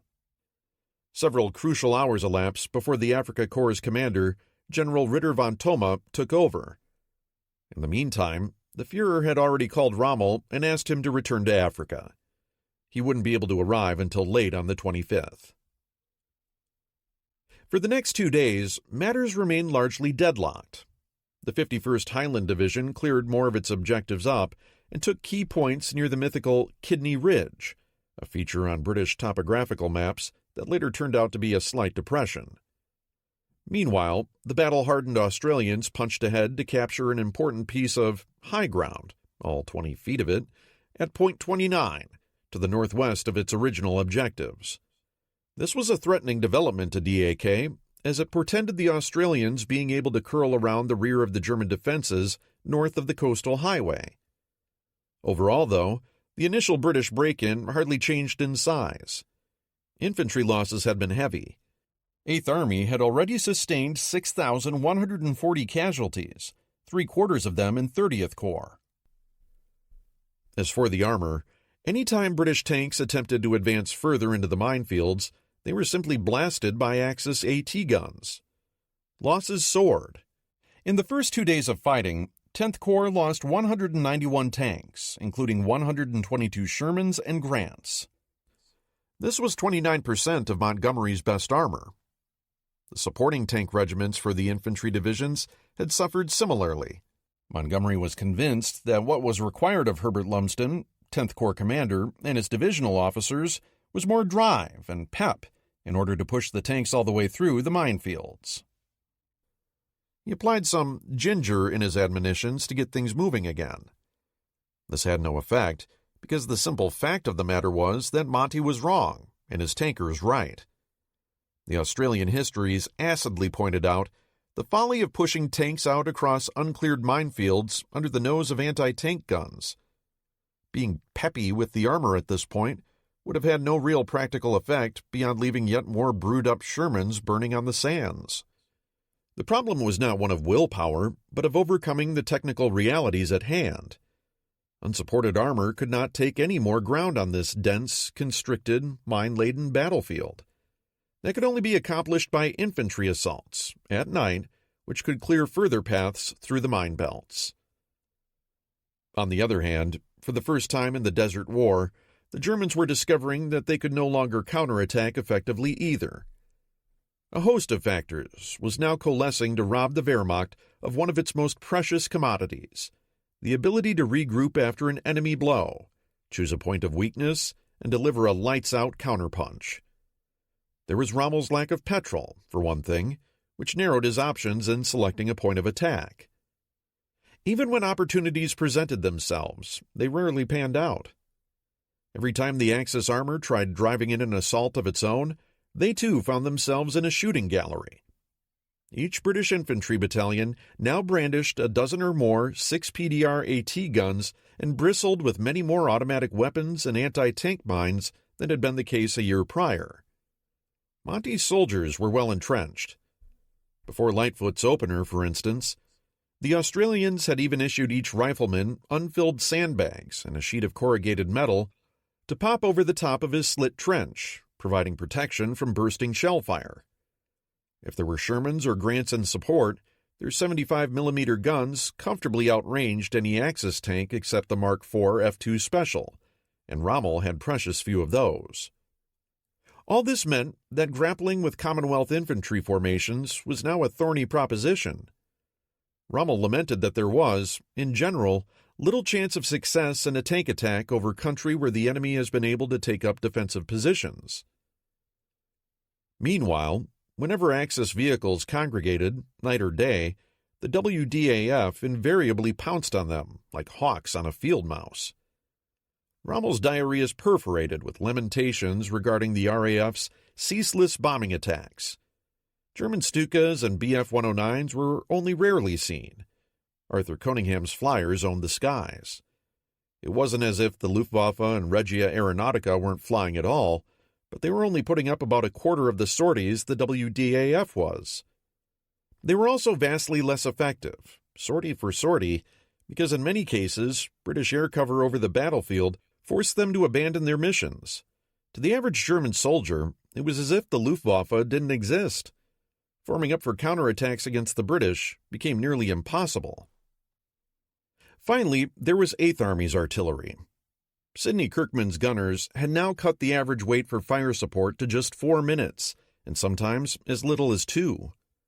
Axis counterattacks were being crushed almost before they could even be launched. One British forward observer recalled, "I will never forget seeing the devastating fall of shot and its effectiveness in halting the attack.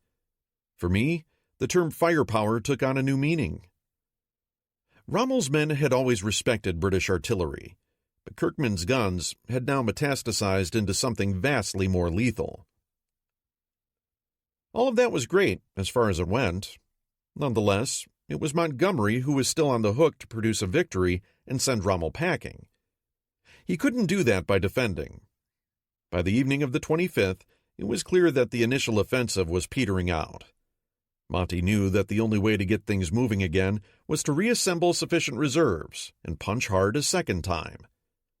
The following afternoon, he issued new orders. The 2nd New Zealand and 10th Armored Divisions were to be pulled out of the line, refitted, and made ready to attack again by the 28th, while 7th Armored was brought north as well. In the meantime, 51st Highland and 1st South African were to hold, while 9th Australian launched smaller set-piece night assaults aimed north toward the coast. Once the new armored assault was prepared, it would drive north to the sea. It is to Montgomery's credit that he recognized that his original plan had failed, and that something different was needed. He had by now also largely jettisoned the notion of a corps de chasse. In its place was a cobbled-together assault corps with the tough, mobile New Zealanders as the centerpiece, backed by copious armor and artillery. The new operation's name? Supercharge. For Rommel, newly arrived on the scene, this was a time of terrible anxiety. His forces were hanging on, barely. But he knew how close things were to collapsing under the constant British pressure. On the 26th, convinced that the threat in the south was minimal, he ordered 21st Panzer to come north. He knew he wouldn't get to change his mind. there was only enough gas to bring his tanks on a one-way trip. On the 26th and 27th, he battled the Australians at Point 29 and the British at Kidney Ridge. Both were costly failures. During the latter, a single British infantry battalion, reinforced with 6 PDR-AT guns, destroyed 47 Axis tanks in an afternoon. In just 4 days, 15th Panzer had gone from 100 to just 23 working vehicles. Littorio was down from 44 from 116. Rommel thereupon received reports that the Italian oil tankers he had been counting on to restore his fuel situation had been sunk just short of Tobruk. In the event, Montgomery had to delay supercharge until the night of 1-2 November. Refitting and getting things ready was taking longer than expected. By that time, he had received intelligence that 90th Light Division had moved smack into the middle of where he intended to attack. At the last minute, Monty decided to reorient the assault to the west, through Kidney Ridge, and on toward the high ground at Tel Akakir. In London, there was understandable concern that Montgomery's battle was simply deflating to nothingness.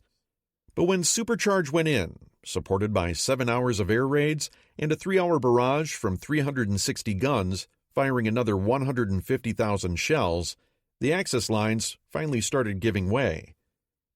The Germans and Italians were spread too thin in too many places and could no longer take the pounding. Overhead, the WDAF was flying more than 1,000 sorties daily. The worm had now fully turned, and Rommel's troops had little choice, as the RAF histories note, but to drink deep of the bitter draught that in earlier days the Luftwaffe had so often meted out to others. With the northern end of the Axis line teetering on the brink by 1 November, General Wilhelm von Thoma ordered 15th and 21st Panzer, along with Trieste, to counterattack. Thanks to Ultra, Montgomery knew in advance exactly where that blow would fall. On the 2nd, the largest armored brawl of the entire battle erupted around Tel Akakir to the west of Kidney Ridge. There were heavy losses on both sides, but British weight of numbers ultimately decided the matter. The Axis counterblow was beaten off, with dozens of burning tanks left littering the desert. Monty's Shermans held the field. In desperation, Rommel called up Arrieta from the south. By this time, it was his most powerful remaining armored division, as he was down to just 35 German AFVs in the northern sector. His artillery and anti-aircraft gun strength was a third of what it had been 10 days earlier. Even before Arrieta could arrive, Rommel realized it was over. His army faced annihilation. He began putting together preparations to withdraw to Fuca, 50 miles west. That night, in the south, the 3 Italian infantry divisions and 10th Corps moved back to the positions they'd held prior to Alam Halfa. The next morning, they began marching for Fuca. In the midst of this, at 13:30 on the afternoon of 3 November, a message from Hitler arrived at the Panzer Army's HQ. The Führer categorically forbade Rommel's withdrawing. Despite his superiority, your enemy must also be at the end of his strength, the Führer opined. It would not be the first time in history that a strong will has triumphed over the bigger battalions of the enemy.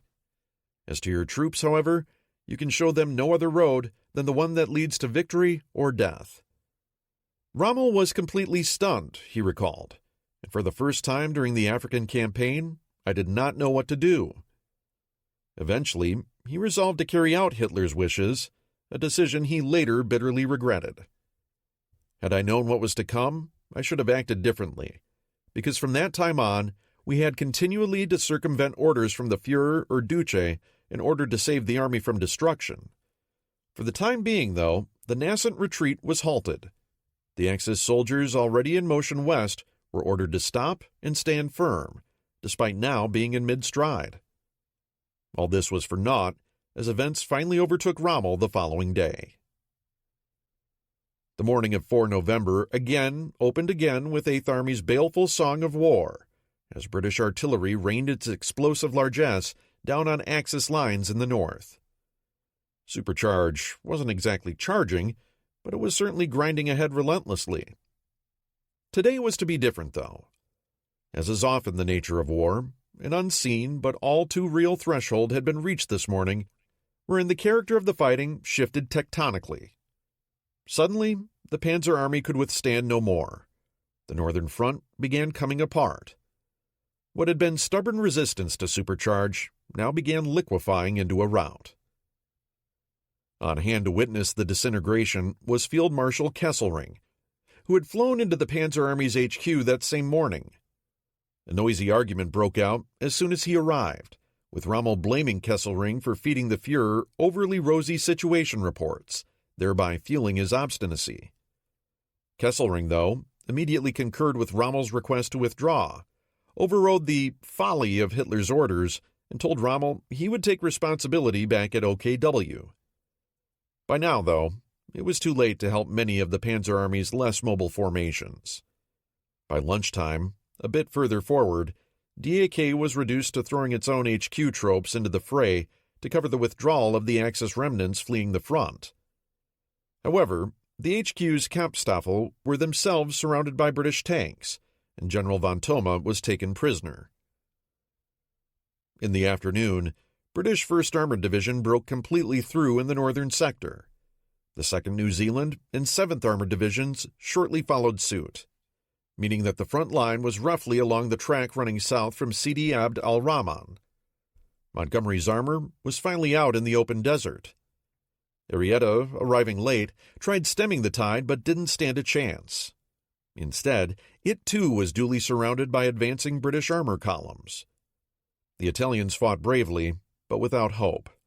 Arrieta and the remaining fragments of what had been Italian 20th Corps were all but obliterated in desperate fighting that continued until nightfall on the 4th. One Italian tanker recalled that their only prayer against the Sherman was to hit their tracks in order to immobilize them. Our shells just bounced off when we hit their armor. The British perspective was rosier, with one tank commander blithely noting, "It was very good battle practice for the brigade." Rommel, for his part, lamented the destruction of his final tank division, commenting, "In the Arrieta, we lost our oldest Italian comrades, from whom we had probably always demanded more than they, with their poor armament, had been capable of performing." Yet Arrieta's day-long sacrifice bought vital time for the Panzer Army's shattered remnants to flee. With Italian armor now exterminated, the Germans were down to about 35 AFVs. Rommel's remaining troops were streaming westward aboard anything that had wheels, as 15th and 21st Panzer's rear guards fought to keep Montgomery at arm's length. Bologna Division and 7th Bersaglieri Regiment were abandoned to their fates and surrendered. Montgomery, though, contented himself with shoving the Axis off the Rahman track, then paused at nightfall to regroup. Far to the south, the Italian 10th Corps trio of Pavia, Brescia, and Folgore were short of water and with barely a truck to their names.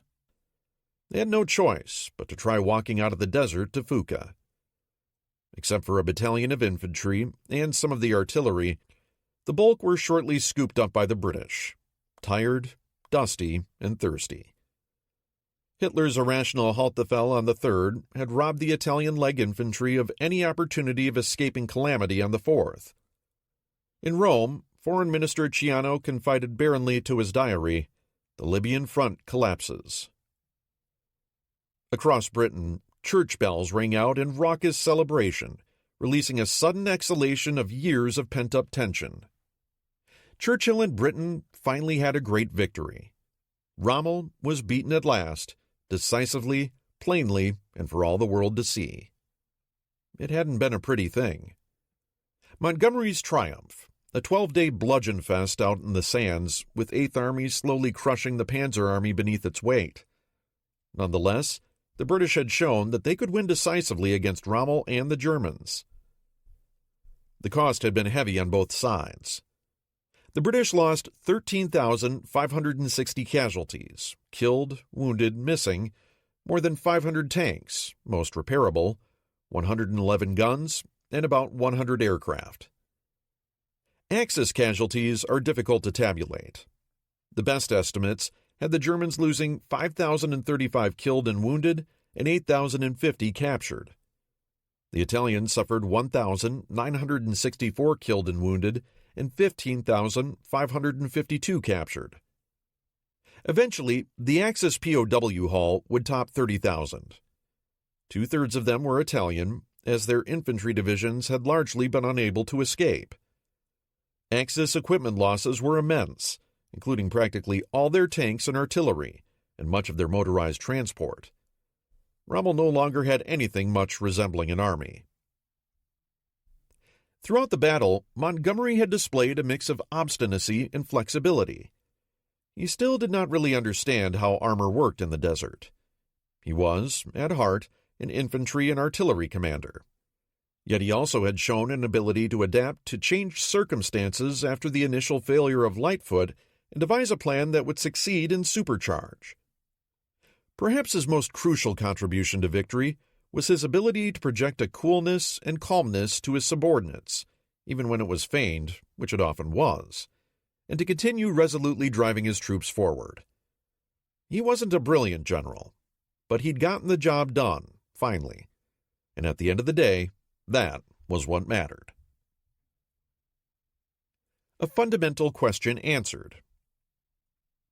For the Allies, one of 1942's biggest open questions was whether the British could manage to stave off defeat in North Africa and the Middle East.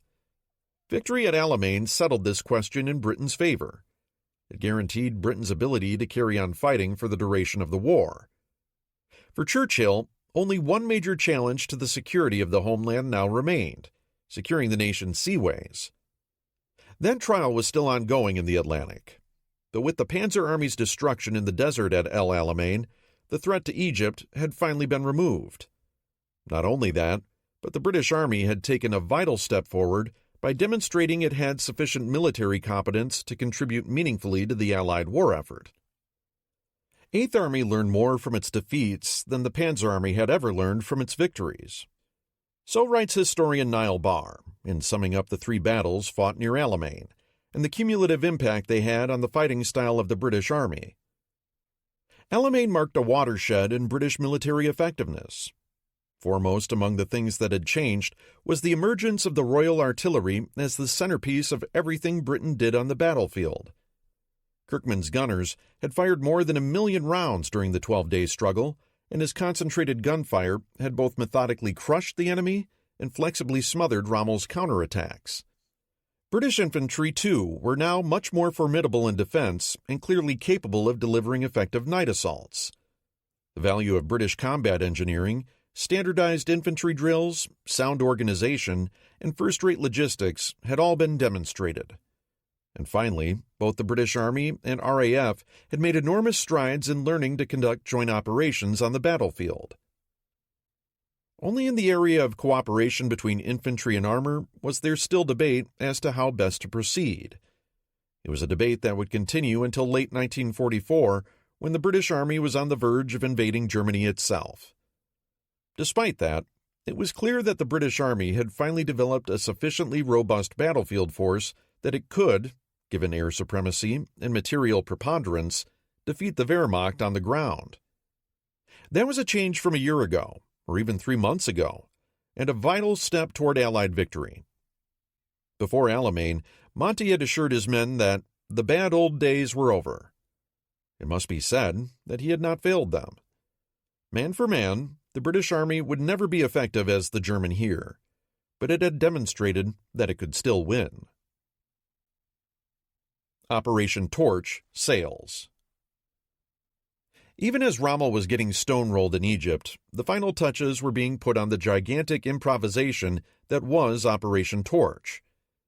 Before Admiral Kent Hewitt's American assault convoy left Norfolk, there had been a welter of last-minute scrambling to get everything on board the transports. Tanks, trucks, artillery, even carrier pigeons. As much as possible, the vessels were being combat-loaded, meaning the materiel was packed in reverse order of when it would be required. This put less vital stuff deep in the holds, whereas the equipment that would be needed to support the assault echelons immediately after the landings was on top. Vehicles and other heavy equipment were fully assembled, rather than being broken down or crated. Vital equipment was spread across multiple vessels so that not all of it would be lost if a ship went down. This was wasteful of tonnage, but more suited to the needs of battle. Inevitably, though, last-minute omissions had to be corrected, and new cargo jammed in somewhere. Spare grenades, artillery shells, a crate of Purple Hearts, and 1,000 units of plasma were among them. Last of all, slogging up the gangways with their weapons, olive-drab haversacks and bedrolls, came the combat troops. Many of them were hungover or otherwise besotted from the beer joints, brothels, and girly trailers that festooned Norfolk's waterfront. They faced a dangerous Atlantic crossing, followed by a combat debut few were ready for. If loading ships in the U.S. was hard, the situation in the U.K. was even more anarchic. American troops and their supplies coming from Britain were to be loaded on British ships. But by the fall of 1942, the Americans were only just beginning to establish something resembling a functioning supply system in Britain. At this moment, their military warehouses clustered around London were so incredibly fouled up that nobody knew where anything was. The situation grew so dire in September that it threatened the entire operation. American quartermasters realized that trying to get a handle on the crisis by properly inventorying what was already in the warehouses was going to take longer than simply reordering large quantities of material from the States, shipping it over at once, and then reloading it straight onto British ships. They'd assault the warehouses after the invasion forces had sailed. When it came to dealing with logistical messes, a U.S. general would later quip, "The American Army does not solve its problems, it overwhelms them." This would indeed become the American approach to solving most things for the rest of the war. Between 23 and 24 October, Hewitt's various American convoys began putting to sea. The Northern, Central, and Southern forces each sortied from Norfolk, then took divergent courses out to sea to confuse any observers. Meanwhile, Hewitt's covering force came south from Maine's Casco Bay. In all, the Americans were bringing 3 battleships across the Atlantic, the modern Massachusetts and the old Texas and New York. Hewitt hoisted his flag in heavy cruiser Augusta, which was joined by heavy cruisers Wichita and Tuscaloosa, and light cruisers Brooklyn, Philadelphia, and Savannah. An air group came north from Bermuda, centered on carrier Ranger and 4 escort carriers, along with light cruiser Cleveland. 38 destroyers ringed the various formations, which all coalesced on the 28th to form Task Force 34.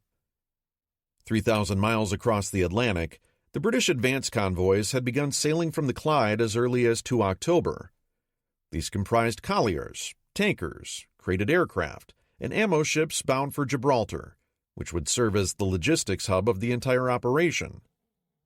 Such was the extemporized nature of the whole affair that these ships sailed 6 days before the final operational plans for Torch had even been issued.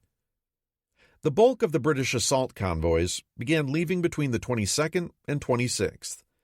With them sailed battleships Rodney, Nelson, and Duke of York, battlecruiser Renown, carriers Victorious, Formidable, and Furious, 4 escort carriers, 9 light cruisers, and 62 destroyers, sloops, and corvettes. Counting smaller units, the 2 allies sent forth over 370 merchantmen and 300 warships.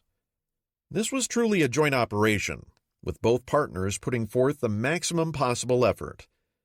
In the words of First Sea Lord Dudley Pound, these formations collectively represented the most valuable convoys ever to leave these shores. They were guarded accordingly, with powerful escorts and heavy aerial patrols. With Dürnitz's U-boats roaming the Atlantic, everybody's tension levels remained high. Fortunately, as related earlier, Convoy SL-125 unwittingly ended up attracting the attention of the main U-boat hunting pack in the area, allowing the British assault convoys to slip through. The Germans did catch occasional glimpses, though. A U-boat briefly sighted Rodney on the 26th. A British carrier was seen on the 31st. Torch convoys KMS-2 and KMF-1 were both sighted on 2 November. Meanwhile, German intelligence had detected the massive buildup of shipping in the Clyde and increased British ship-to-shore radio traffic.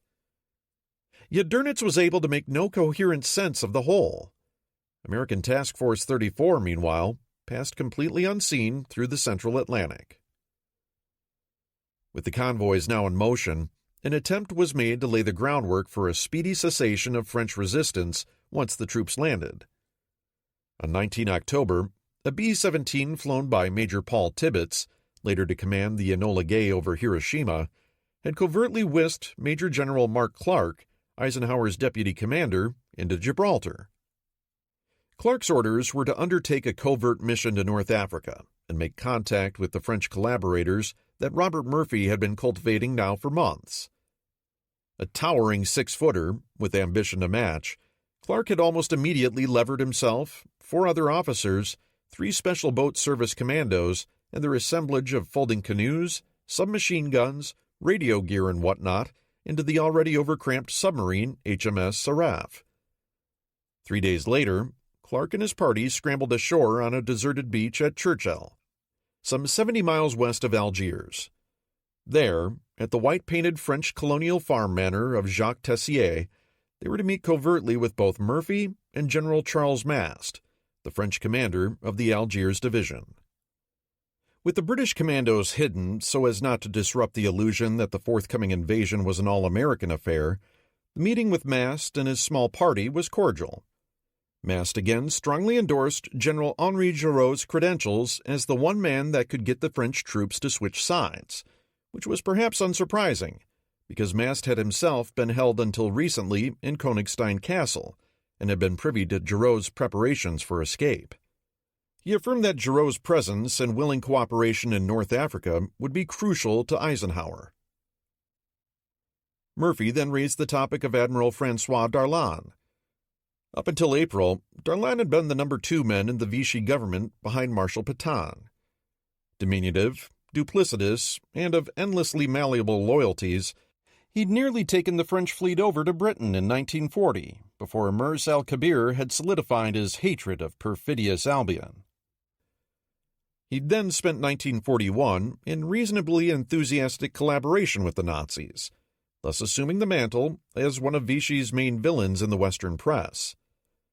By the spring of 1942, though, Darlan had changed his opinion regarding Germany's chances in the war and realized how cynically Hitler viewed France. In April, he had been pushed out of the government and replaced by Pierre Laval. Shortly thereafter, he'd begun secretly contacting Murphy about the possibility of positioning the French colonies as a base to resume active resistance against the Germans. Darlan upped the ante just a week prior to Seraph's sailing by floating the notion of sailing the entire French fleet from France to Mers el-Kabir. If the fleet could be brought over to the Allied side intact, it would be a powerful blow indeed to Italian naval ambitions and free up substantial numbers of British warships for duty elsewhere. Murphy wondered whether Darlan might help win over the French military. Mast objected vigorously, stating that Darlan was untrustworthy and that his participation would lead to disaster. Murphy relented. The ticklish question of General Giraud's role within the command structure was also broached and duly danced around. Accounts of what was offered vary widely, and the only thing that emerges clearly is that a miscommunication was created. Whereas Clark believed he had been non-committal regarding Giraud's role, the French allowed themselves to believe that Giraud would take over as Supreme Allied Commander after a short delay. For reasons of security, Clark was forced to withhold crucial details on the size and timing of the invasion, which he portrayed to the French as being much larger than it really was, and still several weeks away, when in fact some of the advance convoys were already at sea. Toward the end of the discussions, word arrived that the local police were on their way. General Clark found himself furtively hiding in Monsieur Tessier's wine cellar, while the owner, Murphy, and a pair of Frenchmen, feigning inebriation, prevaricated with the authorities over the nature of the party in progress, inventing a tale of ladies being hidden discreetly upstairs. Disinclined to create a scene with a senior American diplomat, the police departed, at which point Tessier begged the Americans to follow suit. High surf spoiled their hasty exit, with a decidedly soggier set of American officers finally regrouping back aboard Seraph. Clark felt things had gone well enough, but Eisenhower would shortly rue the seeds of confusion that had been sown regarding Giraud's role in North Africa. Eastern Front. The demise of dual command. General Vasily Chuikov's bending NKVD Colonel Sariev to his will the previous month in Stalingrad may well have been a harbinger of things to come.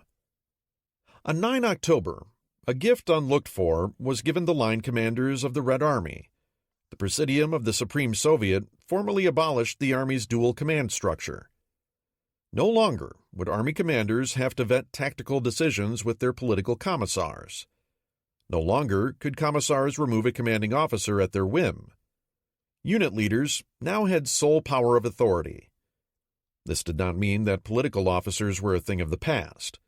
Indeed, they often still wielded considerable power, not least because they were frequently well connected. Likewise, a number of commissars with wartime experience were converted to line officers and given their own units. However, abolishing dual command was a visible nod to the military because it removed the underlying presumption of political unreliability in the officer corps. The Red Army had proven itself. The nature of war in Stalingrad. In the ruins of Stalingrad, however, Chuikov himself had little cause to celebrate this far-reaching development. His first 2 weeks in command had been an almost unmitigated nightmare. October found 62nd Army hunkering down in its lair like a wounded animal, and with worse likely to come. With the Germans now atop the Mamayev Kurgan and Soviet defenses in the workers' villages being crushed, the inevitable next stage was more bitter fighting for the center of the city. Chuikov and his men could only tighten their belts and prepare to face their next ordeal. Nevertheless, Chuikov was quickly adjusting to his new environment. Ironically, the terrible conditions in Stalingrad provided him with tactical opportunities. This was not an environment the German here had trained for. In fact, the Germans typically avoided urban combat like the plague, particularly with their armored divisions. The Heer's calling cards had always been creative use of firepower, mobility, and excellent small unit tactics. However, once the Germans penetrated Stalingrad proper, they found that Richthofen's bombing raids back in late August had been counterproductive for the ground assaults that had to go forward. Debris choked the streets, making it difficult for armor, artillery, and heavy equipment to move. Bewegungskrieg was kaput.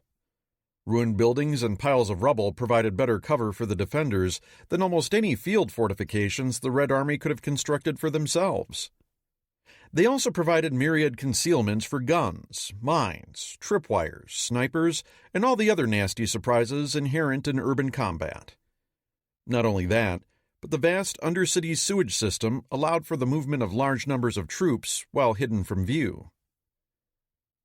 The Germans had thus deprived themselves of mobility, although they retained the advantages of being able to pick and choose the point of their attacks, as well as their traditional superiority in firepower and small unit leadership.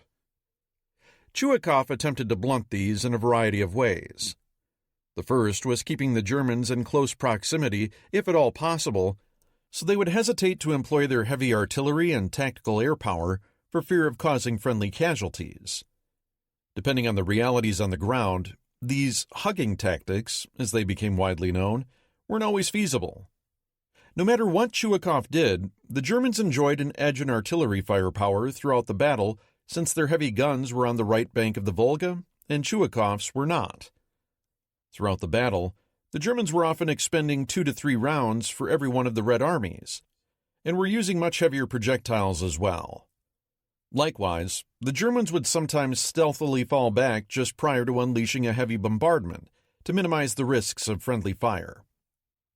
But wherever possible, the Soviets kept their lines within 50 to 100 meters of their enemy. Often, it was much closer than that, with opposing soldiers fighting house to house and room to room. It was not unusual to hear the enemy across the street, on a stairway, or on the other side of a wall. By October, the operational level of combat had practically disappeared.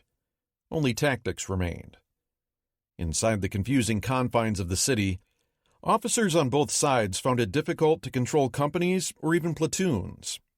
Eventually, what evolved was a reliance on storm groups, Angriffsmannschaft or Sturmovaya Gruppe, of less than a dozen men. Breaking away from traditional unit structures meant potentially ceding control and initiative on the battlefield to the individual soldier. The Germans had no problems with this. It was almost unheard of in the Red Army. Chuikov, though, was confident enough in his own leadership to encourage the development of personal initiative in the ranks. In his words, every soldier was his own commander. The only thing that mattered was results. Chuikov was convinced the Germans feared the night, and for this reason, the Red Army was very active after dark. This simply made a virtue of necessity. With German artillery observers on the Mamayev Kurgan and Stukas swarming overhead, anything or anyone caught moving during the day was promptly shot to pieces. Night provided cover and opportunities for redemption, as the Soviets often spent the evening delivering counterattacks against buildings they had lost during the day. Red Army soldiers would quietly approach within a few feet of their objective, then launch wild charges through windows and doors before the defenders could react. Fights were short, sharp, and decided by reflexes. Other Red Army troops would spend the night infiltrating German lines, laying mines and booby traps, preparing ambushes for the following day, and generally doing what they could to keep up the pressure. From across the Volga, Soviet artillery added its moonlight serenade. Soviet U-2 biplanes, too old, slow, and vulnerable to fly during the day, spent night after night gliding into position to deliver harassing raids with small bombs or grenades aimed at depriving the German troops of any rest. These measures succeeded in fraying German nerves. Sixth Army noted that the troops are never left in peace, and their strength is always under strain. Skittish German sentries fired at the slightest movement or sound, and their divisional reports complained about the men being ground down from lack of sleep. As October wound on, Stalingrad started becoming notorious for its snipers.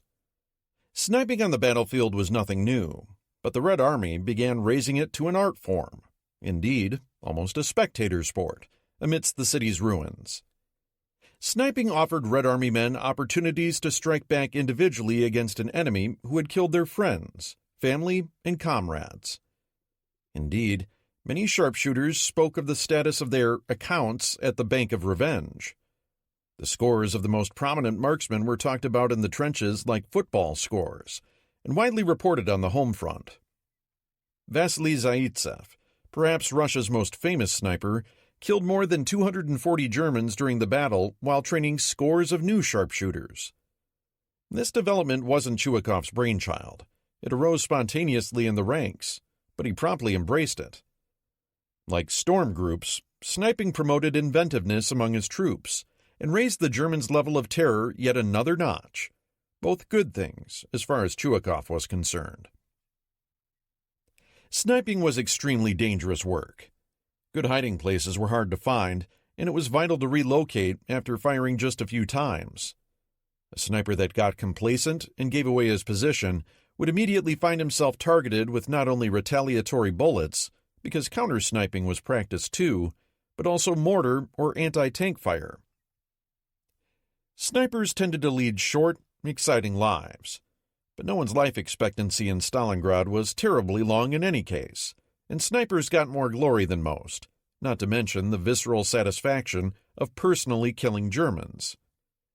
The truly good ones stayed alive long enough to hand down their wisdom to the next crop, and so the phenomenon was self-perpetuating. In sum, the Germans had bought themselves a Festungskrieg, fortress war, and they hated it almost from the get-go. This isn't to say that they weren't brave or aggressive or skilled. They were. Yet the Wehrmacht was built and trained for maneuver in the open, using its speed and style to overwhelm the enemy. There was nothing stylish about Stalingrad in going toe-to-toe with desperate, fanatic Soviet defenders in the ruins of a dead city. They here preferred using armor, artillery, and machine guns to kill from a distance.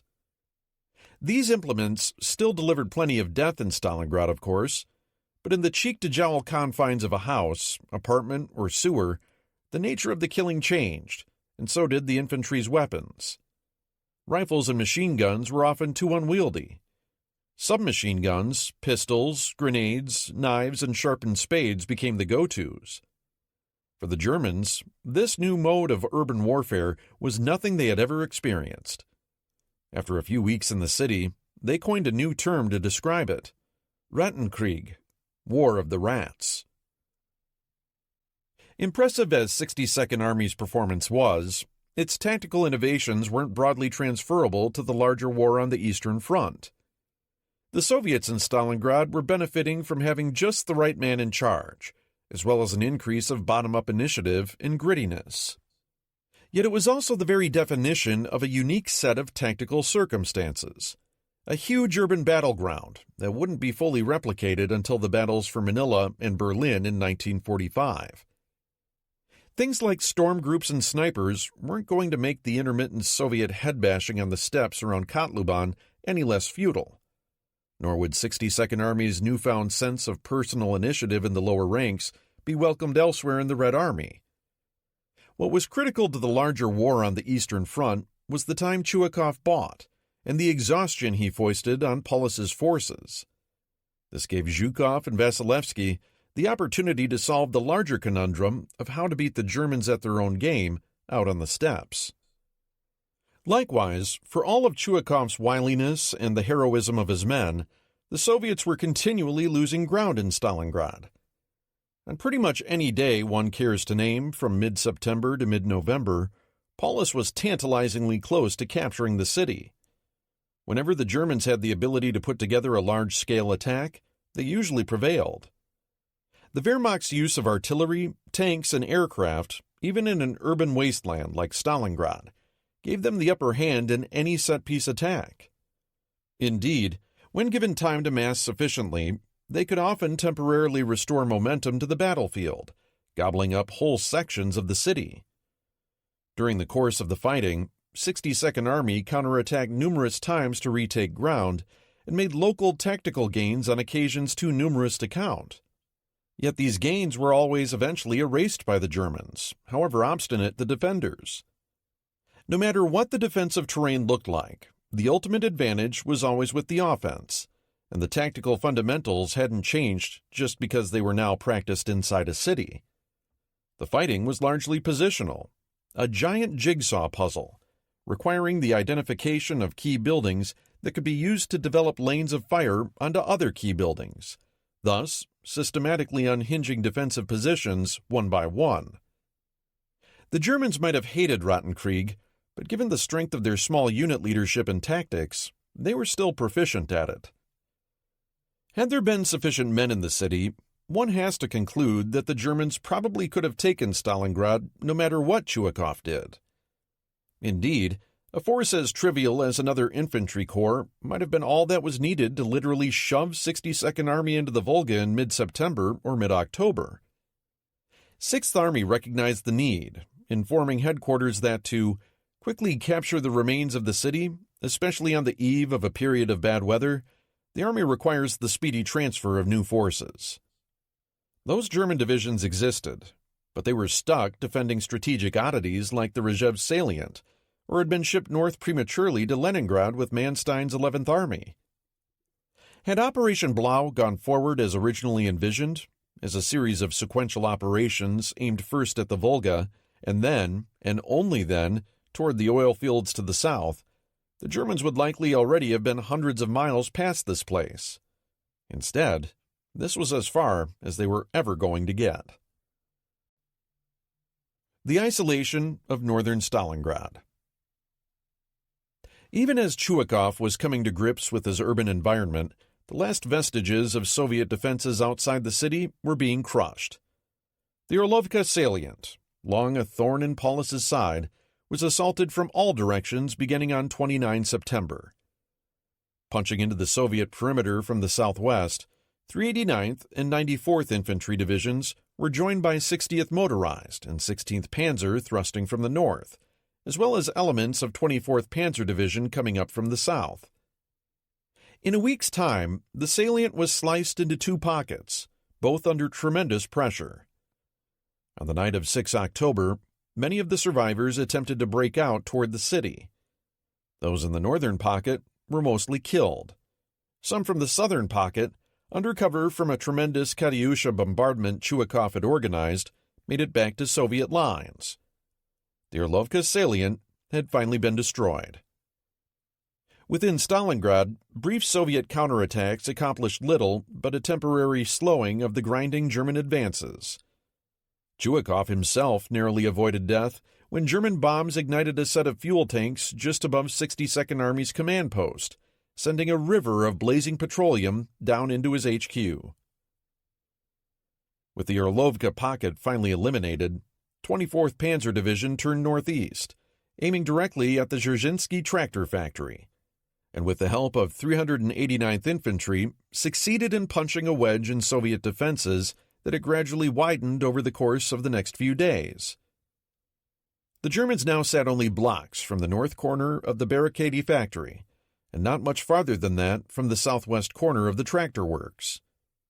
But German attacks were slowing perceptibly. True, they were still destroying wholesale the Soviet formations being placed in front of them, yet the price was increasingly steep, and progress grinding. After a week's combat, 24th Panzer had been reduced to a shell of its former self, with its grenadier regiments counting only around 300 men apiece, and its motorcycle battalion down to 160 soldiers. The whole division was probably down to just 800 combat troops. The 389th Infantry was in a similar position, as were most of the other German formations. 6th Army had no real choice but to call a halt to further offensive actions on the 7th.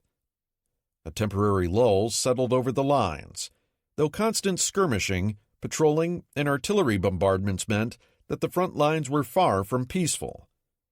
Combat never really stopped in Stalingrad. It just slowed. For its part, 62nd Army was showing a remarkable ability to shoulder its losses and somehow soldier on.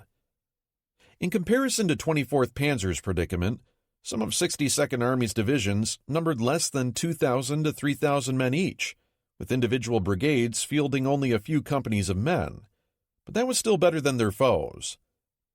Chuikov had just received 8,000 fresh troops from 37th Guards Rifle Division, as well as a small but steady stream of individual replacements being fed into the meat grinder. There were never enough, of course, and 62nd Army was being steadily ground down too. Yet, it still had enough troops to stay in the game, whereas the Germans had lost the ability to mount further major assaults unless they found new men somewhere. 6th Army's Chief of Staff had presciently noted on 4 October, "Without reinforcements, the Army is not going to take Stalingrad very soon.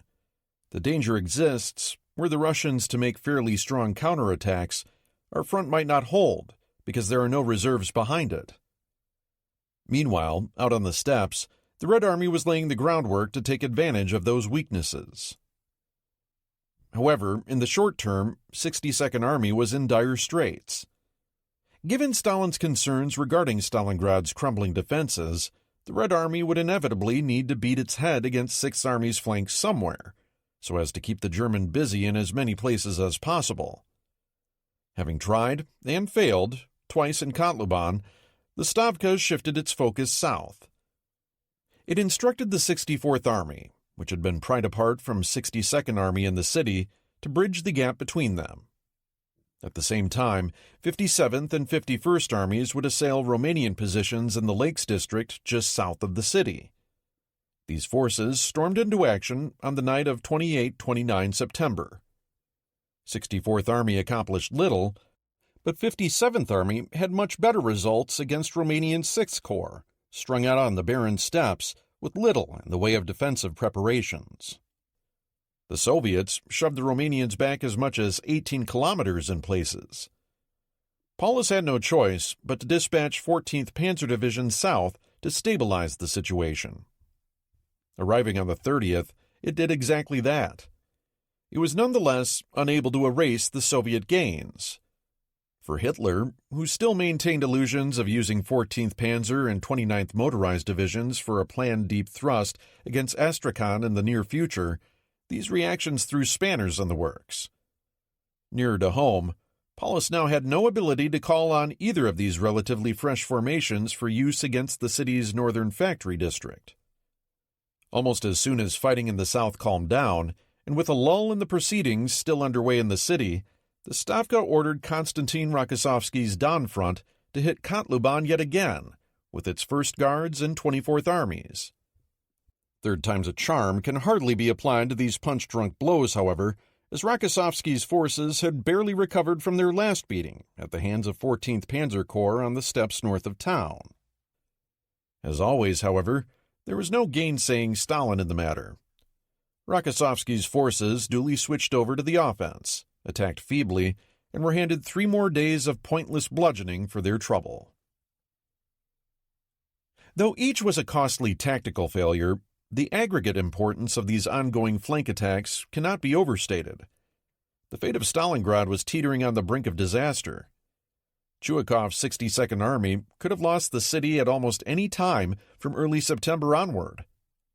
The inability of the Germans to fully unleash 14 Panzer Corps in early or mid-September, or 48th Panzer Corps during later September or early October, had incalculable consequences for the conflict with Stalingrad.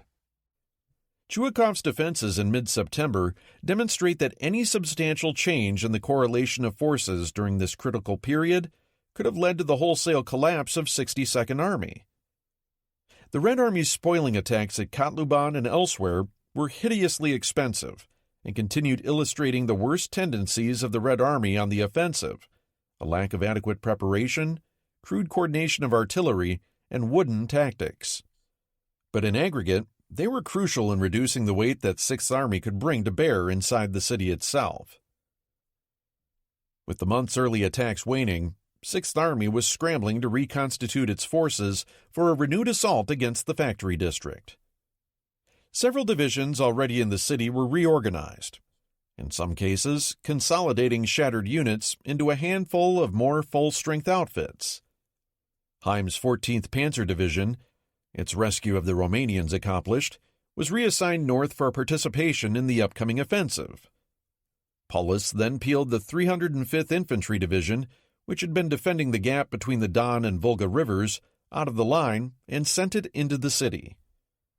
80 miles west of Stalingrad, 79th Infantry Division was taken out of its defensive positions opposite the Soviet Serafimovich bridgehead and likewise committed to the city fighting. On 10 October, the Romanian Third Army was plugged into defensive positions along the Don and was now responsible for containing both the Serafimovich and Kletskaya bridgeheads. Hitler and Maximilian von Weichs, commander of Army Group B, were taking a major risk here.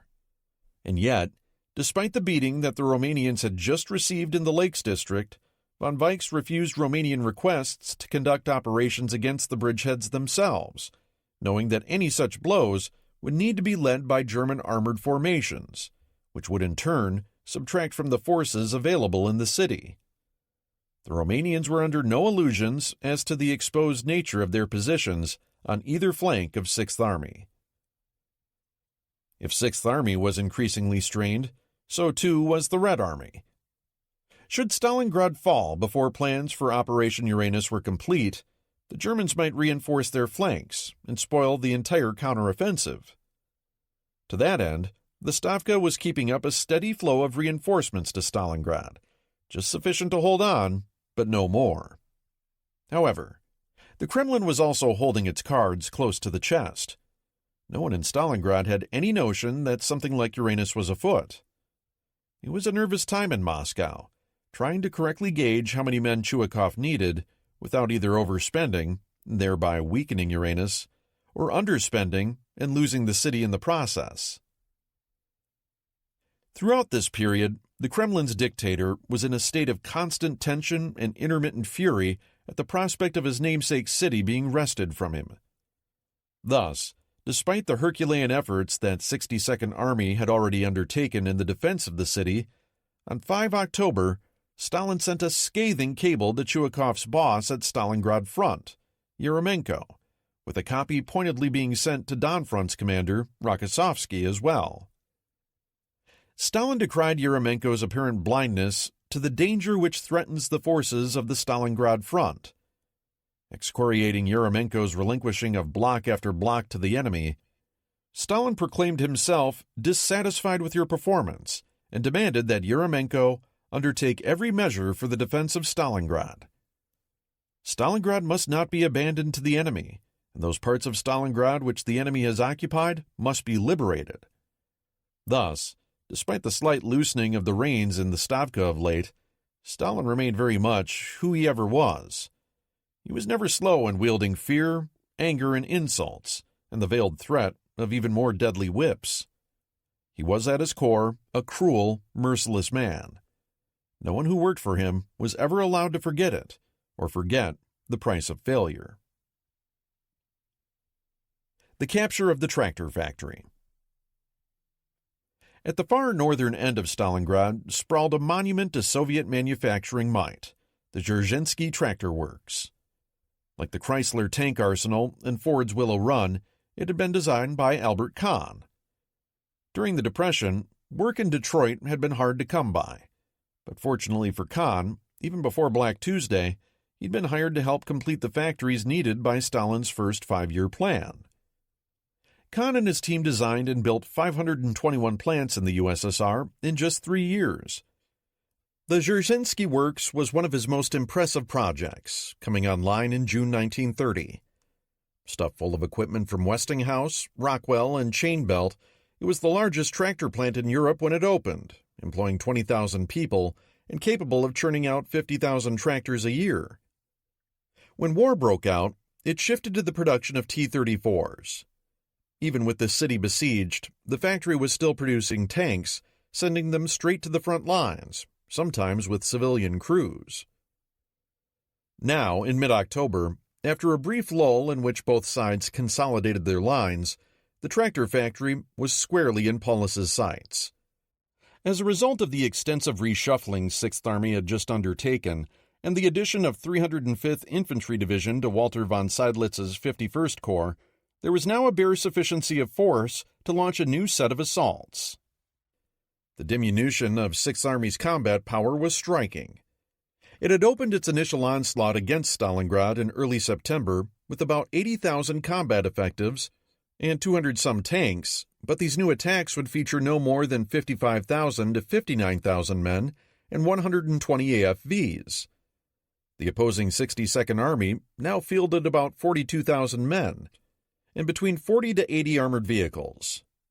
In the northern part of the city, roughly 40,000 Germans faced 20,000 Soviets. Nevertheless, with Hitler having promised the German people as recently as 30 September that Stalingrad would be captured, Paulus knew that whatever the state of his army, he had to deliver results. Along the narrow frontage of his planned twin attacks aimed at the tractor factory, he had managed to pack together dense concentrations of combat power. Chuikov had foreseen the coming blows, but in this case, his reaction was counterproductive. Largely on his own initiative, on the morning of the 12th, he ordered the newly arrived 37th Guards Rifle Division, along with 95th Rifle and the 84th Tank Brigade, to go over to a general counterattack aimed at retaking the workers' settlements, as well as the Mamayev Kurgan.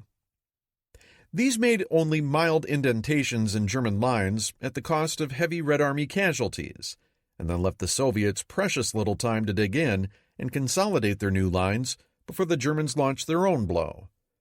The result was the most perilous moment of all for the Soviet defense of the city. At 0500 on the morning of 14 October, German artillery opened a devastating barrage against the factory district. For 2.5 hours it continued. The thunderous down payment on the 859 tons of artillery ammunition 6th Army would expend this day, including more than 5,000 150mm and 210mm shells. Along with this came 1,250 aircraft sorties, as carpet bombing interspersed with precision strikes by Stukas continued throughout the day. 62nd Army's Chief of Staff noted in his daily report that the continuous howl from bombs and shells prevented hearing one's voice. Chuikov remembered after the war, "I've lived through a lot of bombings, artillery preparations, and others in my life, but the 14th will remain in my memory." And rightly so, as bombs would hit his headquarters during the day, killing 30 staff members and knocking his communications offline for hours. After this preparatory hurricane, Seydlitz's 51st Corps, headed by 14th Panzer and 305th Infantry Division, attacked obliquely out of the wedge they had carved in Soviet lines earlier in the month. Their axis of attack was aimed at the southwestern corner of the tractor factory. The Germans again demonstrated what they could do when they had sufficient preparation and frontline strength. The 37th Guards Rifle Division was simply destroyed, with one regiment cut off and annihilated southwest of the works, and the decimated remnants of the other two driven back headlong into the factory itself. By nightfall, one of these regiments was down to just 20 men, out of a nominal establishment of 2,758 soldiers. The 95th Rifle Division fared little better. By the end of the day, 62nd Army didn't know where it was anymore, or if it even existed.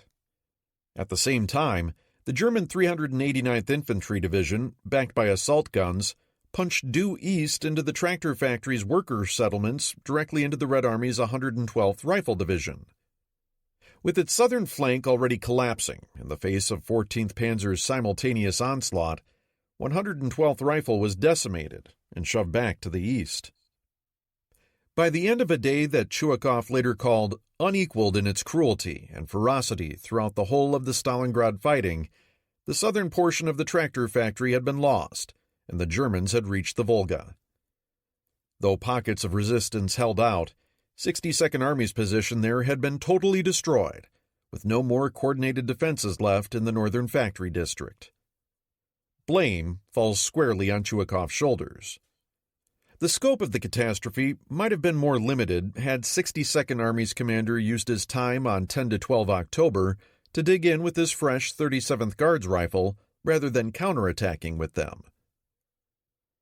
On the night of the 14th, Nikita Khrushchev, Stalingrad Front's commissar, called Chuikov on behalf of the Stavka, asking what could be done to retrieve the factory and stabilize the situation. Chuikov responded that the tractor factory could not be saved, and that attempting to send reinforcements to the area would only put them in a position to be crushed the following morning. Instead, he opined that the best solution was to shore up the defenses around the Barricady and Krasny Oktober factories, since the Germans would clearly turn their attentions there next. Above all, Chuikov needed ammunition and fresh units. Khrushchev agreed, ultimately getting Yeremenko to release the fresh 138th Rifle Division to arrive the following day.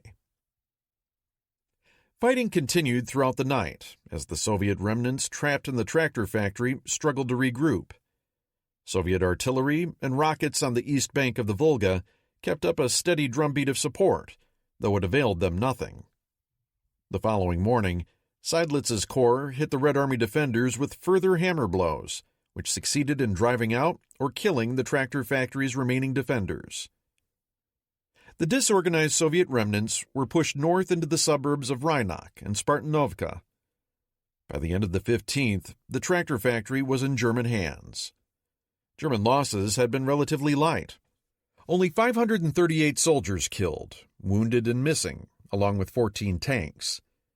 Soviet casualties, though, had been brutal, probably more than 10,000 men.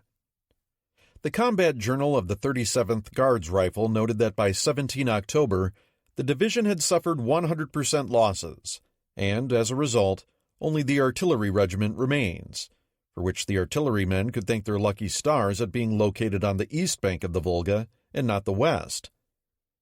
The only bright spot in this picture of general calamity was 16th Panzer Division's failure to eradicate the Rynok and Spartanovka defenses in the northern suburbs. On 16 October, to nobody's surprise, the Germans turned their attention south.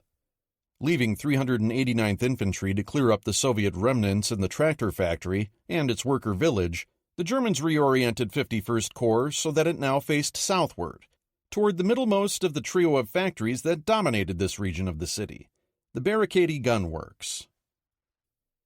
Seidlitz's Kampfgruppen comprised about 10,000 combat troops supported by 70 tanks and assault guns. Facing them were the 95th Rifle Division, remnants of 37th Guards Infantry, now consolidated into a single regiment, a handful of security troops, and perhaps 20 tanks. True to his word, Yeremenko had sent the 1st Regiment of the 138th Rifle Division across the Volga, It took up positions backing the 37th Guards and 95th Rifle and awaited its other regiments. Striking out on the morning of the 16th, Seydlitz might have hoped to keep the momentum of the prior 2 days rolling. However, his men ran into a concentration of Soviet tanks of the 84th Tank Brigade, which had been dug in up to their turrets. Waiting for the Germans to approach within spitting distance, the Soviet armor knocked out a number of panzers. Once the assault stalled, 62nd Army's Katyushas promptly dumped salvo after salvo on the Lancers pinned in the rubble. Regrouping, the Germans systematically destroyed 16 of Brigade's 20 tanks by early afternoon, whereupon Seydlitz's men began muscling their way into the northwest corner of the barricade. With the situation growing dire, Chuikov ordered the fresh 138th Rifle Division to move forward, but the sectors assigned to them had already been occupied by the time they arrived. Consequently, when the 138th's remaining 2 regiments debarked that night from their Volga crossing, the entire division was fed wholesale into what remained of the barricade's defenses. As expected, Stalin was outraged by the loss of the tractor factory and the deteriorating situation in the barricade. Throughout the 16th, the dictator harried Chuikov with demands that he report immediately, in detail, on why the works had been abandoned so precipitously and what he intended to do about it. Meanwhile, Chuikov, up to his ears in the worst crisis since the initial assaults on the city in mid-September, was being bombarded with messages from his beleaguered frontline units, asking him what to do as their defenses were systematically eradicated. Chuikov could offer little beyond telling his units to fight with everything you've got, but stay put. That night, Stalingrad Front's commander, Yeremenko, and his deputy, Lieutenant General Markian Popov, crossed the Volga to confer in person with Chuikov and his commissar, Kuzma Gurov. Chuikov recalled later the deafening noise from incessant German Nebelwerfer bombardments. He and Gurov had to step over the hundreds of Soviet wounded who were crawling toward the ferry landing stage. Chuikov's conference with Yeremenko spared no punches. The commander of the 37th Guards Rifle Division, General Viktor Zholodev, was reduced to tears as he described the slaughter of his division during the previous few days. Yeremenko promised more men and ammunition, though both would be slow in coming. Regardless, it was clear to the front commander that Chuikov was holding firm, at least for the time being. At 0800 on the morning of 17 October, Seydlitz unleashed his assault against the barricade at 0800. It created just as much havoc as his offensive against the tractor plant 2 days earlier. Fresh or not, 2 of 138th Rifle Division's regiments were smashed and driven back into the works. This, in turn, exposed the defenses of 308th Rifle Division out into Skolp-Cherny Park to the west of the factory, which found itself surrounded and nearly annihilated. On 18 October, though, German momentum finally began slowing as their depleted Kampfgruppen began facing more organized resistance. The barricade was now being fought for hall by hall, room by room, with the Germans finding it extraordinarily tough going. Chuikov's men had to be individually pried from every strong point and hole.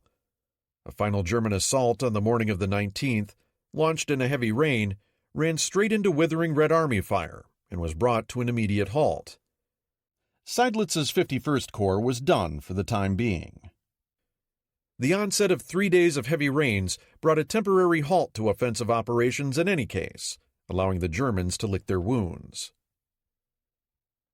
When Seydlitz's offensive sputtered out in the metaphorically apt rains of 19 October, it brought an end to the maneuver phase, such as it was, in the Battle of Stalingrad.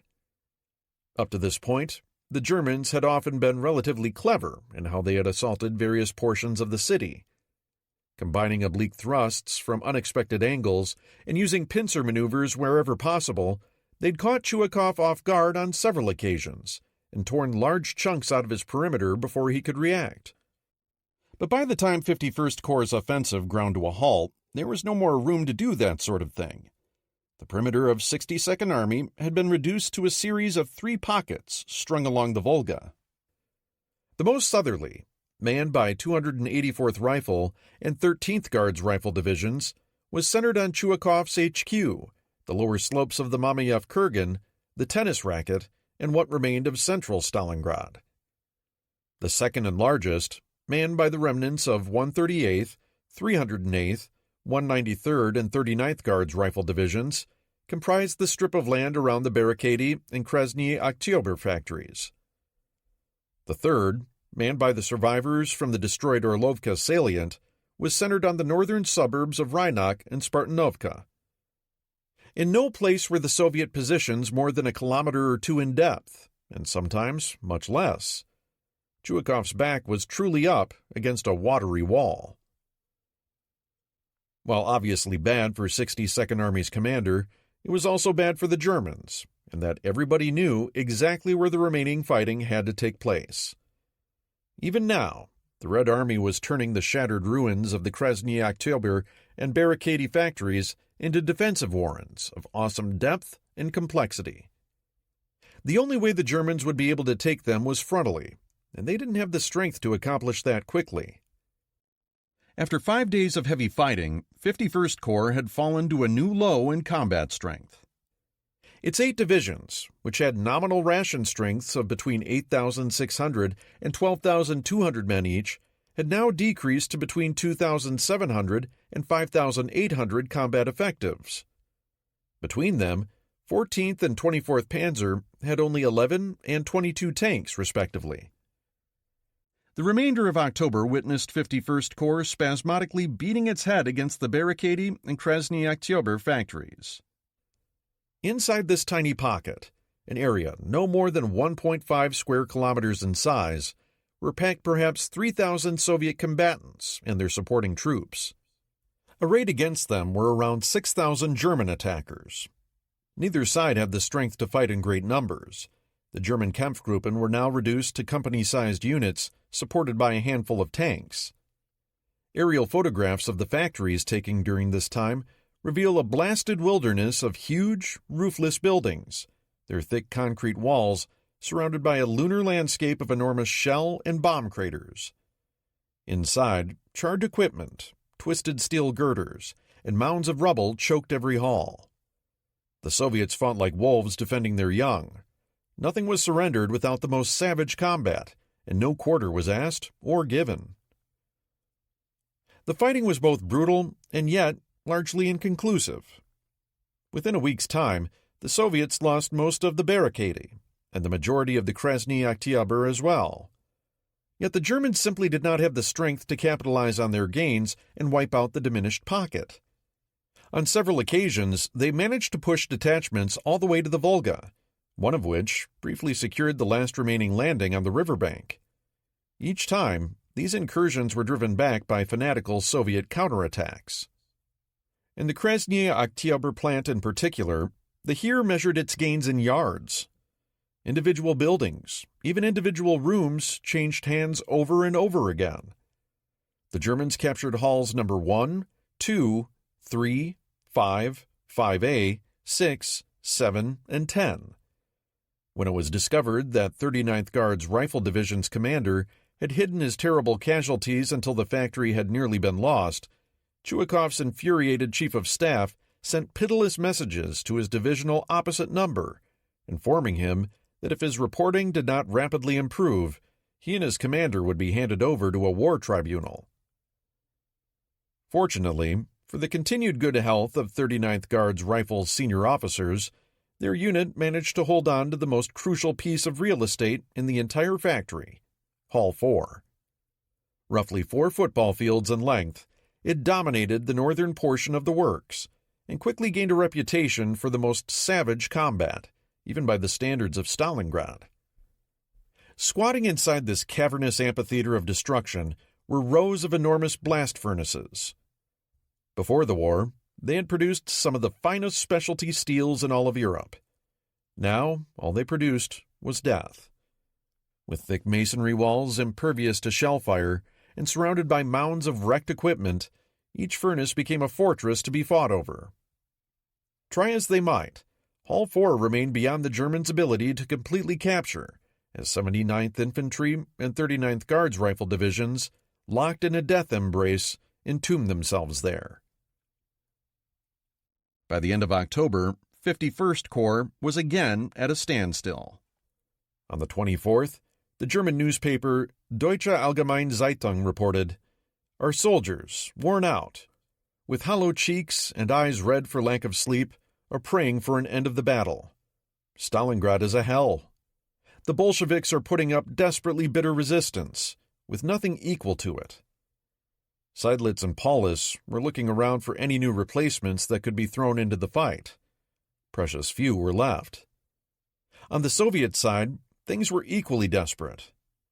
During the last week in October, only the arrival of 6,400 fresh troops of 45th Rifle Division had kept Chuikov's middle pocket from collapsing.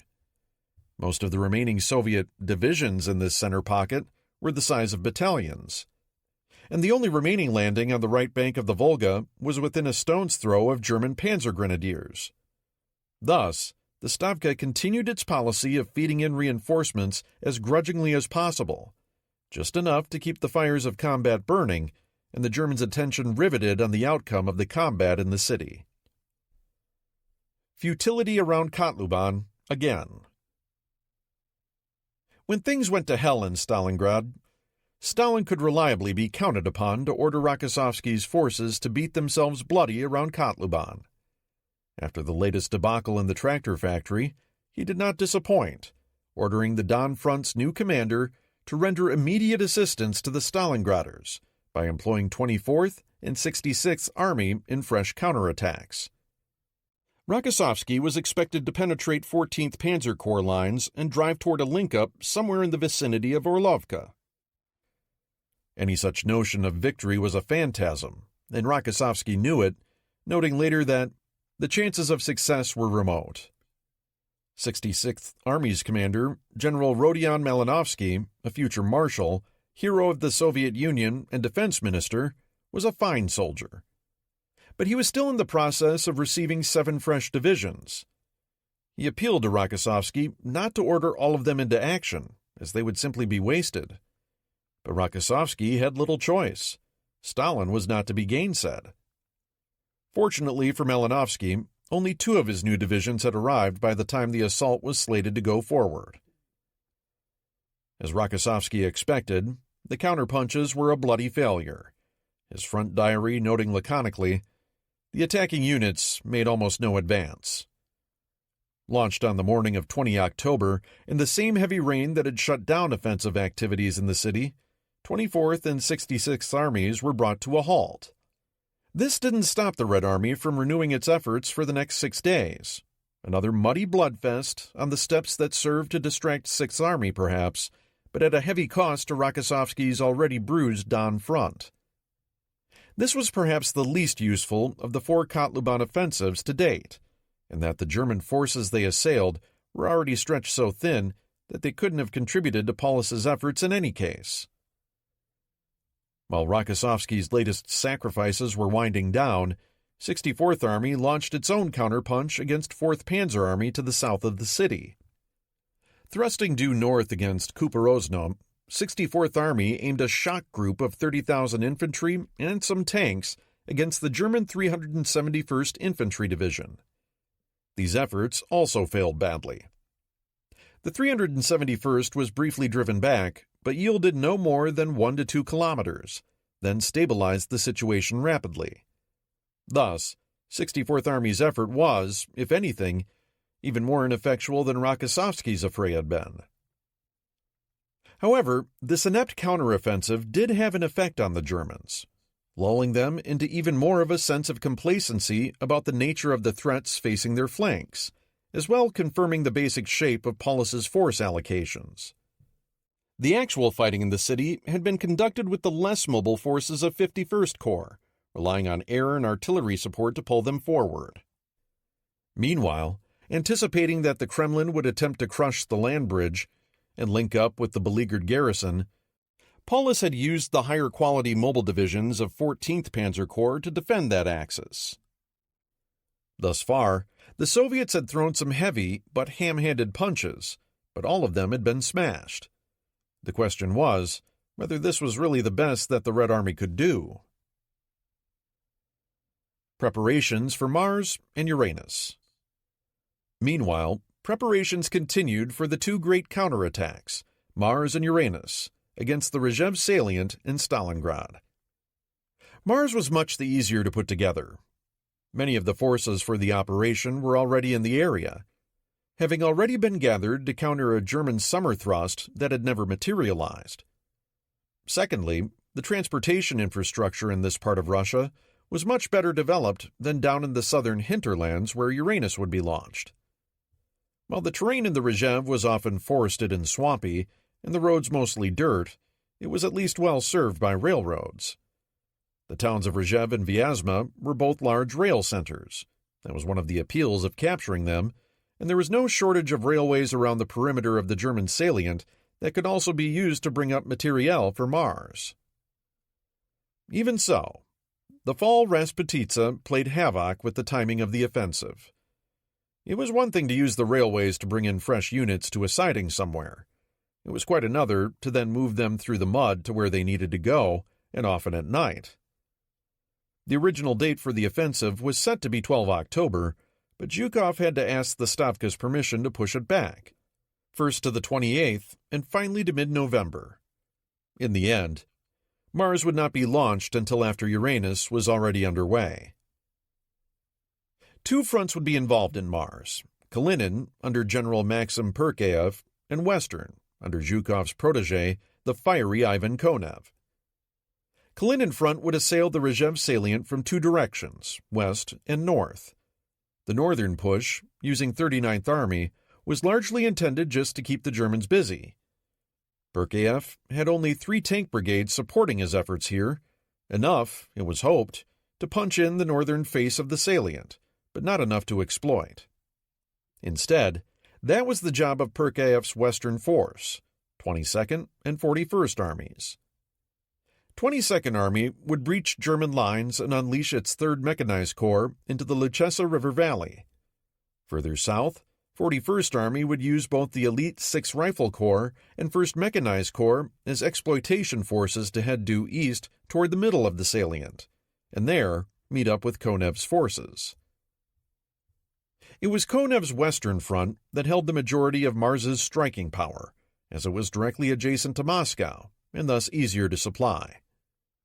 His 20th Army, in addition to the normal breakthrough forces of rifle divisions and tank brigades, also held 8th Guards Rifle Corps, 5th and 6th Tank Corps, and 2nd Guards Cavalry Corps. 20th Army's job was to blast a hole so that these powerful exploitation forces could be inserted, race west, and meet up with Perkayev's 1st Mechanized. That done, the northern half of the Reshape salient would be in the bag, and Zhukov could turn to the follow-on operation, Jupiter. The mobile forces of 20th and 41st Armies would get themselves sorted out, then head south toward Vyazma, while a separate thrust by Western Front's 5th and 33rd Armies would blast another hole in German lines, allowing 9th and 10th Tank Corps, and the powerful 3rd Tank Army to be unleashed. These twin pincers would meet at Vyazma, crushing German 9th Army and ripping the heart out of Army Group Center. Impressive goals required impressive forces, and the Stavka had not shorted Zhukov. In total, Mars alone would call upon 668,000 men, backed up by 31 tank brigades and 12 tank regiments, for a total of 2,352 tanks.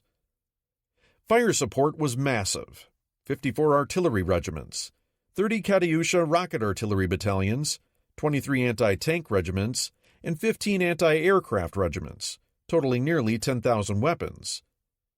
This was roughly comparable to Uranus's 700,000 men and 1,400 tanks, backed by 54 artillery regiments, 34 anti-tank regiments, and 21 anti-aircraft regiments.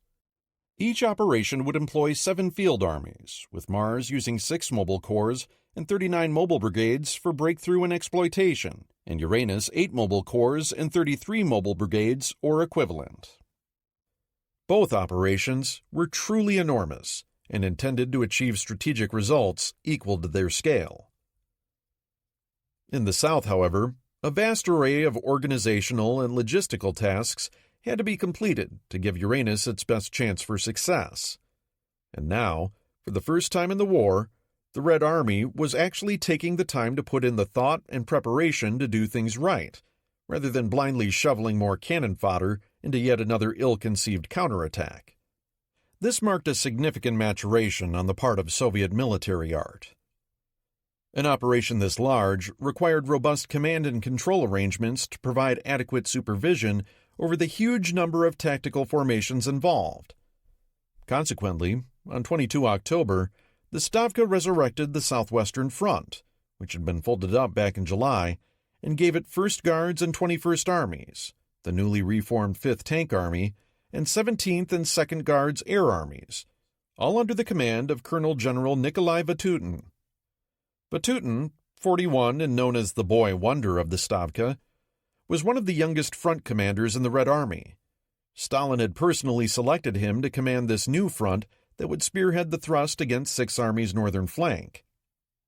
Vatutin had garnered a reputation as an aggressive commander during the defenses of both Leningrad and Moscow, and later served as a general staff officer under Vasilevsky, before again returning to combat duties.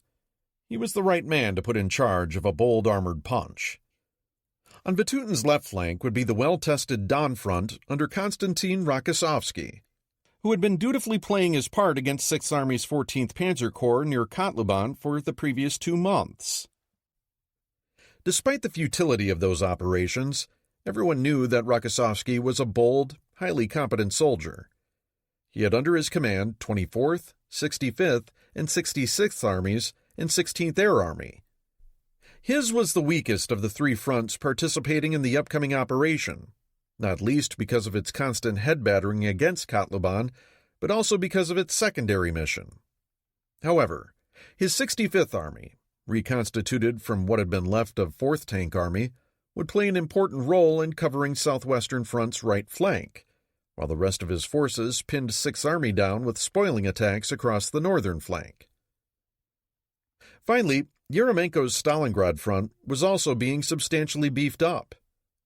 Its 62nd and 64th Armies, of course, were primarily occupied with fighting in or around Stalingrad itself. But Yeremenko's 51st and 57th Armies, along with 8th Air Army, would all be going over to the attack in the upcoming offensive, forming the southern pincer against Army Group B's southern flank. They were reinforced accordingly. Between the northern and southern pincers, the Stavka pumped in an enormous and brand new tank army, 10 rifle divisions and 6 rifle brigades, 3 tank, 1 mechanized, and 2 cavalry corps, several tank brigades and regiments, and about 20 artillery and mortar regiments. In addition to these new units, more than 105,000 replacement troops were fed into existing formations. Assembling such a force required mastering logistical problems of unprecedented magnitude. Unlike Central Russia, railways in the south were hard to come by. The 2 bridgeheads across the Don that would be used to launch Southwestern and Don Front's assaults were in the middle of nowhere, and only a single rail line came anywhere near them. A single railway, likewise, served Stalingrad Front, plus some spotty waterborne transportation across the Volga. This scarcity of logistical throughput raised 2 problems: how to move the necessary units into their jump-off positions, and how to hide them from German intelligence once they arrived. The Red Army responded by throwing 117,000 construction workers, most of them civilians, at the problem.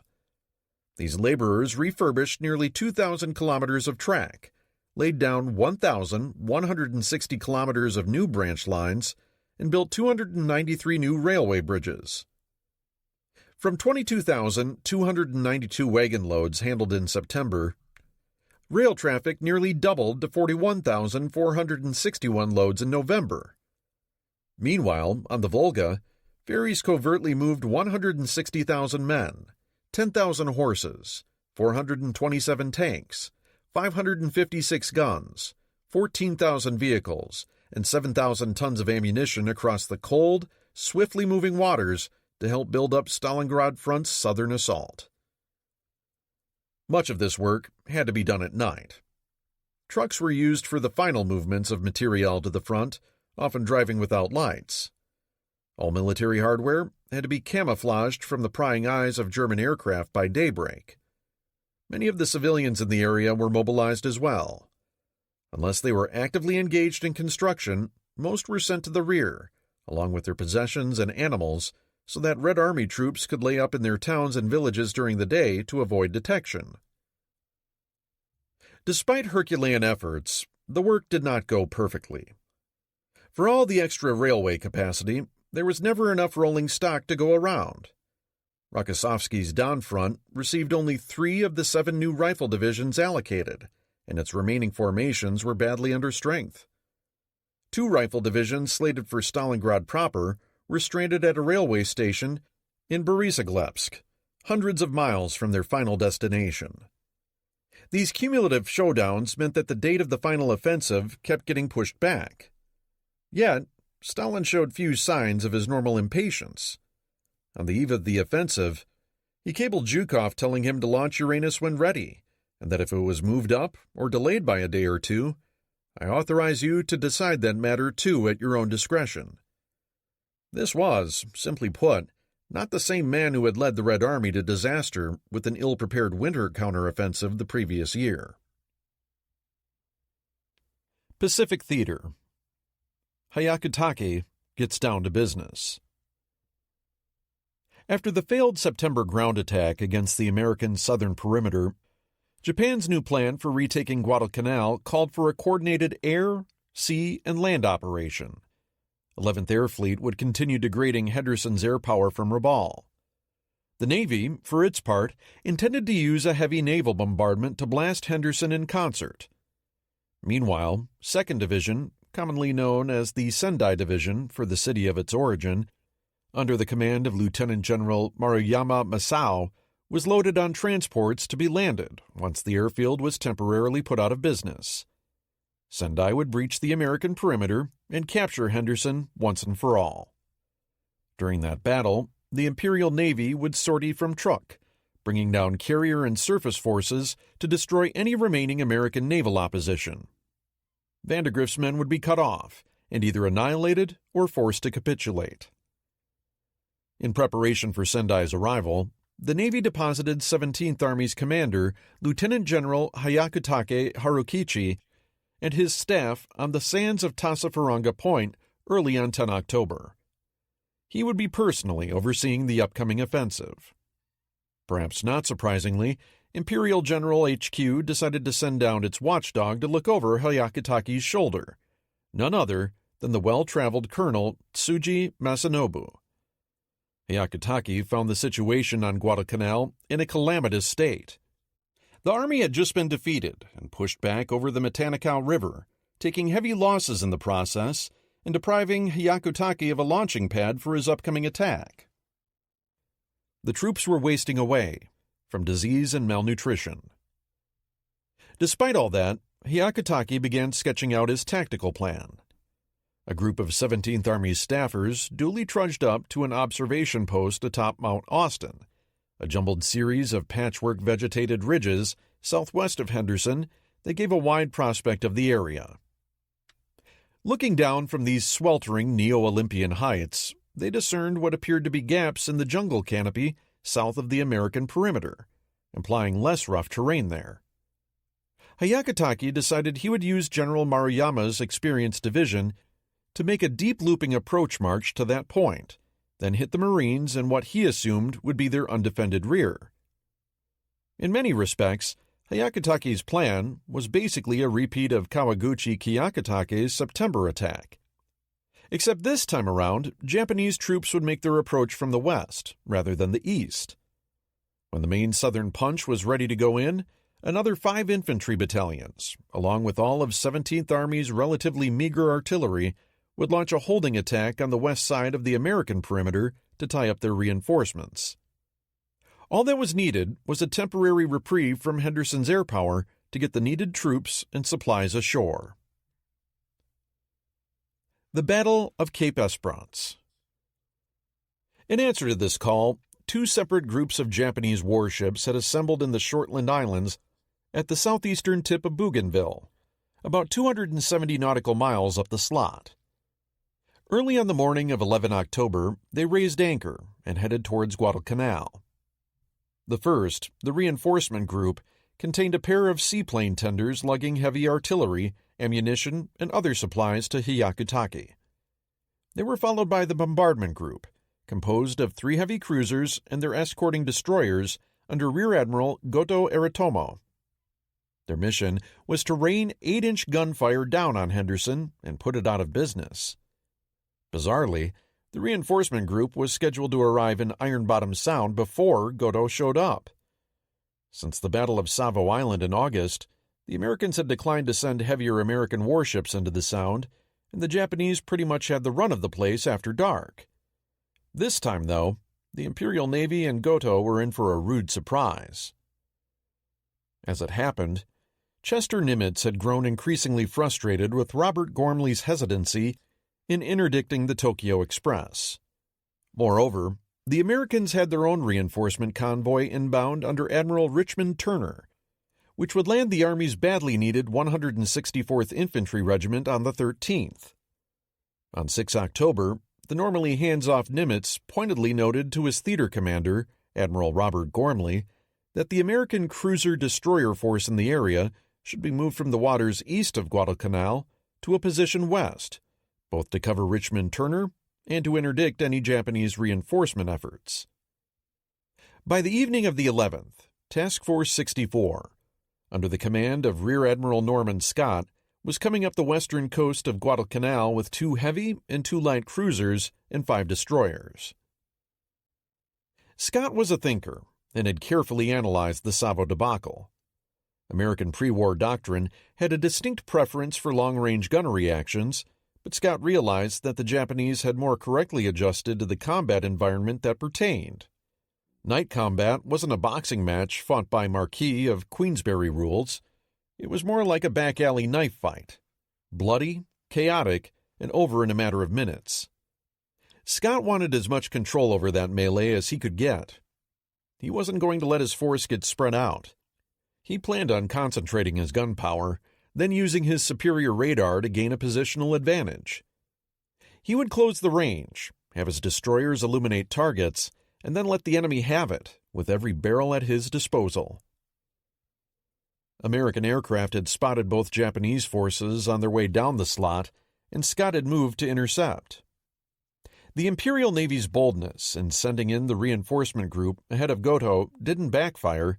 They made it into the Sound before Scott arrived.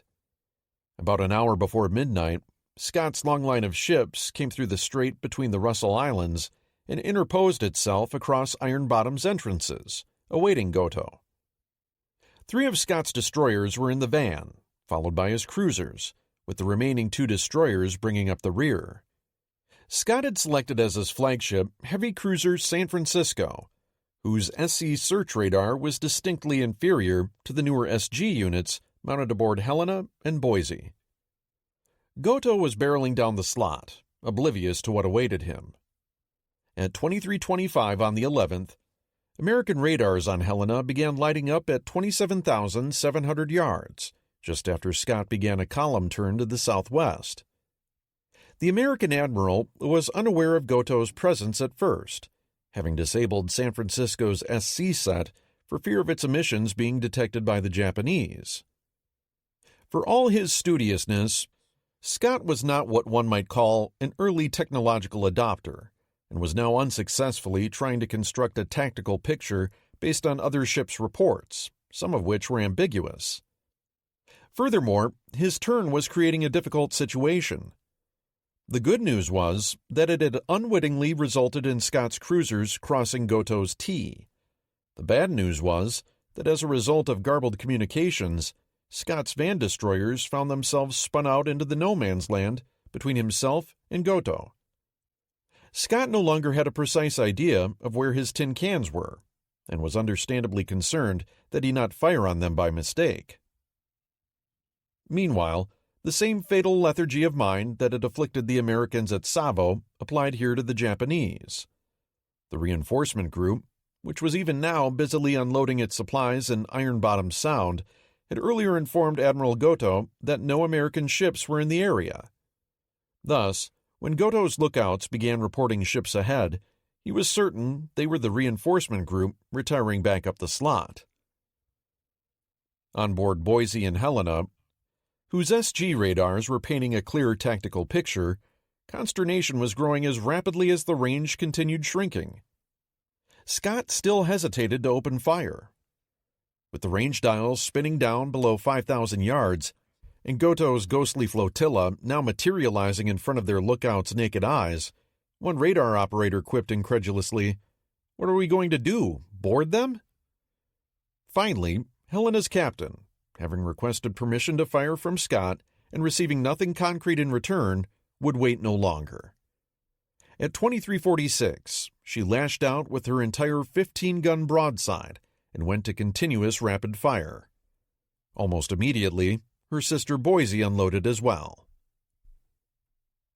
A word is due here regarding just how formidable the newer generation of light cruisers could be in this sort of fight. A heavy cruiser's 8-inch guns typically fired 3 to 4 shells a minute. Boise and Helena's 6-inch guns could spit out 8 to 10 shells in that time.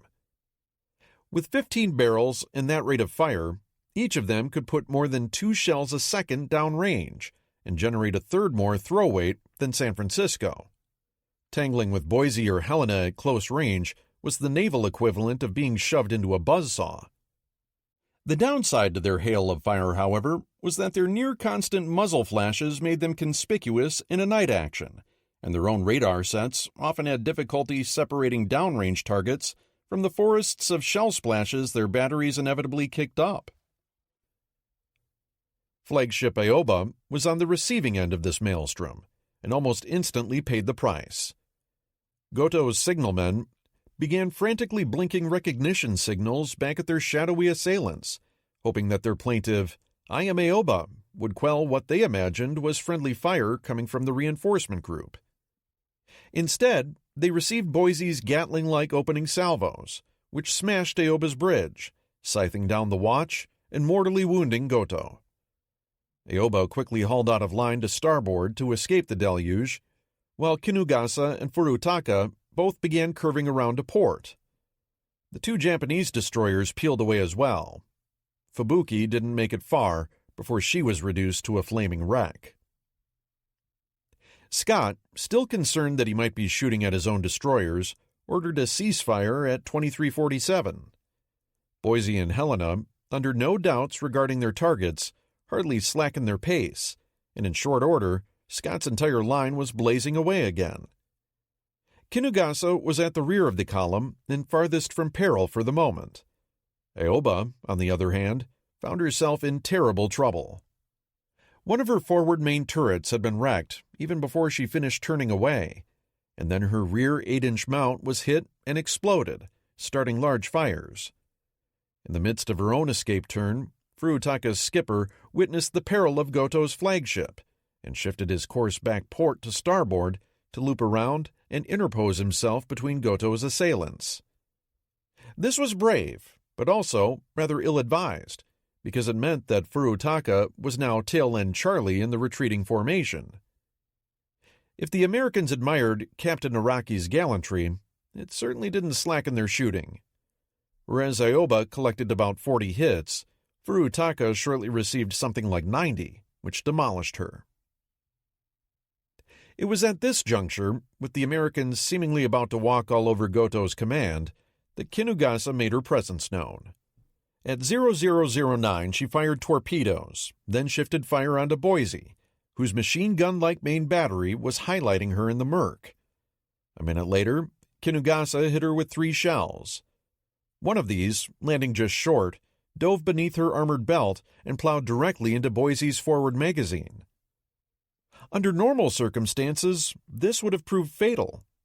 This time, good powder stowage discipline on the part of Boise's now-dead ammunition handlers, as well as the torrent of seawater through the underwater rent in her hull, saved her. Wreathed in smoke, with flames and superheated gases venting from her forward turrets as high as her masts, Boise staggered out of line to port and disappeared into the darkness. By now, the battle was beginning to wind down too, with the Japanese running for the exits. Scott shortly turned away himself, among other things, to determine whether Boise had sunk or still lived. Aoba managed to limp back to Shortland, though her aft 8-inch turret had been permanently wrecked, and she'd be under repair for months. Furutaka wasn't as lucky. Heavily afire from enemy shells and her own long lances, she lost power and was flooding from her many underwater hits. No amount of damage control sufficed, and she sank at 0228 on the 12th, with 143 of her crew. Fubuki had already gone down, leaving a number of men in the water who, unusually, would later allow themselves to be taken as POWs. Kinugasa and destroyer Hatsuyuki were both damaged.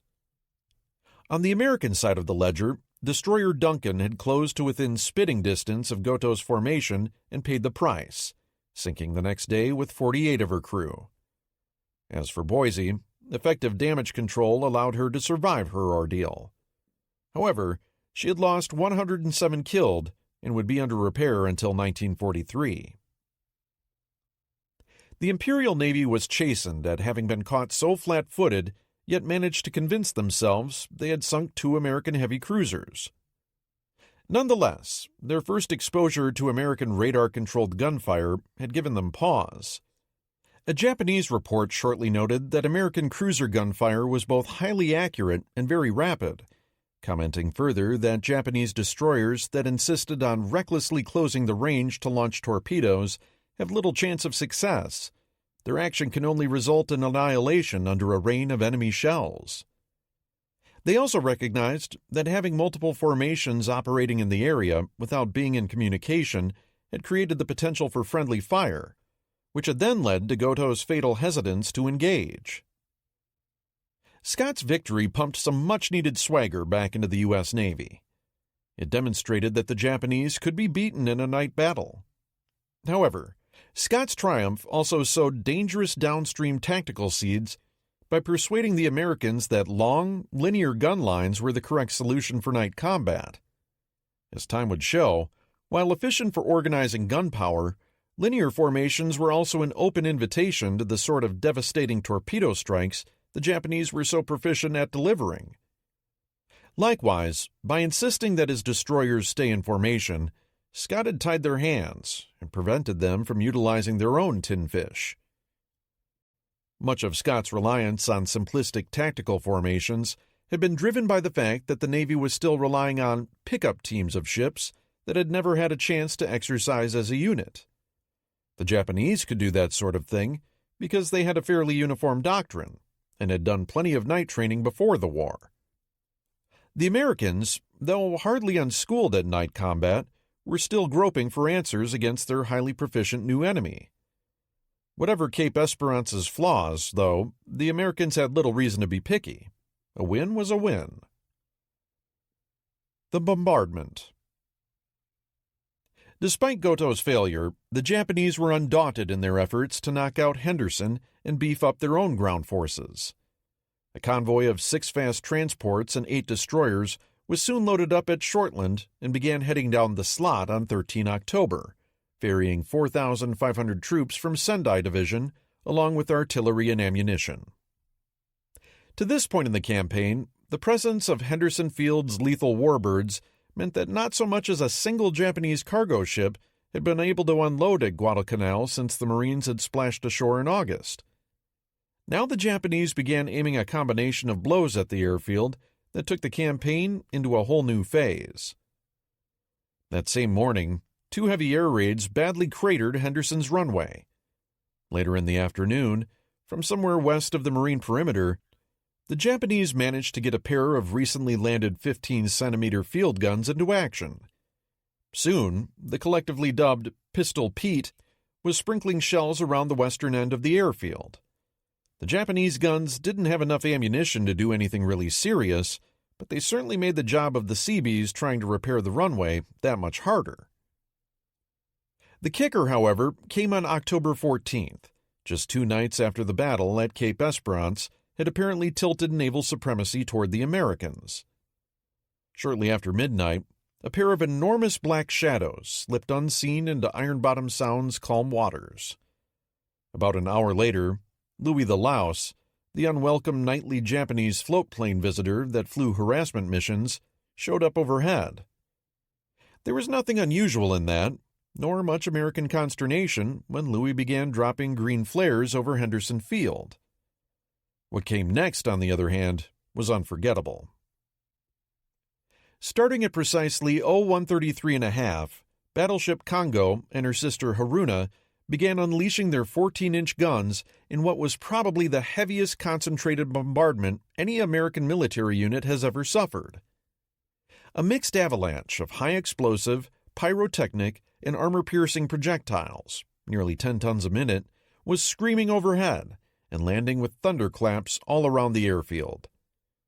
6 miles away, a Japanese naval observer stationed on an outcrop high up on Mount Austin calmly corrected the two battle wagons' fire, walking their enormous shells methodically back and forth over the target.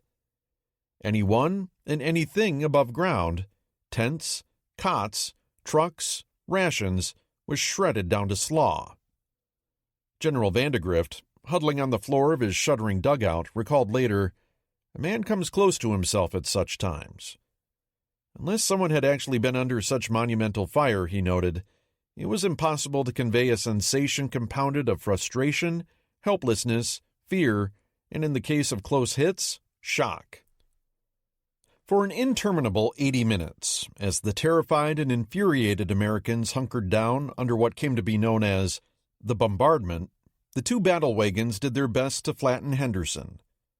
Miraculously, only 41 men were killed, but scores of Cactus Air Force aircraft went up in flames, along with bombs, ammunition, and practically every drop of aviation fuel on the island.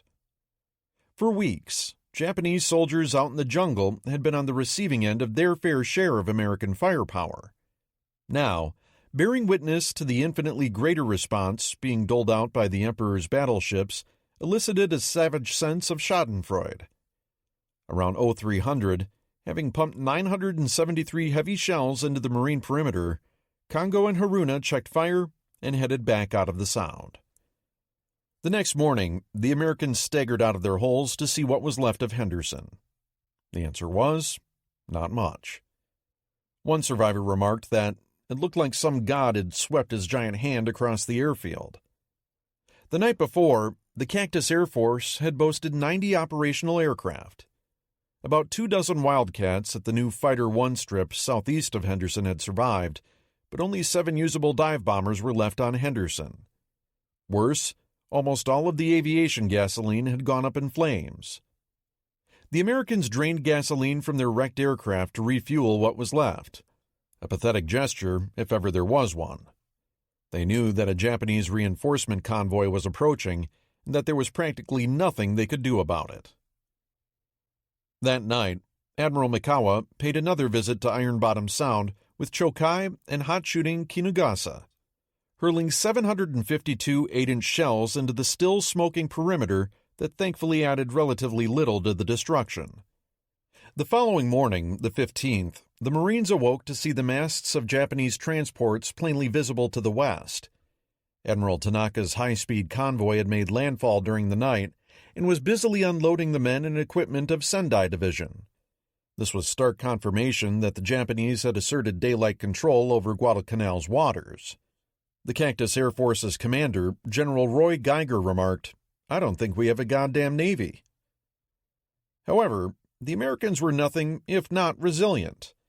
Scrounging around the perimeter revealed several caches of aviation gasoline, and a handful of new aircraft were flown in from the American staging base at Espiritu Santo.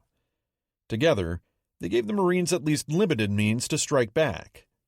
Combined with B-17s from Espiritu Santo, 3 Japanese cargo ships were fatally damaged, though not before unloading the majority of their stores. That night, heavy cruisers Myoko and Maya poured another 926 8-inch shells onto Henderson. Halsey takes command. Vandegrift's Marines and GIs had their backs to the wall, but were fighting with both courage and laudable energy. However, to Nimitz, it did not appear that his theater commander, Robert Gormley, was doing the same. Gormley's latest communique had sounded panicky, bemoaning forces that were totally insufficient to meet the challenge. Meanwhile, at home, the New York Times headlines on 15 October, in the wake of the bombardment, reported foe is landing on Guadalcanal. That same day, having spent a sleepless night considering the situation and then polling his staff's opinions, Nimitz sent a telegram to Admiral King. I have under consideration Gormley's relief by Halsey at earliest practicable time. Request your comment. King quickly sent back a curt, "Your message approved." As it happened, Vice Admiral William Bull Halsey was already on his way south to New Caledonia to rejoin his carrier Enterprise. Stepping off the flying boat in Noumea on the 18th, he was handed an envelope tersely ordering him to immediately take over as commander, South Pacific, COMSOPAC. "Jesus Christ and General Jackson," Halsey exclaimed. "This is the hottest potato they ever handed me." It was indeed. Halsey's assumption of command provided an immediate, electrifying jolt to American morale. Everybody in theater knew that Halsey would fight, and fight hard. One of COMSOPAC's first orders instructed his men to shelve their dress uniforms and ties and get into khaki, thereby viscerally evoking the image of a brawler stripping for action. Yet Halsey was more than just a brawler. He possessed many characteristics of what a modern American commander had to be: aggressive, focused on using technology and firepower, and effectively organizing and managing his sprawling joint command. He proved gifted at inter-service relations. As he later wrote, success at Guadalcanal was due to the wholehearted subordination of self-interest by all, in order that one successful fighting team could be created.